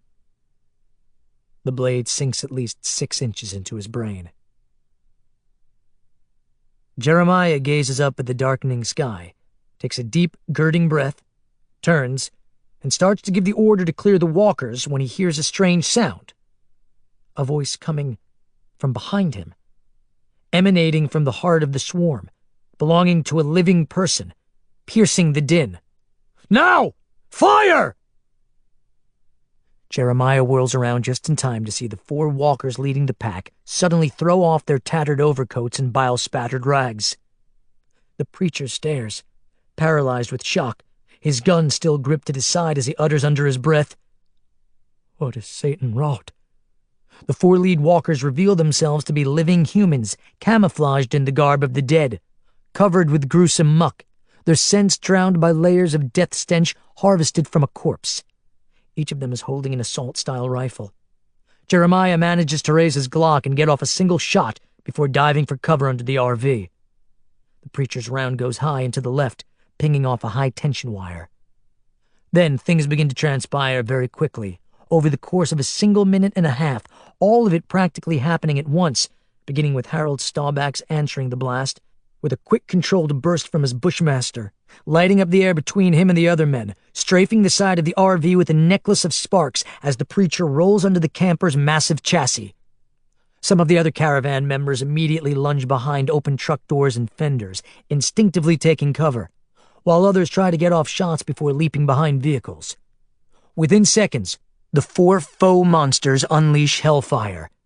David Stern empties a Tech-9 machine pistol on full auto directly at Chester Gleason. The grizzled laborer tries to return fire with his HK-416, but the weapon jams, and the volley of armor-piercing rounds perforates his chest and his left shoulder and his neck, sending him staggering backward in an envelope of blood mist. He's dead before he hits the ground. At the same time, Norma Sutter stands on David's right flank, firing her AR-15 wildly, not really presenting much of a threat, but howling a spontaneous war cry supercharged by her skills as a gospel choir director. 50 yards away, Stephen Pembry leaps out of his tow truck with an old M16 and tries to fire. But before he can squeeze off a single shot, one of Norma's stray rounds strikes him full-on between the eyes, the definition of a lucky shot, and sends him staggering backward, his skull snapping back in a fog of pink spray, the impact knocking him to the ground, where he will lie and expire over the remaining seconds of the skirmish. Miles Littleton fares a little better in the aiming department, as he brooms the area with a fusillade of .308 caliber bullets from his AK-47, some of the rounds finding the 2 gunmen crouched behind pickups 30 yards due west. The armor-piercing bullets penetrate the flimsy layers of Detroit steel, fiberglass, and upholstery, hitting each gunman dead center, perforating lungs and carotid arteries and sending the men flinging backward, arms pinwheeling into the oblivion of weeds and organ failure. By this point, the preacher has attempted to return fire from under the enormous Winnebago, but his 9mm pistol is woefully outmatched, its fire rate far too low to make a dent in the attack. The 3 Avengers are now simply spraying the general vicinity with uncontrolled volleys, spitting centipedes of dust and debris off the ground, strafing the sides of vehicles, leaving chains of divots and tufts in the metal, pinging and ringing off grillwork and fenders, bursting door glass, vaporizing windshields into sheets of sparkling particles that implode across dashes and seats. 3 more acolytes go down. Earl Jericho, a pear-shaped man in denim and a Braves cap, gets it in the neck and shoulder, spinning in a bloody pirouette before slamming into the side of his pickup and sliding to the ground. A skinny, tattooed former biker for Jesus named Thurston Breen manages to dodge the spray of high-caliber slugs as he races for cover, but absorbs a series of gut shots while trying to crawl under the chassis of his flatbed stake truck. He rolls out from under the vehicle and curls into a fetal ball and dies more slowly than the rest. Many of the stray ricochets and errant blasts go into the oncoming surge of walkers, but it doesn't take long for the mass of reanimated corpses to overrun the vacant lot, despite the crossfire turning the air into a cloud bank of blue smoke, most of the dead flowing in from the adjacent streets and meadows. The 4 disguised guardians of Woodbury now slam new magazines into their weapons and begin to back away slowly, according to plan, as the oncoming horde engulfs the lot. Chester Gleason's body attracts a large number of the early arrivals, at least a dozen or more of the creatures descending upon his remains, their hunched forms rooting down into him for the truffles of his still-warm organs. The feeding frenzy intensifies as more of the things flood the battleground and find the other victims of the gunfight, the wounded, the fallen. David Stern orders his fellow counter-assailants back into the safe zone behind the wall at Dogwood Street, his voice hollering above the din. "Hurry! Hurry! Hurry!" They all turn and trot after him. Harold Staubach doesn't see the glint of gunmetal 50 yards behind him, sticking out from under the Winnebago, as Jeremiah takes aim. Nobody sees the preacher fire off a single shot until it's too late. Harold is approaching the safe zone when the solitary round rips through his shoulder, throwing him off his feet and sprawling him across the asphalt road. Almost instantly, without a word, 2 things happen in response. Miles Littleton opens up on the camper, firing 3 controlled bursts from his AK, driving the preacher back under the RV, and David and Norma simultaneously grab hold of Harold by the shoulders and start to drag him toward the fence at Dogwood Street. But they're too late. The street before them crawls with walkers, drawn to the commotion of the firefight. So many that David freezes practically in mid-stride, surveying the ragged mob of the dead weaving toward him, drunk with hunger and kill-lust, arms reaching, and yells at the top of his lungs, "Plan B! Plan B!" For a long while, in the noisy darkness of the tributary, Lily remains in a desperate embrace with Bob's remains, the knife still buried to the hilt in his skull. Her eyes have welled up again as the warmth of his cerebrospinal fluids continue to gush around the knife's hilt and run down her arm and under her sleeve. She's soaked with it. She hears a slight release of something that sounds like a faint puff of air, but Lily can't tell if it's coming from the wound or from Bob's lungs. His body remains limp and lifeless in her arms. The noise of the dead rumbles and chugs nearby, drowning out the faint and distant crackle of gunfire. It feels to Lily as though a storm is gathering inside her, as she gently lays the body back down on the tunnel floor. She positions the head so it's facing straight up. The puddle of blood beneath it is spread like black motor oil across the cracked hard-packed floor. She carefully rests Bob's hands on his midsection. Ancient Egyptians buried their dead with family pets, tools, scrolls, food, even coins for the afterlife, as though the deceased were simply embarking on a trip. Lily digs in her pocket. She puts her lucky coin, an old buffalo nickel that her father Everett had given her, on Bob's eyelid. She leans down and softly kisses the bridge of his nose. She touches his cheek one last time, feeling the storm front moving in from deep within her core. Black clouds of rage start to migrate up through her, pulling a dark shade down across her field of vision. Rising to her feet, she gazes back down the tributary and sees the swarm, now at least 100 or more squeezed into the main conduit, pressing against the waffle of metal links. Their wormy gray faces puckering with hunger, their milky eyes wide with bloodlust. They drool and sputter and moan and try to squeeze their blackened fingers through the 2-inch square triangles. The cyclone fencing barely holds, creaking with the pressure of their collective weight. It looks as though the barrier is about to snap. Lily reaches down to Bob's holster and pulls his .357. She snaps open the center and sees only 2 rounds remaining in the cylinder. She feels alongside the underside of his belt and finds the tiny leather pouch with the speed loader. She pulls it free and sticks it in her pocket. She digs some more and finds his lighter and a roll of safety fuse. She removes his watch and pockets it. The anger fuels her now, courses through her veins, galvanizes her, gets her up and moving. She rises to her feet and walks across the tunnel to the chain-link barrier, and she stands there for a moment. Her close proximity stirs the creatures into frenzies. The growls rise into gravelly ululations, like the howls of hyenas, the cold eyes widening, teeth gnashing frantically to get a piece of her. Some of them push harder, warping the chain-link fencing inward to its absolute limit. The odor is incredibly horrible. Lily stares impassively at them. She comes to within inches of their moldering mouths. She stares into their empty eyes. The rage storm inside Lily has begun to unleash torrents of adrenaline, lightning and thunder rumbling, squalls of emotion erupting in her veins. The bundle of dynamite sits on the floor near the chain-link barrier. Lily pulls the detonator cord and the roll of safety fuse from her pocket, never once taking her eyes off the creatures trying to squeeze through the screen of fencing and get to her tender flesh. She goes over to the explosives, picks them up, and pushes the det cord into the spongy end cap, her gaze still riveted on the walkers. She sits the bundle of dynamite on the floor in front of them, as though setting down a food dish for a family pet. "There you go," she murmurs, her voice sounding foreign to her ears. It sounds thick and coarse with fury, the voice of a gladiator about to enter the ring. "Chew on that for a while." She turns and starts on her way eastward, carefully unfurling the 50 feet or so of safety fuse as she goes along, hastening toward the sewer manhole under Riggins Ferry Road. Soaked in sweat, heart racing, Jeremiah breathes in and out through his mouth, the stench so thick it threatens to strangle him. He lies prone on the cold ground beneath the greasy chassis of the RV, still holding his 9mm pistol. Chaos surrounds the vehicle. All his followers are gone. Bodies are strewn across the lot like driftwood.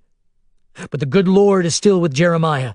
Fate always wins out, and it will prevail today if the preacher can just manage to get out of this mess. He looks to his immediate left and sees through the reeds of wild grass and stiff-legged walkers brushing against the camper, a small swarm still hovering over Chester Gleason's body, sucking the marrow from what's left of him. Jeremiah lets out a pained sigh, his breath blowing dust off the ground next to his lips. He looks to his right and sees countless ragged legs, some of them sticking out of dresses, looking spindly and cadaverous as they trundle aimlessly back and forth. Intermittently, the preacher catches glimpses of his other disciples, half of Riesly Hawthorne over there, his remains spilling its purple glistening delicacies for the swarm. Stephen Pembry over there, reduced to a pile of partially clothed guts. And the sight of such carnage makes Jeremiah twitch with cognitive dissonance. Is this what God wants? Is this what awaits Jeremiah himself in this everlasting darkness of the rapture? He manages to twist around and gaze down the length of the Winnebago's undercarriage toward its tail end. He blinks. Is he hallucinating? He starts crawling toward the daylight at the rear of the RV, his gaze locked on a gap in the throng. He reaches the rear phalanx of exhaust pipes and trailer hitch and looks out beyond the adjacent switchyard of petrified train tracks and ancient directional signage. He sees a clear opening, an empty corridor of space between two halves of the multitude where the mob of walkers has randomly separated. On the far side of this opening sits a small building that looks relatively secure, its windows boarded or barred. If Jeremiah can slip unnoticed through the momentary break in the herd, he might be able to get to that building and gain entrance before he too is reduced to bloody fodder. His heart speeds up. He sucks in a searing hot breath. Then he crawls out from under the RV, springs to his feet, and charges as fast as he can toward the station house, where the children secretly huddle in the shadows, trying so desperately to be quiet. Chapter 21. Barbara Stern sits on the floor behind the dusty shelving units at the northeast corner of the litter-strewn station house, bracing herself on the shelf legs as though waiting out a tornado. The kids sit on each of her flanks, trying to concentrate on their coloring books and sketch pads and little golden books like The Poky Little Puppy and The Little Red Hen, while the world is turned upside down outside their boarded windows.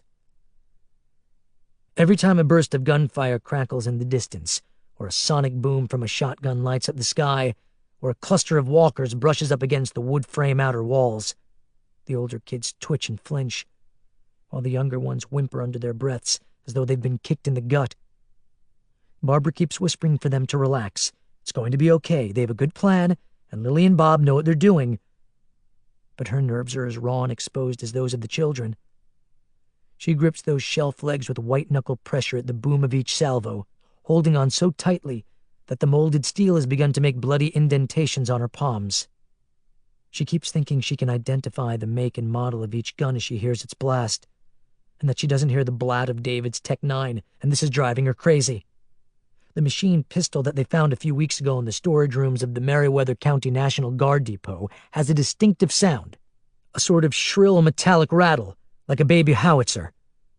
She hasn't heard that noise for many minutes, and her brain keeps going to the worst-case scenario, flashing on images of David lying bullet-riddled and torn apart by walkers, and this makes her grip the shelf legs even tighter.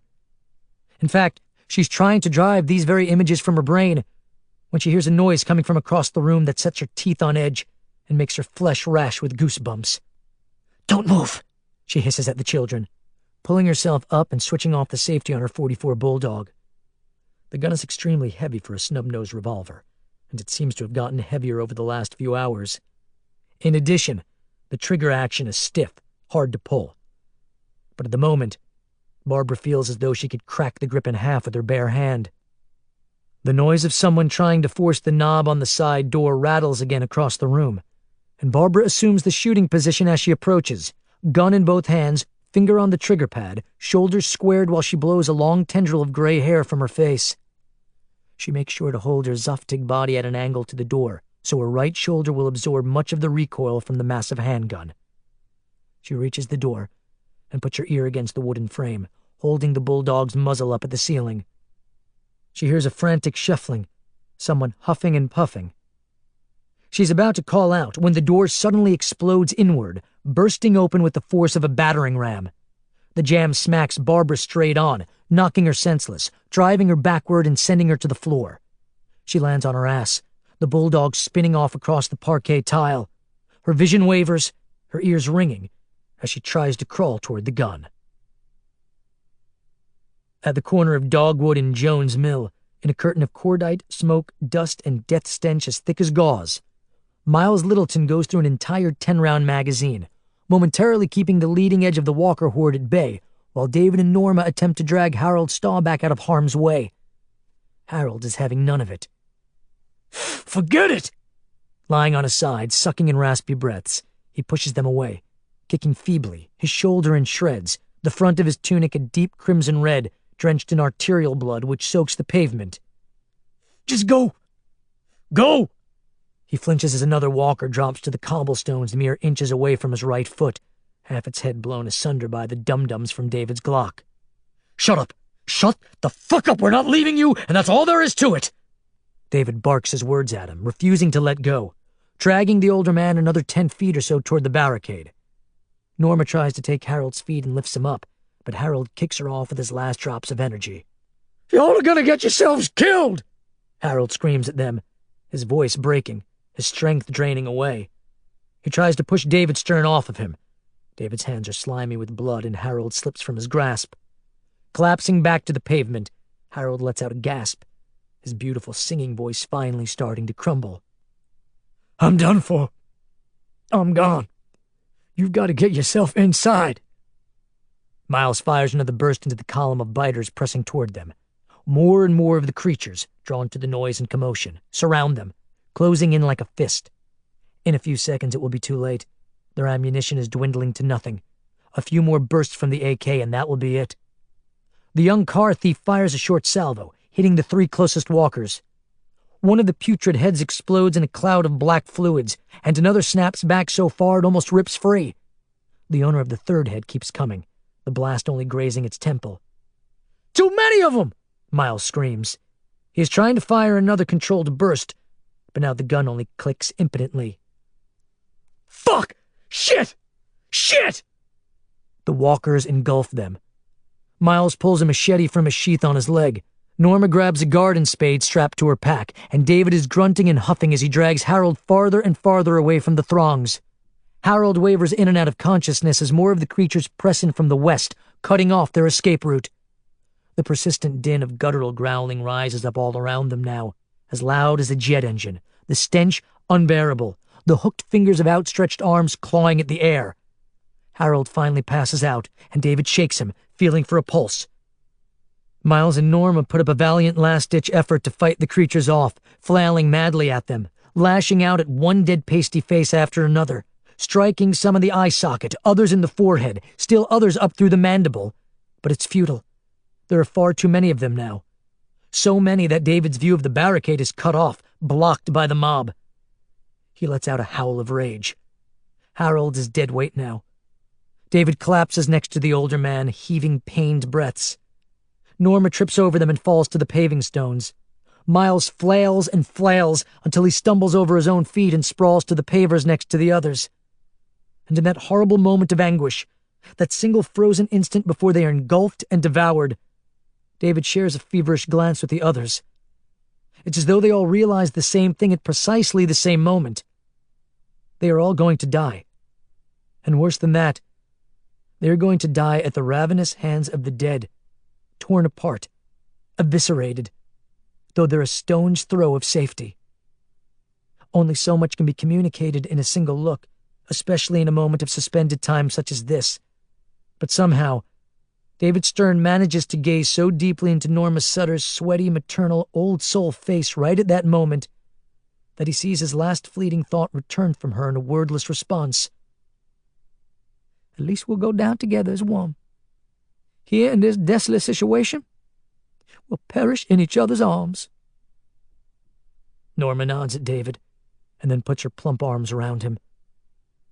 David looks away from the fish-belly faces and shoe-button eyes as the creatures descend en masse upon them, and he has just closed his eyes and clasped on to the matronly Norma Sutter's, when he suddenly hears a noise that rises above the jet engine rasp of the dead.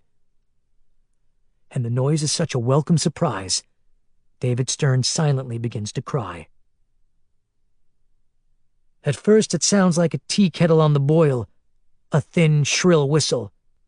But then it swells into a shriek. David realizes the whistle is the sound of a young boy screaming.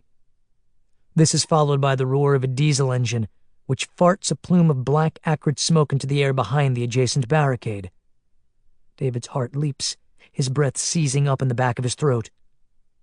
A thunderous explosion shatters the morning air, piercing the droning chorus of growls, and David Stern recoils with a start as the makeshift barrier of wooden siding and drywall 50 feet away suddenly collapses, the board slamming down to the ground with a resounding series of thuds, and in a storm cloud of dust, a gargantuan contraption emerges from behind the fallen barricade. David recognizes the massive front blades of the International Harvester Combine. The kid is early. God bless his little snot-nosed soul. The kid never could keep track of time, that beautiful, perfect little man. Like a tidal wave of gleaming metal, the 30-foot wide mouth, filled with rows of razor-sharp blades, churns toward the swarm, kicking up waves of debris and particles of prairie grass. A stream of detritus pours out the top of the vent stack as the enormous machine chugs and whirs toward the closest moving corpses.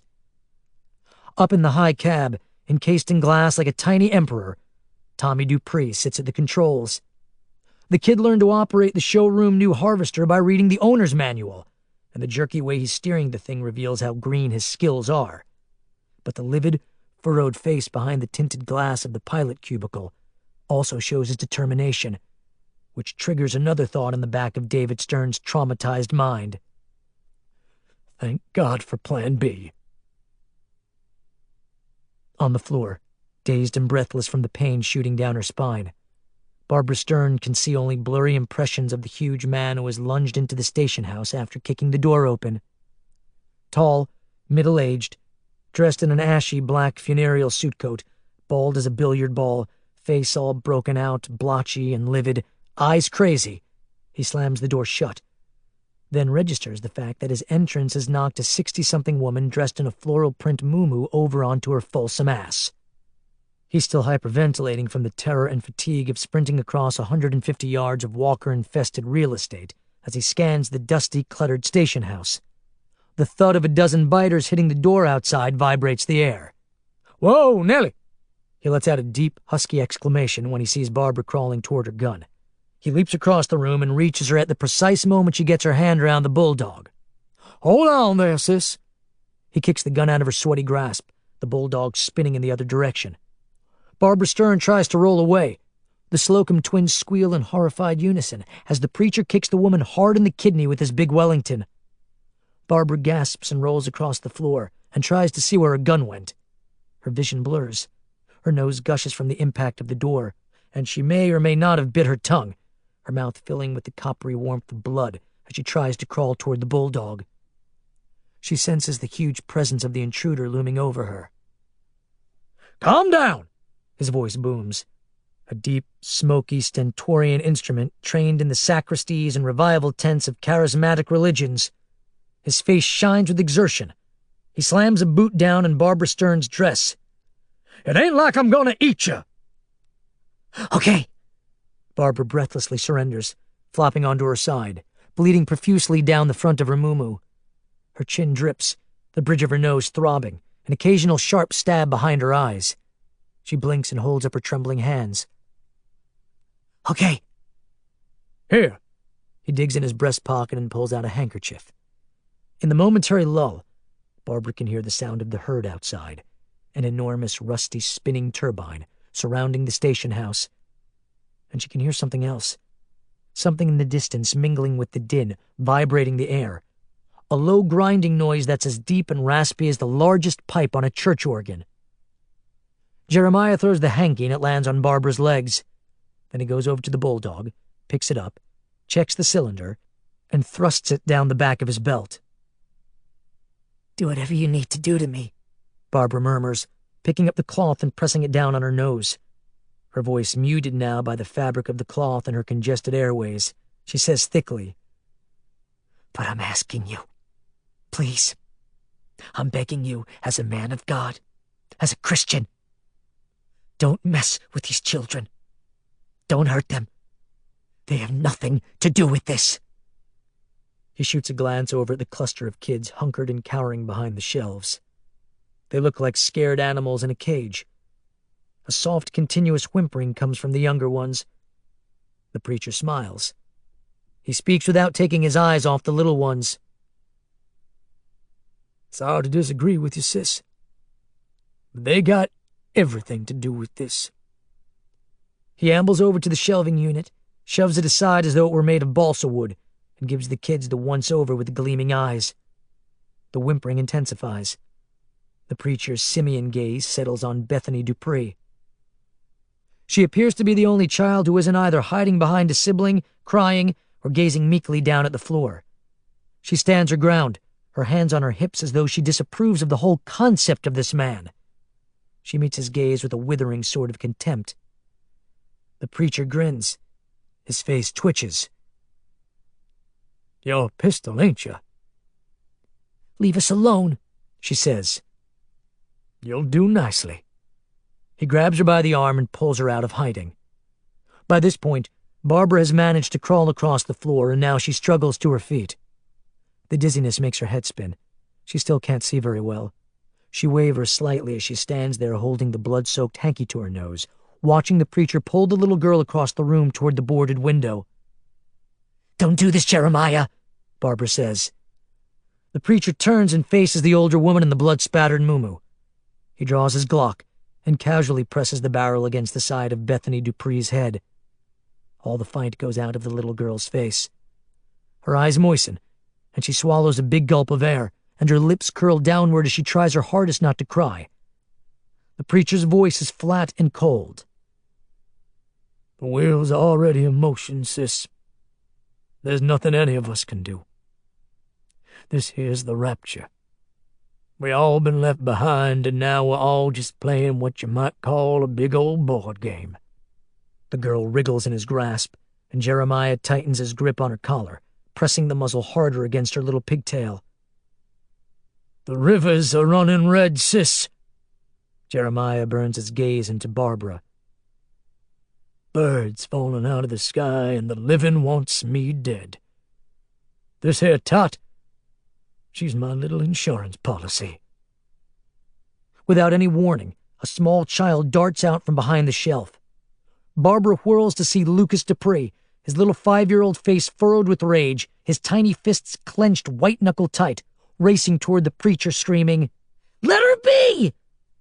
Barbara drops the bloody cloth and deftly lunges toward the boy, snatching him up before he can cross the room, lifting him off his feet. The boy's feet continue to run in place in the air, in a cartoonish pantomime. He's already beginning to sob as Barbara hugs him to her bosom and strokes the back of his hair. "Okay, Bruiser, that's far enough. She's gonna be fine. It's okay. Easy now." Barbara caresses the boy's head and speaks softly, but never takes her eyes off of the preacher. "This man is not gonna hurt your sister. He's just gonna borrow her for a second." Barbara's eyes narrow almost to slits, fixing themselves on the preacher. "And if anything happens to her, even if a single hair on her head is mussed, the people who survive here today, whoever they may be, they're going to dedicate the remainder of their lives, however long that might be, to finding this man, this minister, this man of God, and making him sorry that he was ever born. Do you understand?" Two individuals have listened closely to this soliloquy. The boy with his head buried in Barbara's chest, nodding slightly, and the preacher, who has gone very still through all this, regarding the woman with a strange mixture of malice and admiration. At last, with the gun still pressed to the little girl's head, he gives the woman a respectful nod. "Message received, sis. I think we could have very well done business together in another life." He drags the little girl to the door. She keeps her tears tamped down. The preacher gives Barbara one last glimpse over his shoulder. "Keep your powder dry, sis." Then he turns, grasps the doorknob, and opens the door a few centimeters. He peers out and sees an opening. The biters have drifted away from the door. He pulls Bethany out into the pale light of day and makes an awkward run for it. Chapter 22. Jeremiah doesn't get more than 20 paces from the doorway of the derelict station house when he staggers to an abrupt halt. The girl nearly falls over, the stop is so sudden, and for a moment, in that hideous ashen sunlight washing the switchyard, Jeremiah thinks he's seeing a ghost. He stands there, still clutching the little girl's collar, thunderstruck by what stands before him. The deep, sepulchral rumble of a giant combine, incongruously harvesting some unidentified crop where there are no crops, echoes from the northwest corner of town, accompanying Jeremiah's confusion with a contra-melody of gnawing, grating, shredding noises. But the preacher barely notices the surreal, nonsensical sounds, nor does he register the unrelenting drone of the swarm, close enough to see through the neighboring trees and the wreckage-strewn gaps between buildings. The figure that stands directly in front of Jeremiah doesn't move, and doesn't say anything at first. Just stands there with her shoulders squared off, and her gaze fixed on the preacher and the little girl. The breeze tosses the woman's dishwater auburn hair, which is pulled back in a tight French braid, though many tendrils had come loose over the past few hours of exertion, struggle, and trauma underground. Her fashionably ripped jeans and camo jacket are now in shreds, her face and arms scourged with grit, cuts, and bruises. The look in her eyes penetrates Jeremiah's soul, reaching down into a dark place inside him and strumming some dissonant, unexpected chord of fear. Then, Jeremiah notices the enormous revolver with the 4-inch barrel gripped in her right hand, which at the moment hangs at rest at her side, the muzzle pointed down at the ground. "Look at you," the preacher finally says to her. "All pleased with yourself." "Let her go." Lily Call's voice is so brittle with rage, So cold, it sounds almost like a recording of a voice played a scintilla too slow. Jeremiah presses the barrel harder against Bethany Dupree's head. I don't know how you did it, but it don't matter one whit no more. Nothing does. I don't think you heard me. Jeremiah lets out a dry chuckle. Acts of heroism, sacrifice, things done for the better good. None of it means high holy hell anymore. Excuse me. You're gonna die today. Lily augurs her gaze into his. You might as well do something good beforehand to shore things up a little. Jeremiah feels the hate rise up his gorge and fill his mouth with the bitter taste of odium. Get out of my way, missy. Lily calmly raises the gun, aims it at him, and holds up a watch in her free hand. It looks cheap, shop-worn, like an old Timex on a faded leather strap. You know what this is? No more games! Jeremiah presses the barrel so hard against the head of the little girl, her whimpers intensify to outright sobbing, her head bending over with the pressure of the muzzle. Jeremiah practically growls the words. The death of this precious little girl will be on your eternal soul. It's a watch, Lily casually informs him, ignoring his threats, indicating with a nod the importance of the used timepiece. Belonged to Bob Stuckey, a man whose death is on your worthless fucking soul. She glances at the second hand.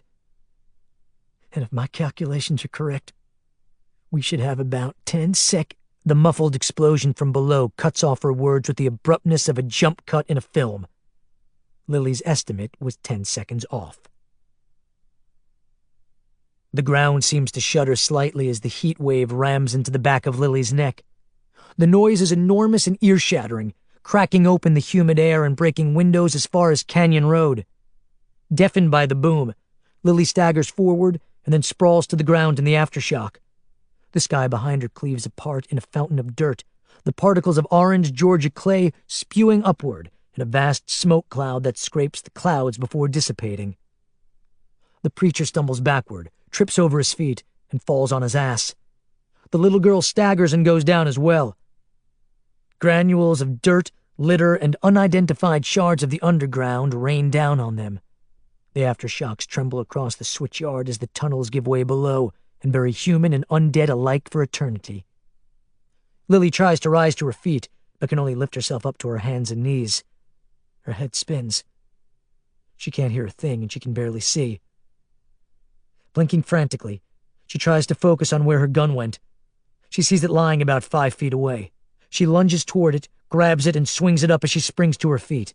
She quickly assumes an offensive stance, but everything has gone all hazy and slow in the aftermath of the explosion. Ears ringing, Lily sees the preacher running away, his lanky arms pumping, his tattered waistcoat flapping in the wind as he charges as fast as he can toward the vacant lot to the east. With her gun still gripped in both hands, Lily shuffles toward the girl. Little Bethany slowly rises, holding her ears, looking up at the sky. You okay, sweetie? Lily kneels by her, quickly giving her a once-over, looking for wounds. Lily can barely hear, the ringing in her ears like a drill buzzing in her skull. She sees no injuries. Talk to me! I can't hear anything! The little girl holds her ears, opening her mouth as though trying to make them pop back into service. It's okay, sweetie. It's temporary. It's the noise of the explosion. How did you do that? Lily glances over her shoulder. We'll talk about it later, honey. Right now, we gotta get you back inside, and I gotta get to the safe zone.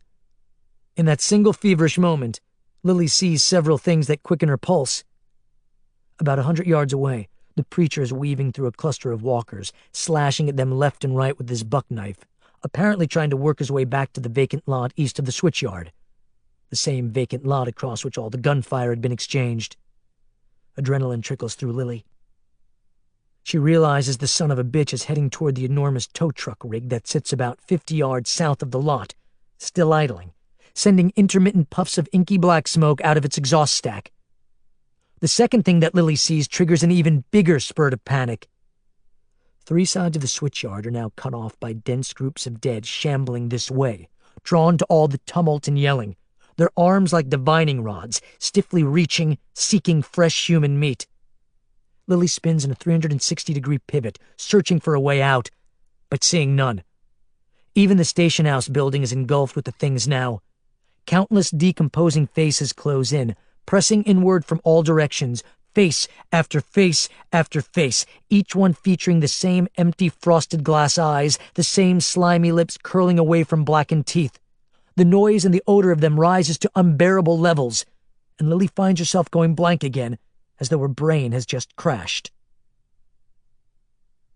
Somehow, right then, in that fog bank of rot and decay, under that unforgiving pale sun, her ears still ringing, her heart palpitating, the flood of walkers engulfing her and the child, Lily Call realizes she has only one viable option.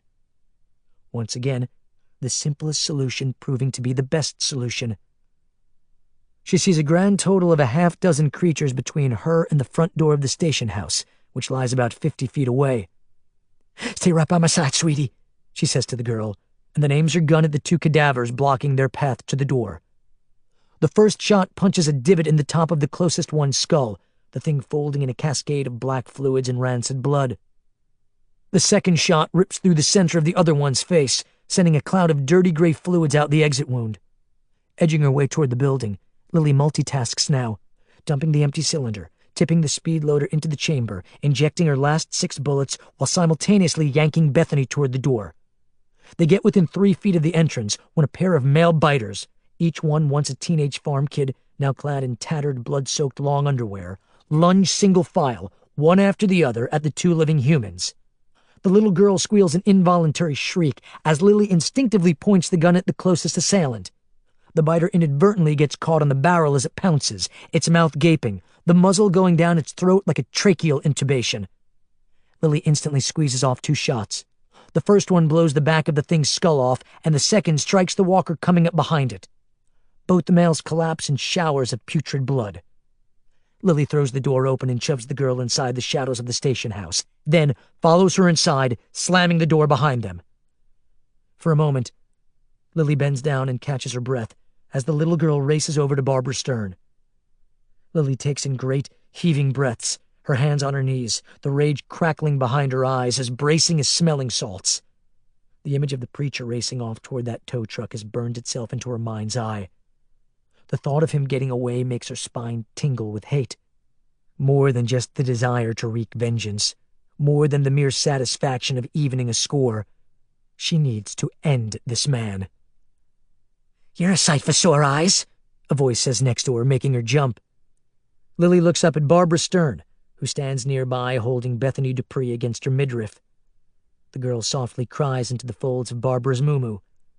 The older woman breathes through her mouth, her face severely swollen, both her eyes rimmed in swelling bruises, her nose inflamed to twice its size, blood crusted around her nostrils. Lily stares. "Speaking of sore eyes, what the hell happened to you?" "The preacher happened to me." Barbara takes a deep breath. "I'll live." Lily looks at her for a long time. "Yeah. But I promise you, he won't." "What? What are you talking about? You're not going after him." Lily doesn't answer, simply checks her gun, flipping open the cylinder and seeing she has 4 rounds left. The children watch her from behind the shelves. She snaps the cylinder shut and hurries across the room to the back window, Barbara following her. "Lily, answer me. You're not thinking of going after him, are you?" Lily is too busy to answer, as she peers out a thin slat of daylight along the edge of the boarded window, gazing at the Woodbury town limits in the middle distance. At first, all she can see is the enormous combine mowing through columns of dead along Dogwood Street. A surreal sight, even from this great distance, like some kind of insanely elaborate irrigation system. Dark matter spews out a tall chimney stack, arcing up at least 50 feet in the air, and then diffusing into a rainbow of wet tissue that sleets down and soaks the ground and the sides of buildings over half a block away. Lily gawks.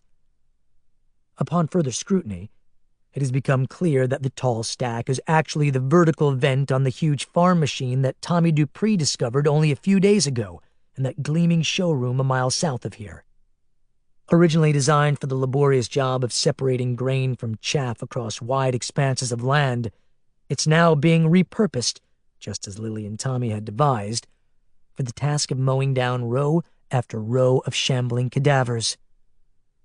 And for a brief moment, seeing that 30-foot-long mouth of rotating teeth gobbling the roiling masses of dead with the furious efficiency of a macabre assembly line, fills Lily with a sense of inevitability, fate, and maybe even a higher purpose. The sight of that putrescent geyser of gore soaring out through the air behind the harvester synchronizes with her rage. She wants to feed the preacher into the great steel oblivion of those circular teeth. The preacher.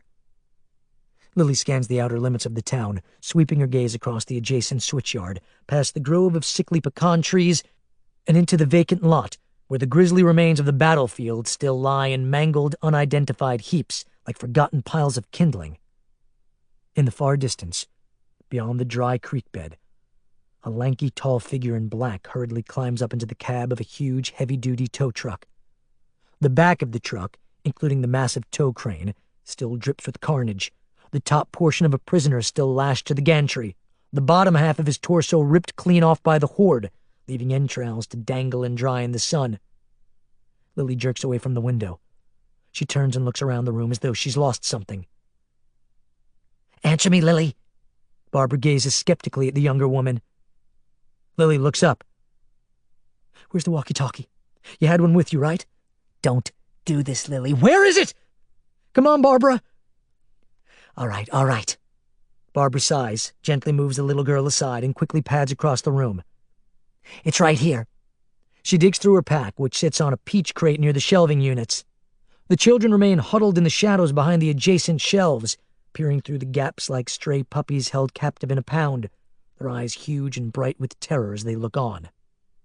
Barbara finds the device and brings it to Lily, who has nervously returned to the window to peer back out at the edge of the vacant lot. The tow truck hasn't moved. The preacher still visible inside the cab, hunched over the wheel. It looks as though the thing won't start. Maybe it's out of gas. "Here." Barbara hands her the two-way. "But please, don't do this." Lily ignores her. She turns the power on and thumbs the send button. "This is Lily. Miles, you out there? Can you hear me? Over." Barbara lets out another anguished sigh. "The preacher is gone, Lily. You'll never see him again, and good riddance, I say." Lily waves her back. "Shh!" The walkie crackles, a voice on the other end of the line breaking through the static. "Lily?" Lily presses the switch. "Miles, is that you?" Through the speaker. "Yes, ma'am." Barbara clutches Lily's arm. "Lily, don't go and get yourself killed over this. It's not worth it." Lily yanks her arm away and then barks into the walkie's mic as she stares through the slat of daylight at the far edge of the vacant lot. She can see a black cloud belch out of the tow truck's exhaust pipe as the preacher finally gets the engine started. "Miles, where are you? Are you with the others?" Through the static. "In the safe zone with Norma, David, and Harold, just like we planned." Lily squeezes the button. "Miles, can you get to your car?" Another splash of static sizzles from the tiny speaker, and then, after a beat, "I guess so, yeah. She's parked out behind the willow." Lily says into the mic, "By the river, you mean? East of the tunnel entrance?" "That's right." "How fast can you get there?" "You mean like now?" "Yes, fuck yes, now, Miles. How soon can you meet me there?" Another beat of staticky silence, then the voice of the car thief sounding skeptical. "A lot of walkers between us and the river, Lily. Just do it!" Her voice slices through the interference like a bolt of lightning. "Everything depends on us getting to your car ASAP. You understand? Tell me you understand, Miles." Through the speaker. "I understand." "Good." Lily looks at Barbara, then back out the window at the tow truck pulling away in a cloud of exhaust and dust. "Get moving, Miles, and bring some firepower, whatever's left, and some extra ammo. I'll meet you there in 5 minutes, maybe less if I get lucky. The preacher's got a head start, but those wheels of yours ought to do the trick." A burst of static, and then Miles's voice. "What are we doing, Lily?" Lily licks her lips and looks at Barbara. She squeezes the switch. "Tying up a loose end." Chapter 23. Miraculously, they both make it to the small clearing east of town at approximately the same time, Lily circumnavigating the herd by taking the long way around the switchyard, avoiding the thickest pockets of dead. Miles getting there by exiting the safe zone along Flat Shoals Road and then circling around the northeast corner of town. Once they get there, things start moving very quickly, far too quickly for them to notice any signs of tampering, such as fluid dripping from the convolutions of the Challenger's undercarriage. By the time they reach the car, they are each far too winded and pumped up with adrenaline to see the broken boughs and branches on the west edge of the clearing, or the freshly formed tire tracks angling across the ground. Sheltered by the shaggy boughs of willow trees, surrounded by thickets of ironweed, the area is bordered on one side by the Flint River and barely large enough to accommodate a full-sized sedan. The neon-purple Dodge Challenger sits in the center of the clearing, gleaming in the pale daylight filtering down through the skeletal branches of black oaks. They don't say much to each other at first, communicating mostly through gestures and nods and quick hand signals. They're in a big hurry. Lily figures the preacher has a 10-minute head start. If they're lucky, they can locate him by the wake of dust and exhaust kicked up by the massive tow truck. But luck will also have to play a part. The preacher could easily take an unexpected turn and be off the grid in the blink of an eye. Miles fires up the 390 horses as Lily climbs in through the passenger door. The gargantuan V8 gargles to life, emitting a belch of black exhaust and the roar of a mint-condition Hemi cold block with 0 catalytic converters to slow things down. Neither of them notice the recently formed imprint of a body in the dirt beneath the car, nor do they see the oily puddle of crimson brake fluid just beginning to form beneath the front end. The car lurches backward. Miles yanks the wheel, then rams the shift lever forward and steps on it, sending the Challenger into a fishtailing rush across greasy weeds, then blasting out through the south end of the clearing, where a dirt road wends along the Flint for about 1.5 miles before giving way to the Crest Highway. If Miles had been less engaged with the mission and paying closer attention to the function of the brake pedal, he might have noticed the squishiness in the brakes when he brought the car to a stop in order to throw it into drive. But things are too chaotic now to detect such nuances, and besides, the line was only partially cut minutes earlier and is still functioning. The intention of the saboteur, apparently, is for it to blow out under pressure. Lily glances over her shoulder at the walker-riddled landscape around the little town as it recedes into the distance behind them. She can see the gore shooting into the air 1 mile away, the vertical stack of Tommy's harvester spewing like a Texas gusher. The sight of the combine mowing down rows of walking dead while the beleaguered town sits in a miasma of smoke puts a crimp in her heart. She shakes it off and turns back to gaze out the steeply angled windshield at the overcast sunlight beating down on the weathered pavement of the 2-lane rushing under their car. Miles has already hit 60 miles an hour, a lot faster than the state police would recommend on an access road such as this, and now the kid has his hoodie up and over his head. Lily can see only the front of his narrow nose, a few strands of his dreadlocks, and his boyish chin with its little peach fuzz goatee jutting out as he concentrates with practiced intensity, scanning and not staring, steering with his left hand, his right on the shift knob. Lily figures the hood is an affectation, an obsessive-compulsive habit donned whenever the young man is on the job, and that's fine with her. She needs this kid at the peak of his game if they're going to catch up with the preacher's tow truck, a vehicle that can't hope to match the Challenger for speed, agility, and handling. In fact, the preacher is about the only thing Lily can think about right now. The need for closure, for the termination of this madman's reign, burns as bright as magnesium behind Lily's eyes. This bloodlust so preoccupies her thoughts that she's completely oblivious to the fact that the car is starting to exhibit obvious signs of tampering. Of course, Lily has no idea that Jeremiah Garlitz was once employed as a service station attendant when he was in his teens, and that he knows all the tricks, especially the ones employed to quickly and discreetly sabotage cars. Mechanics talk about this kind of stuff all the time. They have chat lines on the internet, and they share inside information about how this kind of thing is not like it's shown in the movies. How would Lily ever know this? How would she ever guess in 1,000,000 years that Jeremiah would try such a thing in order to ensure that nobody pursued him? How would she ever know that his scouts had found the Challenger's secret parking place?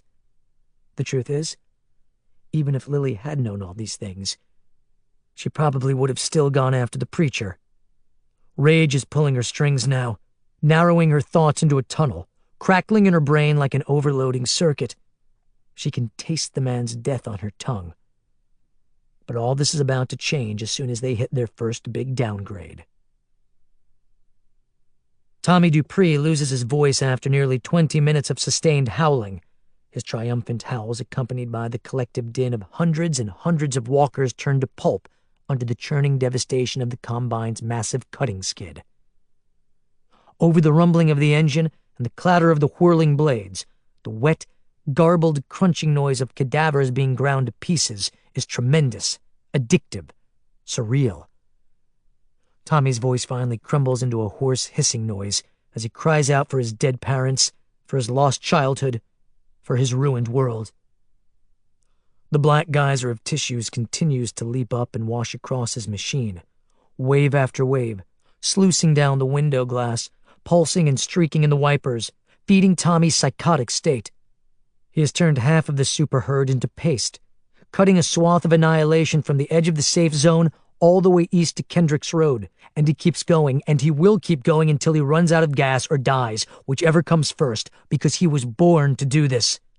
All those summer landscaping jobs, commandeering the riding mower until his neck blistered in the sun and his arms seized up with cramps, all to help his parents dig their way out of bankruptcy, and maybe to also thumb his nose at the kids at Rolling Acres grade school who made fun of him because he was poor and he had to wear those Kmart tennis shoes all the time. All of it has led to this. His destiny, his true calling. He is covered with a fine layer of gore the color of stomach bile, the suction of the wind blowing a mist of the walker's tissue through the vents of the pilot house. Tommy doesn't care. He also doesn't notice that the fuel gauge is on E and that the engine is starting to sputter. Fiddling with the gearbox, increasing the speed of the windshield wipers, he steers the machine toward the next wave of walkers coming toward him from the parking lot of the derelict grocery store on Millard Road. Through the slime-coated glass, he sees them reaching for the blades, as though deliverance awaits in the rushing metal teeth, and then go down like bowling pins, faces furrowed and vexed, eyes popping out of their skulls. The engine dies. The great revolving shredder in front slowly jangles to a rusty, creaking stop. Tommy leans forward with a jerk, the silence terrifying. Entrails drip down into the works of the Reaper. Tommy looks at the gauge to his right, taps it, sees the needle resting on the pin below E, and starts to panic. He unbuckles his safety harness and is climbing out of his bucket seat when the first impact shudders through the cabin, as though the earth itself is buckled under the machine. Something is pushing on the side of the Combine. Tommy climbs across the cab to the side window and looks down. Scores of biters, all shapes and sizes, all whipped into frenzies, push up against the side of the machine. Tommy grabs hold of the seat back as another shudder passes through the interior. The right side of the machine levitates a few inches and then bangs back down as more and more walkers swarm the Combine. Tommy holds on tightly, fingers digging into the upholstery. The machine begins to list, leaning to the left on its enormous wheels as the collective pressure of hundreds of the dead press in on the right side. Tommy lets out a scream, his voice gone, only a hoarse rasp coming out, as the Combine begins to tip over. Check that shit out. Down in the northbound fucking lane, there's that motherfucker! As the Challenger roars along the plateau overlooking Elkins Creek, Miles Littleton sees the distant bloom of dust about a quarter-mile away on Highway 74. He points down at the valley of tobacco fields spreading off to their right, like a vast patchwork quilt in the gunmetal sunlight. The tow truck roars eastward, burning oil, sending up gouts of black smoke into the atmosphere. Take the next turn off! Lily indicates an intersection up ahead, a narrow dirt road snaking down the side of the hill toward the farmland. Fuck! Fuck! All at once, Miles is looking down at the dashboard. Fuck! What's the matter? Lily sees the intersection coming up fast, the turnoff on the right marked by reflectors on sticks. Slow the fuck down. The brakes are fucked! What? The brakes ain't working! Turn here, goddammit, turn! Lily grabs the steering wheel and yanks it at the last possible moment, sending the Challenger into a skid, eliciting an angry cry from Miles as he wrestles the wheel back in line. The car careens around the corner and plunges down the slope. For a brief instant, Lily feels the weightless sensation of a roller coaster, as though she might levitate out of her seat. The trees blur by them on either side, the wind whipping across their open windows, whistling above the engine. The car squeals around a series of curves, and then the road straightens out. The Challenger picks up speed. "We got no fucking brakes!" Miles restates this fact, as though it is an imponderable cosmological formula that only a handful of astrophysicists might truly grasp. He struggles with the wheel, keeping a white-knuckle grip, teeth clenched inside the shadow of his hoodie. The speedometer inches past 80, past 85. "Motherfucker must have cut our lines if you can believe that shit! Just keep it steady!" On the straightaway, Lily can now get a clear line of sight on the tow truck in the distance. A little over a quarter-mile ahead of them, a watery image in the heat rays of the highway. The Challenger reaches the bottom of the hill, their speed exceeding 90 miles an hour now, and the gravitational forces suck Lily into her seat. Miles lets out an angry grunt and steers the car onto a forking entrance ramp. The wheels drum and complain on the weathered pavement as they roar onto the highway. The wind buffets them, pounding against the open window. "Ain't even giving it any gas!" Miles marvels at this new development above the noise. "About to hit the century mark, ain't even touching the foot feed! Motherfucker, fuck with the engine!" As Lily checks the two pistols wedged behind her belt, their speed holds at around the 100 miles per hour mark, a surprisingly bumpy ride on the original shocks and pinions. The distance between the two vehicles is closing fast. Apparently, Jeremiah has the tow truck opened up, running at top speed, judging by the way the thing is weaving from lane to lane and smoking profusely. This section of the highway is relatively free of wreckage, but every now and then, Miles is forced to swerve to avoid the carcass of an abandoned car or the fossilized remnants of a camper lying on its side. "Shit!" Lily drops the speed loader, and it rolls under the seat. Up ahead, the preacher's truck looms closer and closer. At this distance, a little less than 100 yards, the human remains hanging off the tow crane are visible. A grisly simulacrum of something that used to be a man, the arms and legs long gone, the object now resembling a side of beef hanging in a meatpacking plant. The strobe, evidently connected to the truck's battery, still flickers at odd Pavlovian intervals. Lily stops looking for the bullets and stares at that blinking strobe. Something breaks loose inside her. Something unseen and deeply buried, triggered by that silver beacon flashing its cryptic signal. Looming closer and closer, the Challenger draws to within 100 feet of the fishtailing, smoking, gore-draped heap of a truck, and Lily feels the tide of rage inside her crash up against the wall of something far darker. A psychologist might call this hypomania. Active-duty soldiers call it a kill frenzy. "The fuck are you doing now?" Miles demands to know, when Lily tosses the gun into the back seat, her focus still locked onto that flickering signal light. He alternates his gaze from her to the front of the vehicle, which is closing in on the rear of the tow truck, the carnage-festooned crane close enough now to reach out and touch. "Hold on, girlfriend. Gonna ram it." The wide grille of the Challenger smashes into the truck's trailer hitch.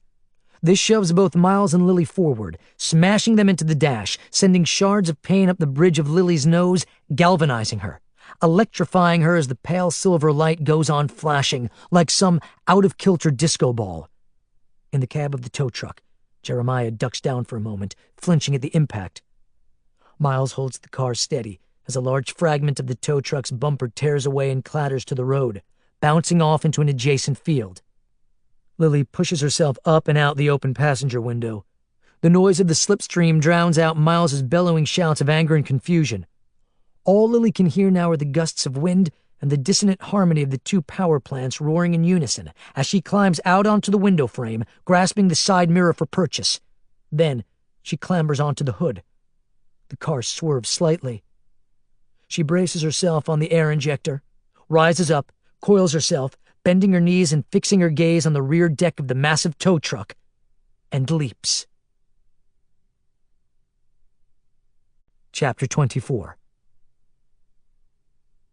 Lily lands on the rear edge of the truck's deck, her combat boots slipping off the ledge. She slides a few feet, clawing for a handhold, the toes of her boots brushing the pavement. Lily grabs the tow arm. The metal is greasy with the blood of the dangling corpse. For one terrible moment, she hangs there. Her feet drag along behind the truck on the rushing highway, causing the toes of her boots to heat up to the point of smoking. The truck swerves. Lily flops to the right. The human remains break off the crane and tumble across the oncoming lanes and into a ditch. The truck jerks the other way. Lily nearly falls off, but now she finds the strength, probably through the sheer force of her hatred, to haul herself back up. The wind buffets her. The gusts threaten to blow her off the truck as she climbs onto the blood-slick cargo area. She crouches down. The wind burns her eyes. She peers through the cab's rear window and sees the back of the preacher's head as he wrestles with the wheel and reaches for something on the seat, probably his gun. She quickly surveys the contents of the cargo hold. She sees small cable spools and railroad spikes and empty bottles rolling around. She sees an iron pry bar. She grabs it. She glances back at the cab window. Jeremiah is aiming his Glock 9mm at her. Before he can shoot, she swings the pry bar. The hooked end bangs against the glass, but doesn't break it. The preacher flinches, the truck swerving again. Lily stumbles and falls. The pry bar goes flying. Jeremiah sees an obstruction coming up fast in the left lane. He swerves the other way to avoid it and sends Lily tumbling back against the opposite side of the bulwark. Behind the truck, the wide, grimacing front grille of the Challenger hovers mere feet off the back of the tow arm. Miles refuses to abandon Lily. Bad brakes be damned. He'll stay with this truck forever. Lily gets back on her feet and grabs the iron bar and swings it harder at the window. Once, twice, 3 times. The third impact shattering the safety glass into a sheet of diamonds. The glass implodes. Glittering particles swirl into the cab. The truck swerves wildly. Lily can hear the preacher scream. Jeremiah's Glock goes spinning across the seat. Lily lifts herself up on the edge of the broken window. Her hands impale themselves on the jagged glass. The pain drives her into the cab. She grabs Jeremiah's arm. Half her body hangs out the broken window as she tugs on him. Jeremiah writhes and curses. Lily yanks on his arm. The steering wheel jerks. The tow truck swerves across the 2 lanes toward the gravel shoulder. The tires squeal. The roar of the engine intensifies. The truck skirts along the edge of the ditch at 75 miles an hour. The wheels drum wildly over craggy, rutted sections of bare earth. The vibrations turn the cab into pandemonium. Jeremiah tries to strangle Lily. He gets one huge, gnarled hand around her throat. Lily pulls away. She falls the rest of the way into the cab. Jeremiah takes a wild swing at her and connects.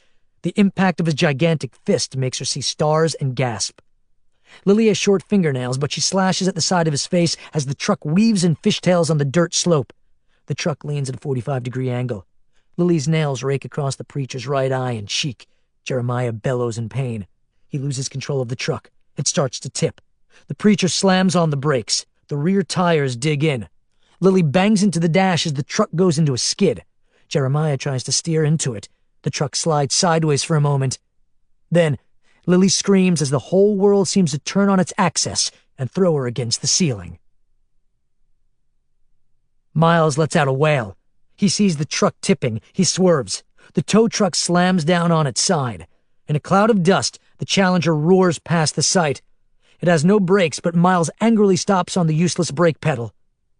In the rearview mirror, he can see the tow truck violently sliding along on its side. It slides and slides for almost 100 yards, digging a grove out of the ground. Then it comes to a dusty stop in a ditch. Miles frantically tries everything he can think of to stop. He stands on the brake pedal with both feet. He puts the car in low gear. The engine groans and revs, but only slows the car down incrementally. The Challenger keeps barreling along, 1 mile, 2 miles past the wrecked truck. He tries putting the car neutral and letting it coast along the shoulder. This starts to work, but when a pile of wreckage looms, he has to shift back into drive and swerve around the obstruction. Then, an instant later, he makes a critical error. He looks back up into the rear view. He just wants to see if there's any sign of the tow truck behind him, but his gaze lingers there too long. When he looks back at the road, he lets out a yelp of shock. 2 large mobile homes lie wrecked across both lanes of the highway. The Challenger crashes through the center of the wreckage, slamming Miles against the wheel, breaking a tooth, concussing his skull. The car barrels through another 100 feet of twisted metal and goes into a skid. Miles wrestles with the wheel. The Challenger spirals into a wild 360. Miles blacks out as the car slides off the edge of a precipice and goes into a roll. It rolls a total of 5 revolutions before landing in a dry riverbed. 2 figures crane their necks to see over the top of a makeshift barricade on the northeast corner of town. "I'm going after him," the man mutters, peering through binoculars. In the oval field of vision, He can see the gigantic combine lying on its side in a gravel parking lot at the end of Kendrick's Road. "You think that's a good idea?" Norma Sutter stands next to David Stern, wiping her plump hands in a towel. Her face still has the stains of offal she'd smeared on herself to blend in with the horde, but her smock is now covered with the fresh blood shed by Harold Staubach. She'd been caring for him for the last hour now. David looks at the woman. "We can't leave the poor kid out there." "The boy might be gone, David. I'm sorry to be so damn harsh, but Norma, listen! We don't want to lose another one of us in order to save somebody who's already dead."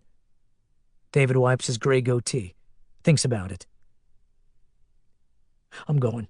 That's all there is to it." He climbs down the ladder and goes off in search of ammo for his Tech-9. Lily comes to in the smoky interior of the overturned truck.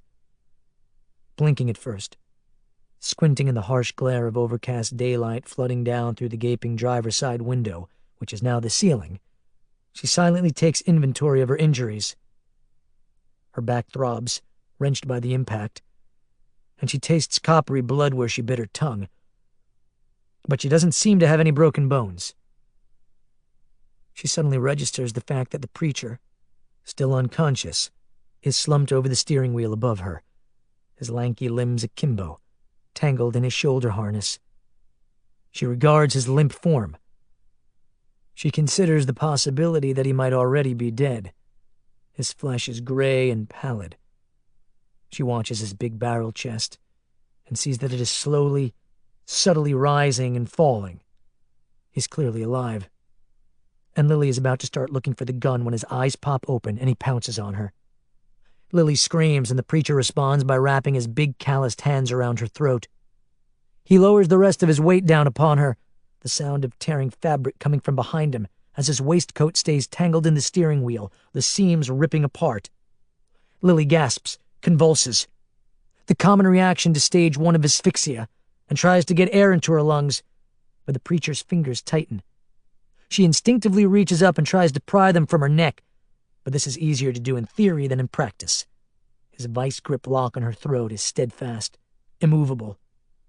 Jeremiah stares into her eyes with surprising calm, whispering something under his breath that sounds at first almost incantatory, as though he's putting a spell on her. Their faces are close enough for her to see the yellow tobacco stains between his teeth, and the tiny capillaries of red lining the whites of his eyes, as well as the grain of the psoriatic skin patches on his cheeks. She enters stage 2, the onslaught of hypoxia. It feels to her as though he's been strangling her for hours. Her lungs catch fire and her vision blurs, and she feels her entire body tingling as the tissues become oxygen-starved. She begins to involuntarily shudder in his grasp, a series of violent paroxysms resembling an epileptic fit. Her legs kick and tremble. Her boot heels bang off the floor. Her arms flail futilely, making feeble attempts to hit the man, when all at once her right hand brushes against something metallic and cold and familiar on the floor next to her, wedged between the mat and the door. She is about to enter stage 3, unconsciousness, a short jaunt to death, when it registers in her brain what she's touching. The 9mm pistol. This revelation is the last blip of conscious thought that zips across Lily's synapses before everything shuts down and she passes out. Lily Call has experienced lost time on several occasions in her life. Drunken binges at college, druggy parties with Megan Lafferty, the time she got in that terrible car wreck in Fort Lauderdale. But nothing even remotely compares with this. It's as though some cosmic film editor has cut a scene out of her timeline. She has no idea how the gun got picked up, how it got raised, how the trigger got pulled, or how the bullet found its way to such a critical part of the preacher's anatomy. The fact is, Lily cannot for the life of her remember aiming it, let alone firing it. All she remembers is awakening to the strangest noise, which at first sounded like a baby crying, a high, shrill whine that deteriorated into a rusty, creaking groan. Now she feels as though she's a deep-sea diver with the bends, frantically swimming up toward the surface of the ocean, toward sweet, sweet oxygen, toward release, toward life. Bursting out of the black water, she gasps and breathes in great, heaving gulps of air. Sensory overload assaults her. Her neck throbs as though rope burned. She's holding the Glock, and it's as hot as a branding iron, and the air is thick with blue smoke, and Jeremiah lies in a fetal position on the other side of the cab. He's holding his groin, which is soaked in blood, and he's caterwauling in agony, all of which explains the crying baby sounds. All at once it comes rushing back to her, how they ended up in a sideways truck cab, and how he was strangling her, and how she felt the gun right before blacking out. Now she realizes she hit the bullseye. She catches her breath, rubs her neck with her free hand, and tries to speak, but only a thin, wispy cough comes out. She swallows hard and touches her windpipe. It feels as though it's intact. She takes in a few more breaths and manages to rise to a kneeling position in the upended cab. She ejects the ammo magazine, sees that it has plenty of rounds left, slams it back in, and points the gun at the preacher. "Shut the fuck up!" Her voice is hoarse and weak, but resolute, determined, cold. "And do what I say, or the next one goes into your skull." The preacher manages to sit up, swallowing thickly, breathing hard and fast. His bald head is stippled in blood. He winces. He holds his bloody crotch. He swallows again and finally utters, "Just get it over with. Get out." She indicates the door in the ceiling that used to be the driver's side. "Now!" He cocks his bald head so that he can see the door directly above him. He looks at her. "You gotta be kidding." She aims the gun at one of his knees, but before she can fire, he struggles to his feet. "I'm going," he moans, and with great laborious effort, rises up to his full height. It takes forever for the wounded preacher to struggle out of the massive cab, lower himself down the front grille, and drop to the ground with an agonizing grunt. His pants are soaked with blood, his flesh is the color of wallpaper paste, his breathing is tacky with fluids. Lily climbs out of the cab behind him and hops to the ground.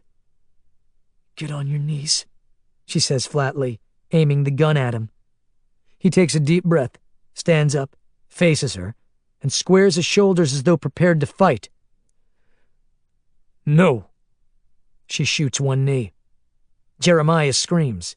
The blast takes a tuft out of his trousers, sends a gout of blood out the back of his leg, and tosses him staggering backward. He goes down in a heap, holding his knee, howling in pain. His face is a mask of agony. He looks up at her with tears in his eyes. "Why? Why are you doing this?"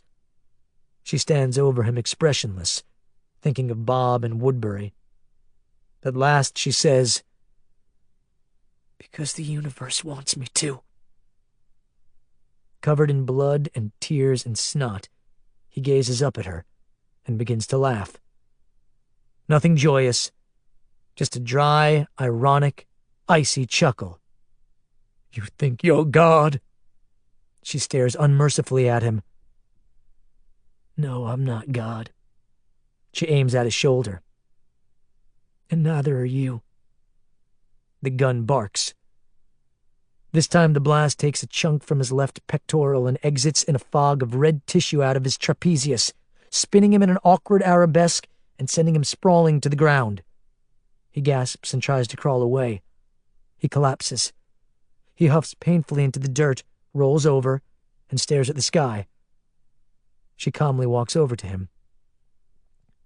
She doesn't say anything at first, just gazes down at him. "Missy, please." He's nearly hyperventilating now, his game show host face marbled with blood, his shaved pate looking almost comical. "Please, finish it. Put me out of my misery." Then she smiles. Perhaps one of the coldest smiles ever shared between two human beings, and says, "Nope. I got a better idea." Chapter 25. It won't be long now. Crouching in the tight quarters of the harvester's cab, out of ammo, out of options, David Stern thinks this, but he doesn't say it. Not in the presence of this kid, this brave, heroic, badass 12-year-old who took on the entire super herd single-handedly in this giant monster that he barely knew how to operate, that he'd learned how to run by scanning the fucking manual of all things. Now the boy huddles next to David in the metal coffin, shivering, waiting to die. The cab shudders once again, making creaking noises like a sinking ship as the swarm continues pressing in, harder and harder against all sides of the overturned harvester. Through the jagged opening of broken glass that used to be a windshield, 3 feet to his left, David could see the massive blade enclosure, still slimy with the entrails of countless dead, now bent into 2 pieces from the impact of the crash. He can also see the horde flocking to the wreckage, many more than when David first charged across those 3 blocks between the safe zone and the ruined machine with grandiose ideas of rescuing the boy. You stupid, arrogant asshole, David thinks. Wallowing in your own hubris. Only 15 minutes or so had passed since the moment David had run out of ammo and realized he had made a huge mistake, tossing his weapon aside and climbing into this battered crypt with the boy. Now hundreds, maybe thousands more biters have arrived to push inward on the crumpling steel shell of the Combine without forethought, without purpose other than to feed. 1,000+ pallid, mottled faces creased with torturous hunger, thousands of milky, cataract-crusted eyes fixed on the lone pair of humans hunkering in the tiny tomb that used to be a cab. Thousands of blackened, claw-like fingers raking the metal skin of the machine like fingernails on a chalkboard. What if we go out the bottom? The boy, with his bile-soaked sweatshirt and little rascal wheat straw hair that's standing straight up as though electrocuted, is pointing at the single square foot of a corrugated metal trap door embedded in the bottom of the cab, which is now the wall to Tommy's immediate right. No. It's no good. David sighs painfully. Too many of them. We're safer in here for the time being. The boy looks at him. We can't just sit here forever. We gotta try something. I'm thinking. The boy crawls to the trap door. He fiddles with the latch, which was damaged in the capsizing. I think we could sneak out of the— Get away from it! David Stern hisses his words at him. They'll get in! I don't think they— The trapdoor suddenly bursts inward with a metallic clang that sends the boy reeling backward, blinking convulsively, shuddering in shock. Dozens of hands reach into the enclosure, hook-like fingers with blackened nails clawing at the air, flailing for food. Tommy lets out a yelp. David lunges for the hatch and tries to kick the Medusa knot of arms and hands back out the opening, when all at once a series of gigantic cracking noises spread through the infrastructure of the wreck, and David Stern turns just in time to see a nightmare unfurl before his very eyes. The walls of the cab begin to bow outward under the pressure of a sudden surge of the dead, and the seams of the Combine start to split apart down the middle. Rivets pop like firecrackers. Death stench and the clamor of collective snarls fill the airless chamber. Tommy shrieks and backs up against the vertical floor. David madly searches the cab for a weapon, but the shifting gravity as the machine tips and collapses into itself sends him to the floor. Tommy falls on top of the older man, and the two of them hug each other almost instinctively as the last intact section of windshield breaks apart. Ragged figures tumble into the cab. David pushes Tommy into the corner and grabs a mangled 4-foot section of window frame. The closest biter gets the pointed edge of the frame thrust through its eyes, sending spurts of fluid down on top of Tommy Dupree.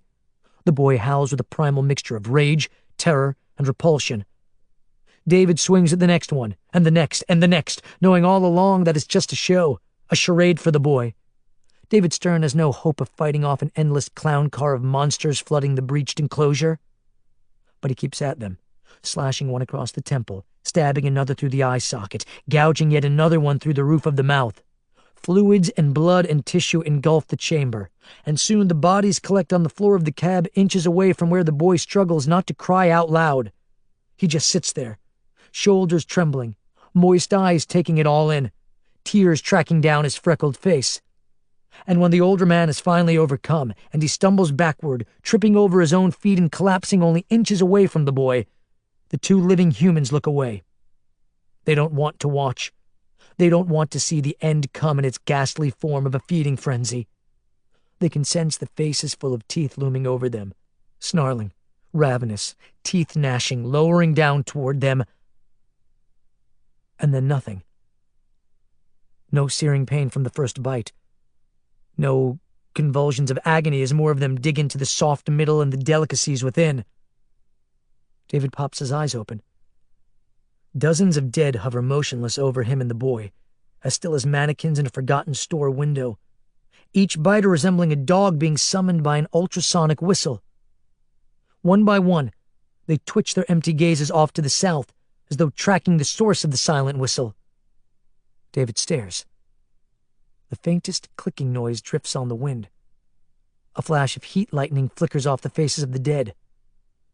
The tableau is all very dreamlike at first, but with each passing second, it intensifies.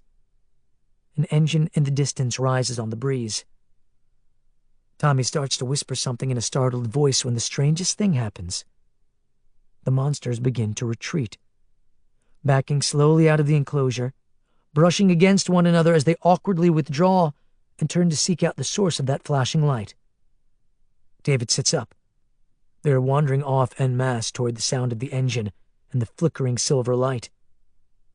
David sits up. He rubs his eyes as though awakening from a dream, and he looks at Tommy, who also levers himself up to a sitting position. "What the fuck?" Tommy says almost rhetorically as he watches the mass exodus of the dead. Lily keeps a close watch on the cracked side mirror of the battered tow truck. As she pulls slowly past the ruins of Ingalls Market, she moves along at less than 5 miles per hour, walking speed, in order to allow the greatest number of supplicants to follow along. The town is surprisingly quiet, considering the population of dead currently filling the streets and lumbering along in the wake of the truck. The air smells of brimstone and scorched electrical terminals as the breeze wafts through the cab's broken window vent. Lily downshifts and turns south, heading toward the train yard. In the reflection of her side mirror, she can see the preacher lashed to the massive tow arm at the back of the truck. Still clad in his stained shirt sleeves, black trousers, and boots, his gunshot wounds oozing now from under his clothes, he looks like a living figurehead on the prow of a ship, his arms dangling limply, his bald head lolling as he wavers in and out of consciousness. The strobe light continues to blink above him, a beacon drawing the herd. Every few seconds, Jeremiah lets out a garbled cry, a mishmash of words and nonsense syllables in which Lily has absolutely no interest. She merely appreciates the Pavlovian effect the sound of his voice is having on the mass congregation following the tow truck. More and more of the dead are gathering. They're already at least 50 rows deep behind the preacher, and their number is growing. Lily drives slowly past the station house, where the children still huddle with Barbara in the shadows, waiting for the all-clear signal. From the train yard, Lily turns west and makes a large, slow circle around the far corner of town. Lured by the eldritch noises of Jeremiah's voice, as well as by the flashing signal flare, walkers skulk out of speedway cloisters, out from behind abandoned semi-trailers, out of ditches and culverts and nooks and crannies. The mob grows. In her hairline-fractured mirror, Lily sees an ocean of dead trailing after the mumbled ravings of the madman. From the top of White House Parkway, she turns east and heads back the way she came. By the time she reaches the east side of town, the preacher is near death, and practically the entire herd is following along behind the truck, a vast field of walking dead spanning 1.5 city blocks and at least 200 yards deep. She marvels at the breadth and width of the throngs, visible in the funhouse reflection of her side mirror. The herd is so enormous that the seething masses in the rear, at the farthest point, are just a hazy blur in the overcast afternoon. Lily slowly passes the wreckage of Tommy Dupree's combine. She gazes over her shoulder as 2 figures climb out of the battered, overturned cab. Tommy comes first, lowering himself down the jagged length of windshield, looking like an animal coming out of hibernation. David comes next. The older man struggles out and squints into the steel-gray sky, taking a deep breath of life-affirming air. Tommy gapes at the receding multitude, robotically following the blinking light. He stares and stares, his mouth hanging open. David stands next to him. The older man just shakes his head in awe as he watches. Lily makes a slight turn at Riggins Ferry Road and heads toward the wide expanse of desolate lots and fallow fields along the Flint River Valley. Her destination is 11 miles away, roughly 2.5 hours at this speed, so she settles back in her seat and lets out a long sigh.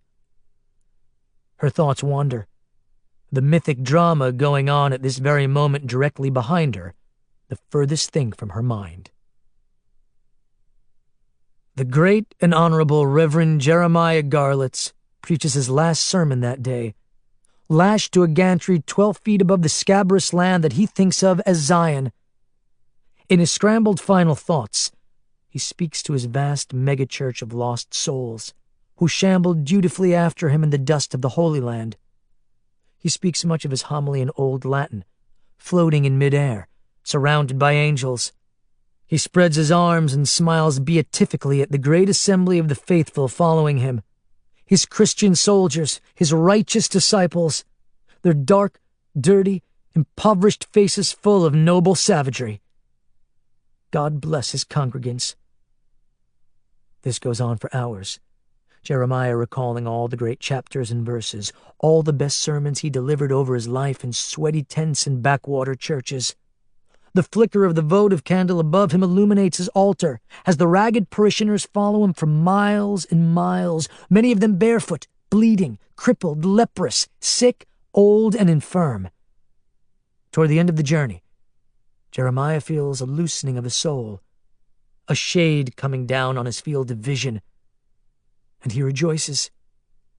He feels his chariot speeding up, his wings spreading, catching the wind, the angels lifting him up through the stratosphere to paradise. His last act is a singing out of joyous testimony in an ancient language, while the heavens embrace him. It happens almost too quickly for Lily to notice the sound. She opens the driver's side door 100 feet from the edge of the precipice on the south side of Emery Hill, the place where she used to gaze longingly upon her Walker-riddled town, and now she wedges the crowbar between the seat and the accelerator pedal. The tow truck lurches as Lily leaps out onto the rocky earth, the slipstream of wind and the revving engine drowning out all other sounds, except for the voice. Even as she's running for the trees of the adjacent forest, hurrying to avoid contact with the herd, and the tow truck is careening over the edge of the precipice, Lily can hear the faint sound of the preacher's voice. As the truck soars over the ledge and plummets 75 feet to the boulder-strewn river's edge below, Lily hears the bizarre ululations of someone speaking in tongues. Then the sound is drowned out by the collective growls of hundreds of walking cadavers dragging themselves over the edge, lemming-like, faithful to the last, as the light flickers all the way down into oblivion.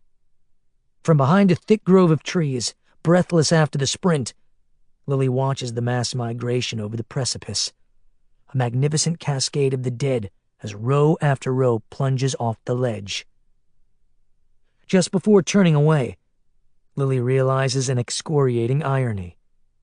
At last, Jeremiah gets to partake in the mass suicide he'd always dreamed of experiencing. Chapter 26. David Stern is about to give up on his watch for the night. Lowering the binoculars, he lets out a pained breath, shaking his head. He has no idea what time it is, or how long it's been since he slept, or how many hours he's been perched on the roof of this godforsaken semi-trailer, gazing over the top of the barricade, ceaselessly scanning the distant woods and hills of the neighboring tobacco country, hoping he might see a ghostly figure returning, beating the impossible odds of the previous day's climactic series of events. He stretches his sore, arthritic joints. "And how long are you going to keep waiting for her to magically appear?" a voice says from below. David jumps with a start. "Jesus! Babs!" He looks down at his wife. "How long have you been standing down there?" "About 1.5 years." "Very funny." He starts climbing down a ladder that leans against the trailer. "Do the kids finally nod off?" he asks as he hops down to the street. The safe zone, which encompasses 4 square blocks of Woodbury, include several merchants whose shelves haven't been completely picked clean, as well as a small bed and breakfast formerly called the Green Veranda, whose rooms are currently occupied by the 6 children. Earlier that night, they set up a makeshift infirmary in the front room of the inn, where Norma Sutters, if she's still awake, is continuing to look after Harold. On the whole, though, compared with the hardships of living underground, the place is an oasis of luxury. All except Tommy, Barbara says with a weary shrug. Her face is bandaged, and her voice has gone a little nasal due to the swollen bridge of her nose. But to David, in the moonless dark, illuminated only by a torch burning in front of the inn, she is the most beautiful woman on earth. The boy insists on staying on at his sister's bedside with a shotgun across his knees. Good for him, David says, and looks around the zone. I'm still trying to get used to the quiet. He jerks a thumb at the wall. There's a few stragglers out there. Yeah, there's a few creepers around. Must be either atheists or Jews. David looks askance at her. Huh? They didn't follow the preacher. Weren't interested. Can't say I blame them either, even though according to your mom, I'll always be a shiksa. Too tired to laugh, David just grins and shakes his head and touches her cheek. What do you say we go and try to get some of that sleep we've been talking about? She's about to answer when they hear an incongruous noise outside the wall on the wind. They look at each other. Barbara finally says, They may be Jews, but since when do they drive? David turns and hurries back up the ladder, grabbing the binoculars, peering through the lenses at the darkness beyond the outskirts. He sees the headlights first, and then recognizes the car. I'll be a son of a bitch, he mutters, and hastens back down the ladder. Come on. He trots over to the truck cab, blocking a 10-foot wide gap between barricades. Barbara follows. David hands her his pistol, then climbs up into the cab, fires up the engine, and backs away from the entrance. Barbara holds the gun on the opening. She thumbs the hammer back when she hears the rumble of a big engine closing in. David sits in the truck cab, poised to roll it back across the gap.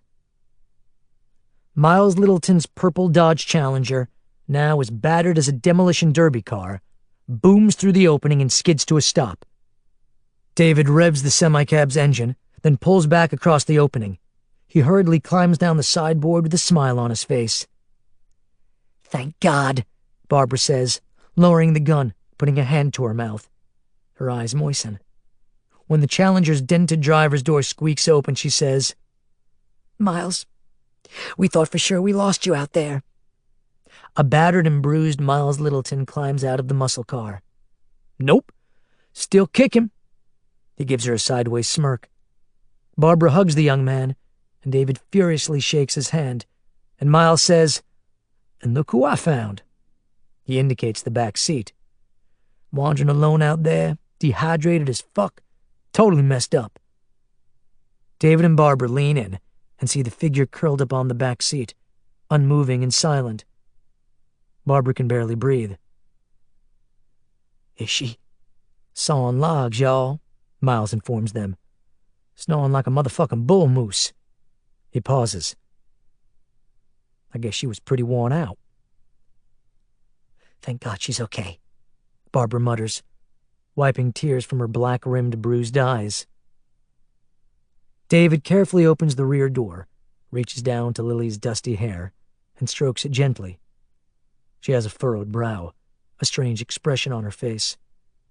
David wonders if she's having a nightmare. Maybe we should let her sleep a while, he says, backing away from her, gently closing the door. He looks at Barbara. I think she's earned it. I don't know. Miles leans against the front quarter panel. After she drifted off, I kept noticing her in the rear view, tossing and turning and shit. I think she might be having a major fucking dream. David thinks about it for a moment and finally says, Let's let her sleep. He shares another glance with Barbara and then turns to Miles. Everybody deserves a chance to dream.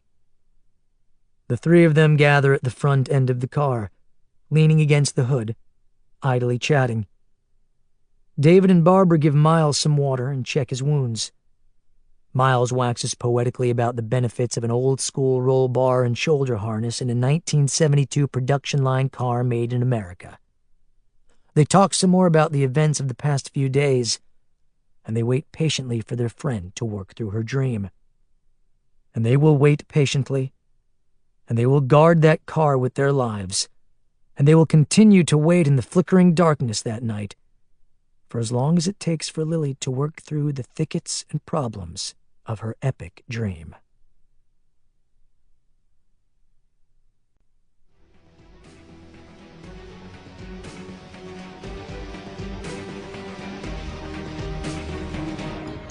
This is Fred Berman. We hope you've enjoyed this production of Robert Kirkman's The Walking Dead: Invasion by Jay Bonansinga. This program was produced by John Marshall Media. Text copyright 2015 by Robert Kirkman, LLC. Production copyright 2015 by Macmillan Audio. All rights reserved.